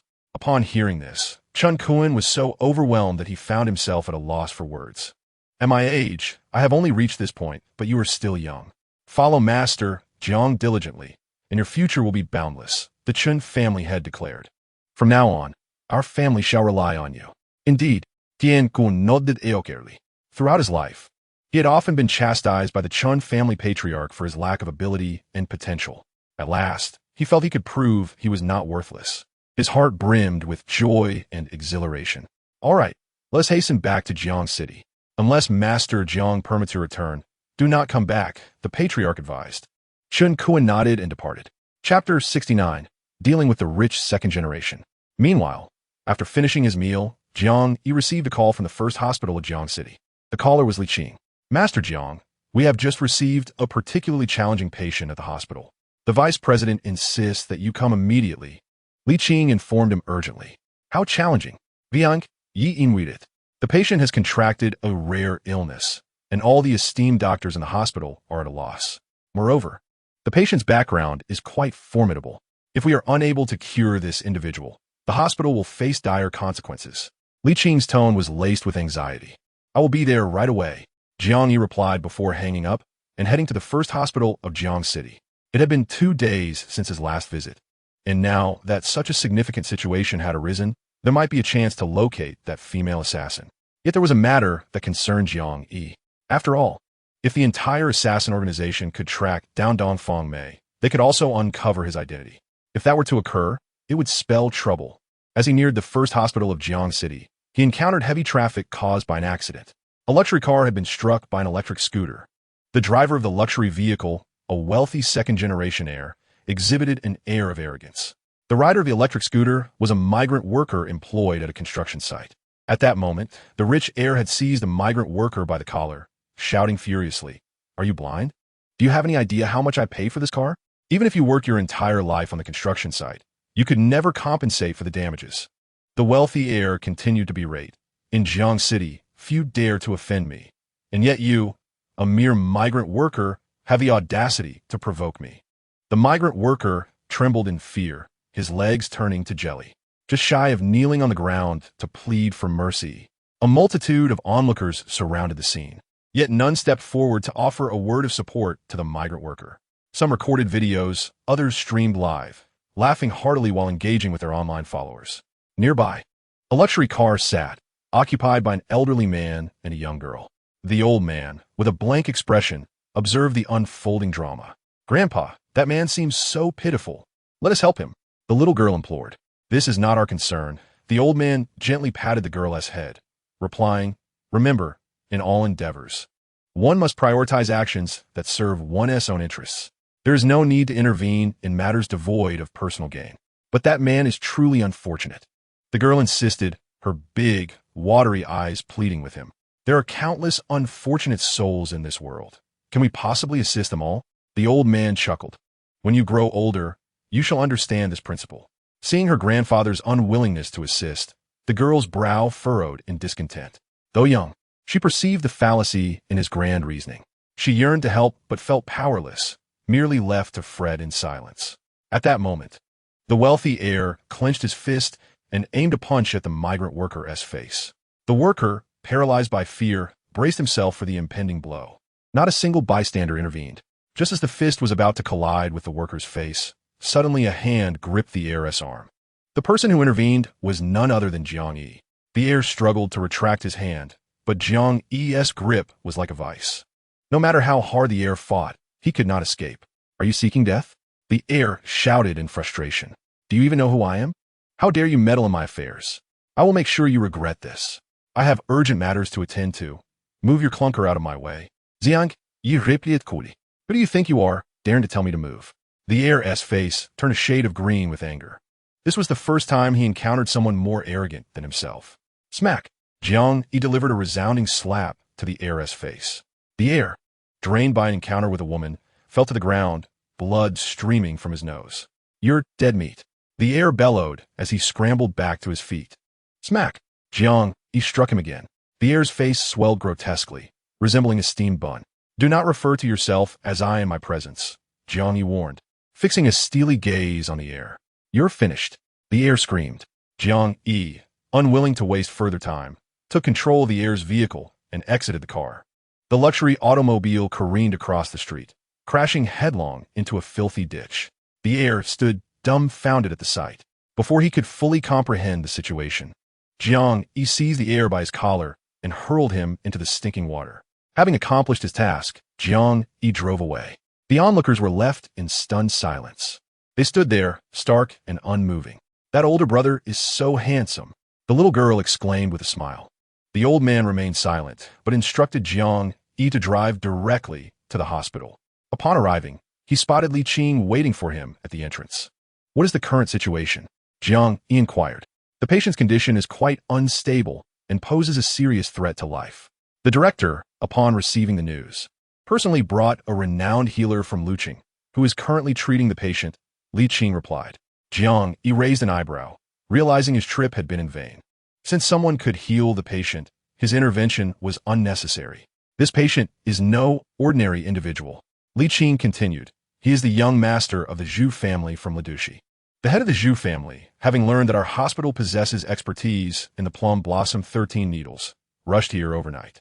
With a frown, Li Qing added, "The Zhu family head warned the director that if the young master is cured, there will be a substantial reward, but if not, everyone in our hospital will face dire consequences." "How audacious of the Zhu family head," Jiang Yi chuckled. "I have heard that he is a section chief of the Jiang Province Chamber of Commerce, wielding considerable influence," Li Qing remarked. Jiang Yi found this amusing. Recently, many had emerged with connections to the Jiang Province Chamber of Commerce. Just as Lu Feng appeared, now another Lu family had surfaced. "What is the healer's skill like?" "The one the director has summoned?" Jiang Yi asked Li Qing. "It is said that his medical skills are extraordinary, being the foremost healer in Luqing, proficient in needle techniques, particularly the heavenly spirit needle among the top 10 needle methods," Li Qing explained. Jiang Yi was taken aback. Indeed, one of the 10 needle techniques is known as the heavenly spirit needle, a method long thought lost. He had believed himself to be the sole practitioner, only to discover another who mastered it. This encounter with a fellow practitioner sparked his interest. The heavenly spirit needle was far more powerful than the plum blossom 13 needles, ranking third among the lost techniques and capable of reviving the deceased. Jiang Yi was eager to witness this healer's heavenly spirit needle firsthand. Chapter 70, Being Overlooked. Let's go inside and take a look, Jiang Yi declared, striding towards the hospital's interior. Upon reaching the second floor, he looked up to see the corridor filled with people, all eyes fixed on the far left ward. That is our hospital's director, Shun Lu. Li Qing pointed out a woman clad in a blue professional outfit. Jiang Yi's gaze turned towards Shun Lu, who exuded a sharp intensity, commanding respect without uttering a word. To his surprise, he had previously imagined the hospital director to be an elderly man, only to find a strikingly beautiful young woman in her place. That is the head of the Zhu family. Li Qing indicated an elderly man. This man appeared to be around 60, slightly portly, and wore a visage fraught with concern as he peered into the ward. Following the Zhu family head were several of his relatives, each exuding an air of distinction, accompanied by over 20 bodyguards standing vigil in the corridor. The Zhu family's presence was indeed formidable. At that moment, the vice president stepped out from the crowd, greeted Jiang Yi, and then addressed Shun Lu, saying, "Director, this is the skilled physician I mentioned, Zhang San. We have all witnessed his plum blossom 13 needles technique." Upon hearing this, Shun Lu scrutinized Jiang Yi. Noticing his youthful appearance, a look of skepticism crossed her face. She found it hard to believe that Jiang Yi could possess such remarkable acupuncture skills. "Hello, Director Shun." Jiang Yi extended his hand, intending to shake hers in greeting. However, Shun Lu had no intention of reciprocating. "I have heard all about you. As long as you work diligently at the hospital, I will not treat you unfairly," Shun Lu stated. Jiang Yi shrugged. She was quite proud. "You have no business here. Go attend to your own matters," Shun Lu directed him. "All right, Viang, you repeat," then turned to walk towards the end of the corridor, with Li Qing following closely behind. "Why did you deceive me?" Shun Lu looked at the vice president. He was taken aback, momentarily at a loss for words. How could someone so young possibly be a master of medicine capable of performing the plum blossom 13 needles? Shun Lu fixed her gaze on the vice president. "Director, this is true," the vice president hastily interjected. "We all witnessed him using the plum blossom 13 needles. There is no mistake." "Oomph," Shun Lu scoffed. "If none of you know the plum blossom 13 needles, how can you ascertain whether his technique was indeed that?" Her words left the vice president speechless. What one sees is not always the truth. It is possible he merely employed a technique similar to the plum blossom 13 needles, Shun Lu remarked. The vice president furrowed his brow slightly upon hearing this. He had never considered such a possibility. He glanced at Jiang Yi's retreating figure, took a deep breath, and realized he needed to test him further. Perhaps he truly could be a fraud. Shun Lu ceased speaking as the vice president's expression grew increasingly complex. Her words had sown seeds of doubt in his mind. "Vice President, I have a method to ascertain whether Zhang San is a charlatan," Shun Ping whispered to the vice president. "What method?" the vice president inquired. "It's simple. Let the esteemed physician brought back by the director evaluate his technique," Shun Ping proposed. However, this matter was difficult to broach. If Zhang San truly could perform the plum blossom 13 needles, it would certainly offend him. The vice president said with a troubled expression, "Zhang San is our hospital's pride." "Vice President, we can introduce Jiang Yi to the esteemed physician brought back by the director. That proud old man will certainly want to compare techniques with Zhang San upon hearing about his mastery of the plum blossom 13 needles. And then we can gauge Zhang San's abilities," Chun Ping suggested with a smile. "Ha!" The vice president burst into laughter. "Chun Ping, you indeed possess a bit of cleverness. If this plan succeeds, I shall not treat you unfairly." "Thank you, Vice President," Chun Ping quickly replied. Meanwhile, Jiang Yi, upon returning to his office, feeling bored, opened the window and sat in his chair, admiring the view outside. Li Qing hesitated to disturb Jiang Yi and quietly closed the office door as she stepped out. After approximately an hour, she returned. "How was the patient's condition?" Jiang Yi inquired. "Dr. Shui has stabilized young Master Ma's condition. He just regained consciousness," Li Qing replied. Everyone has been praising Dr. Shui's medical skills. Even the head of the Ma family lauded him as the foremost physician in Jiang province. Upon finishing her words, Li Qing's brow furrowed. Dr. Shui exhibited an arrogant demeanor, resembling a braggart. Hearing this, Jiang Yi's lips curled into a smile. This Dr. Shui may indeed be questionable. The heavenly spirit needle technique is exceptionally powerful. It is inconceivable that he could merely stabilize young Master Ma's condition while employing such a technique. There are only two possible explanations. Either Dr. Shui is a fraud and lacks proficiency in the heavenly spirit needle technique, or he has no intention of curing young Master Ma. Jiang Yi's curiosity regarding Dr. Shui intensified. Just then, the office door swung open, and the vice dean entered. Zhang-san, you and Dr. Shui are both masters of acupuncture. I intend to introduce you to him. Do you have any objections? The vice dean said with a smile. Sure. Jiang Yi rose from his chair, eager to witness Dr. Shui's abilities. Having said that, he followed the vice dean out of the office.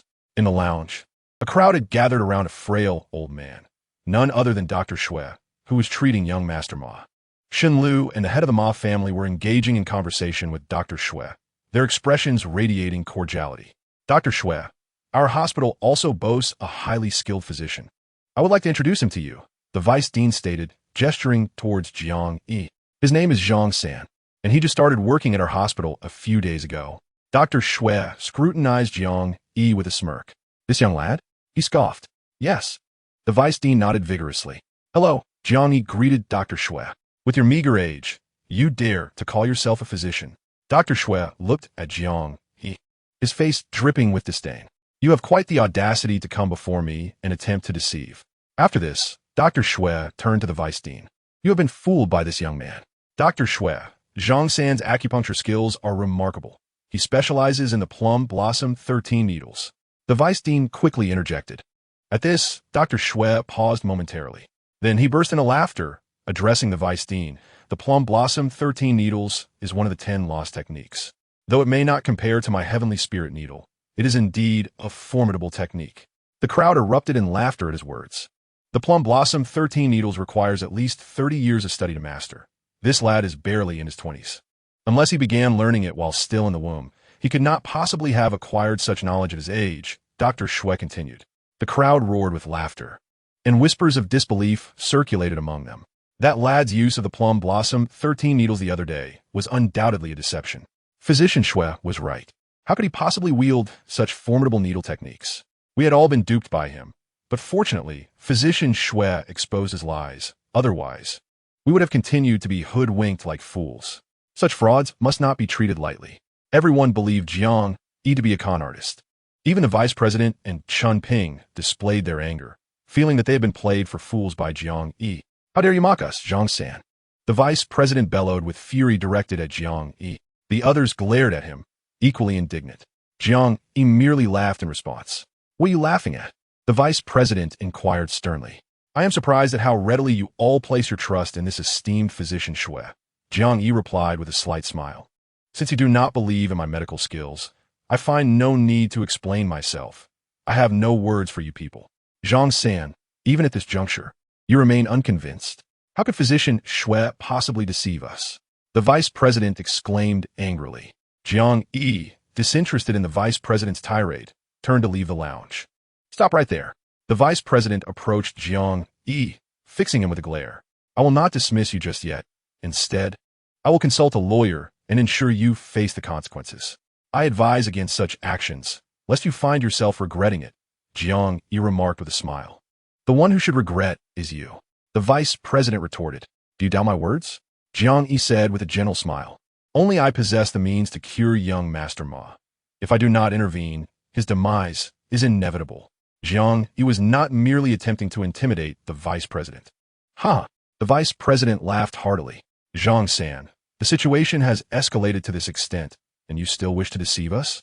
Physician Shui coldly interjected, fixing Jiang Yi with a stern gaze. Listen here, lad. As long as I am present, young Master Ma's ailment is not beyond remedy. Just then, a nurse rushed into the ward, her expression grave.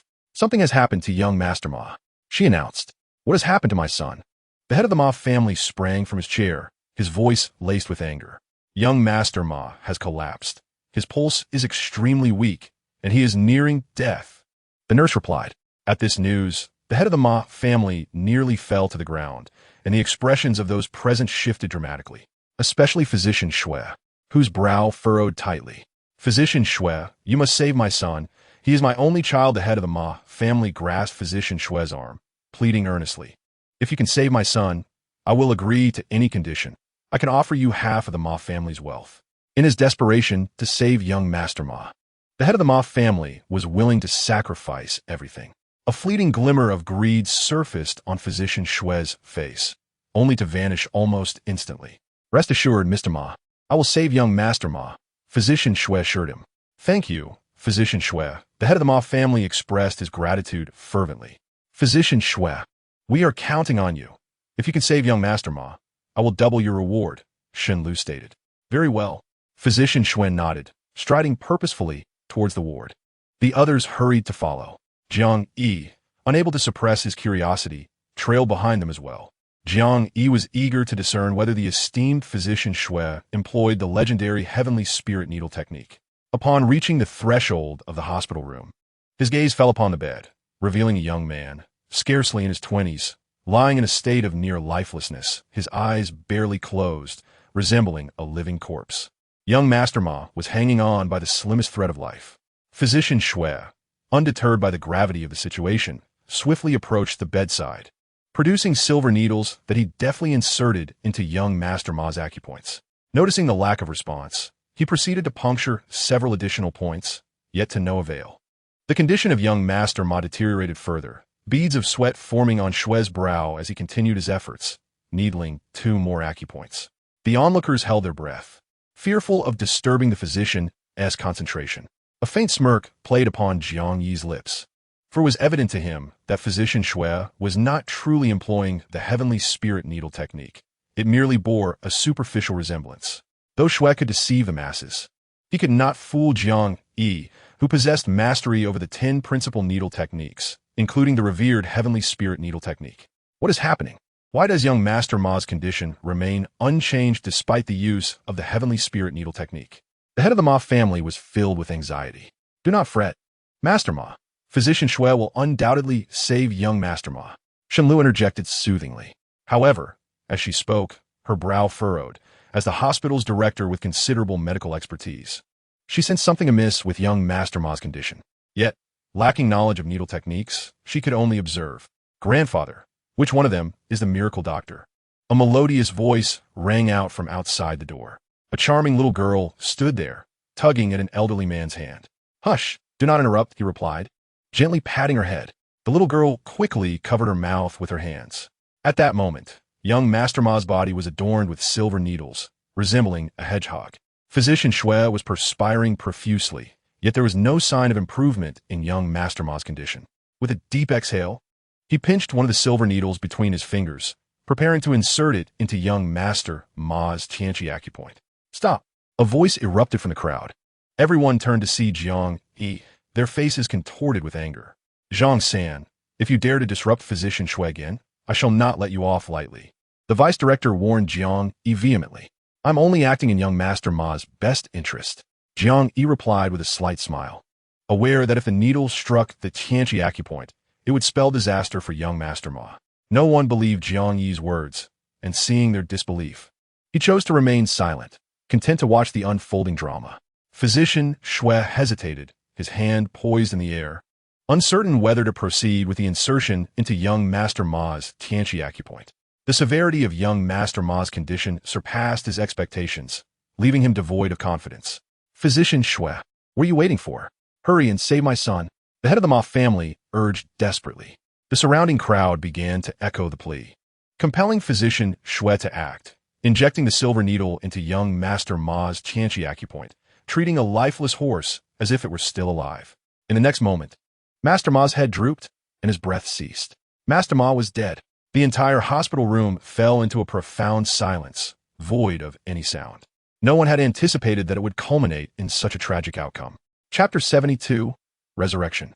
The head of the Ma family staggered towards Master Ma, his eyes reddening as he tightly grasped Master Ma's hand, instantly appearing significantly aged.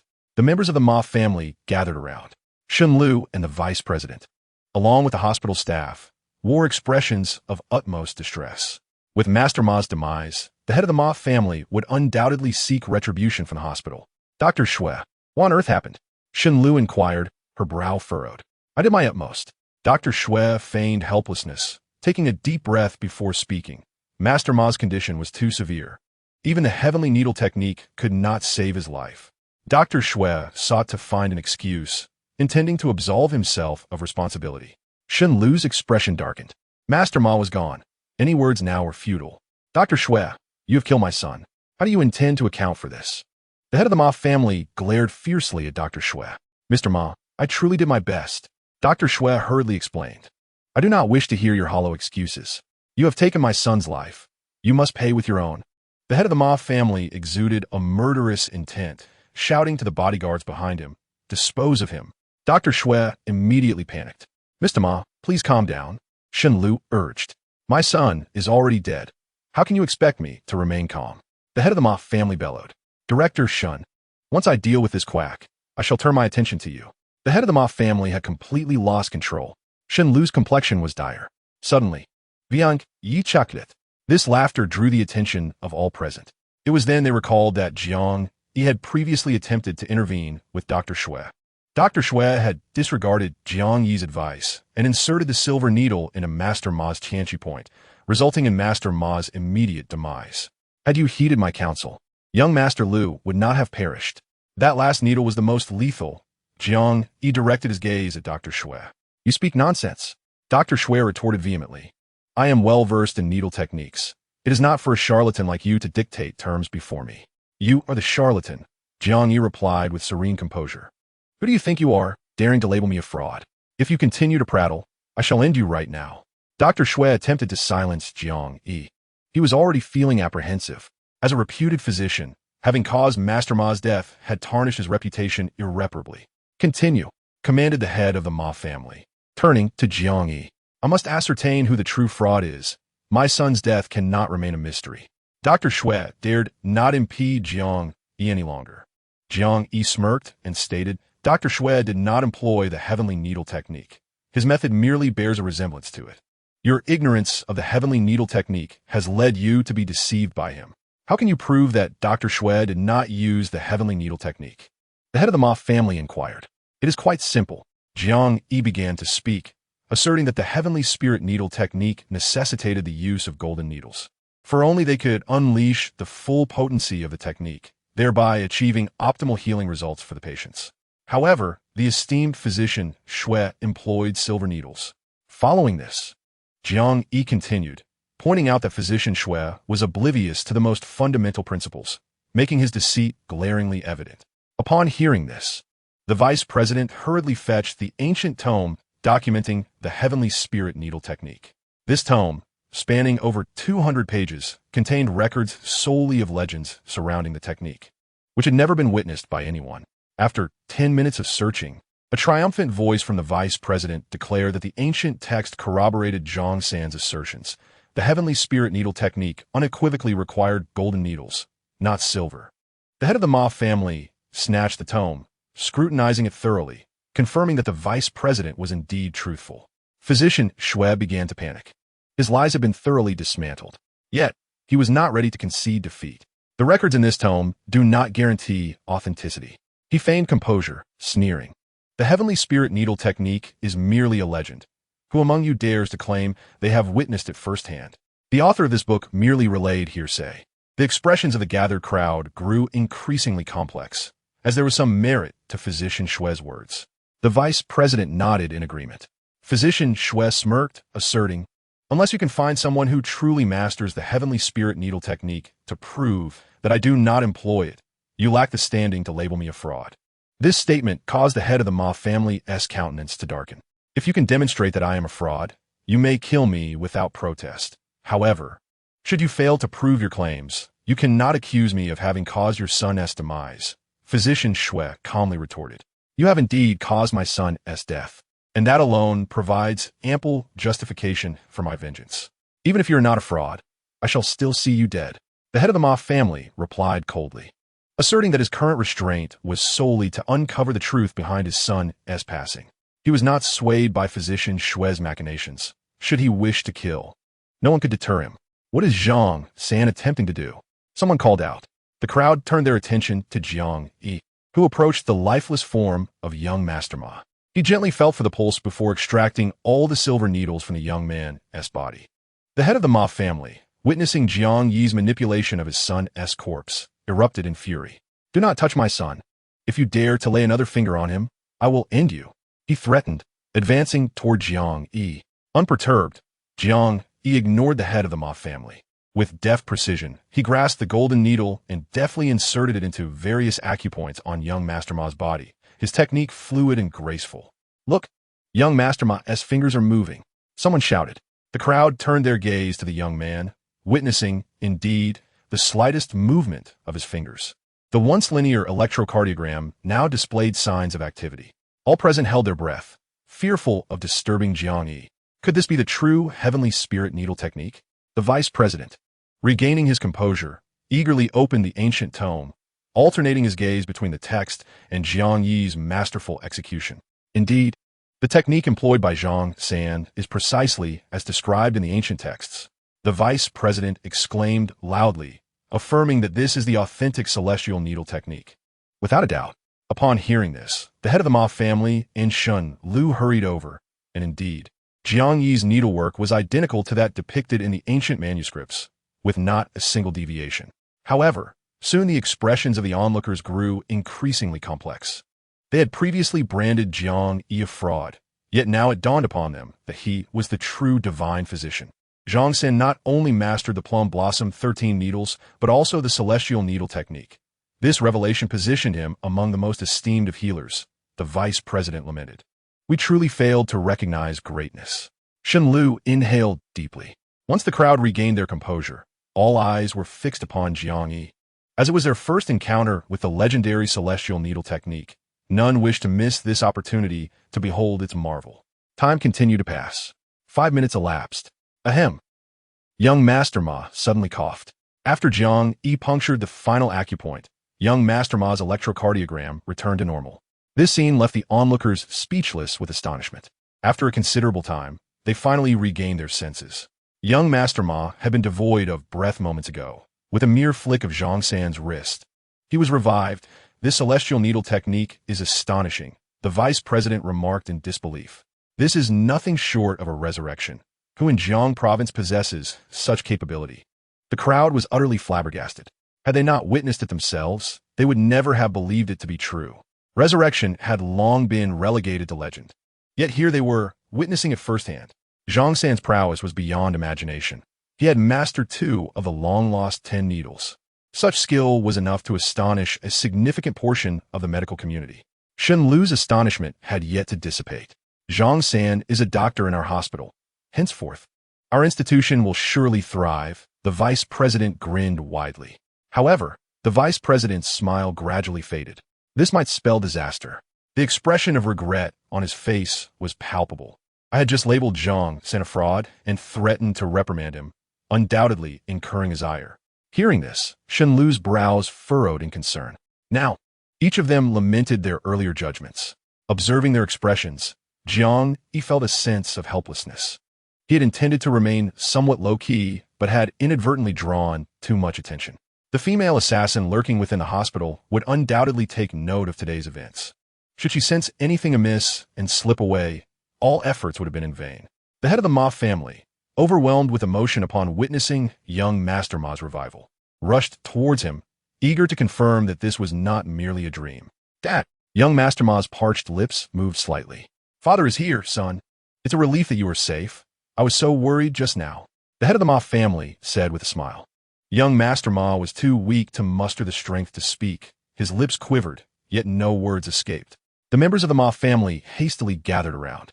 "Everyone, please step back."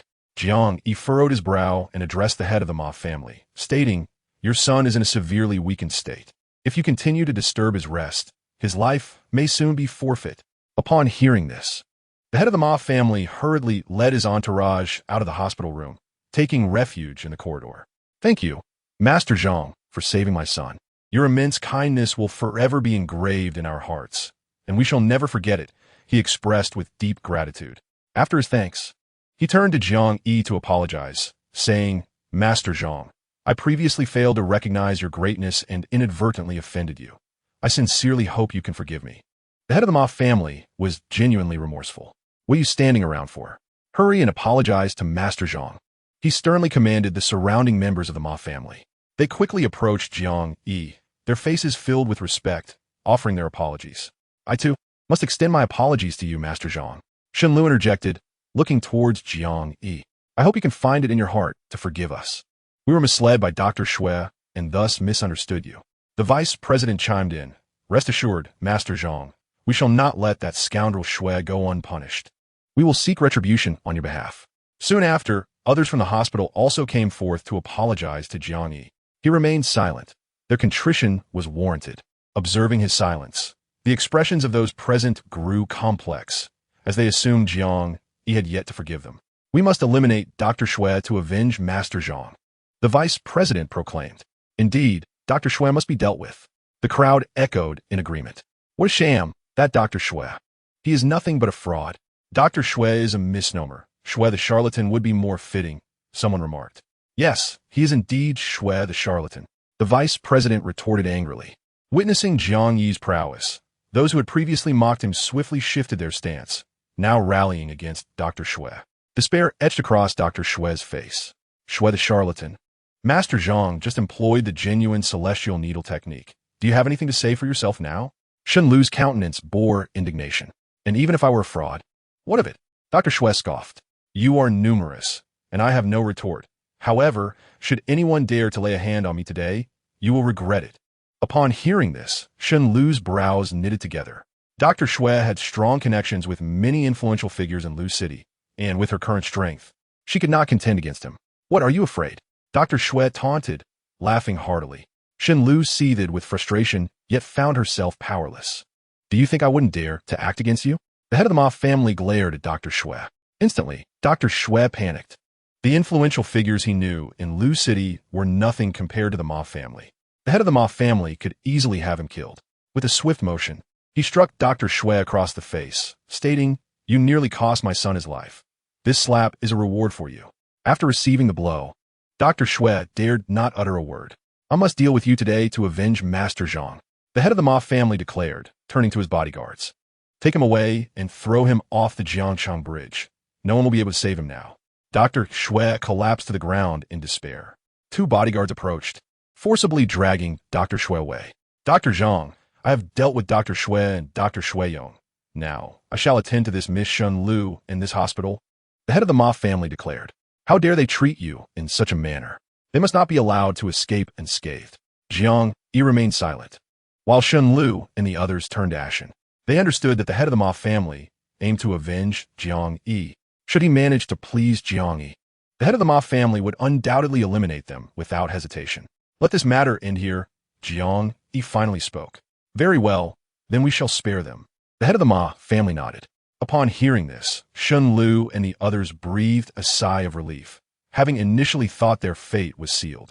Unbeknownst to them, Jiang Yi had ulterior motives. If the head of the Ma family were to take action against the hospital, the female assassin would surely flee. To locate her, Jiang Yi preferred not to dwell on his grievances with Shen Lu and the others. Dr. Jiang, in gratitude for saving my son, I am willing to offer you half of my family's fortune. The head of the Ma family proclaimed, genuinely wishing to express his gratitude. Do not rush to thank me. Jiang Yi replied, turning to the head of the Ma family. The last needle Dr. Shui administered has inflicted considerable damage upon young Master Ma's body. Although he has been revived, his condition will not fully improve. It will leave lingering issues, and his affliction will recur until his demise. Upon hearing this, the head of the Ma family faltered. He had assumed young Master Ma would be fine, only to discover that danger still loomed. Dr. Jiang, please. You must save my son. I will agree to any conditions. I will give you my entire fortune. The head of the Ma family beseeched. I fear I cannot assist you, Jiang Yi replied. I have a principle. I can only save a maximum of 3 individuals each month. This month, including your son, I have already rescued 2. I previously committed to aiding the patriarch of a prominent family in Lidu this month. Having made that promise, I cannot go back on my word. Jiang Yi continued. I regret my inability to help further. Dr. Jiang, I implore you to make an exception for my son. I will comply with any conditions. The head of the Ma family nearly fell to his knees in desperation. This principle cannot be broken. Jiang Yi, firm. This rule was one established by his own master, and he had yet to comprehend the reasoning behind it. The head of the Ma family was engulfed in despair. However, you need not worry excessively. If young Master Ma can endure until next month, I may consider intervening then, Jiang Yi stated. Hearing this, a flicker of hope reignited in the head of the Ma family's heart. Dr. Zhang, could you assist in ensuring my son has enough time to survive until next month? He pleaded. Young Master Ma's body cannot withstand further strain. Whether he can survive until next month depends on his own fate. If he continues to be pushed, he will surely perish, Jiang Yi cautioned. The head of the Ma family displayed a visage of helplessness. Dr. Zhang, I have just conferred with the director and have decided to appoint you as the chief physician of our hospital. I sincerely hope you will continue your tenure here. The vice president beamed as he addressed Jiang Yi. I can remain at the hospital, but I must insist on receiving double my monthly salary, Jiang Yi stated candidly. This declaration left the vice president momentarily speechless. The vice president turned his gaze toward Shen Lu, awaiting her decision. In truth, Jiang Yi had intentionally made an audacious request, aiming to cultivate an impression of himself as someone who is exceedingly fond of wealth and greed. This way, they would not suspect his motives for staying at the hospital. It appears I must take my leave, Jiang Yi remarked, feigning the intent to depart. Wait, Shen Lu interjected. I agree to grant you double the salary each month. With such generosity from Director Shen, I shall remain, Jiang Yi replied with a smile. I have a few matters to attend to, so I must leave for now. I will return to work tomorrow. With that, Jiang Yi strode out of the hospital. Upon reaching the entrance, he checked his phone and noticed several missed calls, all from Chen Kuan. Jiang Yi promptly dialed Chen Kuan's number. What is it that you require of me? Jiang Yi inquired. The current situation at Tian Sheng Group is dire. I will report to you at the villa this evening, Chen Kuan responded on the other end of the line. Jiang Yi acknowledged and ended the call, a smile creeping onto his face. He had thought Chen Kuan might have fled and abandoned Tian Sheng Group, yet here he was, returning once more. Your medical skills are truly remarkable. A voice resonated from behind him. Jiang Yi turned to see an elderly gentleman accompanied by a charming little girl. The old man appeared somewhat familiar, as if Jiang Yi had encountered him before. After a moment of contemplation, he still could not recall where he had seen him. Jiang Yi smiled at the old man, preparing to leave. I wish to request your assistance. The old man suddenly addressed Jiang Yi. What would you like me to assist you with? Jiang Yi asked with curiosity. I seek your help in treating my granddaughter. The old man replied gravely. My granddaughter has suffered from a peculiar illness since birth. He glanced at the little girl beside him and continued. Your capabilities would make it a trivial matter to save her. Jiang Yi was taken aback. The old man's words suggested an intimate knowledge of his abilities. I know who you are. Your true name is Jiang Yi, the chairman of Tian Sheng Group, the old man stated. 15 days ago, the head of the Chun family personally visited Jiang City to seek your aid.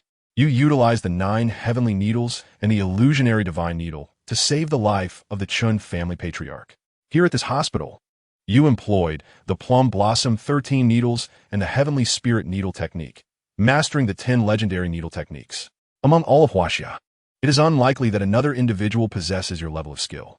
Are you investigating me? Jiang Yi's brow furrowed slightly. Indeed, the old man nodded. Ever since your first visit to Lidu City, when you rescued the Chun family patriarch, I have been conducting inquiries into your background. I recognize this may be inappropriate, but I must ascertain the extent of your abilities and whether you can save my granddaughter. I trust you are aware of my previous status as the son-in-law of the Yi family, correct? Jiang Yi turned his gaze towards the elder. Indeed, I am well aware. The elder nodded affirmatively. A cold smirk crept across Jiang Yi's mind. This elder sought his assistance, yet spoke with such an air of authority, showing no inclination to appease him. Clearly, this elder was not an ordinary individual. Why should I assist you? Jiang Yi imwidit. Your Tian Sheng Group is ill-equipped to handle Lu Feng. In the entirety of Jiang Province, I am your sole ally, the elder asserted. Lu Feng is the son-in-law of the vice president of the Jiang Province Chamber of Commerce. You cannot contend with him. Upon hearing this, Jiang Yi could not suppress a laugh. This elder held an excessively low opinion of others. A mere Lu Feng had never been a concern for him. If he could not handle Lu Feng, how could he navigate his own affairs? I require no assistance from anyone, Jiang Yi replied directly. The elder's demeanor irked Jiang Yi. He had come seeking help yet presented himself with such arrogance. The elder paused momentarily. Being astute, he recognized that Jiang Yi surely possessed the means to deal with Lu Feng, hence his dismissive attitude. with Jiang Yi's considerable medical prowess. A multitude of influential figures would vie for his favor, making it far from difficult to find someone to counter Lu Feng. The elder had miscalculated. If there is nothing further, I shall take my leave, Jiang Yi declared, turning on his heel to depart. The elder watched Jiang Yi's retreating figure, furrowing his brow in concern. It suddenly dawned on Jiang Yi that this elder was Bai Zhen, the president of the Jiang Province Chamber of Commerce. He had been the one to acquire those 5 bottles of perfume at the last auction. Jiang Yi raised an eyebrow. Bai Zhen was the preeminent figure in Jiang's business community, akin to a local emperor. He wielded immense power, typically receiving requests from others, never having to solicit assistance himself, which explained his haughty demeanor. Is something troubling my dear brother? Little Schwer inquired of Bai Zhen. Did I upset him? It is of no concern to you. Bai Zhen replied with a smile.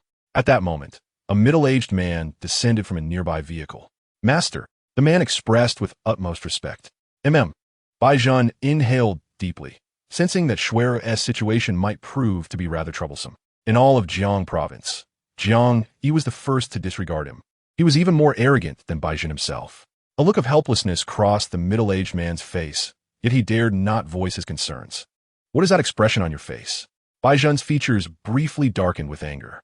Master, if I may speak candidly, please do not take offense, the middle-aged man ventured. Speak freely, I shan't be angered, Bai Zhen replied. Master, Jiang Yi is a divine doctor, and divine doctors are inherently proud. Your approach towards him will surely dissuade him from offering assistance, the middle-aged man continued. To be fair, this is not entirely your fault. As the president of the Jiang Province Chamber of Commerce, you are accustomed to others seeking your favor. Thus, when you first seek help, it is natural to feel somewhat hesitant. Upon hearing this, Bai Zhen's understanding deepened. Master, I shall seek out Jiang Yi for discussion. If I am unsuccessful, you may then approach him personally, the middle-aged man proposed. Very well, Bai Zhen nodded in agreement. Upon his return to the villa, Jiang Yi found Dongfang Mei setting aside the magazine in her hands. Taking a sip of tea from her wine glass, she smiled and remarked, I must confess, I underestimated you in the past. Who would have thought you possess 4 out of the 10 long-lost acupuncture techniques? In all of Huaxia, you are truly one of a kind.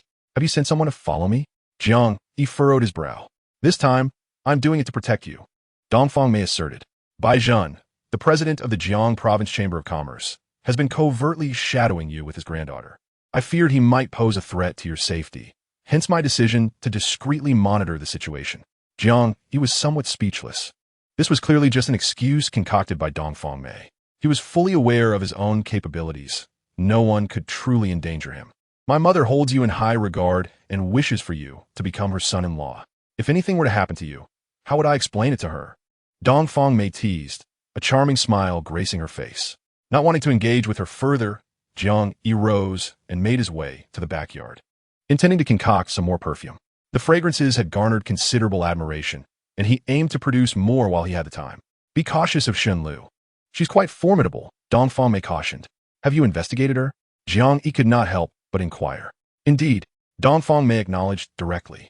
Since you work at her hospital, I felt it necessary to ensure you were not ensnared by her schemes. Everything I do is for your benefit. What is Shen Lu's background? Jiang Yi asked. She hails from a prestigious pharmaceutical family in the Lidu city. The Shen Pharmaceutical Group is her family's legacy, Dongfang Mei explained. Shen Lu is the illegitimate daughter of the family head and a mistress, thus she is not well regarded within the Shen household. However, do not underestimate her. Her ambition is vast. While she publicly refrains from vying for power within her family, she secretly cultivates her own influence. Jiang Yi's brow furrowed slightly. It appeared that Shen Lu was indeed not to be taken lightly. Nevertheless, he had little interest in her affairs. His employment at her hospital was solely to locate that female assassin, and the matters of others held no relevance to him. Is it possible that Shen Lu is that female assassin? Jiang Yi queried. She might be, or she might not be, Dongfang Mei replied. What do you mean by that? Jiang Yi inquired, looking at her intently. The assassin organization you're searching for is quite unconventional, she elucidated. There is a rule within this organization. Each assassin must train a capable successor before retiring. Hence, anyone could potentially be a member of this assassin group, perhaps even someone close to us. After a moment, Dongfang Mei continued. The reason you have been unable to locate this assassin organization after years of searching is precisely due to the stealthy nature of its members. Jiang Yi took a deep breath, realizing that his suspicions were indeed correct. When he had captured that taxi driver, he had harbored similar thoughts. If even a taxi driver could be a member of the assassin organization, then anyone around him could potentially be a part of it as well. Jiang Yi resolved to commence his investigation with Shun Lu. Having squandered ample time, this matter could not be delayed any further. Shun Lu had positioned herself as a divine healer, practically eager to offer incense in her own honor. Thus, uncovering the truth about her would be comparatively effortless. As night fell, Chun Kuan arrived.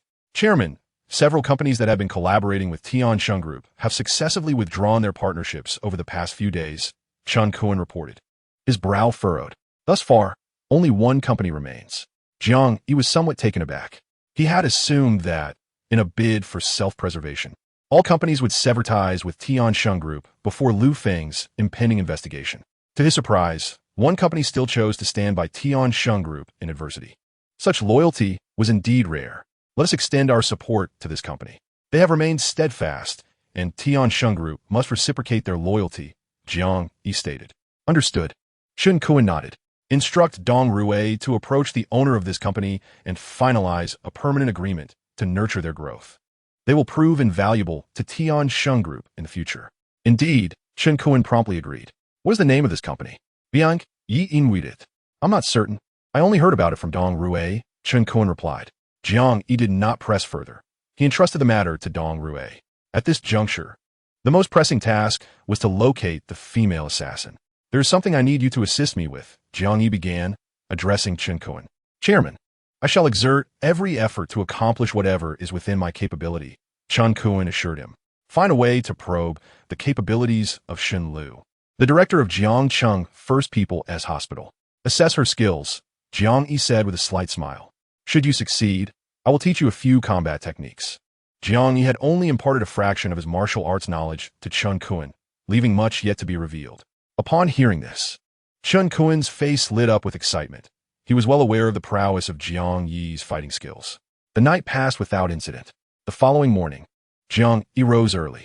After a quick breakfast, he drove to Jiangcheng First Hospital. Upon arrival, he parked in the hospital's lot. As he stepped out of the car, numerous doctors hurried over to greet him with utmost respect. The events of the previous day had become common knowledge throughout the hospital. Jiang Yi had ascended to a position of considerable influence, and their demeanor towards him surpassed even that directed at Shun Lu. Jiang Yi, eschewing any pretense, responded to each greeting. Divine Healer Jiang, good morning. The vice president called out as he descended from his vehicle, smiling warmly at Jiang Yi. Chapter 76, Excessive Demands. Jiang Yi chose to ignore him. He regarded the vice president as less than honorable and preferred not to engage. The vice president found himself in an awkward position. Divine Healer Zhang, regarding yesterday's events, I must apologize. It was my oversight, the vice president hastily stated. To demonstrate my sincerity, I have prepared a gift for you, and I hope you will accept it. With that, the vice president retrieved a finely crafted box from his briefcase and opened it. Inside lay a watch, a Patek Philippe. This timepiece was valued at no less than $1 million. In his bid to cultivate a favorable relationship with Jiang Yi, the vice president was willing to make a significant sacrifice.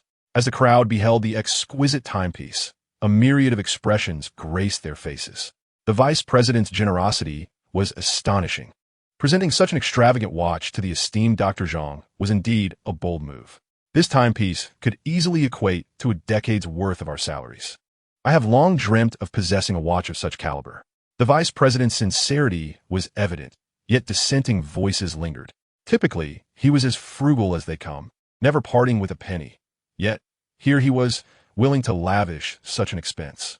What do you know? One remarked. Dr. Zhang is no ordinary physician. He would hardly acknowledge trivial gifts. If the vice president did not make a substantial gesture, how could he hope to win Dr. Zhang's favor?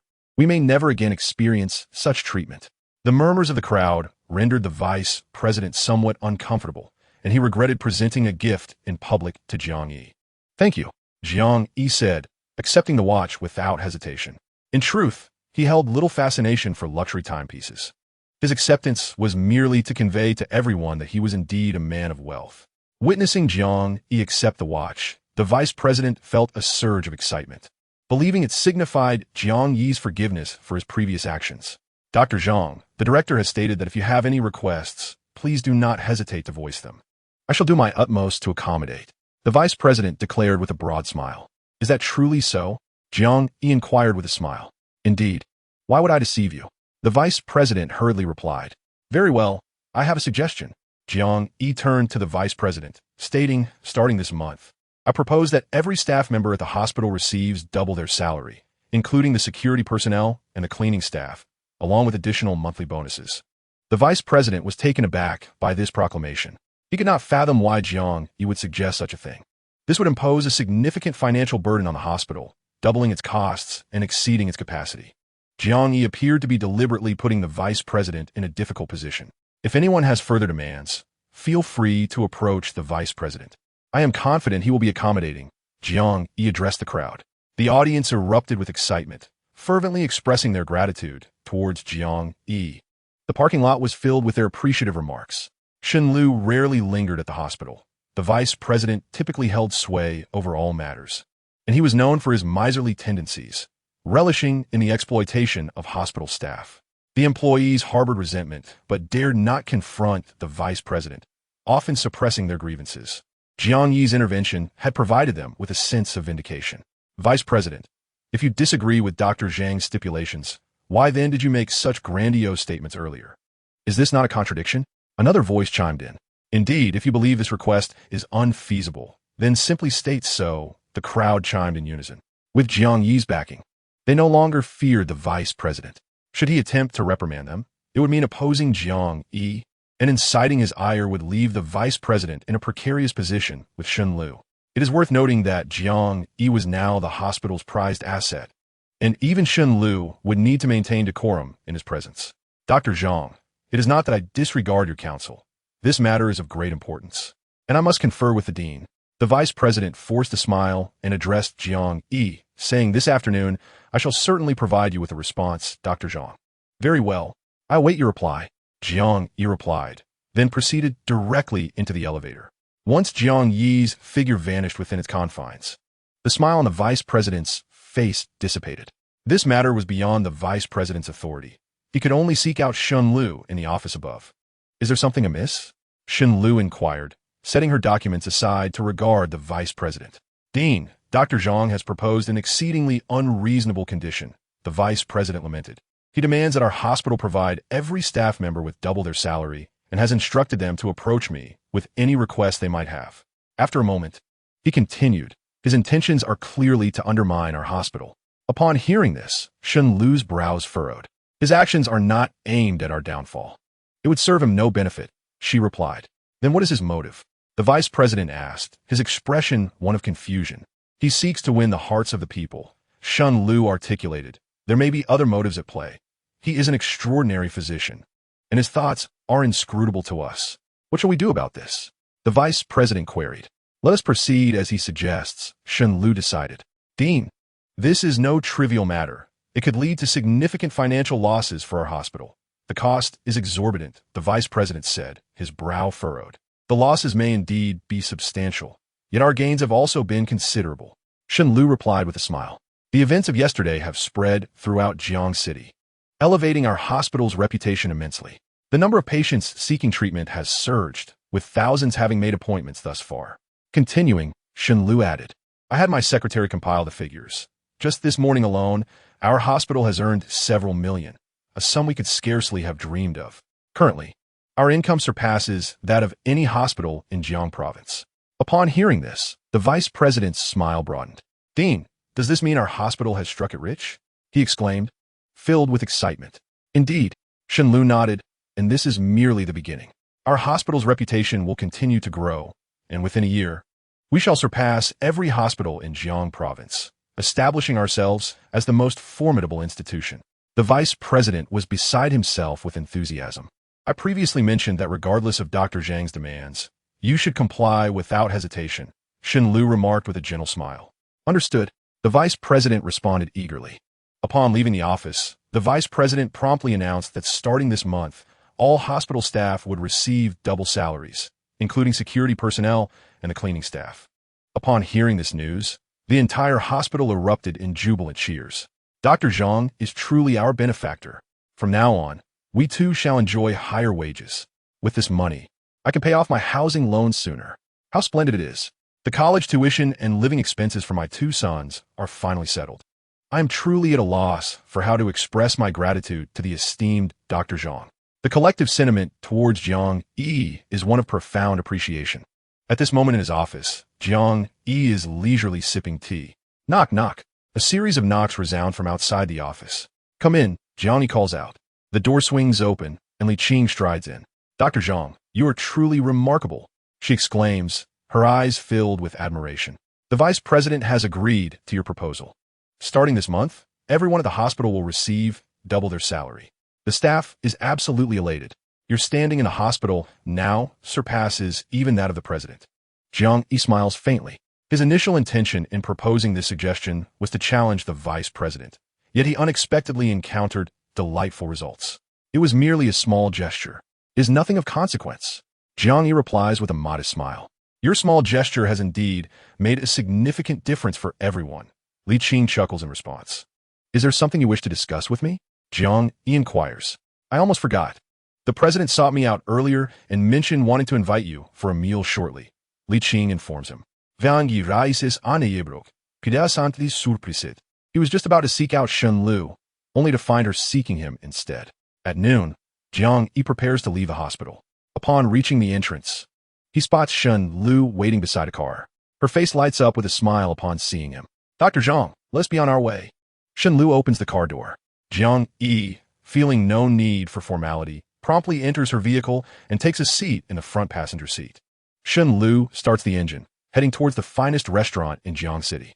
Jiang Yi discreetly glances at Shen Lu's left arm, attempting to discern whether she bears a scorpion tattoo under her shirt. Identifying this tattoo is essential to ascertain if she is indeed the female assassin he has been searching for. If Shen Lu were a man, the matter would be simple. However, she is a woman. It would be wholly inappropriate to strip her of her clothing to check for a tattoo. Dr. Jiang, may I inquire from which medical school you graduated? Shen Lu asks. My skills were not acquired at a medical institution, but rather learned from a renowned physician. Jiang Yi responds.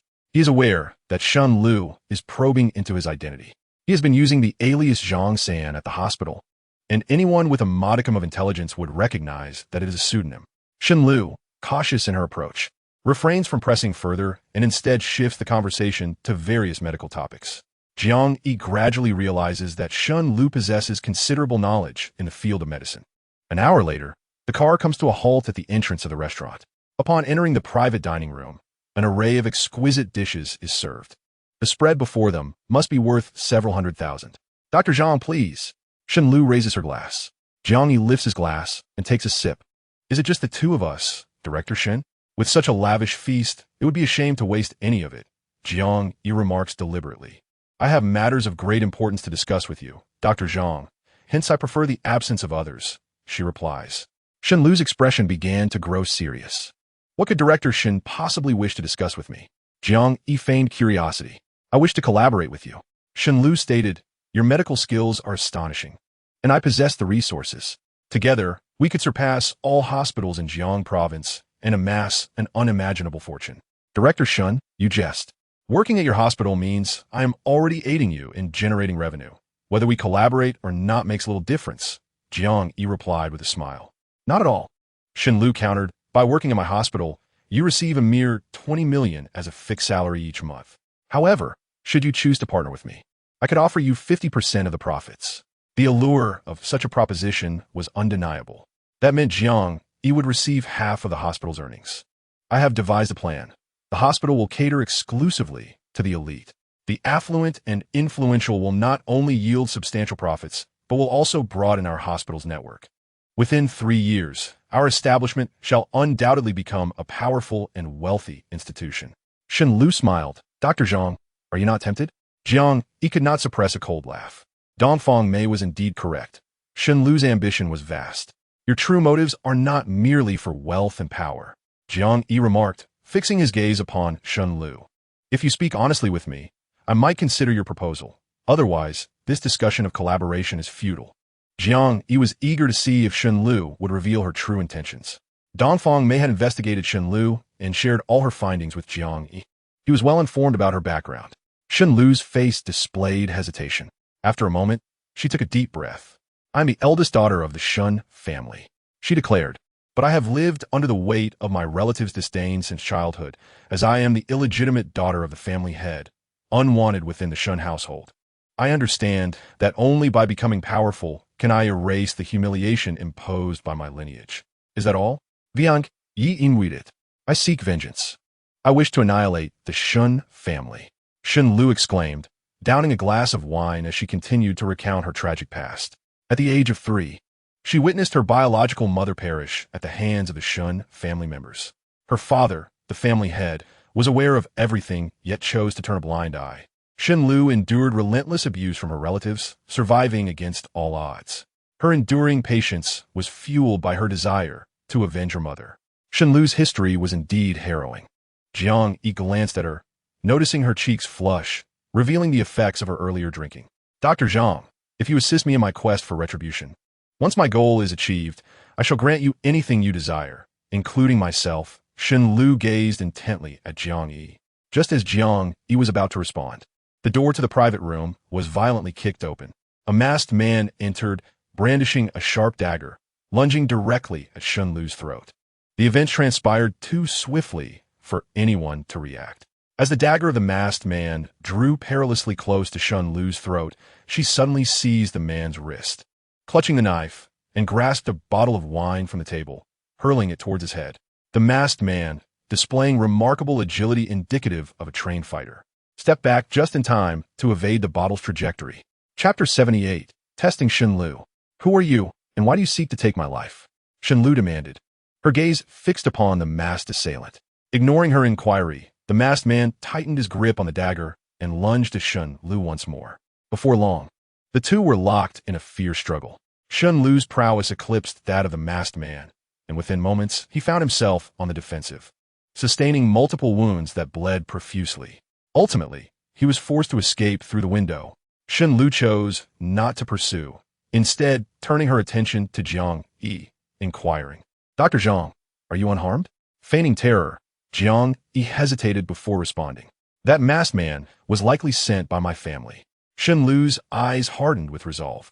The family had already made attempts on her life before, and her very existence was a perpetual threat to them. Jiang Yi remained silent, contemplating the implications. Shen Lu's exceptional combat skills led him to suspect that she might indeed be the elusive female assassin he sought. However, he needed to ascertain one crucial detail: the scorpion tattoo. Only with the tattoo could he confirm her identity as the assassin. Exceptional skill alone was not sufficient evidence. "Director Shun, your fighting abilities are indeed astonishing," Jiang Yi remarked, feigning surprise. "I have trained in boxing and taekwondo since childhood. It is the only way to safeguard myself. Without such skills, I would have perished at the hands of the Shun family long ago." A self-deprecating smile flickered across Shen Lu's face. Jiang Yi remained contemplative. Shen Lu's guilt appeared substantial. All he needed to do was keep a vigilant eye on her. "Dr. Jiang, I nearly implicated you in this matter. My sincerest apologies." Shen Lu spoke, addressing Jiang Yi. "As for a potential collaboration, please take your time to consider it." With that, she departed. Jiang Yi watched her retreating figure, shrugging his shoulders. Shen Lu was indeed a figure of sympathy, yet he had little interest in the collaboration. His sole purpose was to investigate whether she was the assassin he sought. Should she prove to be the one, he would show no mercy. He had vowed to spare none from that organization, regardless of their circumstances. After leaving the restaurant, Jiang Yi prepared to hail a cab home when, unexpectedly, a vehicle approached Chen Kuen's car. Jiang Yi opened the door and climbed inside, only to find Chen Kuen sitting in the driver's seat, pale and battered, blood staining the interior of the vehicle. The masked man had been none other than Chen Kuen himself. Jiang Yi had intentionally set him up to probe Shen Lu. "Stay still. I shall staunch your bleeding," Jiang Yi instructed, producing a silver needle to administer acupressure. Soon, Chen Kuen's bleeding ceased, and the sensation of pain gradually faded away. Jiang Yi imparted to Chen Kuen a prescription, one that would expedite his recovery. Aware of the value of Jiang Yi's offerings, Chen Kuen meticulously memorized the details, fearing he might misplace them, and concealed them close to his person. That woman was extraordinary. Taking a deep breath, Chen Kuen thought to himself, "Chairman, I have brought shame upon you. Please, Do not let me disgrace you further. You have only been training in martial arts for a mere 10 days. And to have managed to engage her for such a duration is commendable, Jiang Yi remarked. Chen Kun felt a swell of pride at Jiang Yi's praise. Indeed, he was a talent with great potential. Once your injuries have healed, I will require your assistance with a particular matter, Jiang Yi stated. Chairman, these minor injuries are nothing. You need only give me your command, Chen Kun quickly replied. I need you to investigate whether that woman possesses a scorpion tattoo. This matter must remain confidential. Not a word should be divulged to anyone, even to those closest to you. Jiang Yi fixed his gaze on Chen Kun. Understood. Tian Kun nodded. However, a look of helplessness soon crossed his face. Chairman, this task might prove quite challenging, Chen Kun said with a bitter smile. That woman's skills are formidable. I cannot approach her. Besides, I cannot strip her of her clothing to inspect every inch. While I may not be a paragon of virtue, I cannot stoop to such actions. This task was indeed daunting. Sensing Jiang Yi's displeasure, Chen Kun hastily added, It's not that I am unwilling to assist you, Chairman. I merely fear I may not fulfill the task. I will do my utmost. Jiang Yi nodded acknowledged. Who exactly is this woman? And what is the significance of the scorpion tattoo? Tian Kun inquired curiously. Do not ask what should not be asked. Jiang Yi replied. Noticing Jiang Yi's irritation, Chen Kun promptly fell silent. Once this matter is resolved, inform me immediately, Jiang Yi instructed. Understood. Chen Kun nodded again. After reiterating his instructions, Jiang Yi exited Chen Kun's vehicle. Instead of heading directly home, he flagged down a car to Tiansheng Group. Tomorrow, Lu Feng would arrive with members of the Jiang Province Chamber of Commerce to seal off Tiansheng Group, and Jiang Yi intended to prepare in advance. This time, the Lu family must be eradicated. There could be no mercy shown to the Lu family. An hour later, Jiang Yi arrived in the lobby of Tiansheng Group. His position as the chairman was no longer a secret. The company had ceased operations, and the once bustling environment now appeared desolate. Jiang Yi surveyed the area. Only 2 receptionists were dozing at the front desk, who quickly roused themselves upon his arrival. Upon reaching his office, Jiang Yi took out his phone and opened a WeChat group. Since marrying into the Yi family several years ago, this was the first time he had reopened this group. There were over 50 members in the group, each a top-tier magnate in various industries across Huaxia. Jiang Yi scrolled through the members, but found no suitable candidates. The prominent figures, with but a mere stamp of their foot, could instill a sense of dread within anyone in the vast land of Huaxia. To deal with a mere Lu Feng, having them intervene would be akin to an elephant trampling an ant, utterly unnecessary. Just as Jiang Yi found himself in a quandary, a knock resonated from outside the office. Guomin, Jiang Yi called out. No sooner had the words escaped his lips than the door swung open, revealing Dong Rue. Chairman, here is the contract I signed as per your instructions, Dong Rue said, placing the document on the desk with a smile. This contract is valid for 30 years, and this company is the only one currently collaborating with Tiansheng Group, as all others have long since fled. Jiang Yi picked up the contract, eager to discover the name of the company. A flicker of self-deprecation crossed his face upon seeing it. After all this time, it was Yanran's company. Is it possible to cancel this contract? Jiang Yi inquired. At this, Dong Rue paused momentarily. Chairman, the contract has already been signed. Henceforth, Tiansheng Group and Miss Ye's company are bound together, sailing in the same boat. There is no way to rescind it. The entire business community is aware of this contract, and should we attempt to cancel it now, the reputation of Tiansheng Group would be irrevocably tarnished. Regardless of any formidable backing, we would be unable to advance within the business sphere, Dong Rue elucidated. Jiang Yi felt a pang of frustration. He wished to sever ties with Yanran, yet fate had intertwined their paths once more. Chairman, have I botched this? Dong Rue asked, concern etching her features. This is not your fault. Jiang Yi took a deep breath. I was unaware it was Yanran's company. I believe this firm, steadfast in its loyalty to Tiansheng Group, was worthy of trust, which is why I had Chen Kun inform you to finalize the contract. Upon hearing this, Dong Rue began to grasp the situation. Her lips moved, but she swallowed her words. She deemed it prudent to refrain from meddling in the affairs between Jiang Yi and Yanran, lest she provoke his displeasure. You are aware of my situation with Yanran.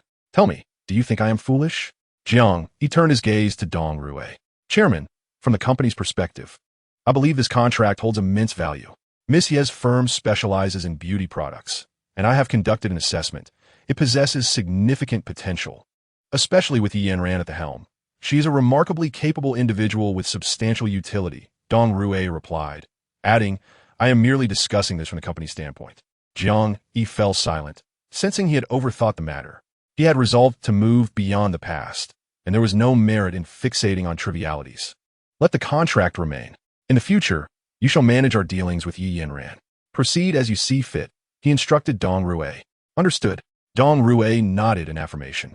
Suddenly, another knock echoed from outside the office. Come in, Jiang Yi called out. As the door opened, a receptionist entered, reporting, Chairman, a person has arrived at the company, requesting to see you in person. Who is it? Jiang Yi asked. He was unwilling to speak, stating that he would only reveal his identity upon meeting the chairman. The receptionist remarked, have him find me in my office.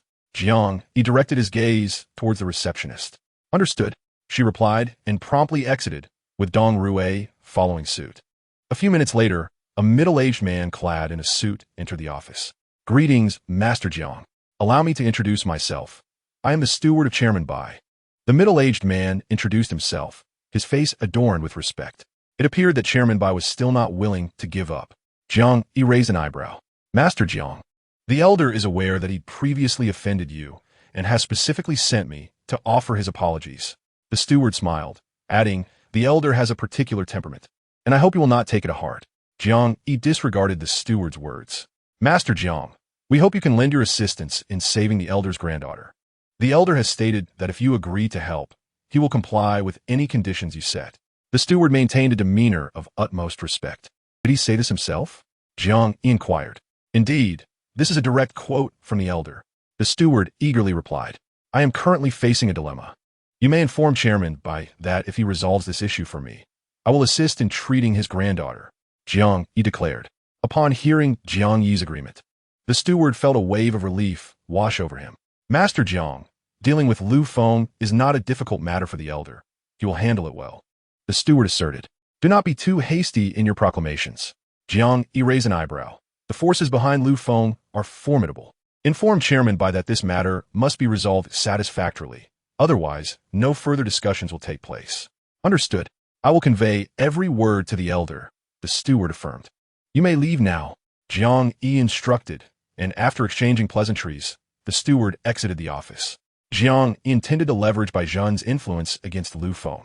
Lu Feng was merely a minor character. There was no need to involve those from the satellite group in this affair. As the saying goes, why use a sledgehammer to crack a nut? By the afternoon, Jiang Yi finally returned home. Just as he settled onto the sofa in the hall, the alarm from upstairs suddenly blared. Without a moment's hesitation, Jiang Yi sprinted upstairs. It was highly likely that the intruders were members of the assassin organization. Having failed to eliminate Dongfang Mei, they would not relent. Bang!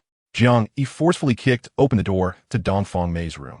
The interior was shrouded in darkness, rendering visibility nearly impossible. As he reached out to turn on the light, an unexpected wave of dizziness washed over him, leaving him weak and disoriented. Damn it! Jiang Yi cursed inwardly. The room was filled with a potent sleeping gas. Covering his nose with his hand, he attempted to retreat, but it was too late. The gas was exceedingly effective, and without any prior preparation, he was completely unprepared. Otherwise, such a tactic would have posed no threat to him. As his vision faded to black, he lost consciousness. When Jiang Yi regained his senses, he found it was already the following day. He was tightly bound, unable to move. Scanning his surroundings, he realized this was Dongfang Mei's room, where she too was restrained. What is happening? Jiang Yi called out to Dongfang Mei. I'm uncertain myself. Last night, after taking a bath, I returned to my room and fainted. When I regained consciousness, I found myself in this predicament. Dongfang Mei furrowed her brow as Jiang Yi inhaled deeply, feeling utterly defeated. It was indeed a disgrace. His carelessness had led him into this trap. Suddenly, the door creaked open, and an elderly man entered. Jiang Yi recognized him. It was the renowned physician, Shui. To his surprise, this man was still alive. Zhang San, did you ever think I would survive? Shui's face contorted with malice. The head of the Ma family had me thrown off the Jiangcheng bridge, and I presumed my fate was sealed. Yet, unexpectedly, I landed on a steel cable beneath the bridge and salvaged my life. Jiang Yi felt speechless. The bodyguards of the Ma family were rather inept in their duties. Zhang San, you have brought me disgrace and nearly cost me my life. I must settle this score with you. Shue's expression grew increasingly sinister, his eyes glistening with greed. I can spare your life, but only if you teach me the plum blossom, 13 needles, and the heavenly spirit needle technique. Once I have mastered them, I shall release you and your woman. She is not my woman, Jiang Yi retorted with a laugh. Is that so? Shue sneered. Since she is not yours, I shall kill her to avoid complications and prevent my plans from being thwarted. Chapter 80, My Woman. Shue advanced towards Dongfang Mei, brandishing a silver needle. She struggled in vain against the tightly bound ropes, unable to free herself. Shue's demeanor radiated murderous intent. He was not jesting. Jiang Yi felt a surge of frustration. He could not simply stand by and watch as Dongfang Mei fell victim to Shue's hand. Stop, Jiang Yi shouted. She is my woman. If you dare harm a single hair on her head, you shall regret it. Upon hearing this, Dongfang Mei glanced at Jiang Yi. You finally acknowledge me as your woman. Despite the trouble you've caused me this time, I shan't hold it against you. She smiled playfully, adding, remember this. You must not go back on your word. Jiang Yi felt exasperated. His acknowledgement was merely a ruse to save her, yet now she had turned the tables and clung to him for support. Shue halted, a grin spreading across his face. In that case, this simplifies matters. You will teach me the plum blossom 13 needles and the heavenly spirit needle technique. Otherwise, I shall kill her. Very well. Jiang Yi raised an eyebrow. However, before that, you must kneel and bow to me 3 times. You insolent brat. You believe you can humiliate me now that I have you at my mercy? Shue's face flushed with anger. Do not misconstrue my intentions. I am not belittling you. It is merely the custom, Jiang Yi replied with a slight smile.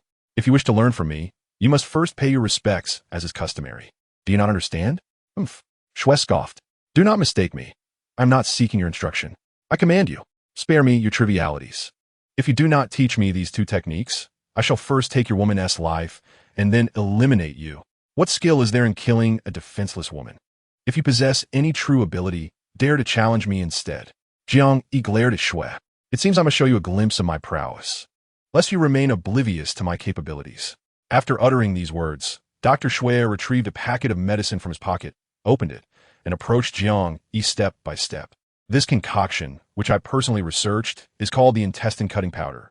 Once ingested, it causes the internal organs to gradually decay, inflicting excruciating pain daily until one ultimately succumbs to the agony. There is, in fact, no antidote, even I lack one. Upon reaching Jiang Yi, Dr. Shue intended to force the potion down his throat. Stop! Dongfang Mei shouted at Dr. Shue. If you dare lay a finger on him, I will ensure you meet a gruesome end. I'm not jesting. I mean every word. Who would have thought your bond was so profound? Truly enviable. Dr. Shue chuckled. It is a pity that Zhang San is uncooperative. You two might as well become doomed lovers. With that, he made a move to administer the poison to Jiang Yi. Suddenly, Jiang Yi raised his hand, seizing Dr. Shue's wrist. Dr. Shue cried out in pain. In a swift motion, Jiang Yi caused the entire contents of the packet to spill into Dr. Shue's mouth. Dr. Shue's expression shifted dramatically. Soon, anguish etched itself upon his face. He had intended to use this poison on Jiang Yi, only to have consumed an entire packet himself. How did you free yourself from the ropes? Dr. Shue demanded loudly. His face contorted in disbelief. He had personally bound Jiang Yi, convinced that escape was impossible. For me, it was not a difficult feat at all, Jiang Yi replied, raising an eyebrow. With such meager skills, you dared to conspire against me? You could have lived to leave Jiang City unscathed, yet you chose to court death. Do not blame me for your fate. Dr. Shue's face was a canvas of resentment. Having lost all advantage, he found himself powerless against Jiang Yi and could only flee in disgrace. Jiang Yi, however, did not pursue him. He had ingested poison, an entire packet, and his demise was inevitable. Allowing him to leave was merely to prevent his death within the villa. Dying outside would entail fewer complications. Stop dawdling. Quickly help me untie the ropes. Dongfang Mei called out to Jiang Yi. Reluctantly, he approached and released her from her bindings. Yet, just as Jiang Yi prepared to depart, he noticed Dongfang Mei's expression darken, soon contorting into one of agony. Jiang Yi furrowed his brow. Before he could comprehend the situation, Dongfang Mei collapsed to the ground. Without a moment to spare, he scooped her up and laid her on the bed. As Jiang Yi readied to examine her, Dongfang Mei gasped, I can't breathe. In such a scenario, only artificial respiration would suffice. However, In the next instant, Jiang Yi sensed something amiss. Placing his fingers upon her pulse, he was left speechless. Dong Fengmei's body bore no ailment. She was feigning distress.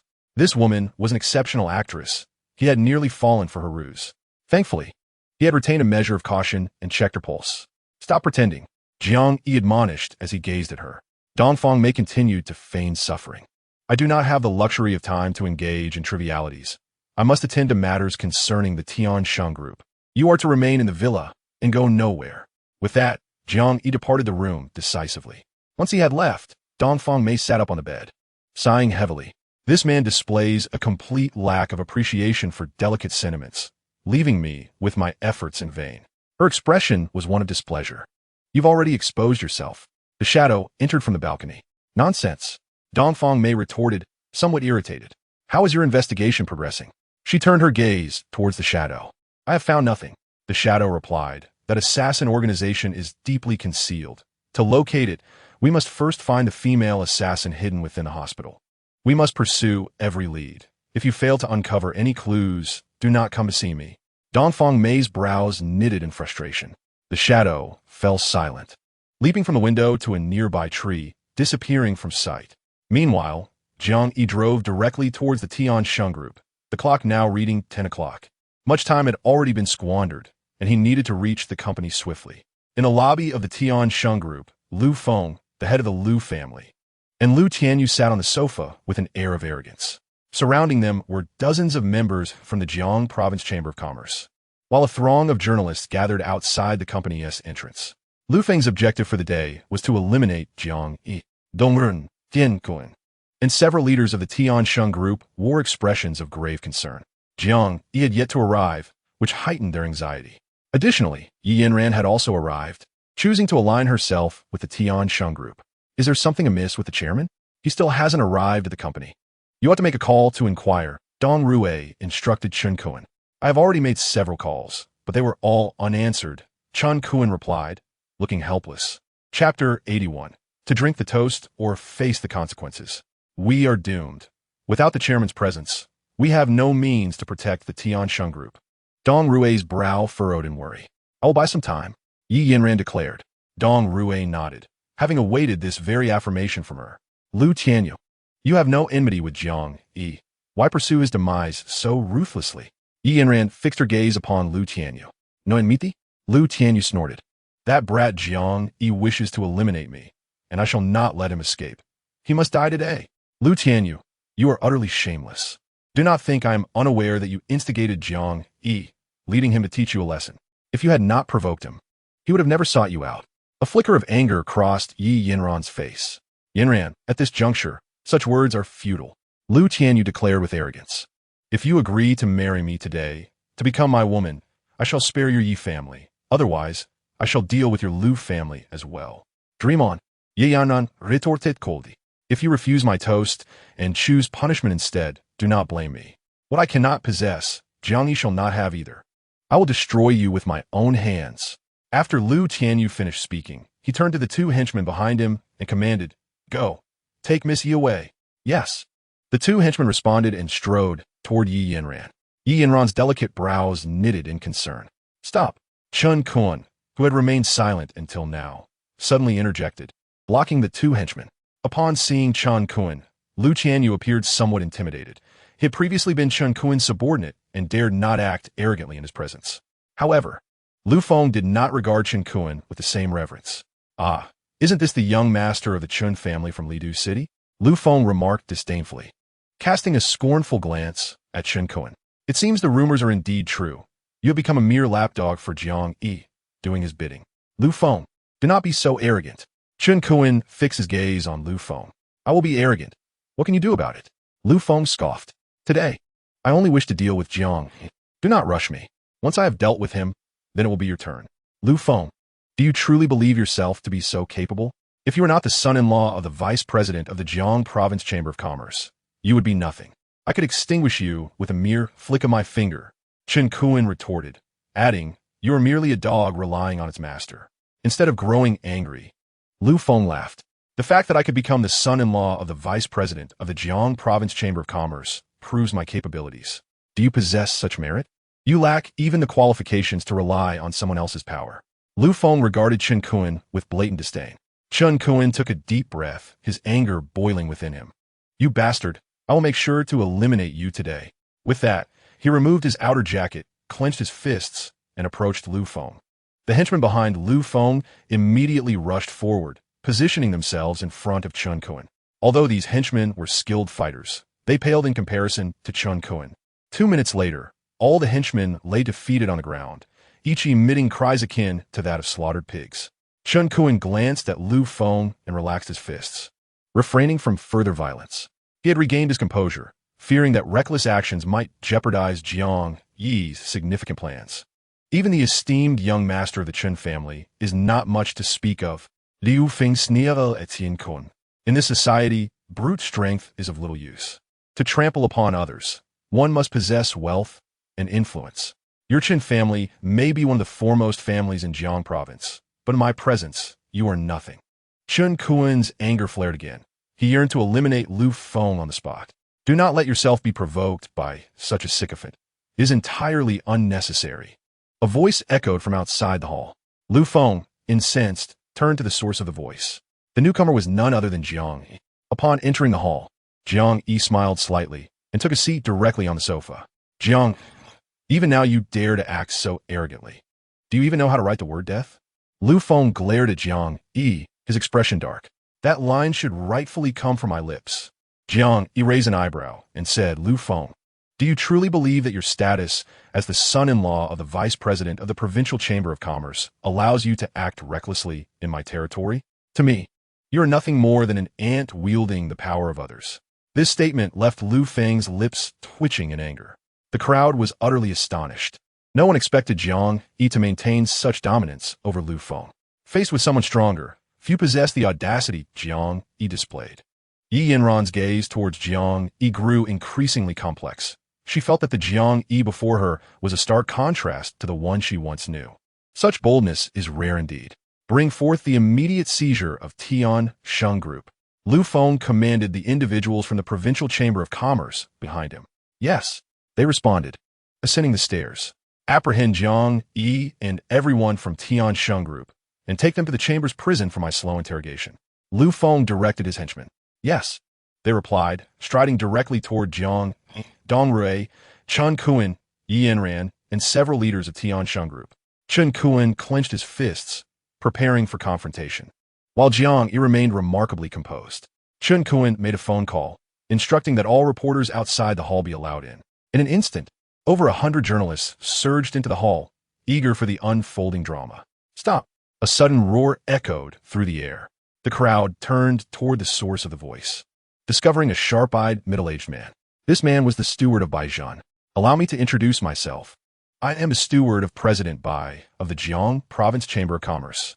The steward surveyed the crowd, and upon hearing his words, the journalists immediately aimed their cameras at him. The presence of Baijian's steward was a significant scoop for the reporters. Many were aware of the steward's formidable skills and decisive actions. Anyone Baijian wished to eliminate would not escape once the steward intervened. Moreover, the steward was Baijian's most trusted confidant, often entrusted with significant matters. There is no need for you to intervene with a mere Jiang Yi. I can handle this. Lu Feng hurriedly approached the steward, mistakenly believing he was there to assist him. Lu Feng's assumption stemmed from the fact that the steward also held a position within the Provincial Chamber of Commerce, making him Lu Feng's direct superior. Chapter 82. Foolishness. The reporters began their live coverage. With Baijian's steward present, it was certain that Tian Sheng Group would face complete ruin. The fact that Baijian's steward had come to address Tian Sheng Group indicated that they had offended many significant figures. The demise of Tian Sheng Group seemed inevitable. The journalists chattered excitedly during the broadcast. I am not here to assist you. The steward fixed his gaze on Lu Feng, speaking coolly. I am here to deal with you. I have investigated, and Tian Sheng Group has committed no illegal acts. Your abuse of power against them alone is sufficient for me to have you thrown into prison. Upon hearing this, the crowd was once again left in shock. Even Lu Feng stood there, stunned. No one anticipated that the butler's purpose for coming to the Tian Sheng Group was not to dismantle the organization, but rather to confront Lu Feng. You must understand, I'm a son-in-law of the vice president. If you apprehend me, how will you explain it to my father-in-law? You can simply turn a blind eye to this matter. I assure you, I will not escalate it, Lu Feng said, his face filled with obsequiousness. The butler, however, was impervious to such flattery. Behind him stood Bai Zhen, who harbored no fear of the vice president, Lu Feng's father-in-law. Do you truly believe I would spare you? The butler stated, fixing his gaze on Lu Feng. Your abuse of power permits me, as your superior, to detain you without regard for anyone's opinion. Lu Feng's expression darkened. He had never expected the butler to appear here. Not only had he failed to eliminate Jiang Yi and the Tiansheng group, but he had also put himself in jeopardy. Master Jiang, leave Lu Feng's affairs to me, the butler said respectfully to Jiang Yi. Indeed, Jiang Yi replied with a nod. This scene rendered the entire hall silent, leaving everyone in a state of shock. Even the reporters momentarily forgotten their live broadcast. After a brief pause, the crowd gradually regained their composure. What was happening? The butler, not only a senior figure in the Provincial Chamber of Commerce, but also Bai Zhen's steward, was exhibiting such deference towards Jiang Yi. Clearly, the butler had come to assist Jiang Yi. Could it be that Jiang Yi was also a person of considerable influence? In the entire Jiang province, there were fewer than 10 individuals who could command such respect from the butler. Whispers filled the room, as none could decipher the unfolding events. Even Lu Feng and Chen Kun wore expressions of confusion. Chairman, I didn't realize you were acquainted with such a prominent figure. No wonder you remained so composed. Dong Rui remarked with a smile. Chairman, why didn't you mention your connection to such a significant person earlier? We worried for nothing, thinking Tiansheng Group was doomed, only to find it was a false alarm. Chen Kun chuckled. Yanran remained silent, her face betraying her astonishment.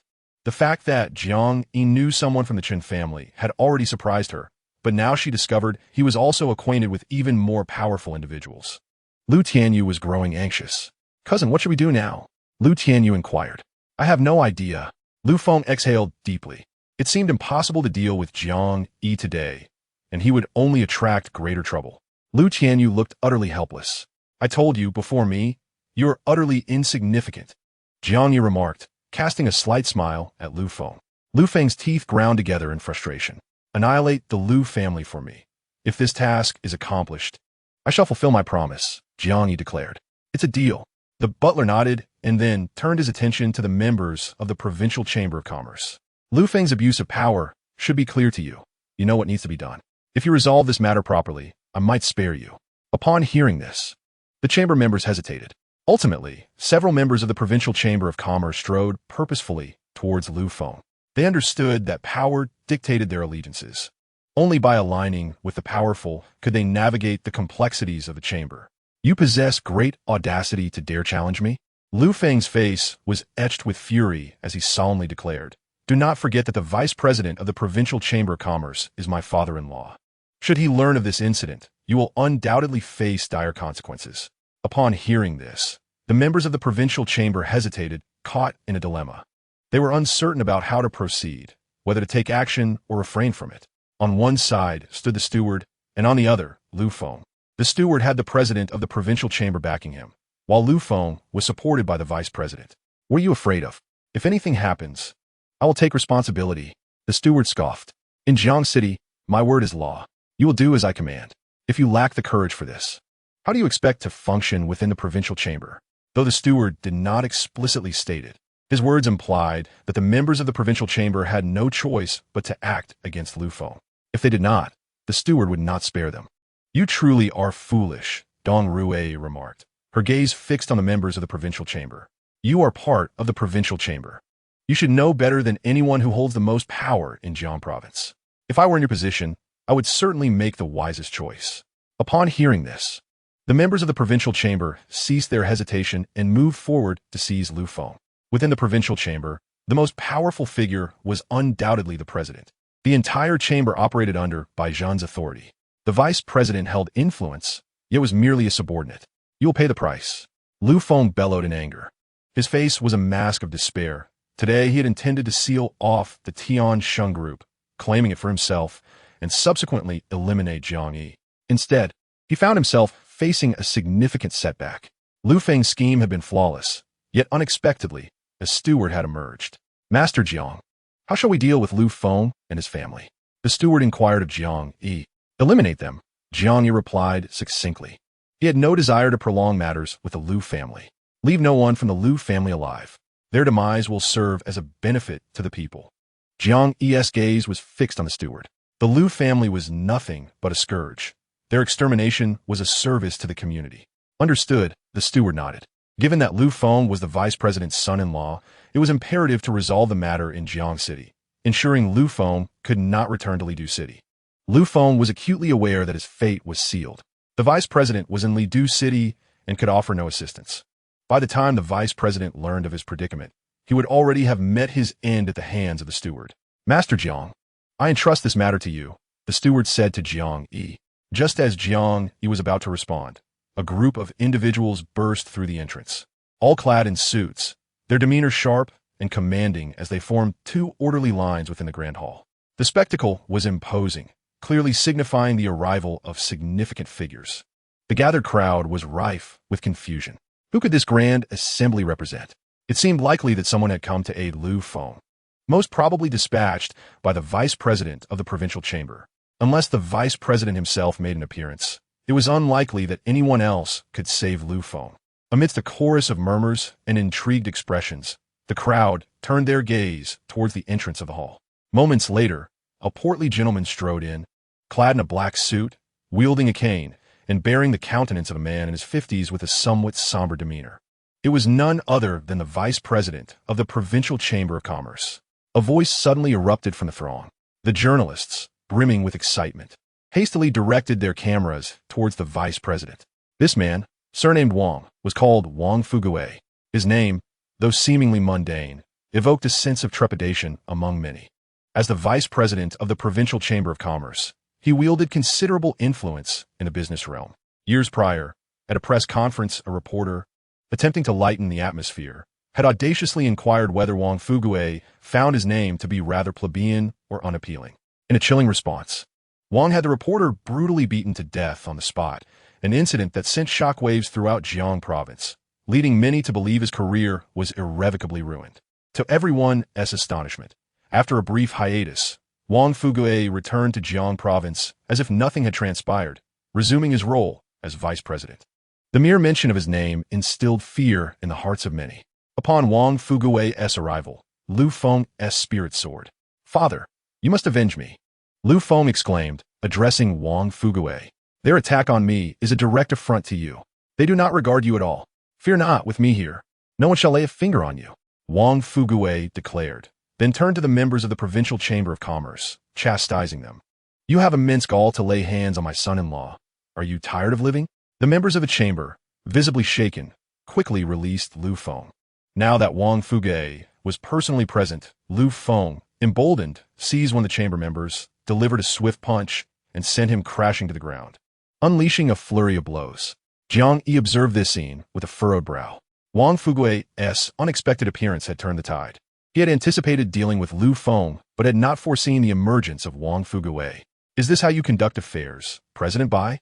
Jiang Yi inquired, his brow knitted in discontent as he glanced at the steward. "You cannot even handle a mere Liu Feng. I should have intervened personally. Rest assured, Master Jiang. Liu Feng shall not escape unscathed today," the steward quickly assured, though his expression betrayed his unease. He understood that a mismanagement of this situation would surely displease Jiang Yi. "Vice President Wang, I did not expect your presence." The steward approached Wang Fugue, greeting him with a measured tone. "Ah, it is you. I wondered who had the audacity to lay a hand on my son-in-law," Wang Fugue retorted, fixing his gaze upon steward. "I shall personally escort Liu Feng back to the provincial chamber for an inquiry. You need not concern yourself with this matter." The steward's brow furrowed in distress. Given his position, he could not possibly take Liu Feng away in Wang Fugue's presence. The situation was becoming increasingly complicated. "There is no need for an investigation," Jiang Yi interjected, directing his attention towards Wang Fugue. "Vice President Wang, Liu Feng possesses no evidence to substantiate any wrongdoing by Tiansheng Group. Yet they have unlawfully sealed off Tiansheng Group. This is something all have witnessed." Upon hearing those words, Wang Fugue scrutinized Jiang, a glint of murderous intent flickering in his eyes. "Who are you to speak to me in such a tone?" Wang Fugue inquired in a low voice. "This young man is Jiang Yi, the chairman of the Tiansheng Group," Liu Feng interjected, addressing Wang Fugue. "Dad, This fellow was merely a discarded son-in-law of the Yi family, cast out in disgrace. Yet, in less than a month, he has established the Tiansheng Group. There must be something amiss with him and the company. The Tiansheng Group is a prime asset, and Wang Fugue was determined not to let it slip away. Since there are issues with the Tiansheng Group, a thorough investigation is imperative. Wang Fugue declared with a cold smile. I hereby announce the sealing of the Tiansheng Group. With that, he pointed at Jiang Yi and commanded the bodyguard behind him, and take this brat as well. Arrest him and bring him to the Provincial Chamber of Commerce's detention center for a thorough interrogation. Understood. Two bodyguards approached Jiang Yi. With a cold smirk, Jiang Yi swiftly incapacitated them both. Unable to rely on the butler, he resolved to handle the matter personally. You have some audacity, daring to injure my men. All of you, attack together and eliminate this brat. Wang Fugue shouted. The bodyguards rushed forward at his command. The expressions of Dong Rui, Chun Kuan, and Yi Yanran turned grim. Damn it! Chun Kuan threw caution to the wind, shedding his shirt and stepping in front of Jiang Yi. He shouted at Wang Fugue. You old bastard, if you want to fight, I'll play with you. Your lackeys are not worthy of our chairman's direct involvement. And who might you be? Wang Fugue glared at Chun Kuan. I am Chun Kuan, the young master of the Chun family, he declared. The head of the Chun family had previously advised Chun Kuan that Jiang Yi possessed extraordinary skills. Troubling him was tantamount to courting death, and thus, Chun Kuan was to always support Jiang Yi. Understanding that standing up for Jiang Yi in this critical moment would earn his trust, Chun Kuan boldly stated, Chairman, leave these thugs to me. Very well. Jiang Yi nodded in agreement. You are truly reckless. Do you think the Chun family is formidable? This blunder will exact a heavy toll on your family. Wang Fugue derided, looking disdainfully at Chun Kuan. Unfazed, Chun Kuan charged the bodyguards. In an instant, he was embroiled in a fierce fight with them. Despite Chun Kuan's remarkable improvement in skill, the overwhelming number of bodyguards, all seasoned fighters, began to turn the tide against him. Wang Fugue remained unperturbed, lounging on the sofa with keen interest in the unfolding chaos, while the butler busied himself with phone calls. This matter was beyond his capabilities. Only Bai Zhen could resolve it. Master Jiang, you need not worry. This situation can be managed. The butler said with a forced smile towards Jiang Yi. Are you certain you can resolve it? Jiang Yi inquired, looking at the butler. Absolutely. The butler replied hastily. Very well. I shall grant you 1 hour. Within that time, ensure Lu Feng and the Lu family are dealt with, or I shall have to intervene personally. Bien, ya accepted. The butler nodded vigorously. Jiang Yi smiled faintly and settled onto the sofa. He exhibited no sense of urgency. If the butler could not resolve the matter at hand, a simple phone call would suffice to remedy the situation. The fact that he had yet to make that call suggested that the likes of Lu Feng and Wang Fugue were hardly worth the effort. Chapter 84. Hitting a brick wall. 10 minutes later, a substantial portion of Wang Fugue's bodyguards had been incapacitated, while Chun Kuan had sustained severe injuries. Despite his wounds, Chun Kuan stood resolutely in front of Jiang Yi, enduring excruciating pain to prevent any of the bodyguards from approaching him. Chun Kuan's unwavering loyalty brought a sense of comfort to Jiang Yi. Chairman, while Chun Kuan is stalling, you should leave. Dong Rui whispered urgently to Jiang Yi. I cannot depart.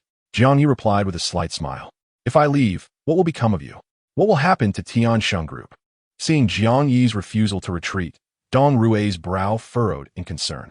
In her eyes, Jiang Yi was merely holding on, unable to contend with Lu Feng and Wang Fugue any longer. Yi Yanran's expression mirrored this worry.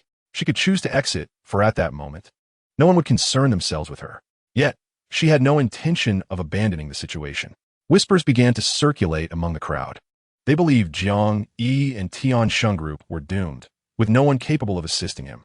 With Vice President Wang personally intervening, who could possibly aid him? It was incomprehensible how Jiang Yi had the audacity to offend such formidable figures as Lu Feng and Wang Fugue. That was a blatant invitation to disaster. No one present harbored any optimism regarding Jiang Yi's fate. Suddenly, someone burst through the doors, exclaiming loudly, a significant figure is arriving. Over 30 vehicles have pulled up outside, filled with armed guards, more than 300 in total. Upon hearing this, astonishment spread across the faces of those present. My goodness, so many influential figures are here now. Who could they possibly be? Anticipation surged as everyone turned their gaze towards the entrance. Moments later, An elderly man accompanied by a large contingent of guards stormed in. It was none other than Bai Zhan. His arrival left the crowd in a state of disbelief, while Wang Fugue and Lu Feng's expressions turned grave, their minds racing with questions about Bai Zhan's intentions. "Master Jiang, I apologize for my tardiness," Bai Zhan said, his face etched with contrition as he addressed Jiang Yi. The crowd was flabbergasted, their expressions a mix of disbelief and confusion. How could Jiang Yi possibly know President Bai? Moreover, it was unprecedented for anyone in Jiang province to command such influence that Bai Zhan would apologize to them. Am I dreaming? Astonished glances exchanged among them. This turn of events left even Dong Rue, Chun Kuan, and Yi Yanran in a state of shock. What on earth is happening? Wang Fugue finally recovered his composure and turned to Lu Feng, questioning, "Didn't you tell me that Jiang Yi and Tiansheng Group's only support was the Qin family? Now, a butler has appeared, and even Bai Zhan has shown up." The presence of Bai Zhan unnerved Wang Fugue. The power wielded by Bai Zhan far surpassed his own, and his ruthlessness was well known, placing him leagues above Wang Fugue. In ordinary times, Wang Fugue would never dare to provoke Bai Zhan. Yet this time, he collided head-on with the muzzle of a gun. "Is this your sincerity?" Jiang Yi fixed his gaze on Bai Zhan. "I never anticipated that matters would escalate to this extent. Rest assured, Master Jiang, anyone who troubles you today, regardless of who they may be, I shall not let them go unpunished," Bai Zhan declared. "Very well, I shall grant you one more opportunity," Jiang Yi replied coolly. Bai Zhan nodded. The onlookers were once again rendered speechless. Jiang Yi's prowess was astonishing. Even President Bai seemed to bow before him. Their eyes widened in disbelief. Had they not witnessed it firsthand, they would never have believed such a scene could unfold. "Seize them," Bai Zhan bellowed. No sooner had the words left his mouth than the guards subdued all of Wang Fugue's bodyguards, dragging them away without hesitation. Bai Zhan was seething with rage. Wang Fugue's involvement had nearly derailed his grand plans. "President Bai, let us discuss this civilly. Why have you apprehended all my men?" Wang Fugue expressed his displeasure. Crack! Bai Zhan raised his hand and delivered a resounding slap across Wang Fugue's face.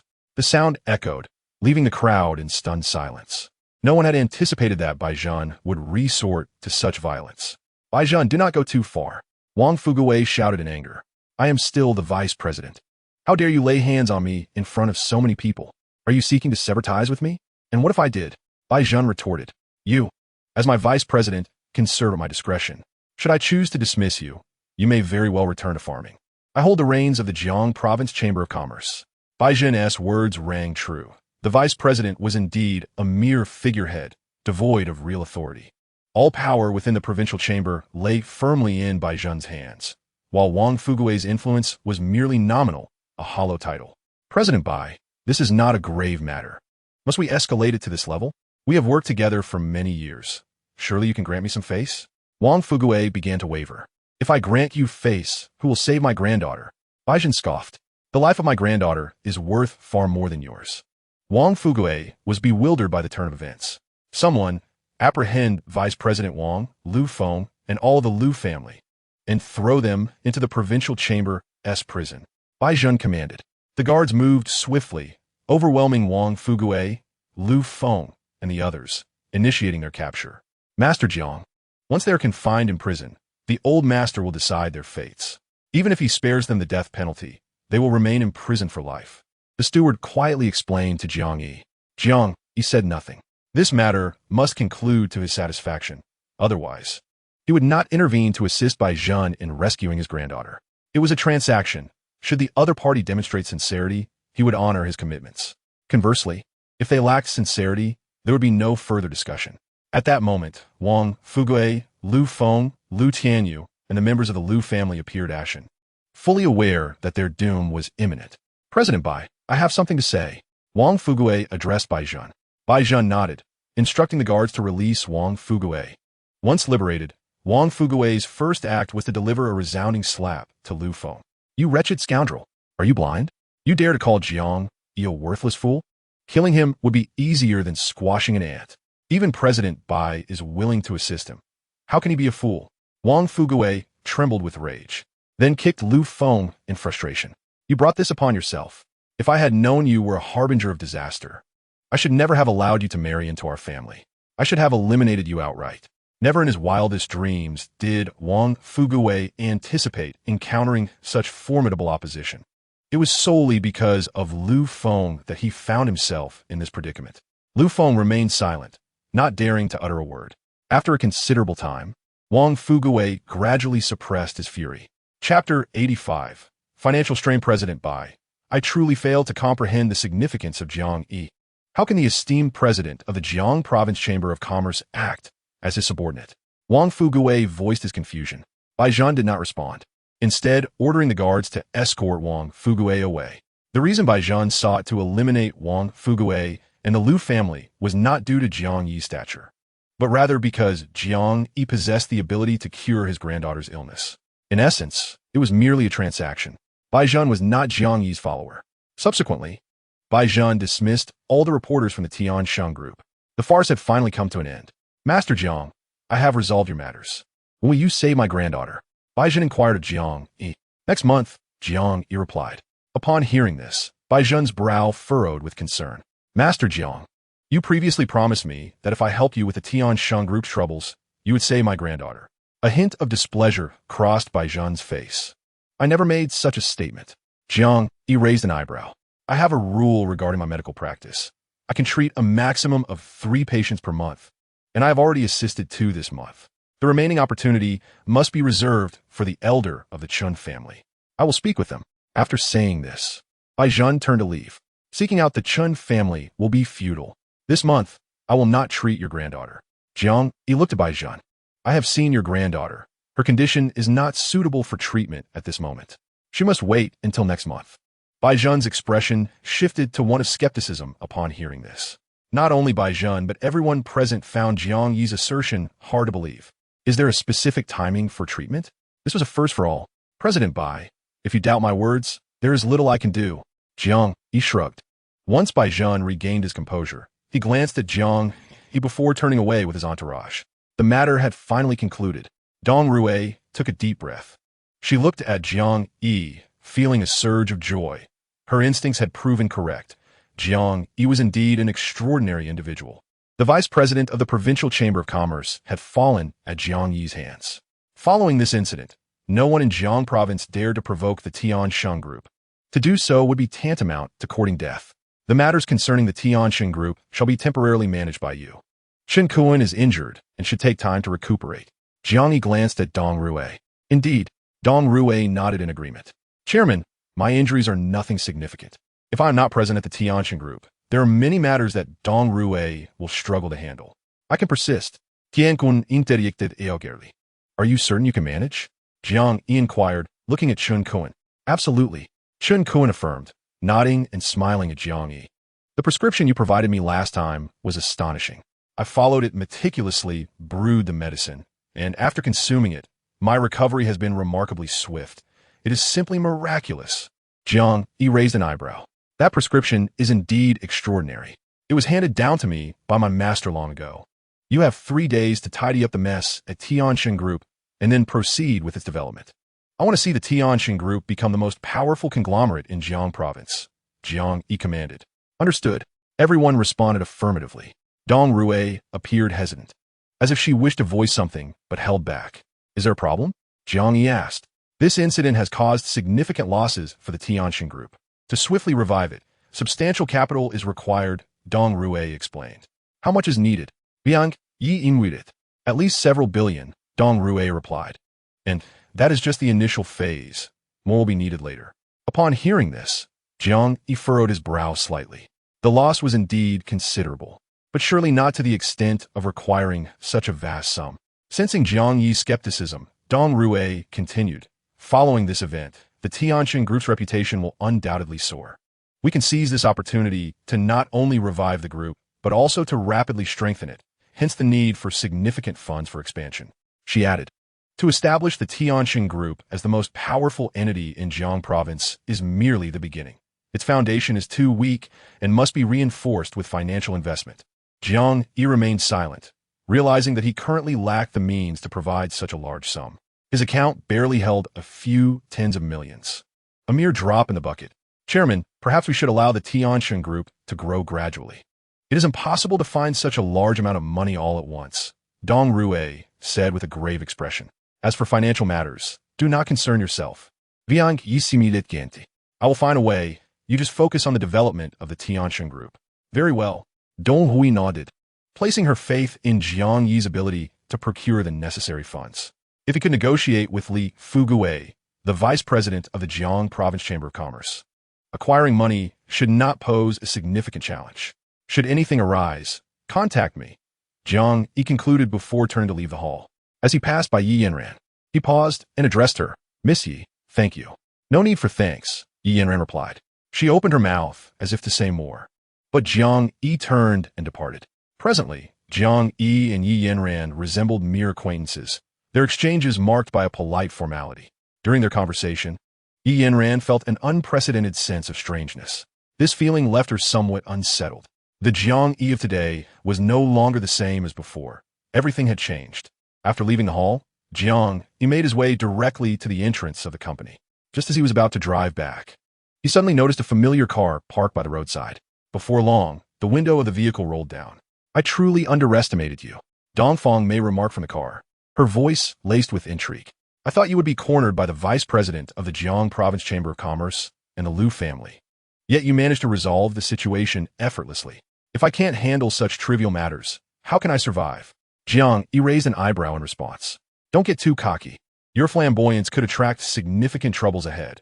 A mere vice president of the provincial chamber is hardly a concern, Dongfang Mei replied with a charming smile. What do you mean by that? Jiang Yi could not help but inquire.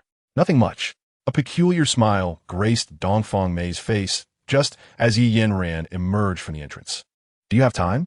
I'd like to treat you to a meal as a token of gratitude for facilitating the contract between Manager Dong and my company, which has opened up tremendous opportunities for us, Yi Yanran said to Jiang Yi.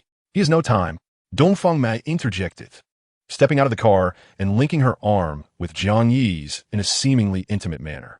Jiang Yi felt somewhat exasperated. Dongfang Mei was using her usual tactics again. Miss Yi, Jiang Yi promised to cook for me this afternoon and is quite busy, Dongfang Mei said, smiling at Yi Yanran. His cooking is exquisite. If you don't mind, perhaps you could join us at our home for dinner? Yi Yanran paused, momentarily taken aback by the offer. However, she quickly regained her composure. No, thank you for the invitation, Miss Dong, she replied with a polite smile. After exchanging pleasantries with Jiang Yi, Yi Yanran got in her car and drove away. Once she was off the street, a hint of bitterness crossed Yi Yanran's face. Ever since her divorce from Jiang Yi and his expulsion from the Yi family, her mood had plummeted, leading to countless sleepless nights. She was acutely aware that Dongfang Mei was a formidable opponent. Upon returning home, Yi Yanran sank wearily onto the sofa. Tianxin Group's recent victory had spared her company from disaster, and it would now become the most reliable partner of Tianxin Group. Yet, she found it impossible to feel joy. Yanran, is it true that Jiang Yi's Tianxin Group is finished? Her mother, Yi Mu, asked with evident concern. You seem far from happy. Tianxin Group must surely be doomed. Yi Xiaofeng sighed deeply. My brother-in-law's only support is the Chun family from Lidu City, whereas the Liu family has the vice president of the provincial chamber backing them. There is simply no comparison, and the outcome is obvious. Yi Mu sighed. Yanran, you should have heeded my advice and kept your distance. But you insisted on meddling with Tianxin Group. Now look where it has led you. The group is finished, and the Liu family will not let you off easily. Yanran, how is Jiang Yi doing now? Her father, Yi Fu, inquired. His concern for Jiang Yi evident despite his departure from the Yi family. Jiang Yi is doing fine. Yi Yanran, upon hearing her father's inquiry, finally spoke up, assuring him that Tianxin Group was unscathed. She continued, revealing that Bai Zhan, the president of Jiang Province Chamber of Commerce, had personally intervened to eliminate the Liu family and Liu Feng, along with the vice president of the chamber. The revelation left everyone in stunned silence, their faces etched with disbelief. After a considerable pause, Ye's parents and Yi Xiaofeng regained their composure. How could Jiang Yi know President Bai of the Jiang Province Chamber of Commerce? Bai Zhan was indeed the Emperor of Commerce in Jiang Province, a figure of immense stature. Ye's mother was utterly astonished. Yi Xiaofeng could no longer remain seated. He rose from the sofa, overwhelmed with excitement, pacing back and forth in the hall. They were acutely aware of the formidable influence Bai Zhan wielded in the business realm. His word was law in the entirety of Jiang Province's commercial affairs. and none dared contest him. Even Ye's father wore a look of astonishment. This was splendid news. Ye's mother beamed with delight. Her smile wide as she grasped Yanran's hand, saying, "When all other companies severed ties with Tiansheng Group, your company remained loyal. Your sincerity will surely touch Jiang Yi." She added, "In the future, should you require assistance from Tiansheng Group, no one will dare refuse. Sister, you must seize this opportunity to secure a significant contract with Tiansheng Group." Yi Xiaofeng exclaimed, his cleverness shining through. "The contract has already been signed. Yanran intergested. From now on, whenever my company is in need, Tiansheng Group will offer their utmost support." This declaration left Yi's parents and Yi Xiaofeng once again astounded. They understood precisely what this contract signified. With it, Yi Yanran's company could flourish, generating profits with ease. Joy radiated from everyone, except for Yi Yanran, who felt a sense of unease. "I am rather tired. I shall retire to my room for a while," she stated before rising to leave. "Mother, it seems that sister is not quite happy. I wonder if she is facing some difficulties?" Yi Xiaofeng remarked, furrowing his brow. Yi Yanran indeed appeared somewhat downcast, lacking her usual vitality, which concerned their mother. "It must be due to Jiang Yi," Ye's father asserted. "He is now a well-known figure in Jiang province, surrounded by women vying for his affection. If I were in her position, I would also feel discontent." This statement cast a shadow over Ye's mother's expression. "It must be that oriental beauty. She clings to Jiang Yi like a temptress," Ye's mother fumed. "We cannot allow her to continue pursuing my brother-in-law." Yi Xiaofeng's demeanor turned serious. Indeed, Ye's mother nodded in agreement. "Jiang Yi belongs to Yanran. We must not let any other woman take him away. He must become my son-in-law. With such a capable son-in-law, our family will gain prestige, and none shall dare provoke the Yi family." Ye's mother was resolute. Suddenly, the doorbell rang. Could it be Jiang Yi? Ye's mother thought with excitement as she hurried to open the door, only to find it was not Jiang Yi, but Yi from the inner clan of the Yi family, with a smile adorning his face and a hint of reverence. Yi reflected on the past when he regarded the Yi family of foreign descent with disdain. However, the tables had turned, and now even the inner Yi family seemed beyond their reach. "I have come to extend my congratulations to Yanran." Yi beamed at Yimu. "I have seen the news. President by the Provincial Chamber of Commerce personally intervened to resolve all the troubles for the Tiansheng Group, which has now become the focal point of Jiang City." Continuing, Yi remarked, "What is the Liu family compared to this? How dare they provoke the Tiansheng Group? That is tantamount to courting death. Jiang Yi could easily obliterate the Liu family with just a flick of his finger. Indeed, my son-in-law Jiang Yi is no ordinary person." Yimu replied, her face brimming with pride. Being a person who valued reputation, she felt even more elated by Yi's praises, almost floating on air. "From the very beginning, I believed Jiang Yi was destined for greatness, and it seems my intuition was correct," Yimu chuckled. "Your insight is unparalleled," Yi exclaimed, giving her a thumbs up. "With Jiang Yi as your son-in-law, no one in the Jiang City business realm would dare to show you disrespect." "Of course." Yimu beamed even more proudly. "This time, the family head has personally come to meet Yanran." Yi smiled. "I wonder if Yanran will welcome him?" "She will certainly welcome him," Yimu hurriedly replied. In the past, the inner Yi family had looked down on Yimu, even wishing to sever ties with her. Now, not only were they coming to curry favor, but even the head of the inner Yi family had sought her out personally. In Yimu's words, this was akin to smoke rising from the ancestral grave. She understood that this was all due to Jiang Yi's influence. Just then, a luxurious car pulled up at the villa's entrance, and an elderly gentleman with a cane emerged. This man was none other than Yi Cheng, the head of the inner Yi family. Yimu, Yi Fu, and Yi Xiaofeng hurried to welcome him. After ushering Yi Cheng into the villa's grand hall, Yimu and Yi Fu eagerly attended to him, personally serving tea. Yi Cheng's visit was a matter of great prestige, a first for Yimu's family. "Don't just stand there.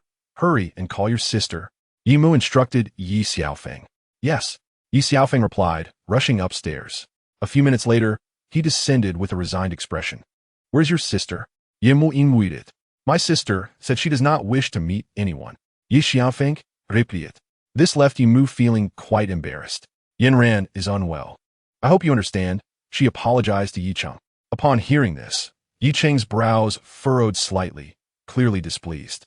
"No matter, I shall come again another day," he stated before rising to take his leave. Yi hurriedly followed him out. Once Yi Cheng and Yi departed, Yi Mu's brow furrowed in concern. What is Yanran thinking? The head of the inner family came personally to see her. What an honor. And she couldn't even be bothered to show her face. Do not concern yourself with Yanran's matters. Ye's father reminded him that Yi Cheng, the old man, is one who rises early only for profit. Don't you remember how many times you were turned away when you visited the Yi family with gifts? As the head of the Yi family, Yi Cheng's personal visit to meet Yanran certainly indicates he seeks her assistance. Continuing, Ye's father remarked that Yanran's current status is rather precarious. If Yi Cheng were to request her help, it would place her in a difficult position, as refusing to meet him would complicate matters further. There's some truth to your words. Ye's mother nodded in agreement. Suddenly, her phone rang. After finishing one call, another came in. Ye's mother received 4 or 5 consecutive calls. Mom, who is calling you? Yi Xiaofeng asked curiously. My relatives. Ye's mother replied with a beaming face.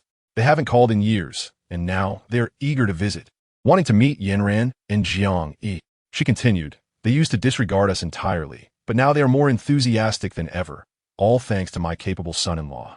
Ye's mother was nearly beside herself with joy. Your relatives are nothing but opportunists, all with a keen eye for advantage, Ye's father scoffed. Hearing about Ye's mother's relatives made him feel quite displeased.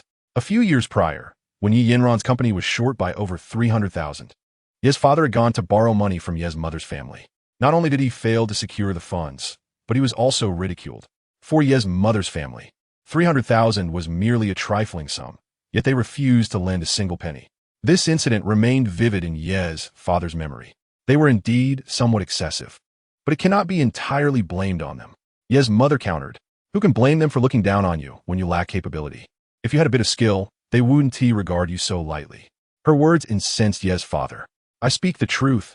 Once upon a time, I was renowned for my beauty, the daughter of a wealthy family, while you were merely a nobody. My family opposed our union, yet my heart was set on marrying you. Ye's mother inhaled deeply. For you, I severed ties with my family, and for nearly 30 years we remained estranged. She continued, the reason I agreed to their visit is to demonstrate that my choice of you was indeed the right one. Hearing this, Ye's father felt less angered than before. Meanwhile, Jiang Yi drove to the hospital.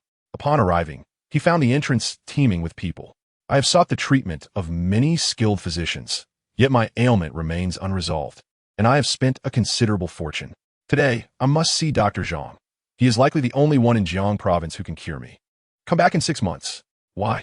Those seeking Dr. Zhang's services number in the thousands or tens of thousands, and I've learned that merely securing an appointment costs 1 million. The crowd at the entrance buzzed with discussion. Jiang Yi frowned slightly. Shen Lu is excessively greedy. The consultation fee alone is exorbitant, making it impossible for the average citizen to afford treatment. The registration fee of 1 million is a considerable sum. How many can afford it? Jiang Yi navigated through the crowd and entered the hospital. While many were aware of Jiang Yi's illustrious reputation, few had ever laid eyes on his true countenance. He passed by them unnoticed. For Jiang Yi preferred to maintain a low profile. He had previously instructed Shen Lu to prohibit anyone from taking his photograph. Not only at this hospital, but he had also communicated with Dong Rui at Tiansheng Group to keep his identity confidential. Following the recent significant events at Tiansheng Group, only Jiang Yi's name had surfaced in the news, devoid of any accompanying images. Despite Jiang Yi's renowned name, few could accurately describe his appearance. This is why, while working in a hospital, neither the staff nor the patients recognized him as the chairman of Tiansheng Group. Upon arriving at his office, Jiang Yi poured himself a cup of tea and began to sip it. Knock, knock. A series of knocks echoed from outside the office. Come in, Jiang Yi called out. As soon as he spoke, the door opened, and Li Qing walked in. Is there something you need? Viang, Yi inwuidet. The dean sent me to find you. She wishes to speak with you in her office, Li Qing replied. Aldikt, Viang, Yi responded. Setting down his teacup and making his way to Shen Lu's office, followed closely by Li Qing. Upon entering Shen Lu's office, Jiang Yi noticed the presence of the vice dean and Chun Ping in addition to Shen Lu. Please take a seat. Shen Lu welcomed him eagerly. Viang Yi, not one for pleasantries, seated himself directly in a chair. Master Zhang, you must have seen the throngs of patients awaiting your consultation outside. To date, over 3,000 have made appointments with you, Shen Lu remarked. The registration fees alone would yield substantial profits for the hospital. Should Jiang Yi successfully treat these patients, the financial rewards would be even greater. Director Shun, please speak plainly, Jiang Yi urged. Very well, I shall be direct, Shen Lu replied. With so many patients, it would be impossible for you to manage alone. If you are amenable, I can select a few individuals from the hospital who possess remarkable medical talent. You can impart your knowledge to them. With their assistance, you would not need to treat each patient personally. Jiang Yi remained silent. Shen Lu's intention was clear. She wished for him to take on apprentices. Master Zhang, I believe Qinping possesses exceptional medical aptitude and would be a commendable choice. The vice dean interjected eagerly, glancing at Jiang Yi with anticipation. It is customary for esteemed healers to take on disciples. Yet Jiang Yi was not inclined to do so at this moment. Furthermore, he considered Qinping's capabilities to be rather mediocre, lacking any extraordinary talent. If he were to take on apprentices, they must be exceptional, not someone of Qinping's ilk. Talent must be exceedingly rare to facilitate easy teaching, akin to that of Sun Xingshou. My skills cannot be replicated by them, Jiang Yi stated. In the future, I will endeavor to treat as many patients as possible. Starting next month, Jiang Yi adheres to a principle of treating only 3 patients each month. Although he possesses the ability to amend this rule at will, he chooses not to. Each day, individuals succumb to ailments. Should he attend to every single patient, he would undoubtedly find himself utterly exhausted.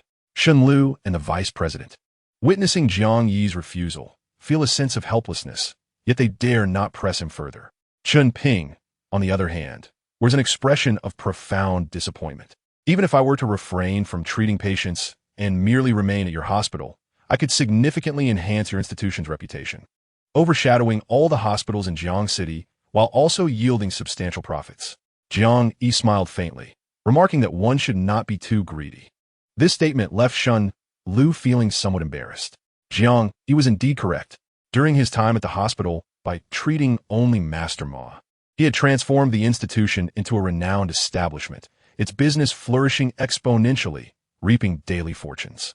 Director Shen, do you have any other matters to discuss? Jiang Yi inquired. I wish to speak with you privately, Shen Lu replied, casting a glance at the vice president and the others. You may leave for now. Understood, the vice president. Qinping and Li Qing responded before exiting the office. Once the door was shut, Shen Lu turned to Jiang Yi with a smile. Have you given any thought to what I mentioned earlier? What matter? Jiang Yi feigned ignorance. The collaboration, Shen Lu stated. Your medical skills are extraordinary, and I possess connections. Together, we could establish a hospital in Lidu City, competing with those major institutions and becoming the most formidable hospital in the area. Whatever conditions you set, I shall comply. She added, including the fact that I would be your woman in the future. Shen Lu was determined to expand her influence and exact vengeance on her clan, leaving nothing to chance. I have no interest, Jiang Yi shrugged. Shen Lu felt a wave of disappointment wash over her. She had anticipated his agreement. Suddenly, the office door was kicked open. A man in a suit strode in.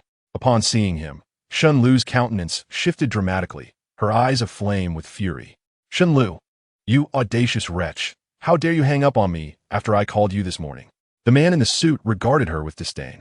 Do not presume that your hospital's possession of a miraculous doctor grants you the right to disregard me.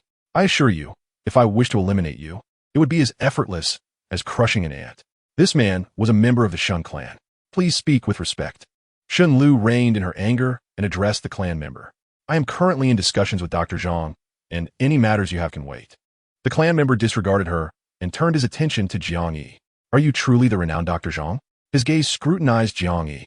Jiang Yi chose not to engage with him, deeming the individual too arrogant to warrant a response. I am speaking to you. Did you not hear me? The clan member's displeasure was evident. Dr. Zhang, I have come to Jiang City specifically to seek you out. Your reputation precedes you. Your talents are truly wasted in such a modest hospital. Accompany me to Lidu City. Our Shun family will offer you double your current salary each month. What do you say? I am not interested, Jiang Yi replied nonchalantly. One of the Shun family members scoffed. It is not a lack of interest, but rather that you are entranced by Shen Lu. You cannot bear to part with her. With that, the Shun family member grinned. Upon arriving in Lidu City, I will find you even more beautiful women. I assure you will be pleased. I have stated my disinterest. Jiang Yi's brow furrowed slightly. He did not wish to engage in matters concerning Shen Lu and the Shun family. This time, you have no choice. You will go whether you want or not. The Shun family member declared, the head of the family believes you possess exceptional skills. if you align with our Shun family, we could establish the most formidable hospital in Jiang province. Jiang Yi ignored the Shun family member. The head of the family also stated that by any means necessary, you must be taken to Lidu City, even if it requires binding you. The Shun family member chuckled. Jiang Yi scoffed coldly. This individual is even more arrogant than Lu Qianyu. No one can compel me to do what I do not wish to. Jiang Yi raised an eyebrow. Young man, do not be ungrateful. I have spoken kindly to you, yet you still refuse to comply. It seems I must resort to more forceful measures. The Shun family member warned. I advise against reckless actions. Otherwise, you will come to regret it. Jiang Yi replied coolly. The Shun family member did not regard Jiang Yi as a threat. In his eyes, Jiang Yi possessed remarkable medical skills, but lacked power. He believed that harming Jiang Yi would bear no repercussions. Someone, take Dr. Zhang away. The Shun family member shouted towards the door. As soon as he finished speaking, a group of men in suits rushed in, one of whom carried a rope.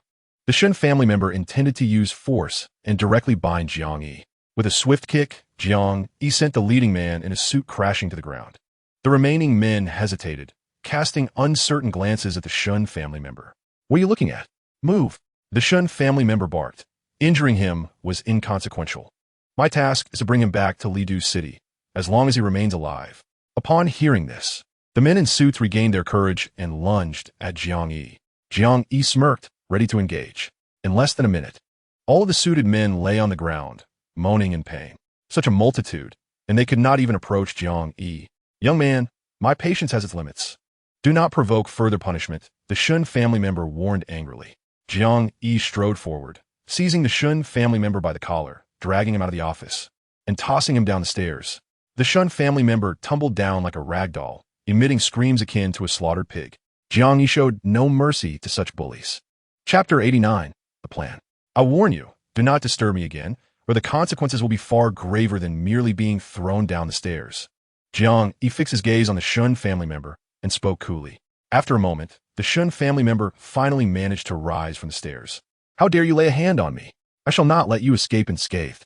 The members of the Shun family seethed with fury. What a charlatan masquerading as a divine healer. I will make you pay dearly. It matters not how this ends. I am determined to avenge this grievance. After uttering these vehement words, the Shun family member limped away. Jiang Yi, however, regarded him with indifference. He was resolute in his intentions. Should the Shun family dare to trouble him again, he would obliterate them without mercy. Master Zhang, I am truly sorry for involving you in this. Shen Lu expressed her remorse towards Jiang Yi. This is not your concern, Jiang Yi replied firmly. No one can coerce me into actions I do not wish to undertake. If the Shun family fails to recognize their place, I will show no leniency. With that, he turned and departed.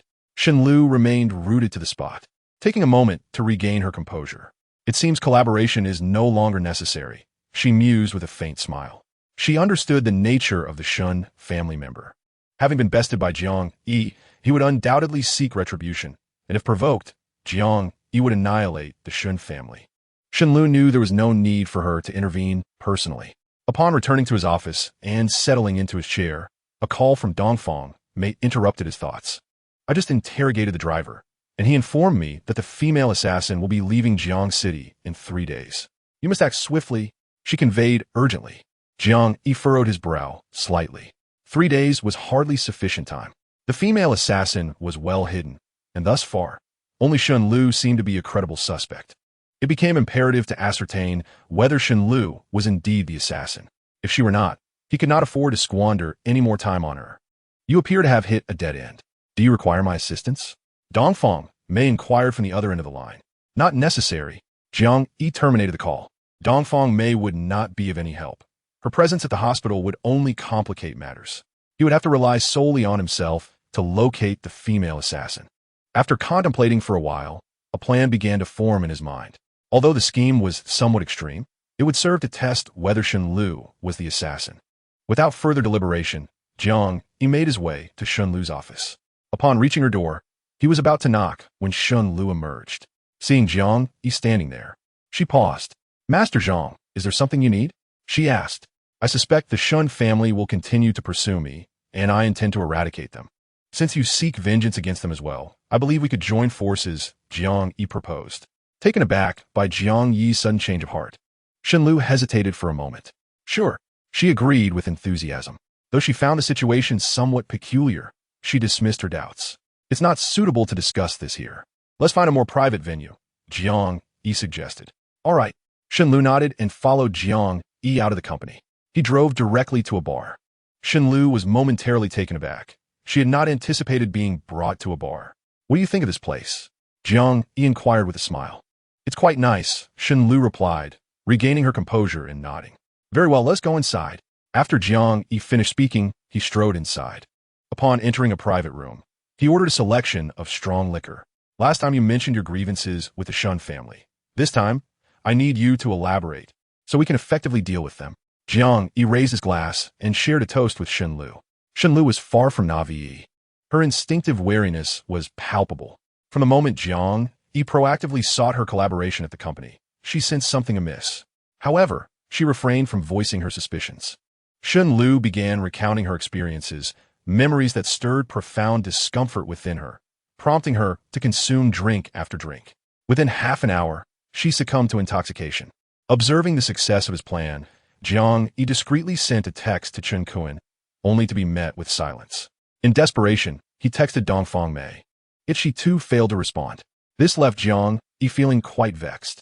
To check for any tattoos on Shenlu, he would need to remove her top. Yet neither Chen Kuan nor Dongfang Mei could be relied upon to assist him in such a sordid task. Indeed, plans often unravel unexpectedly.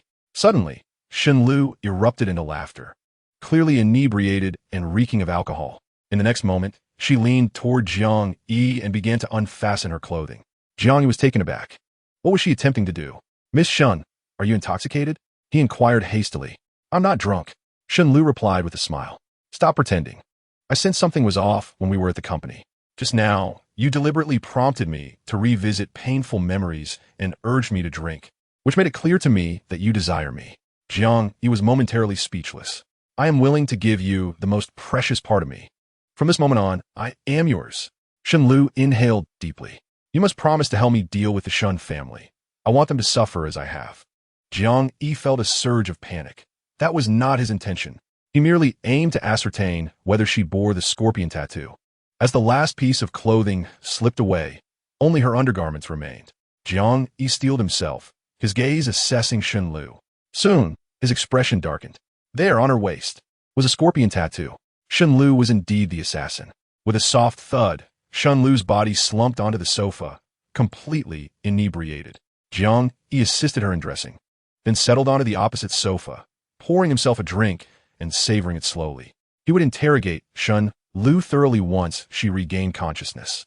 This time, he was determined to extract the location of the assassin organization from her lips without delay. He could not afford to wait. His parents and sister had perished at the hands of this organization, and Jiang Yi had vowed to exact vengeance upon every member of it. Earlier, he had administered acupuncture to Shenlu, and within 10 minutes, she would awaken. The minutes passed swiftly. Finally, Shenlu murmured softly as her eyes fluttered open. Though she still bore traces of intoxication, her awareness had returned. What had just transpired? How did I become inebriated? Shenlu felt a tinge of embarrassment.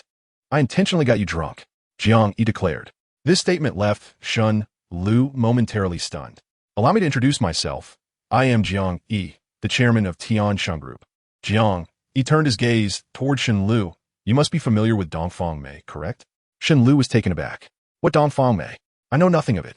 She replied, then smiled. From the very first moment I laid eyes on you, I sensed you were no ordinary individual. Yet I never imagined you were the chairman of Tiansheng Group. Shenlu's acting was impeccable, leaving no room for suspicion. However, her evasive eyes betrayed her. Miss Shun, am I not being unequivocal enough? Jiang Yi fixed his gaze on her. Over a decade ago, my parents and sister were murdered by members of an assassin organization, disguised as an accident. Recently, this same organization has targeted Dongfang Mei.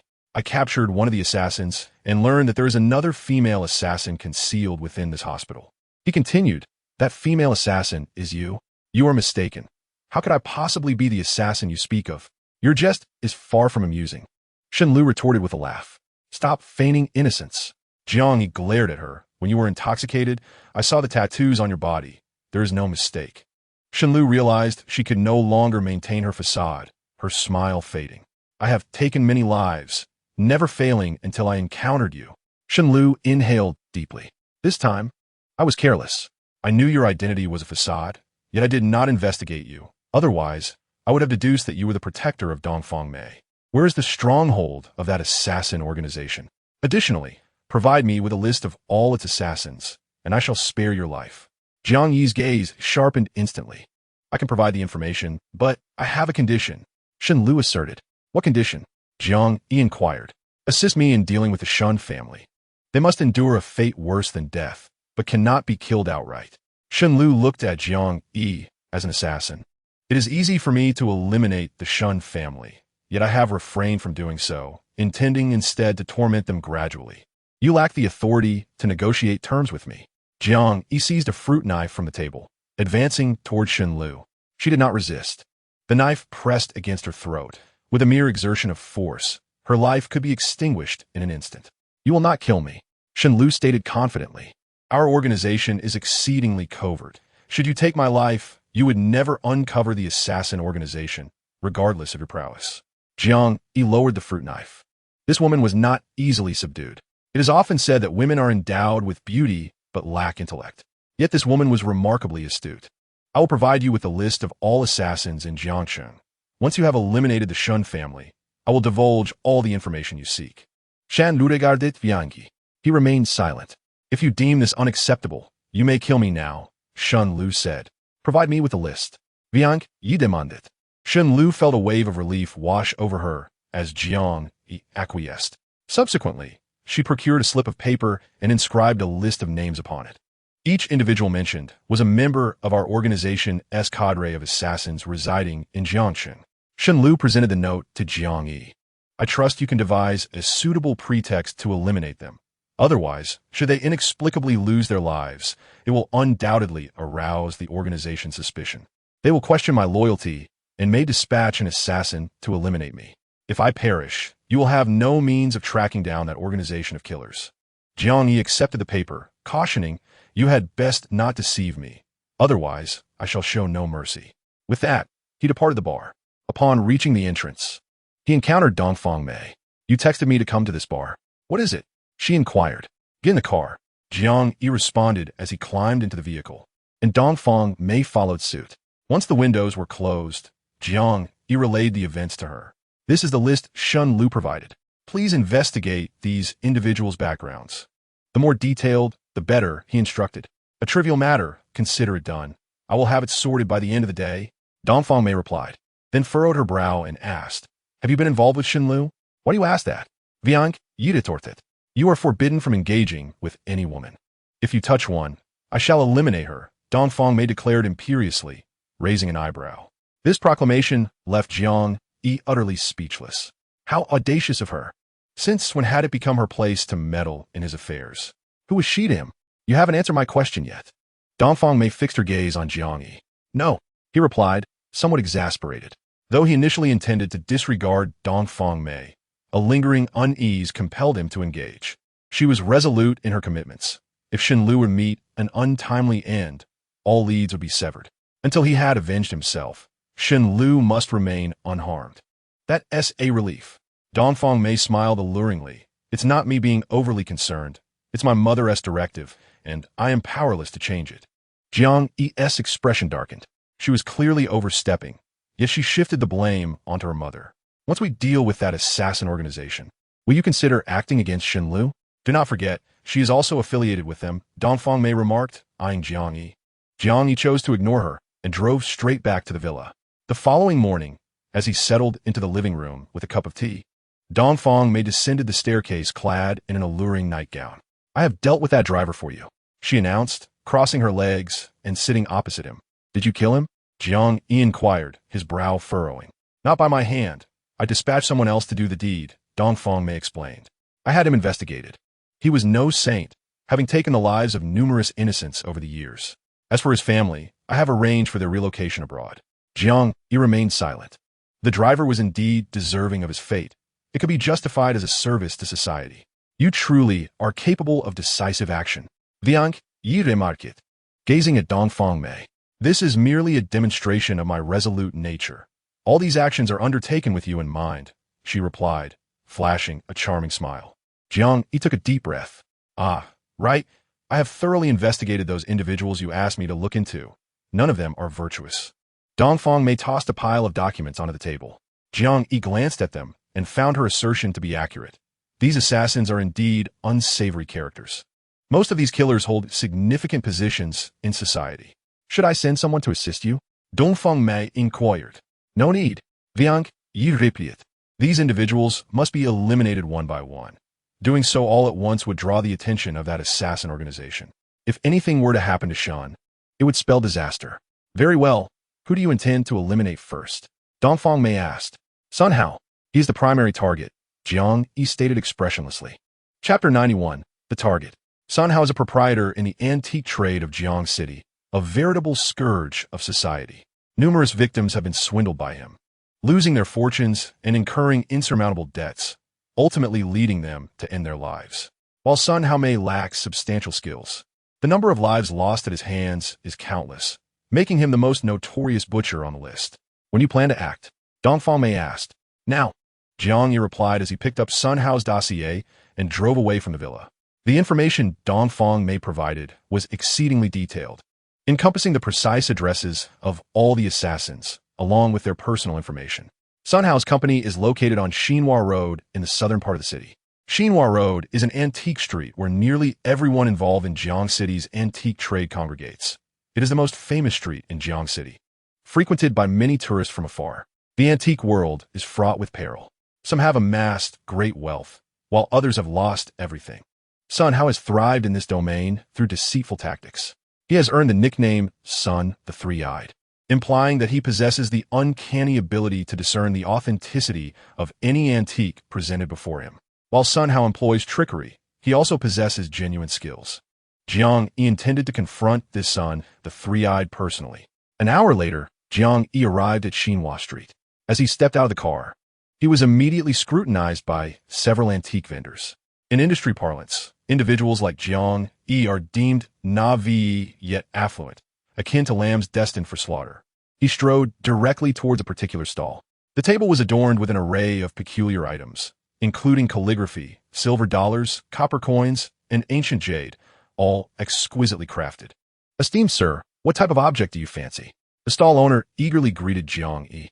Without uttering a word, Jiang Yi picked up a piece of ancient jade for inspection. It bore a peculiar pattern, with soil embedded in its sunken grooves. It appeared to be a relic of considerable antiquity. Ah, you possess discerning eyes, the stall owner exclaimed with a smile. This piece of jade dates back to the Song dynasty. It is rumored to have belonged to an emperor of that era, making it exceptionally valuable. Several buyers have shown interest, yet I have refrained from parting with it. After speaking, the stall owner continued to address Jiang Yi, saying, From the moment I laid eyes on you, I felt an extraordinary connection. You are my very first customer today.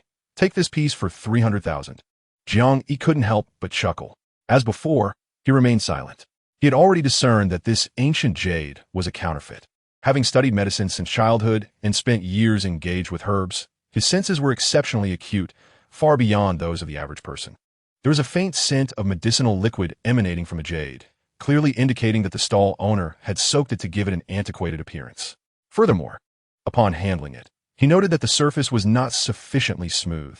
Genuine ancient jade, after over a millennium, would have been polished to an extraordinary sheen.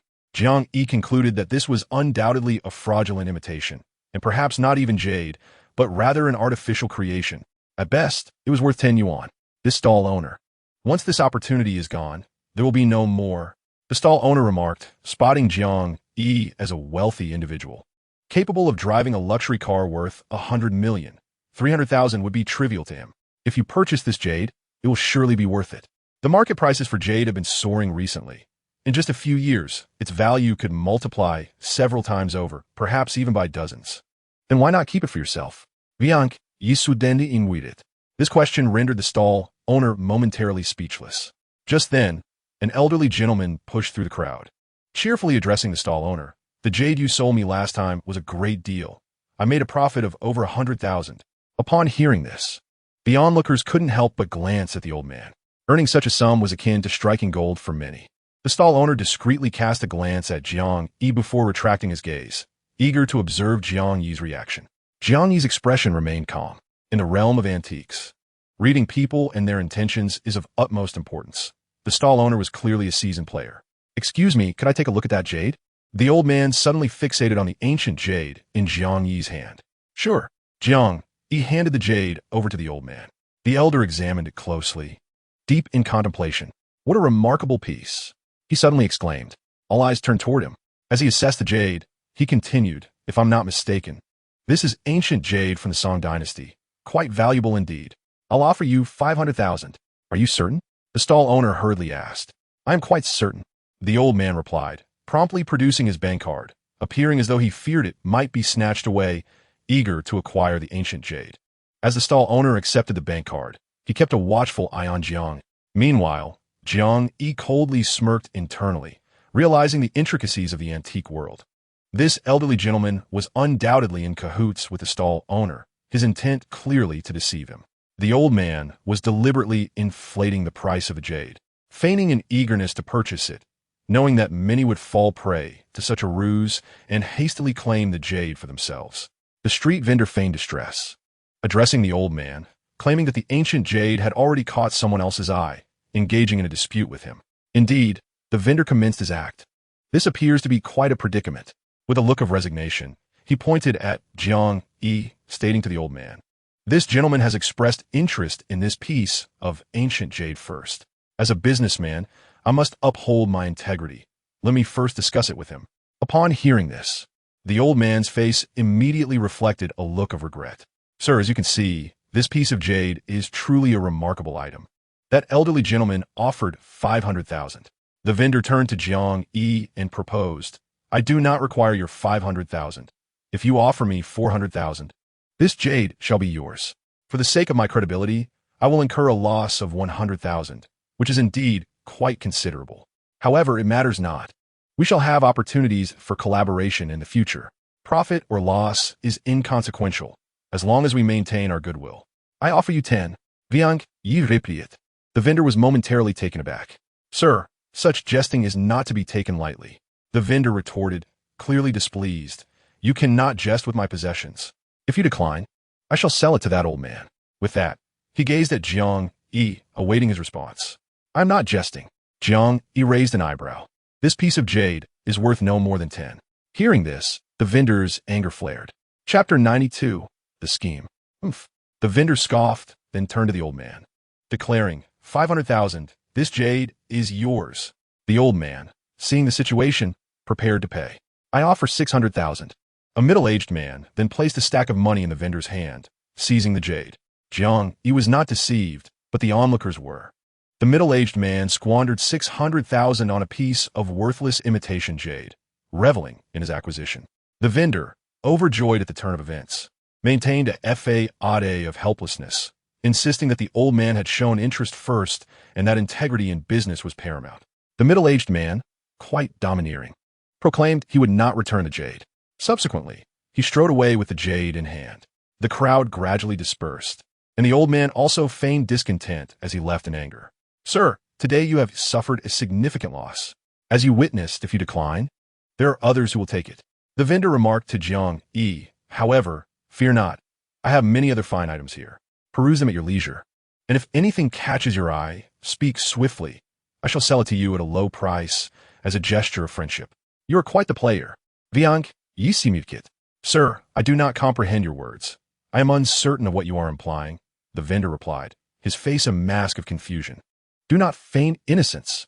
Jiang Yi fixed his gaze upon the vendor. "That old man and the middle-aged man are in league with you. You orchestrated this charade to deceive me, and I must admit, it was quite convincing." Upon hearing this, the vendor was momentarily stunned. Soon, he regained his composure, glancing around to ensure no one was paying attention, and then whispered to Jiang Yi, "Sir, I did not anticipate your astuteness. It appears I have not deceived your keen eye." With that, the vendor hurriedly began to explain. "I, too, am driven by the need to provide for my family. Oh, esteemed sir, please show mercy and forgive me this once. Do not let this matter escape your lips, for it would spell doom for my business and render my future in this trade untenable." The street vendor, in desperation, implored for clemency. Fully aware that he had encountered a formidable adversary, with his meager skills, he realized he could not deceive Jiang Yi. "I wish to purchase an antique," Jiang Yi declared.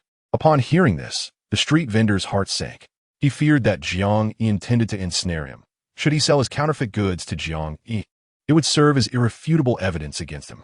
With such evidence, Jiang Yi could easily bring about his ruin. "Please, kind sir, I have erred. Spare me. My elderly mother and 7 or 8 children depend on me for sustenance," the street vendor pleaded. "My intention in acquiring antiques is not to settle scores with you. I have no interest in dealing with someone like you." Jiang Yi responded, "I seek an antique that is exceedingly difficult to authenticate. The more challenging to discern, the better."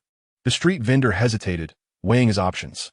Ultimately, he produced an exquisite wooden box and, upon opening it, said to Jiang Yi, "This ancient painting is a remarkably challenging forgery to distinguish from the genuine article.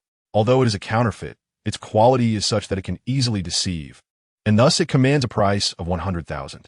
"That will suffice," Jiang Yi replied, casting a keen glance at the piece. Reluctantly, the street vendor handed it over, aware that this forgery was the most valuable item he possessed.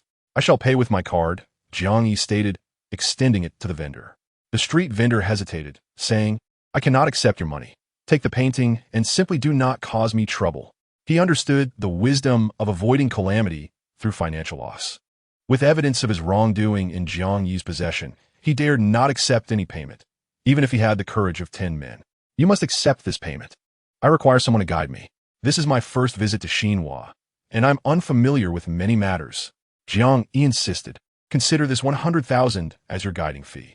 He continued, "Once my affairs are concluded, I shall provide you with an additional 400,000. The street vendor, upon hearing this, found it difficult to contain his excitement. For him, 500,000 was no trifling sum.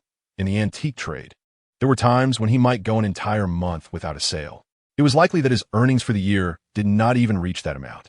"Very well," the street vendor agreed eagerly. He promptly began to pack up his stall, deciding that guiding Jiang Yi was far more profitable than selling trinkets. When they arrived at the entrance of Jiangqing Antique Company, the street vendor's expression grew grave. "Sir, you do not intend to confront Sun Sanyan, do you?" he inquired anxiously. "Indeed." Jiang Yi nodded affirmatively. The moment those words left his lips, the street vendor was rendered speechless, gripped by fear. Sun Sanyan was a name known throughout the Jiangqing business community.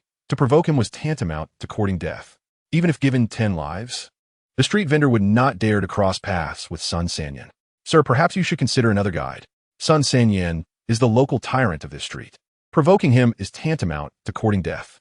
As a mere street vendor, I dare not offend such a formidable figure," the vendor remarked with a grim expression. "Fear not. I can handle Sun Sanyan," Jiang Yi replied, raising an eyebrow. "You may be a wealthy, second-generation heir, but you are utterly unaware of the depths of the waters you are treading." The vendor lamented. "Just the other day, a scion from a prominent family came here to confront Sun Sanyan, only to be driven to suicide by jumping off a building. His family was utterly ruined as well." Upon hearing this, Jiang Yi smiled faintly. It seemed that Sun Sanyan possessed some capabilities. However, no matter how skilled he might be, it was of no consequence. Jiang Yi was here today with the intent of taking Sun Sanyan's life. "If you wish to leave, then by all means go," Jiang Yi said, looking at the vendor. "But do consider this. Should I reveal your situation, you are well aware of the consequences." Jiang Yi directly threatened the vendor, knowing that such tactics were necessary to ensure compliance. The vendor's face was etched with despair. In the end, the vendor had no choice but to take a leap of faith and follow Jiang Yi into the company lobby. Upon entering, a female receptionist approached them immediately, greeting Jiang Yi with a bright smile. Jiang Yi's luxury car, valued at a staggering 100 million, was parked right outside, and everyone knew he was undoubtedly a person of power and influence. "I wish to see your boss, Sun Sanyan," Jiang Yi stated boldly. As soon as the words left his lips, all eyes in the lobby turned toward him. To demand to see Sun Sanyan upon entering and to address him by name clearly indicated an extraordinary status. Otherwise, no one would dare to speak so boldly to Sun Sanyan. "Sir, our boss is currently unavailable.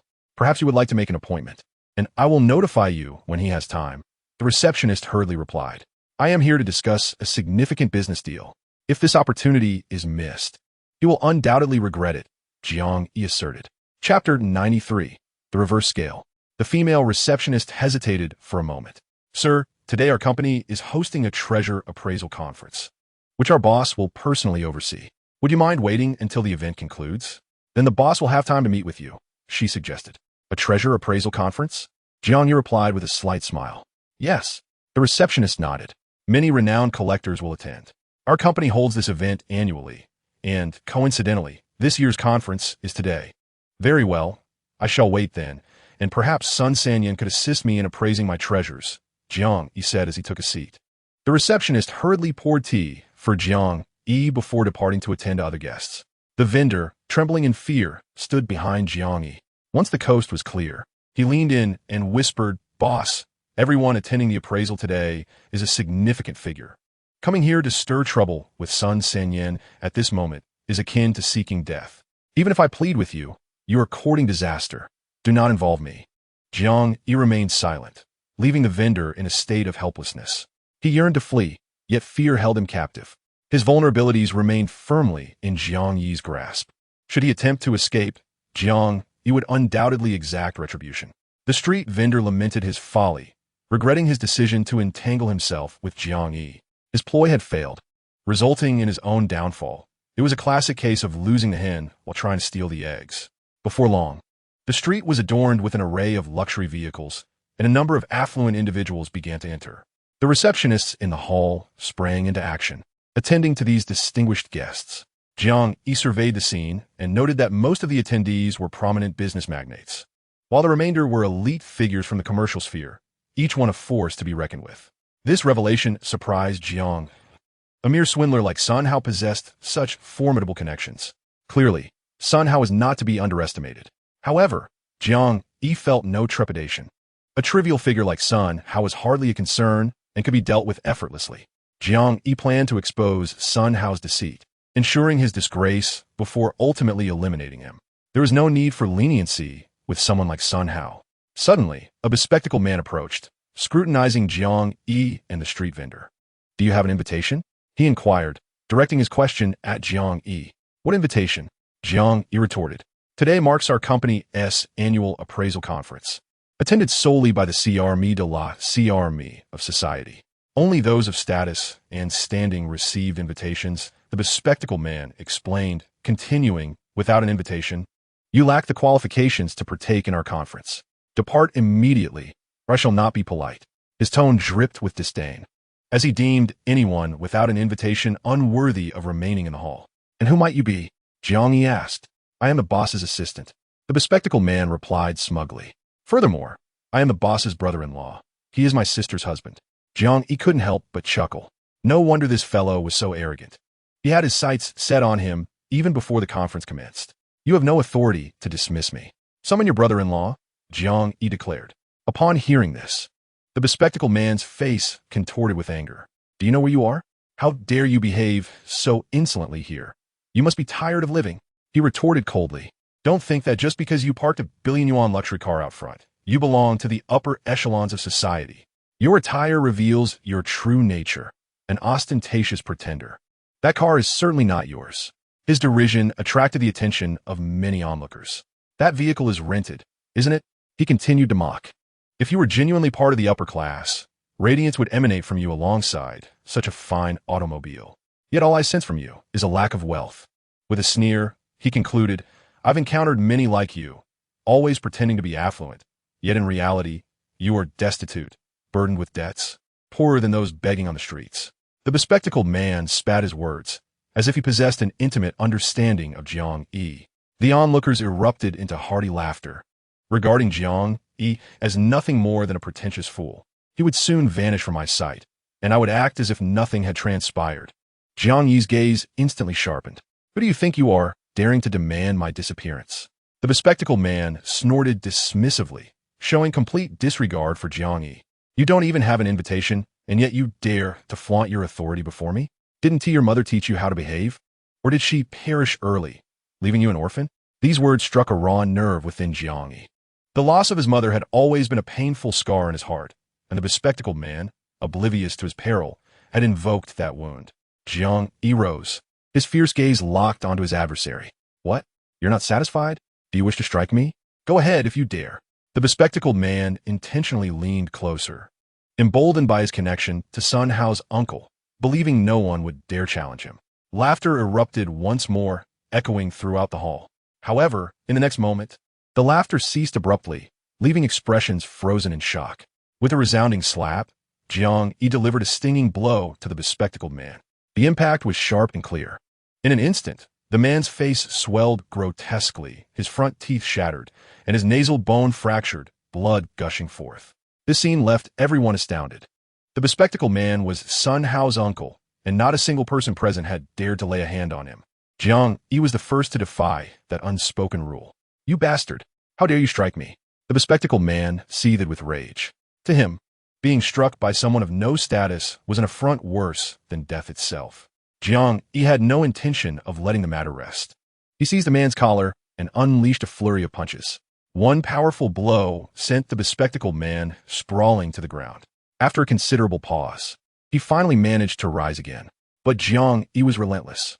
Another punch sent him crashing back down, unable to regain his footing for an extended period.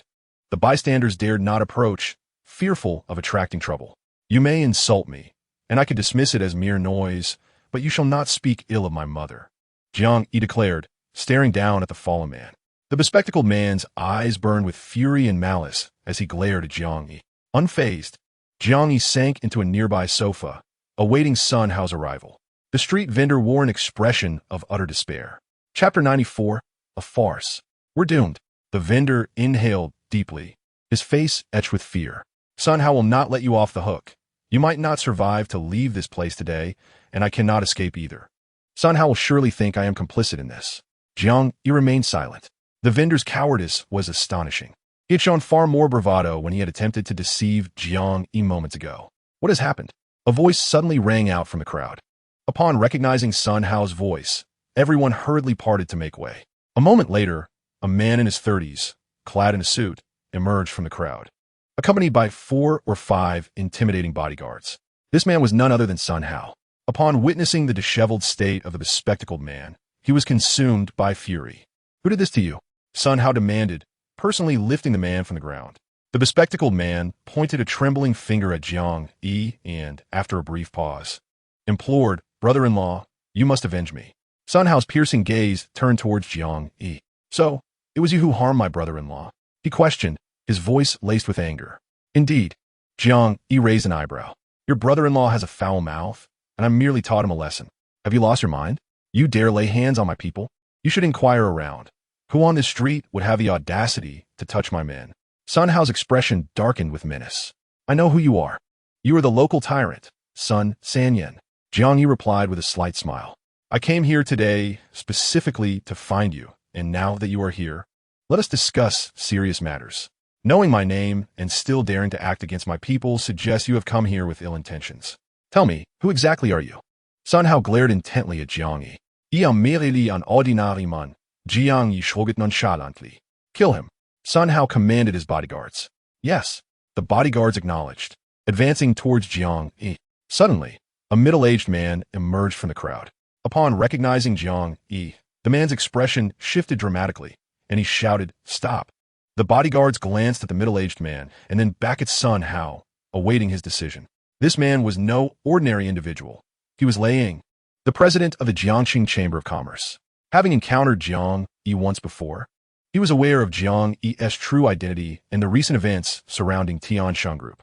In terms of status and influence, no one present could rival Jiang Yi. Lei Ying intervened out of goodwill towards Sun Hao, wishing to assist him. "President Lei, do you know this fellow?" Sun Hao queried, puzzled. Lei Ying nodded, stating, I'm just an ordinary man." Jiang Yi interjected, fixing Lei Ying with a sharp gaze. He wished to handle Sun Hao discreetly. "President Lei, who is he?" Sun Hao pressed. "He is a friend of mine. You cannot harm him." Lei Ying offered a vague excuse. Taken aback by this revelation, Sun Hao soon regained his composure and instructed that the bespectacled man be taken to the hospital. "My apologies, sir. What transpired was a misunderstanding. My brother-in-law has been causing trouble under my name, and I sincerely apologize for the incident." Sun Hao quickly addressed Jiang Yi. Lei Ying was regarded as the foremost figure in Jiangxing's business community. Although Lei Ying may not rival by Jiang of the Provincial Chamber of Commerce. He is nonetheless a prominent figure in the business community of Jiangqing. Just moments ago, when Liang claimed that Jiang Yi was his friend, Sun Hao naturally refrained from taking action against Jiang Yi. To do so would mean opposing Liang. It is essential to note that Sun Hao's flourishing success is entirely attributable to Lei Ying's assistance. Are you not planning to deal with me? Jiang Yi sneered. Who would dare? Sun Hao hurriedly replied with a smile. You are a friend of President Lei, which makes you my friend as well. Let us consider the earlier incident as if it never occurred. Though fury roared within him, Sun Hao could only acquiesce. Quite right. We should coexist harmoniously and not allow trivial matters to disrupt our peace. President Lei chimed in with a smile. Sun Hao exhibited extraordinary warmth towards Jiang Yi, a stark contrast to his previous demeanor. The street vendor nearby was left astounded. He had not anticipated that Jiang Yi was, in fact, a friend of Lei Ying. Boss, may we commence the appraisal conference? An employee from a company inquired of Sun Hao. It can begin, Sun Hao responded, exchanging pleasantries with Jiang Yi and Lei Ying before making his way to the stage. Lei Ying, feeling too timid to sit, awkwardly stood beside Jiang Yi, resembling a mere lackey. Do not stand. Please take a seat, Jiang Yi instructed. Upon hearing Jiang Yi's words, Lei Ying, trembling with apprehension, sat down in the chair beside him. Concerned that the earlier incident might have offended Jiang Yi, Lei Ying promptly said, Mr. Jiang, Sun Hao is a friend of mine. I hope you can spare him. Jiang Yi, however, paid no heed to Lei Ying. His purpose for confronting Sun Hao was to claim his life. There was no possibility of mercy. No plea for Sun Hao's life would be of any use. Sun Hao must perish today. Seeing Jiang Yi's silence, Lei Ying dared not press further on Sun Hao's behalf. Sun Hao was merely a friend. He did not wish to incur Jiang Yi's wrath for the sake of a single acquaintance. Now, even if Jiang Yi were to slay Sun Hao on the spot, Lei Ying would not utter a word, let alone intercede for him. Today marks my company's annual appraisal conference, and I shall provide complimentary, low-cost appraisals of treasures for all present, Sun Hao declared, continuing, Ladies and gentlemen, please extend a warm round of applause to our esteemed guest, President Lei. The audience erupted in applause, the sound echoing throughout the hall. The ovation persisted for nearly half a minute before subsiding. I hereby announce the official commencement of the appraisal conference, Sun Hao proclaimed, prompting another round of applause. President Lei is our honored guest. I shall begin by appraising his treasure. Sun Hao turned towards President Lei, his expression one of reverence. President Lei, please present your treasure on stage. I will personally conduct the appraisal. Nodding in acknowledgement, President Lei called out to a bodyguard behind him. The bodyguard promptly approached the stage, carrying an exquisite large box, which he placed upon the table before Sun Hao. Sun Hao cautiously opened the box, gasping in astonishment. This is undoubtedly a treasure among treasures. He retrieved a piece of blue and white porcelain from the box and began his appraisal. After several minutes, Sun Hao concluded his examination. Chapter 95, A Fall from Grace. If I am not mistaken, this should be a piece of blue and white porcelain from the Yuan dynasty, and it is indeed a palace artifact, regarded as one of the most valuable treasures among blue and white porcelain, with a market value of no less than 5 million, Sun Hao declared. The audience below believed him wholeheartedly. Lei Ying, pleased by Sun Hao's commendation of his treasure, appeared quite elated. Jiang Yi, however, couldn't help but smirk. He realized why Lei Ying and Sun Hao had become friends. Lei Ying was an aficionado of antiques, while Sun Hao was an expert in appraisal. It was easy for Sun Hao to cultivate a good relationship with Lei Ying and become friends. Chairman Lei's treasure has been appraised. Now, it is this gentleman's turn, Sun Hao announced, directing his gaze toward Jiang Yi. Since Lei Ying had introduced Jiang Yi as his friend, Sun Hao naturally did not dare to slight him. Jiang Yi instructed the stall owner to bring the ancient painting to the elevated platform. Sun Hao began his appraisal. This treasure was indeed rare. A prized possession of Tang Bohu, one of the 4 talents of Jiangnan during the Tang dynasty, valued at no less than 3 million, Sun Hao asserted. Jiang Yi scoffed. The stall owner was left dumbfounded. He knew all too well that the painting was a forgery, yet in Sun Hao's hands, it had transformed into an exorbitantly priced treasure. Mr. Sun, are you certain this is not a counterfeit? Jiang Yi inquired. It is absolutely not a counterfeit. I assure you, it is genuine, Sun Hao hastily replied. Jiang Yi raised an eyebrow. Sun Hao was indeed a fraud. Previously, Jiang Yi had thought that someone with the illustrious name of Sun Sanyin must possess certain skills. Yet he did not expect such lowly character. The audience, eager to have their treasures appraised, hurriedly presented them to Sun Hao. These individuals were all antique enthusiasts. Yet many could not discern the authenticity of their own items, and thus sought Sun Hao's expertise. 3 hours later, the appraisal of the audience's treasures was finally complete. Most of the items had been declared forgeries by Sun Hao and were publicly destroyed. This action did not incite dissatisfaction among the crowd. Little did they know that Sun Hao was merely a charlatan. He could not truly distinguish between genuine articles and forgeries. He simply played to the crowd, declaring items authentic for the wealthy and powerful while denouncing those of lesser means as fakes. Ladies and gentlemen, today's appraisal event has come to a close. Should you have any further treasures to appraise in the future, feel free to contact me privately, Sun Hao concluded. The crowd hurriedly expressed their gratitude. Mr. Sun, I cannot thank you enough. Had you not personally assisted in the appraisal, I would have suffered a great loss. Mr. Sun, I truly do not know how to express my appreciation. Sun Hao's face was suffused with pride. The world of antiques is fraught with deception. A worthless item can be transformed into a treasure simply by the proclamation of a renowned expert, prompting many to pursue it fervently, throwing money around. This is why appraisal experts are so sought after today. Even frauds like Sun Hao can thrive in the antique realm. Suddenly, Jiang Yi rose from his chair and, before everyone, tore the ancient painting in half. This action left the entire audience in stunned silence. Mr. Jiang, what are you doing? Laying asked, perplexed. Sun Hao is a fraud, Jiang Yi declared. Upon uttering those words, Sun Hao was immediately displeased. Mr. Jiang, I hold you in high regard as a friend of President Lei. I believe I have done nothing to offend you. Why then do you seek to defame me? Sun Hao feigned innocence. Are you a fraud? You know the truth within your heart. After Jiang Yi spoke, he turned his gaze towards the vendor nearby and stated, Tell Boss Sun whether this painting is a forgery or an authentic piece, and what its true value is. The vendor looked helpless. This painting is a forgery, worth nothing. He could only speak the truth. You are talking nonsense. Sun Hao shouted angrily at the vendor. Who sent you to slander me? I'm not slandering you. I speak only the truth. This painting was purchased by Mr. Jiang from my stall just moments ago. The vendor hurriedly replied. Elaborate.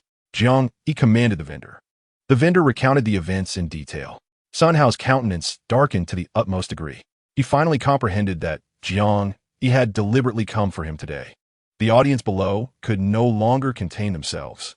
Most of the treasures they had brought were destroyed by Sun Hao. Lei Ying's expression was the most dismal. Over the years, he had relied on Sun Hao for the appraisal of all his treasures, many of which Sun Hao had declared to be forgeries. To add insult to injury, Sun Hao had directly purchased these so-called forgeries at a low price. Lei Ying had previously harbored doubts, but upon learning of Sun Hao's renown in the antiquities world, he dismissed them. Now, Lei Ying understood that Sun Hao had approached him and cultivated their friendship solely to profit at his expense. Preposterous. Everyone knows my abilities. If you claim I am a fraud, present genuine evidence. Sun Hao exclaimed in anger. Sun Hao was still desperately clinging to hope. Do not be anxious. Evidence will soon present itself. Jiang Yi replied with a slight smile. You have just appraised everyone's treasures, declaring them to be counterfeit, and they have already been destroyed. Kindly retrieve the remnants of those destroyed treasures. Let us consult another master appraiser. Upon hearing this, Sun Hao panicked. Some individuals discerned Sun Hao's unease and rushed backstage.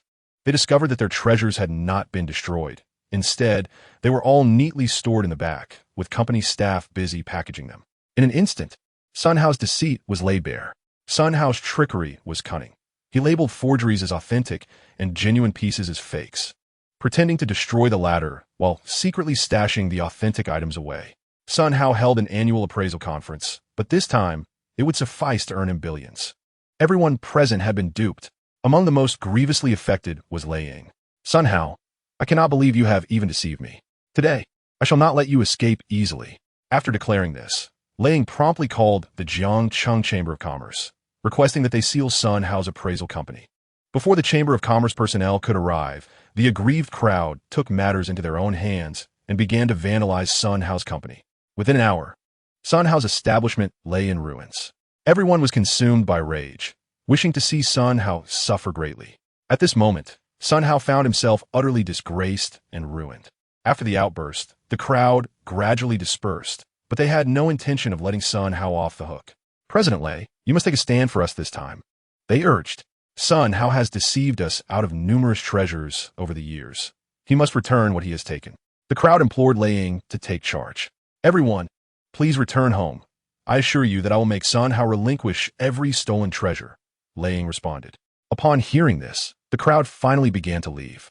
Once the guild members arrived, they dismissed all company employees and sealed off Sun Hao's company. Sun Hao found himself utterly disgraced and at a loss. Chapter 96. Sun Hao meets his end. Subsequently, Lei Ying exchanged a few words with Jiang Yi before departing with his entourage. Lei Ying proceeded directly to the bank to personally freeze all of Sun Hao's accounts. Having suffered significant losses, Lei Ying was determined to recover his assets. The losses of others were of no concern to him. The words he had spoken earlier were merely formalities. Jiang Yi transferred 400,000 to the street vendor, who expressed immense gratitude before leaving. In the blink of an eye, the once thriving company was left with only Jiang Yi and Sun Hao remaining in the courtyard. Seeing that everyone else had departed, a murderous intent appeared on Sun Hao's face. Jiang, you are courting death. Sun Hao's fierce gaze fixated on Jiang. You have destroyed my career. Today, I shall end you. Do you know my true identity? I am an assassin. With that, Sun Hao drew a dagger and lunged at Jiang Yi. Only by eliminating Jiang Yi could Sun Hao find solace. Jiang Yi let out a cold snicker. As Sun Hao approached, he swiftly seized Sun Hao's wrist, disarming him of the dagger, and then delivered a powerful kick that sent Sun Hao sprawling to the ground. Despite Sun Hao's skill, it was insignificant in comparison to Jiang Yi. Sun Hao, taken aback by Jiang Yi's prowess, exclaimed, "Who are you?"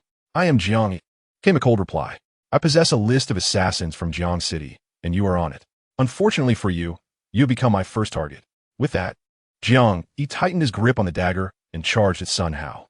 This strike was lethal, and Sun Hao had no means of evading it. The dagger pierced Sun Hao's skin. Realizing something, Sun Hao shouted, "I know about the accident." Jiang Yi had intended to end Sun Hao's life, but upon hearing this, he halted his dagger midair. Recognizing that this was not the right place for questions, Jiang Yi transported Sun Hao to his office. To prevent Sun Hao from escaping, Jiang Yi procured tape and bound him to a chair, intending to interrogate him methodically. The events of that year needed to be clarified. "Speak. Which assassins from your organization were involved?" Jiang Yi fixed his gaze on Sun Hao. "I do not know their names." Sun Hao replied, "I was merely responsible for lookout duty. I never had the chance to approach those assassins, though I was part of the same assassin organization. My rank was insufficient to participate." Upon hearing this, Jiang Yi's brow furrowed slightly. "You are of no further use." Jiang Yi advanced toward Sun Hao. "I'm useful." Sun Hao hastily proclaimed that he was privy to the clandestine secrets of the assassin organization, secrets that were strictly confidential. Just as Jiang Yi was about to inquire further, a sudden commotion of footsteps echoed from outside the office. At that moment, he swiftly concealed himself behind a cabinet, which was laden with various items, providing an excellent vantage point to observe the entire office. Soon, the office door swung open. A cleaning lady entered, and upon noticing Sun Hao bound to the chair, she momentarily froze, her face contorted with rage. "Bah!" She spat in his direction, her voice seething with anger. "Sun Hao, you heartless wretch! You deceived us out of our money, leading to my husband's heart attack and subsequent death at home. You even exploited my daughter, driven to despair and humiliation. She attempted to take her own life by jumping from a height. Though she survived, she is now burdened with exorbitant medical expenses." After unleashing her torrent of accusations, the cleaning lady broke down into tears. "I have worked in your company solely to enact my revenge, yet I never found the opportunity. Until today, the heavens have granted me this chance." With that declaration, she wiped her tears, seized a dagger from the table, closed her eyes, and lunged toward Sun Hao. He met his demise. In the aftermath, the cleaning lady discarded the dagger in fright and fled. After her departure, Jiang Yi emerged from behind the cabinet. He glanced at the lifeless Sun Hao and meticulously wiped the dagger of fingerprints with a tissue. Subsequently, he destroyed all the surveillance cameras in the company. Once assured that everything was in order, Jiang Yi departed. Sun Hao met a fate he justly deserved, eliciting no sympathy. Jiang Yi drove back to his villa. After taking a shower, he settled onto the sofa in the living room. Dongfang Mei was there as well. As usual, she lounged in sultry pajamas, sipping red wine while watching the news on television. "You are a good person," she suddenly declared. "How do you know I am a good person?" "I myself am uncertain whether I am good or bad," Jiang Yi replied with a chuckle. "I know for certain. Dongfang Mei responded with a playful glint in her eyes. Just now, at Sun Hao's company, you assisted the one who killed him by wiping the dagger of fingerprints and subsequently obliterating all the surveillance footage. You needn't have intervened. The authorities would have only traced the incident back to that cleaning lady. By erasing the fingerprints and the recordings, you rendered it impossible for them to connect her to the crime. Have you been following me? Jiang Yi furrowed his brow. I was merely assisting you. Dongfang Mei left, but your help was not thorough enough. While the cleaning lady may evade suspicion of murder, have you considered that she remains in a precarious situation, potentially leading her to despair and rash actions? Upon hearing this, Jiang Yi could not help but cast a glance at Dongfang Mei. I have arranged, in the name of a charitable organization, to cover all medical expenses for the daughter of the cleaning lady. As long as her daughter remains alive, she will have the desire to live and will not resort to desperate measures, concluded Dongfang Mei. Jiang Yi remained silent. Dongfang Mei had someone follow her, which made her quite irate. However, upon hearing Jiang Yi's response, she found it difficult to maintain her anger.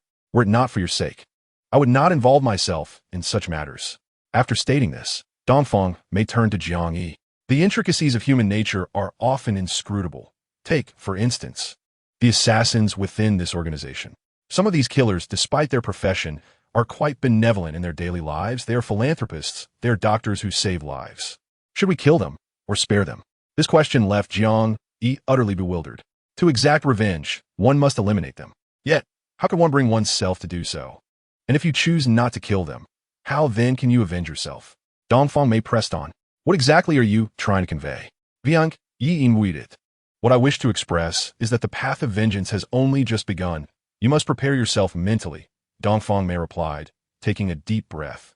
Jiang Yi fell silent. Indeed, what Dongfang Mei said was the truth. If one is too tender-hearted, vengeance remains unattainable. The assistance provided during the assassination of Sun Hao could expose him at any moment. Chapter 97. You shall marry no one else. Perhaps I should assist you. Dongfang Mei smiled gently. I will help you eliminate every member of this assassin organization, and you need only do one thing in return. What is that? Jiang Yi asked. Marry me and become my man. Dongfang Mei said with a seductive smile. Absolutely not. Jiang Yi firmly. At last, Dongfang Mei revealed her true intentions. Do you truly wish to marry me? You are the eldest daughter of the Dongfang family. Surely, you could find a man far superior to me. Jiang Yi questioned incredulously. In my eyes, you are the very best man. Dongfang Mei replied, her expression alluring, and you're the only man I have ever valued in my life. I have resolved that I will marry no one but you.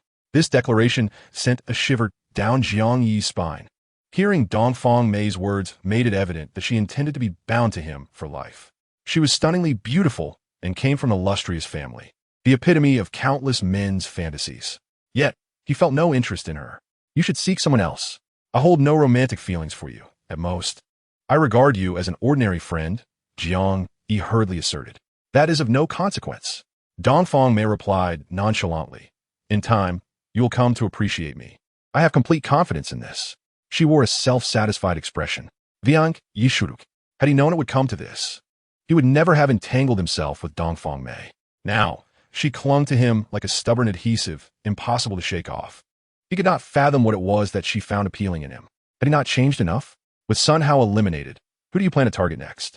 Dongfang Mei asked with keen interest, gazing at Jiang Yi. Jiang Yi picked up the documents on the table and began to read. Upon seeing one name, he paused in surprise. It was Yi Shun. Yi Shun is the eldest son of the Yi family, with Yi He as his father and He Li as his mother. He is also the most cherished grandson of Yi Cheng, the head of the Yi family in Jiangqing, who has been grooming Yi He to become the future head of the clan. Currently, he holds the position of general manager of the Yi group. Jiang Yi was taken aback to discover that the young scion of the Yi family was also an assassin affiliated with a notorious organization. This assassin group indeed has an extensive reach. Are you certain you haven't made a mistake in your investigation? Jiang Yi inquired of Dongfang Mei.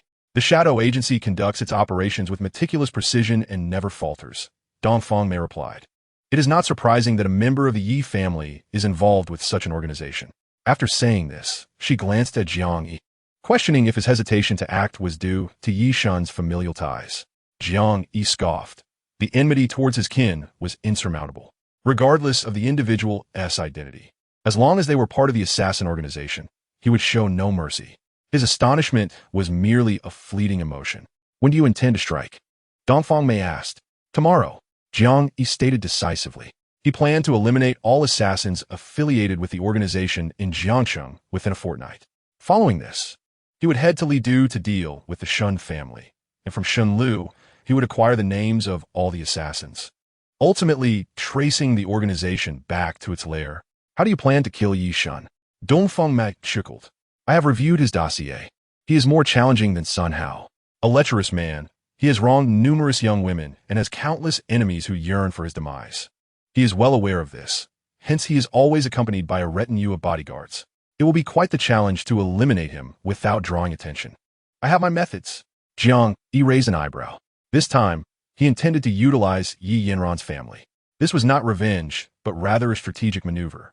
After all, the Yi family had cast him aside, and leveraging their resources was not unreasonable. I need to rest, Jiang Yi told Dongfang Mei before retreating to his room. Just as he was about to relax, a phone call suddenly came through. Upon checking, he saw it was from Yi's father. Jiang Yi, do you have time tomorrow? Yi's father asked on the other end. Yes, Jiang Yi replied affirmatively. Tomorrow is my birthday, and I am planning to host a gathering in my home. I would like to invite you to join us. Yi's father continued. Despite the unpleasant events of the past, I have always regarded you as family. Please consider this a favor. All right, I will come by tomorrow, Jiang Yi agreed. Surprised by Jiang Yi's prompt acceptance, Yi's father paused momentarily.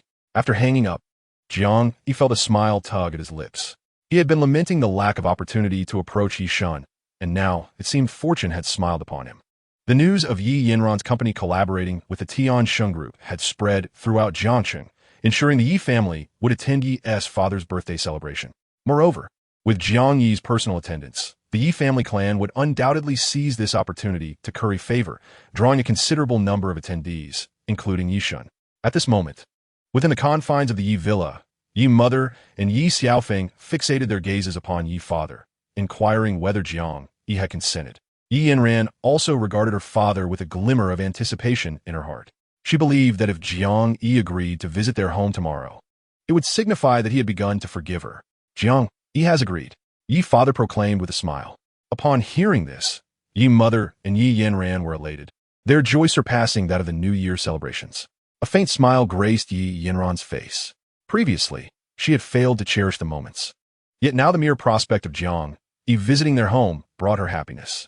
A wave of self-mockery washed over her. Sister, I never imagined you would be this delighted. Yi Xiaofeng chuckled. With Jiang Yi coming to our home tomorrow, how could Yanran not be happy? Yi mother remarked, grasping Yi Yanran's hand, her expression turning serious. Yanran, tomorrow presents a splendid opportunity for you. Do dress elegantly and outshine that vixen from the Dongfang family. Jiang Yi will surely be captivated by you once more. I lack the inclination. Yi Yanran feigned indifference and promptly ascended the stairs. Yi mother felt a sense of helplessness. Yanran is simply too disobedient. She sighed deeply. Jiang Yi's stature has risen immensely. He is now the chairman of Tian Shun Group, possessing formidable connections. Where could one find a husband as splendid as him? I truly do not understand Yanran's mindset. Indeed, if I were in her shoes, I would seize every opportunity, Yi Xiaofeng added. But do not speak such words in front of others, lest we become the subject of ridicule. Yi father interjected with a grunt. What do you mean by that? Yi mother inquired sternly. You once deemed Jiang Yi a useless individual, yet now, one by one, you seek to ingratiate yourselves with him. Is this not akin to slapping your own faces? Yi father inhaled deeply. And what of it? Who dares to mock me? Yi mother retorted defiantly. Yi Xiaofeng chimed in. Mother is right. Who would dare ridicule our family? They wouldn't even have the audacity to do so. And besides, what does it matter? Face cannot be consumed as sustenance. With growing enthusiasm, Yi Xiaofeng continued. If my brother-in-law and sister were to remarry, our family would prosper immensely, possessing both status and influence. We could have everything we desire. I seek nothing more than for Jiang Yi to become my son-in-law. With him, our family would have it all, Yi mother declared. I have resolved to speak with my brother-in-law tomorrow and request his assistance in securing a job for me. He is a prominent figure in Jiang province, and the position he finds for me will undoubtedly hold great promise. Yi Xiaofeng's face radiated expectation. You too should seek employment, Yi mother urged.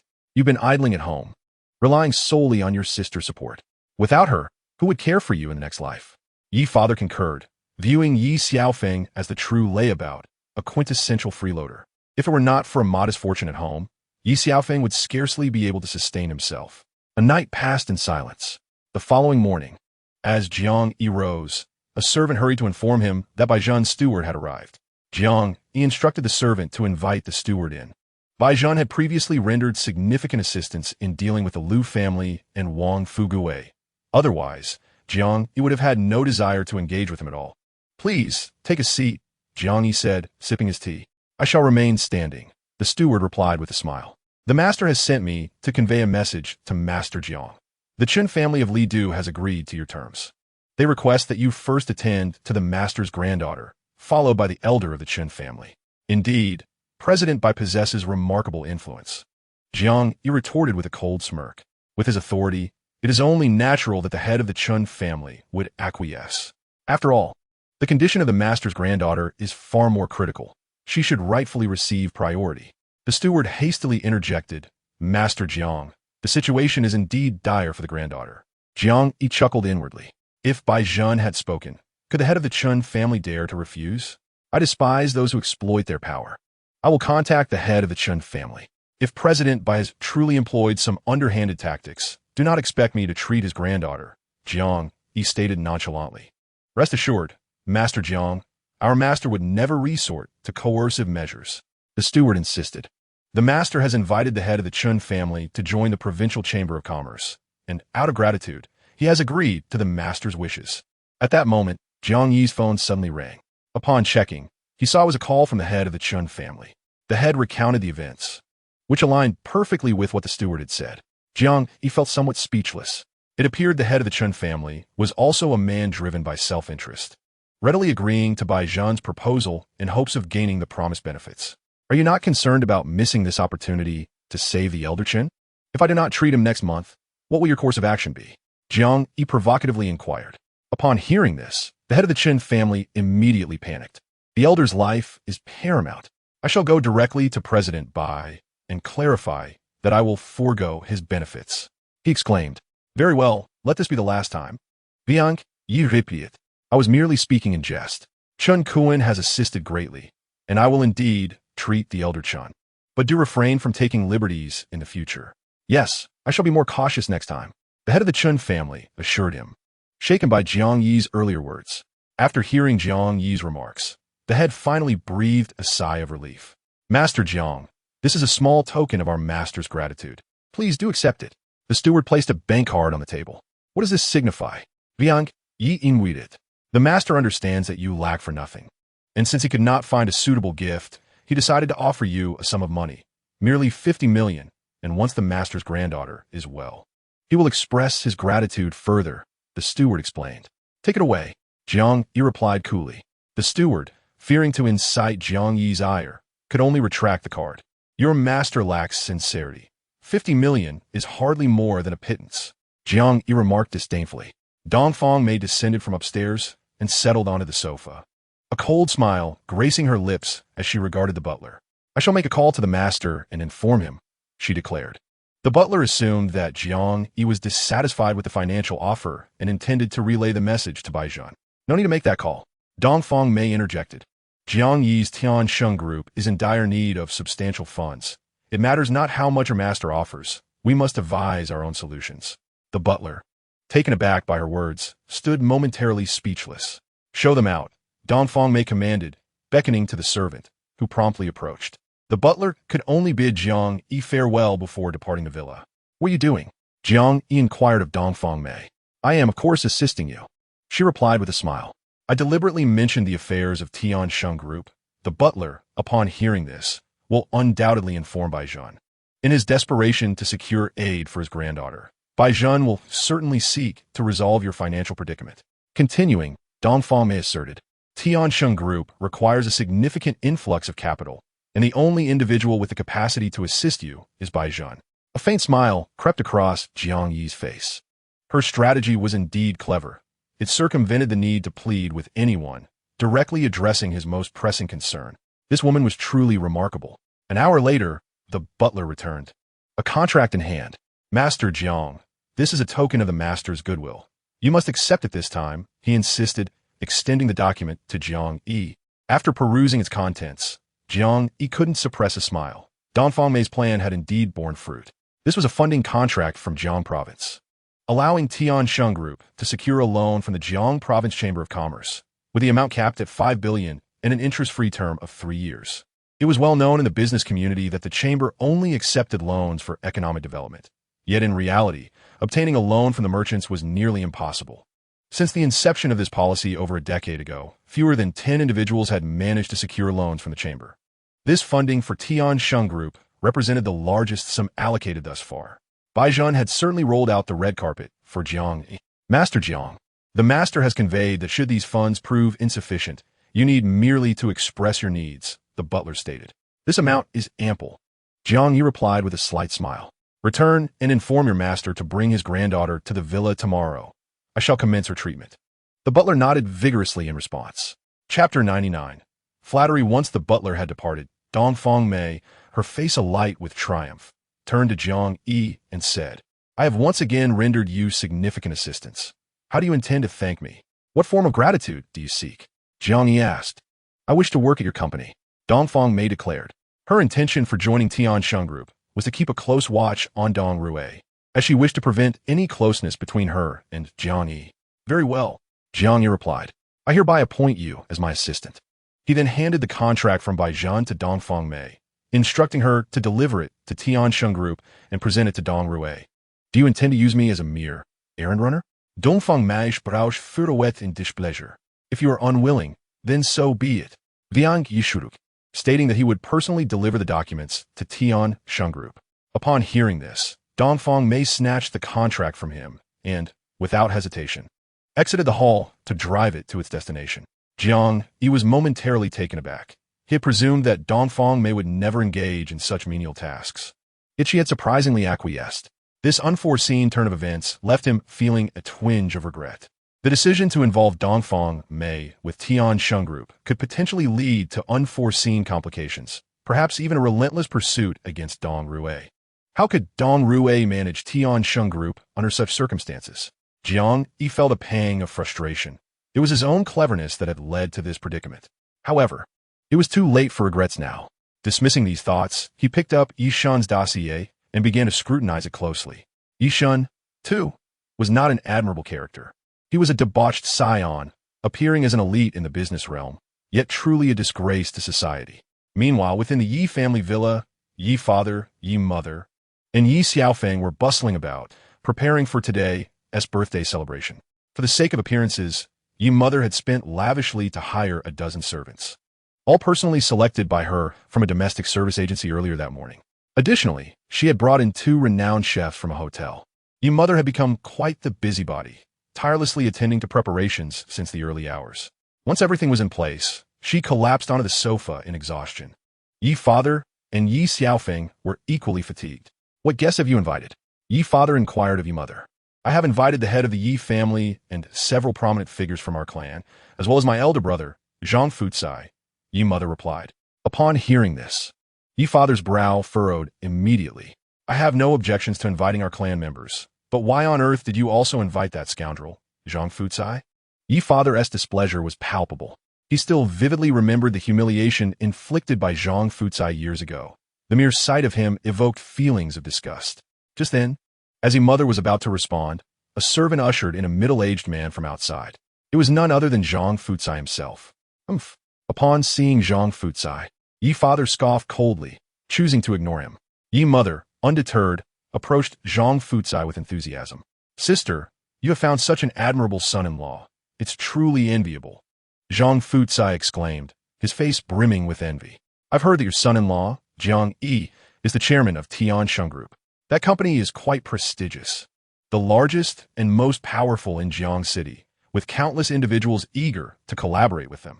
He continued, moreover, I've heard that Jiang Yi shares a remarkable rapport with President Bai of the Jiang Province Chamber of Commerce. He is certainly one of the most significant figures in Jiang City. My son-in-law is undoubtedly the most capable, Yi mother responded, her face radiating pride. However, I heard that Yanran has seemingly divorced Jiang Yi. Is that true? Zhang Fucai inquired, his tone shifting. It is true, Yi mother confirmed. Upon hearing this, the smile on Zhang Fucai's face began to fade. Zhang Fucai had come this time to curry favor with Jiang Yi. Since Jiang Yi was not the son-in-law of the Yi family, his visit seemed futile. Naturally, he would not show any kindness to Yi Mu. Jiang Yi and Yanran shared a strong bond. They had merely quarreled and would soon reconcile. After stating this, Yi Mu continued, saying that Jiang Yi would arrive shortly, and she intended to urge him and Yanran to remarry soon, lest they be the subject of gossip. This remark caused Zhang Fucai's previously sullen expression to brighten once more. They should hasten the wedding. It would be a pity to lose such an exceptional son-in-law. Zhang Fucai smiled broadly. Indeed, where else could one find such an admirable son-in-law? Yi Mu added. Zhang Fucai's demeanor changed swiftly. Yi Fu observed this scene and couldn't help but sneer. Brother-in-law, today is your birthday, and I have brought you a splendid gift, Zhang Fucai declared, placing an exquisite wooden box on the table. He then opened the box, revealing a bottle of century-old Fengjiu. This exceptional liquor was not easily obtainable, even with wealth. Knowing that Yi Fu had a taste for fine spirits, Zhang Fucai had prepared this grand present. Indeed, upon seeing the century-old Fengjiu, Yi Fu's eyes widened, and he began to swallow discreetly. Brother-in-law, I was wrong in the past, and I apologize. I hope you can forgive my earlier ignorance, Zhang Fucai said. Yi Fu had no intention of forgiving Zhang Fucai, but the sight of the liquor made him hesitate. Ultimately, he could not resist the allure of the fine wine, inhaled deeply, and accepted it. The past was behind them. It was best to let it go. Reluctantly, Yi Fu forgave Zhang Fucai.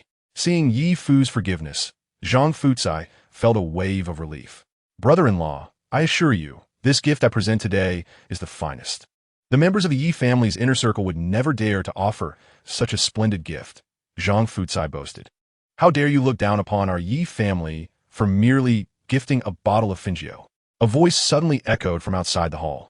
The speaker was none other than Yi Shun, accompanied by Yi Cheng, the head of the Yi family, along with Yi Shun's father Yi He and mother He Li, as well as a large group of members from the Yi family's inner circle. They had come with a singular purpose, to win favor with Jiang Yi and cultivate a good relationship with him. Naturally, before flattering Jiang Yi, they would first seek to please Yi Mu, Yi Fu, Yi Xiaofeng, and especially Yi Yanran, whom they had prioritized as an object of their attentions. Humph. Zhang Fucai snorted, fixing his gaze on Yi Shun. The bottle of Fengjiu I gifted my brother-in-law is worth 100,000. Do you really think you can present something of greater value? Yi Shun, undeterred, waved his hand at the two bodyguards behind him. The bodyguards promptly entered, carrying a large cardboard box. Tis left Yi Fu, Yi Mu, and Yi Xiaofeng momentarily astonished, all curious to discover what gift Yi Shun had brought.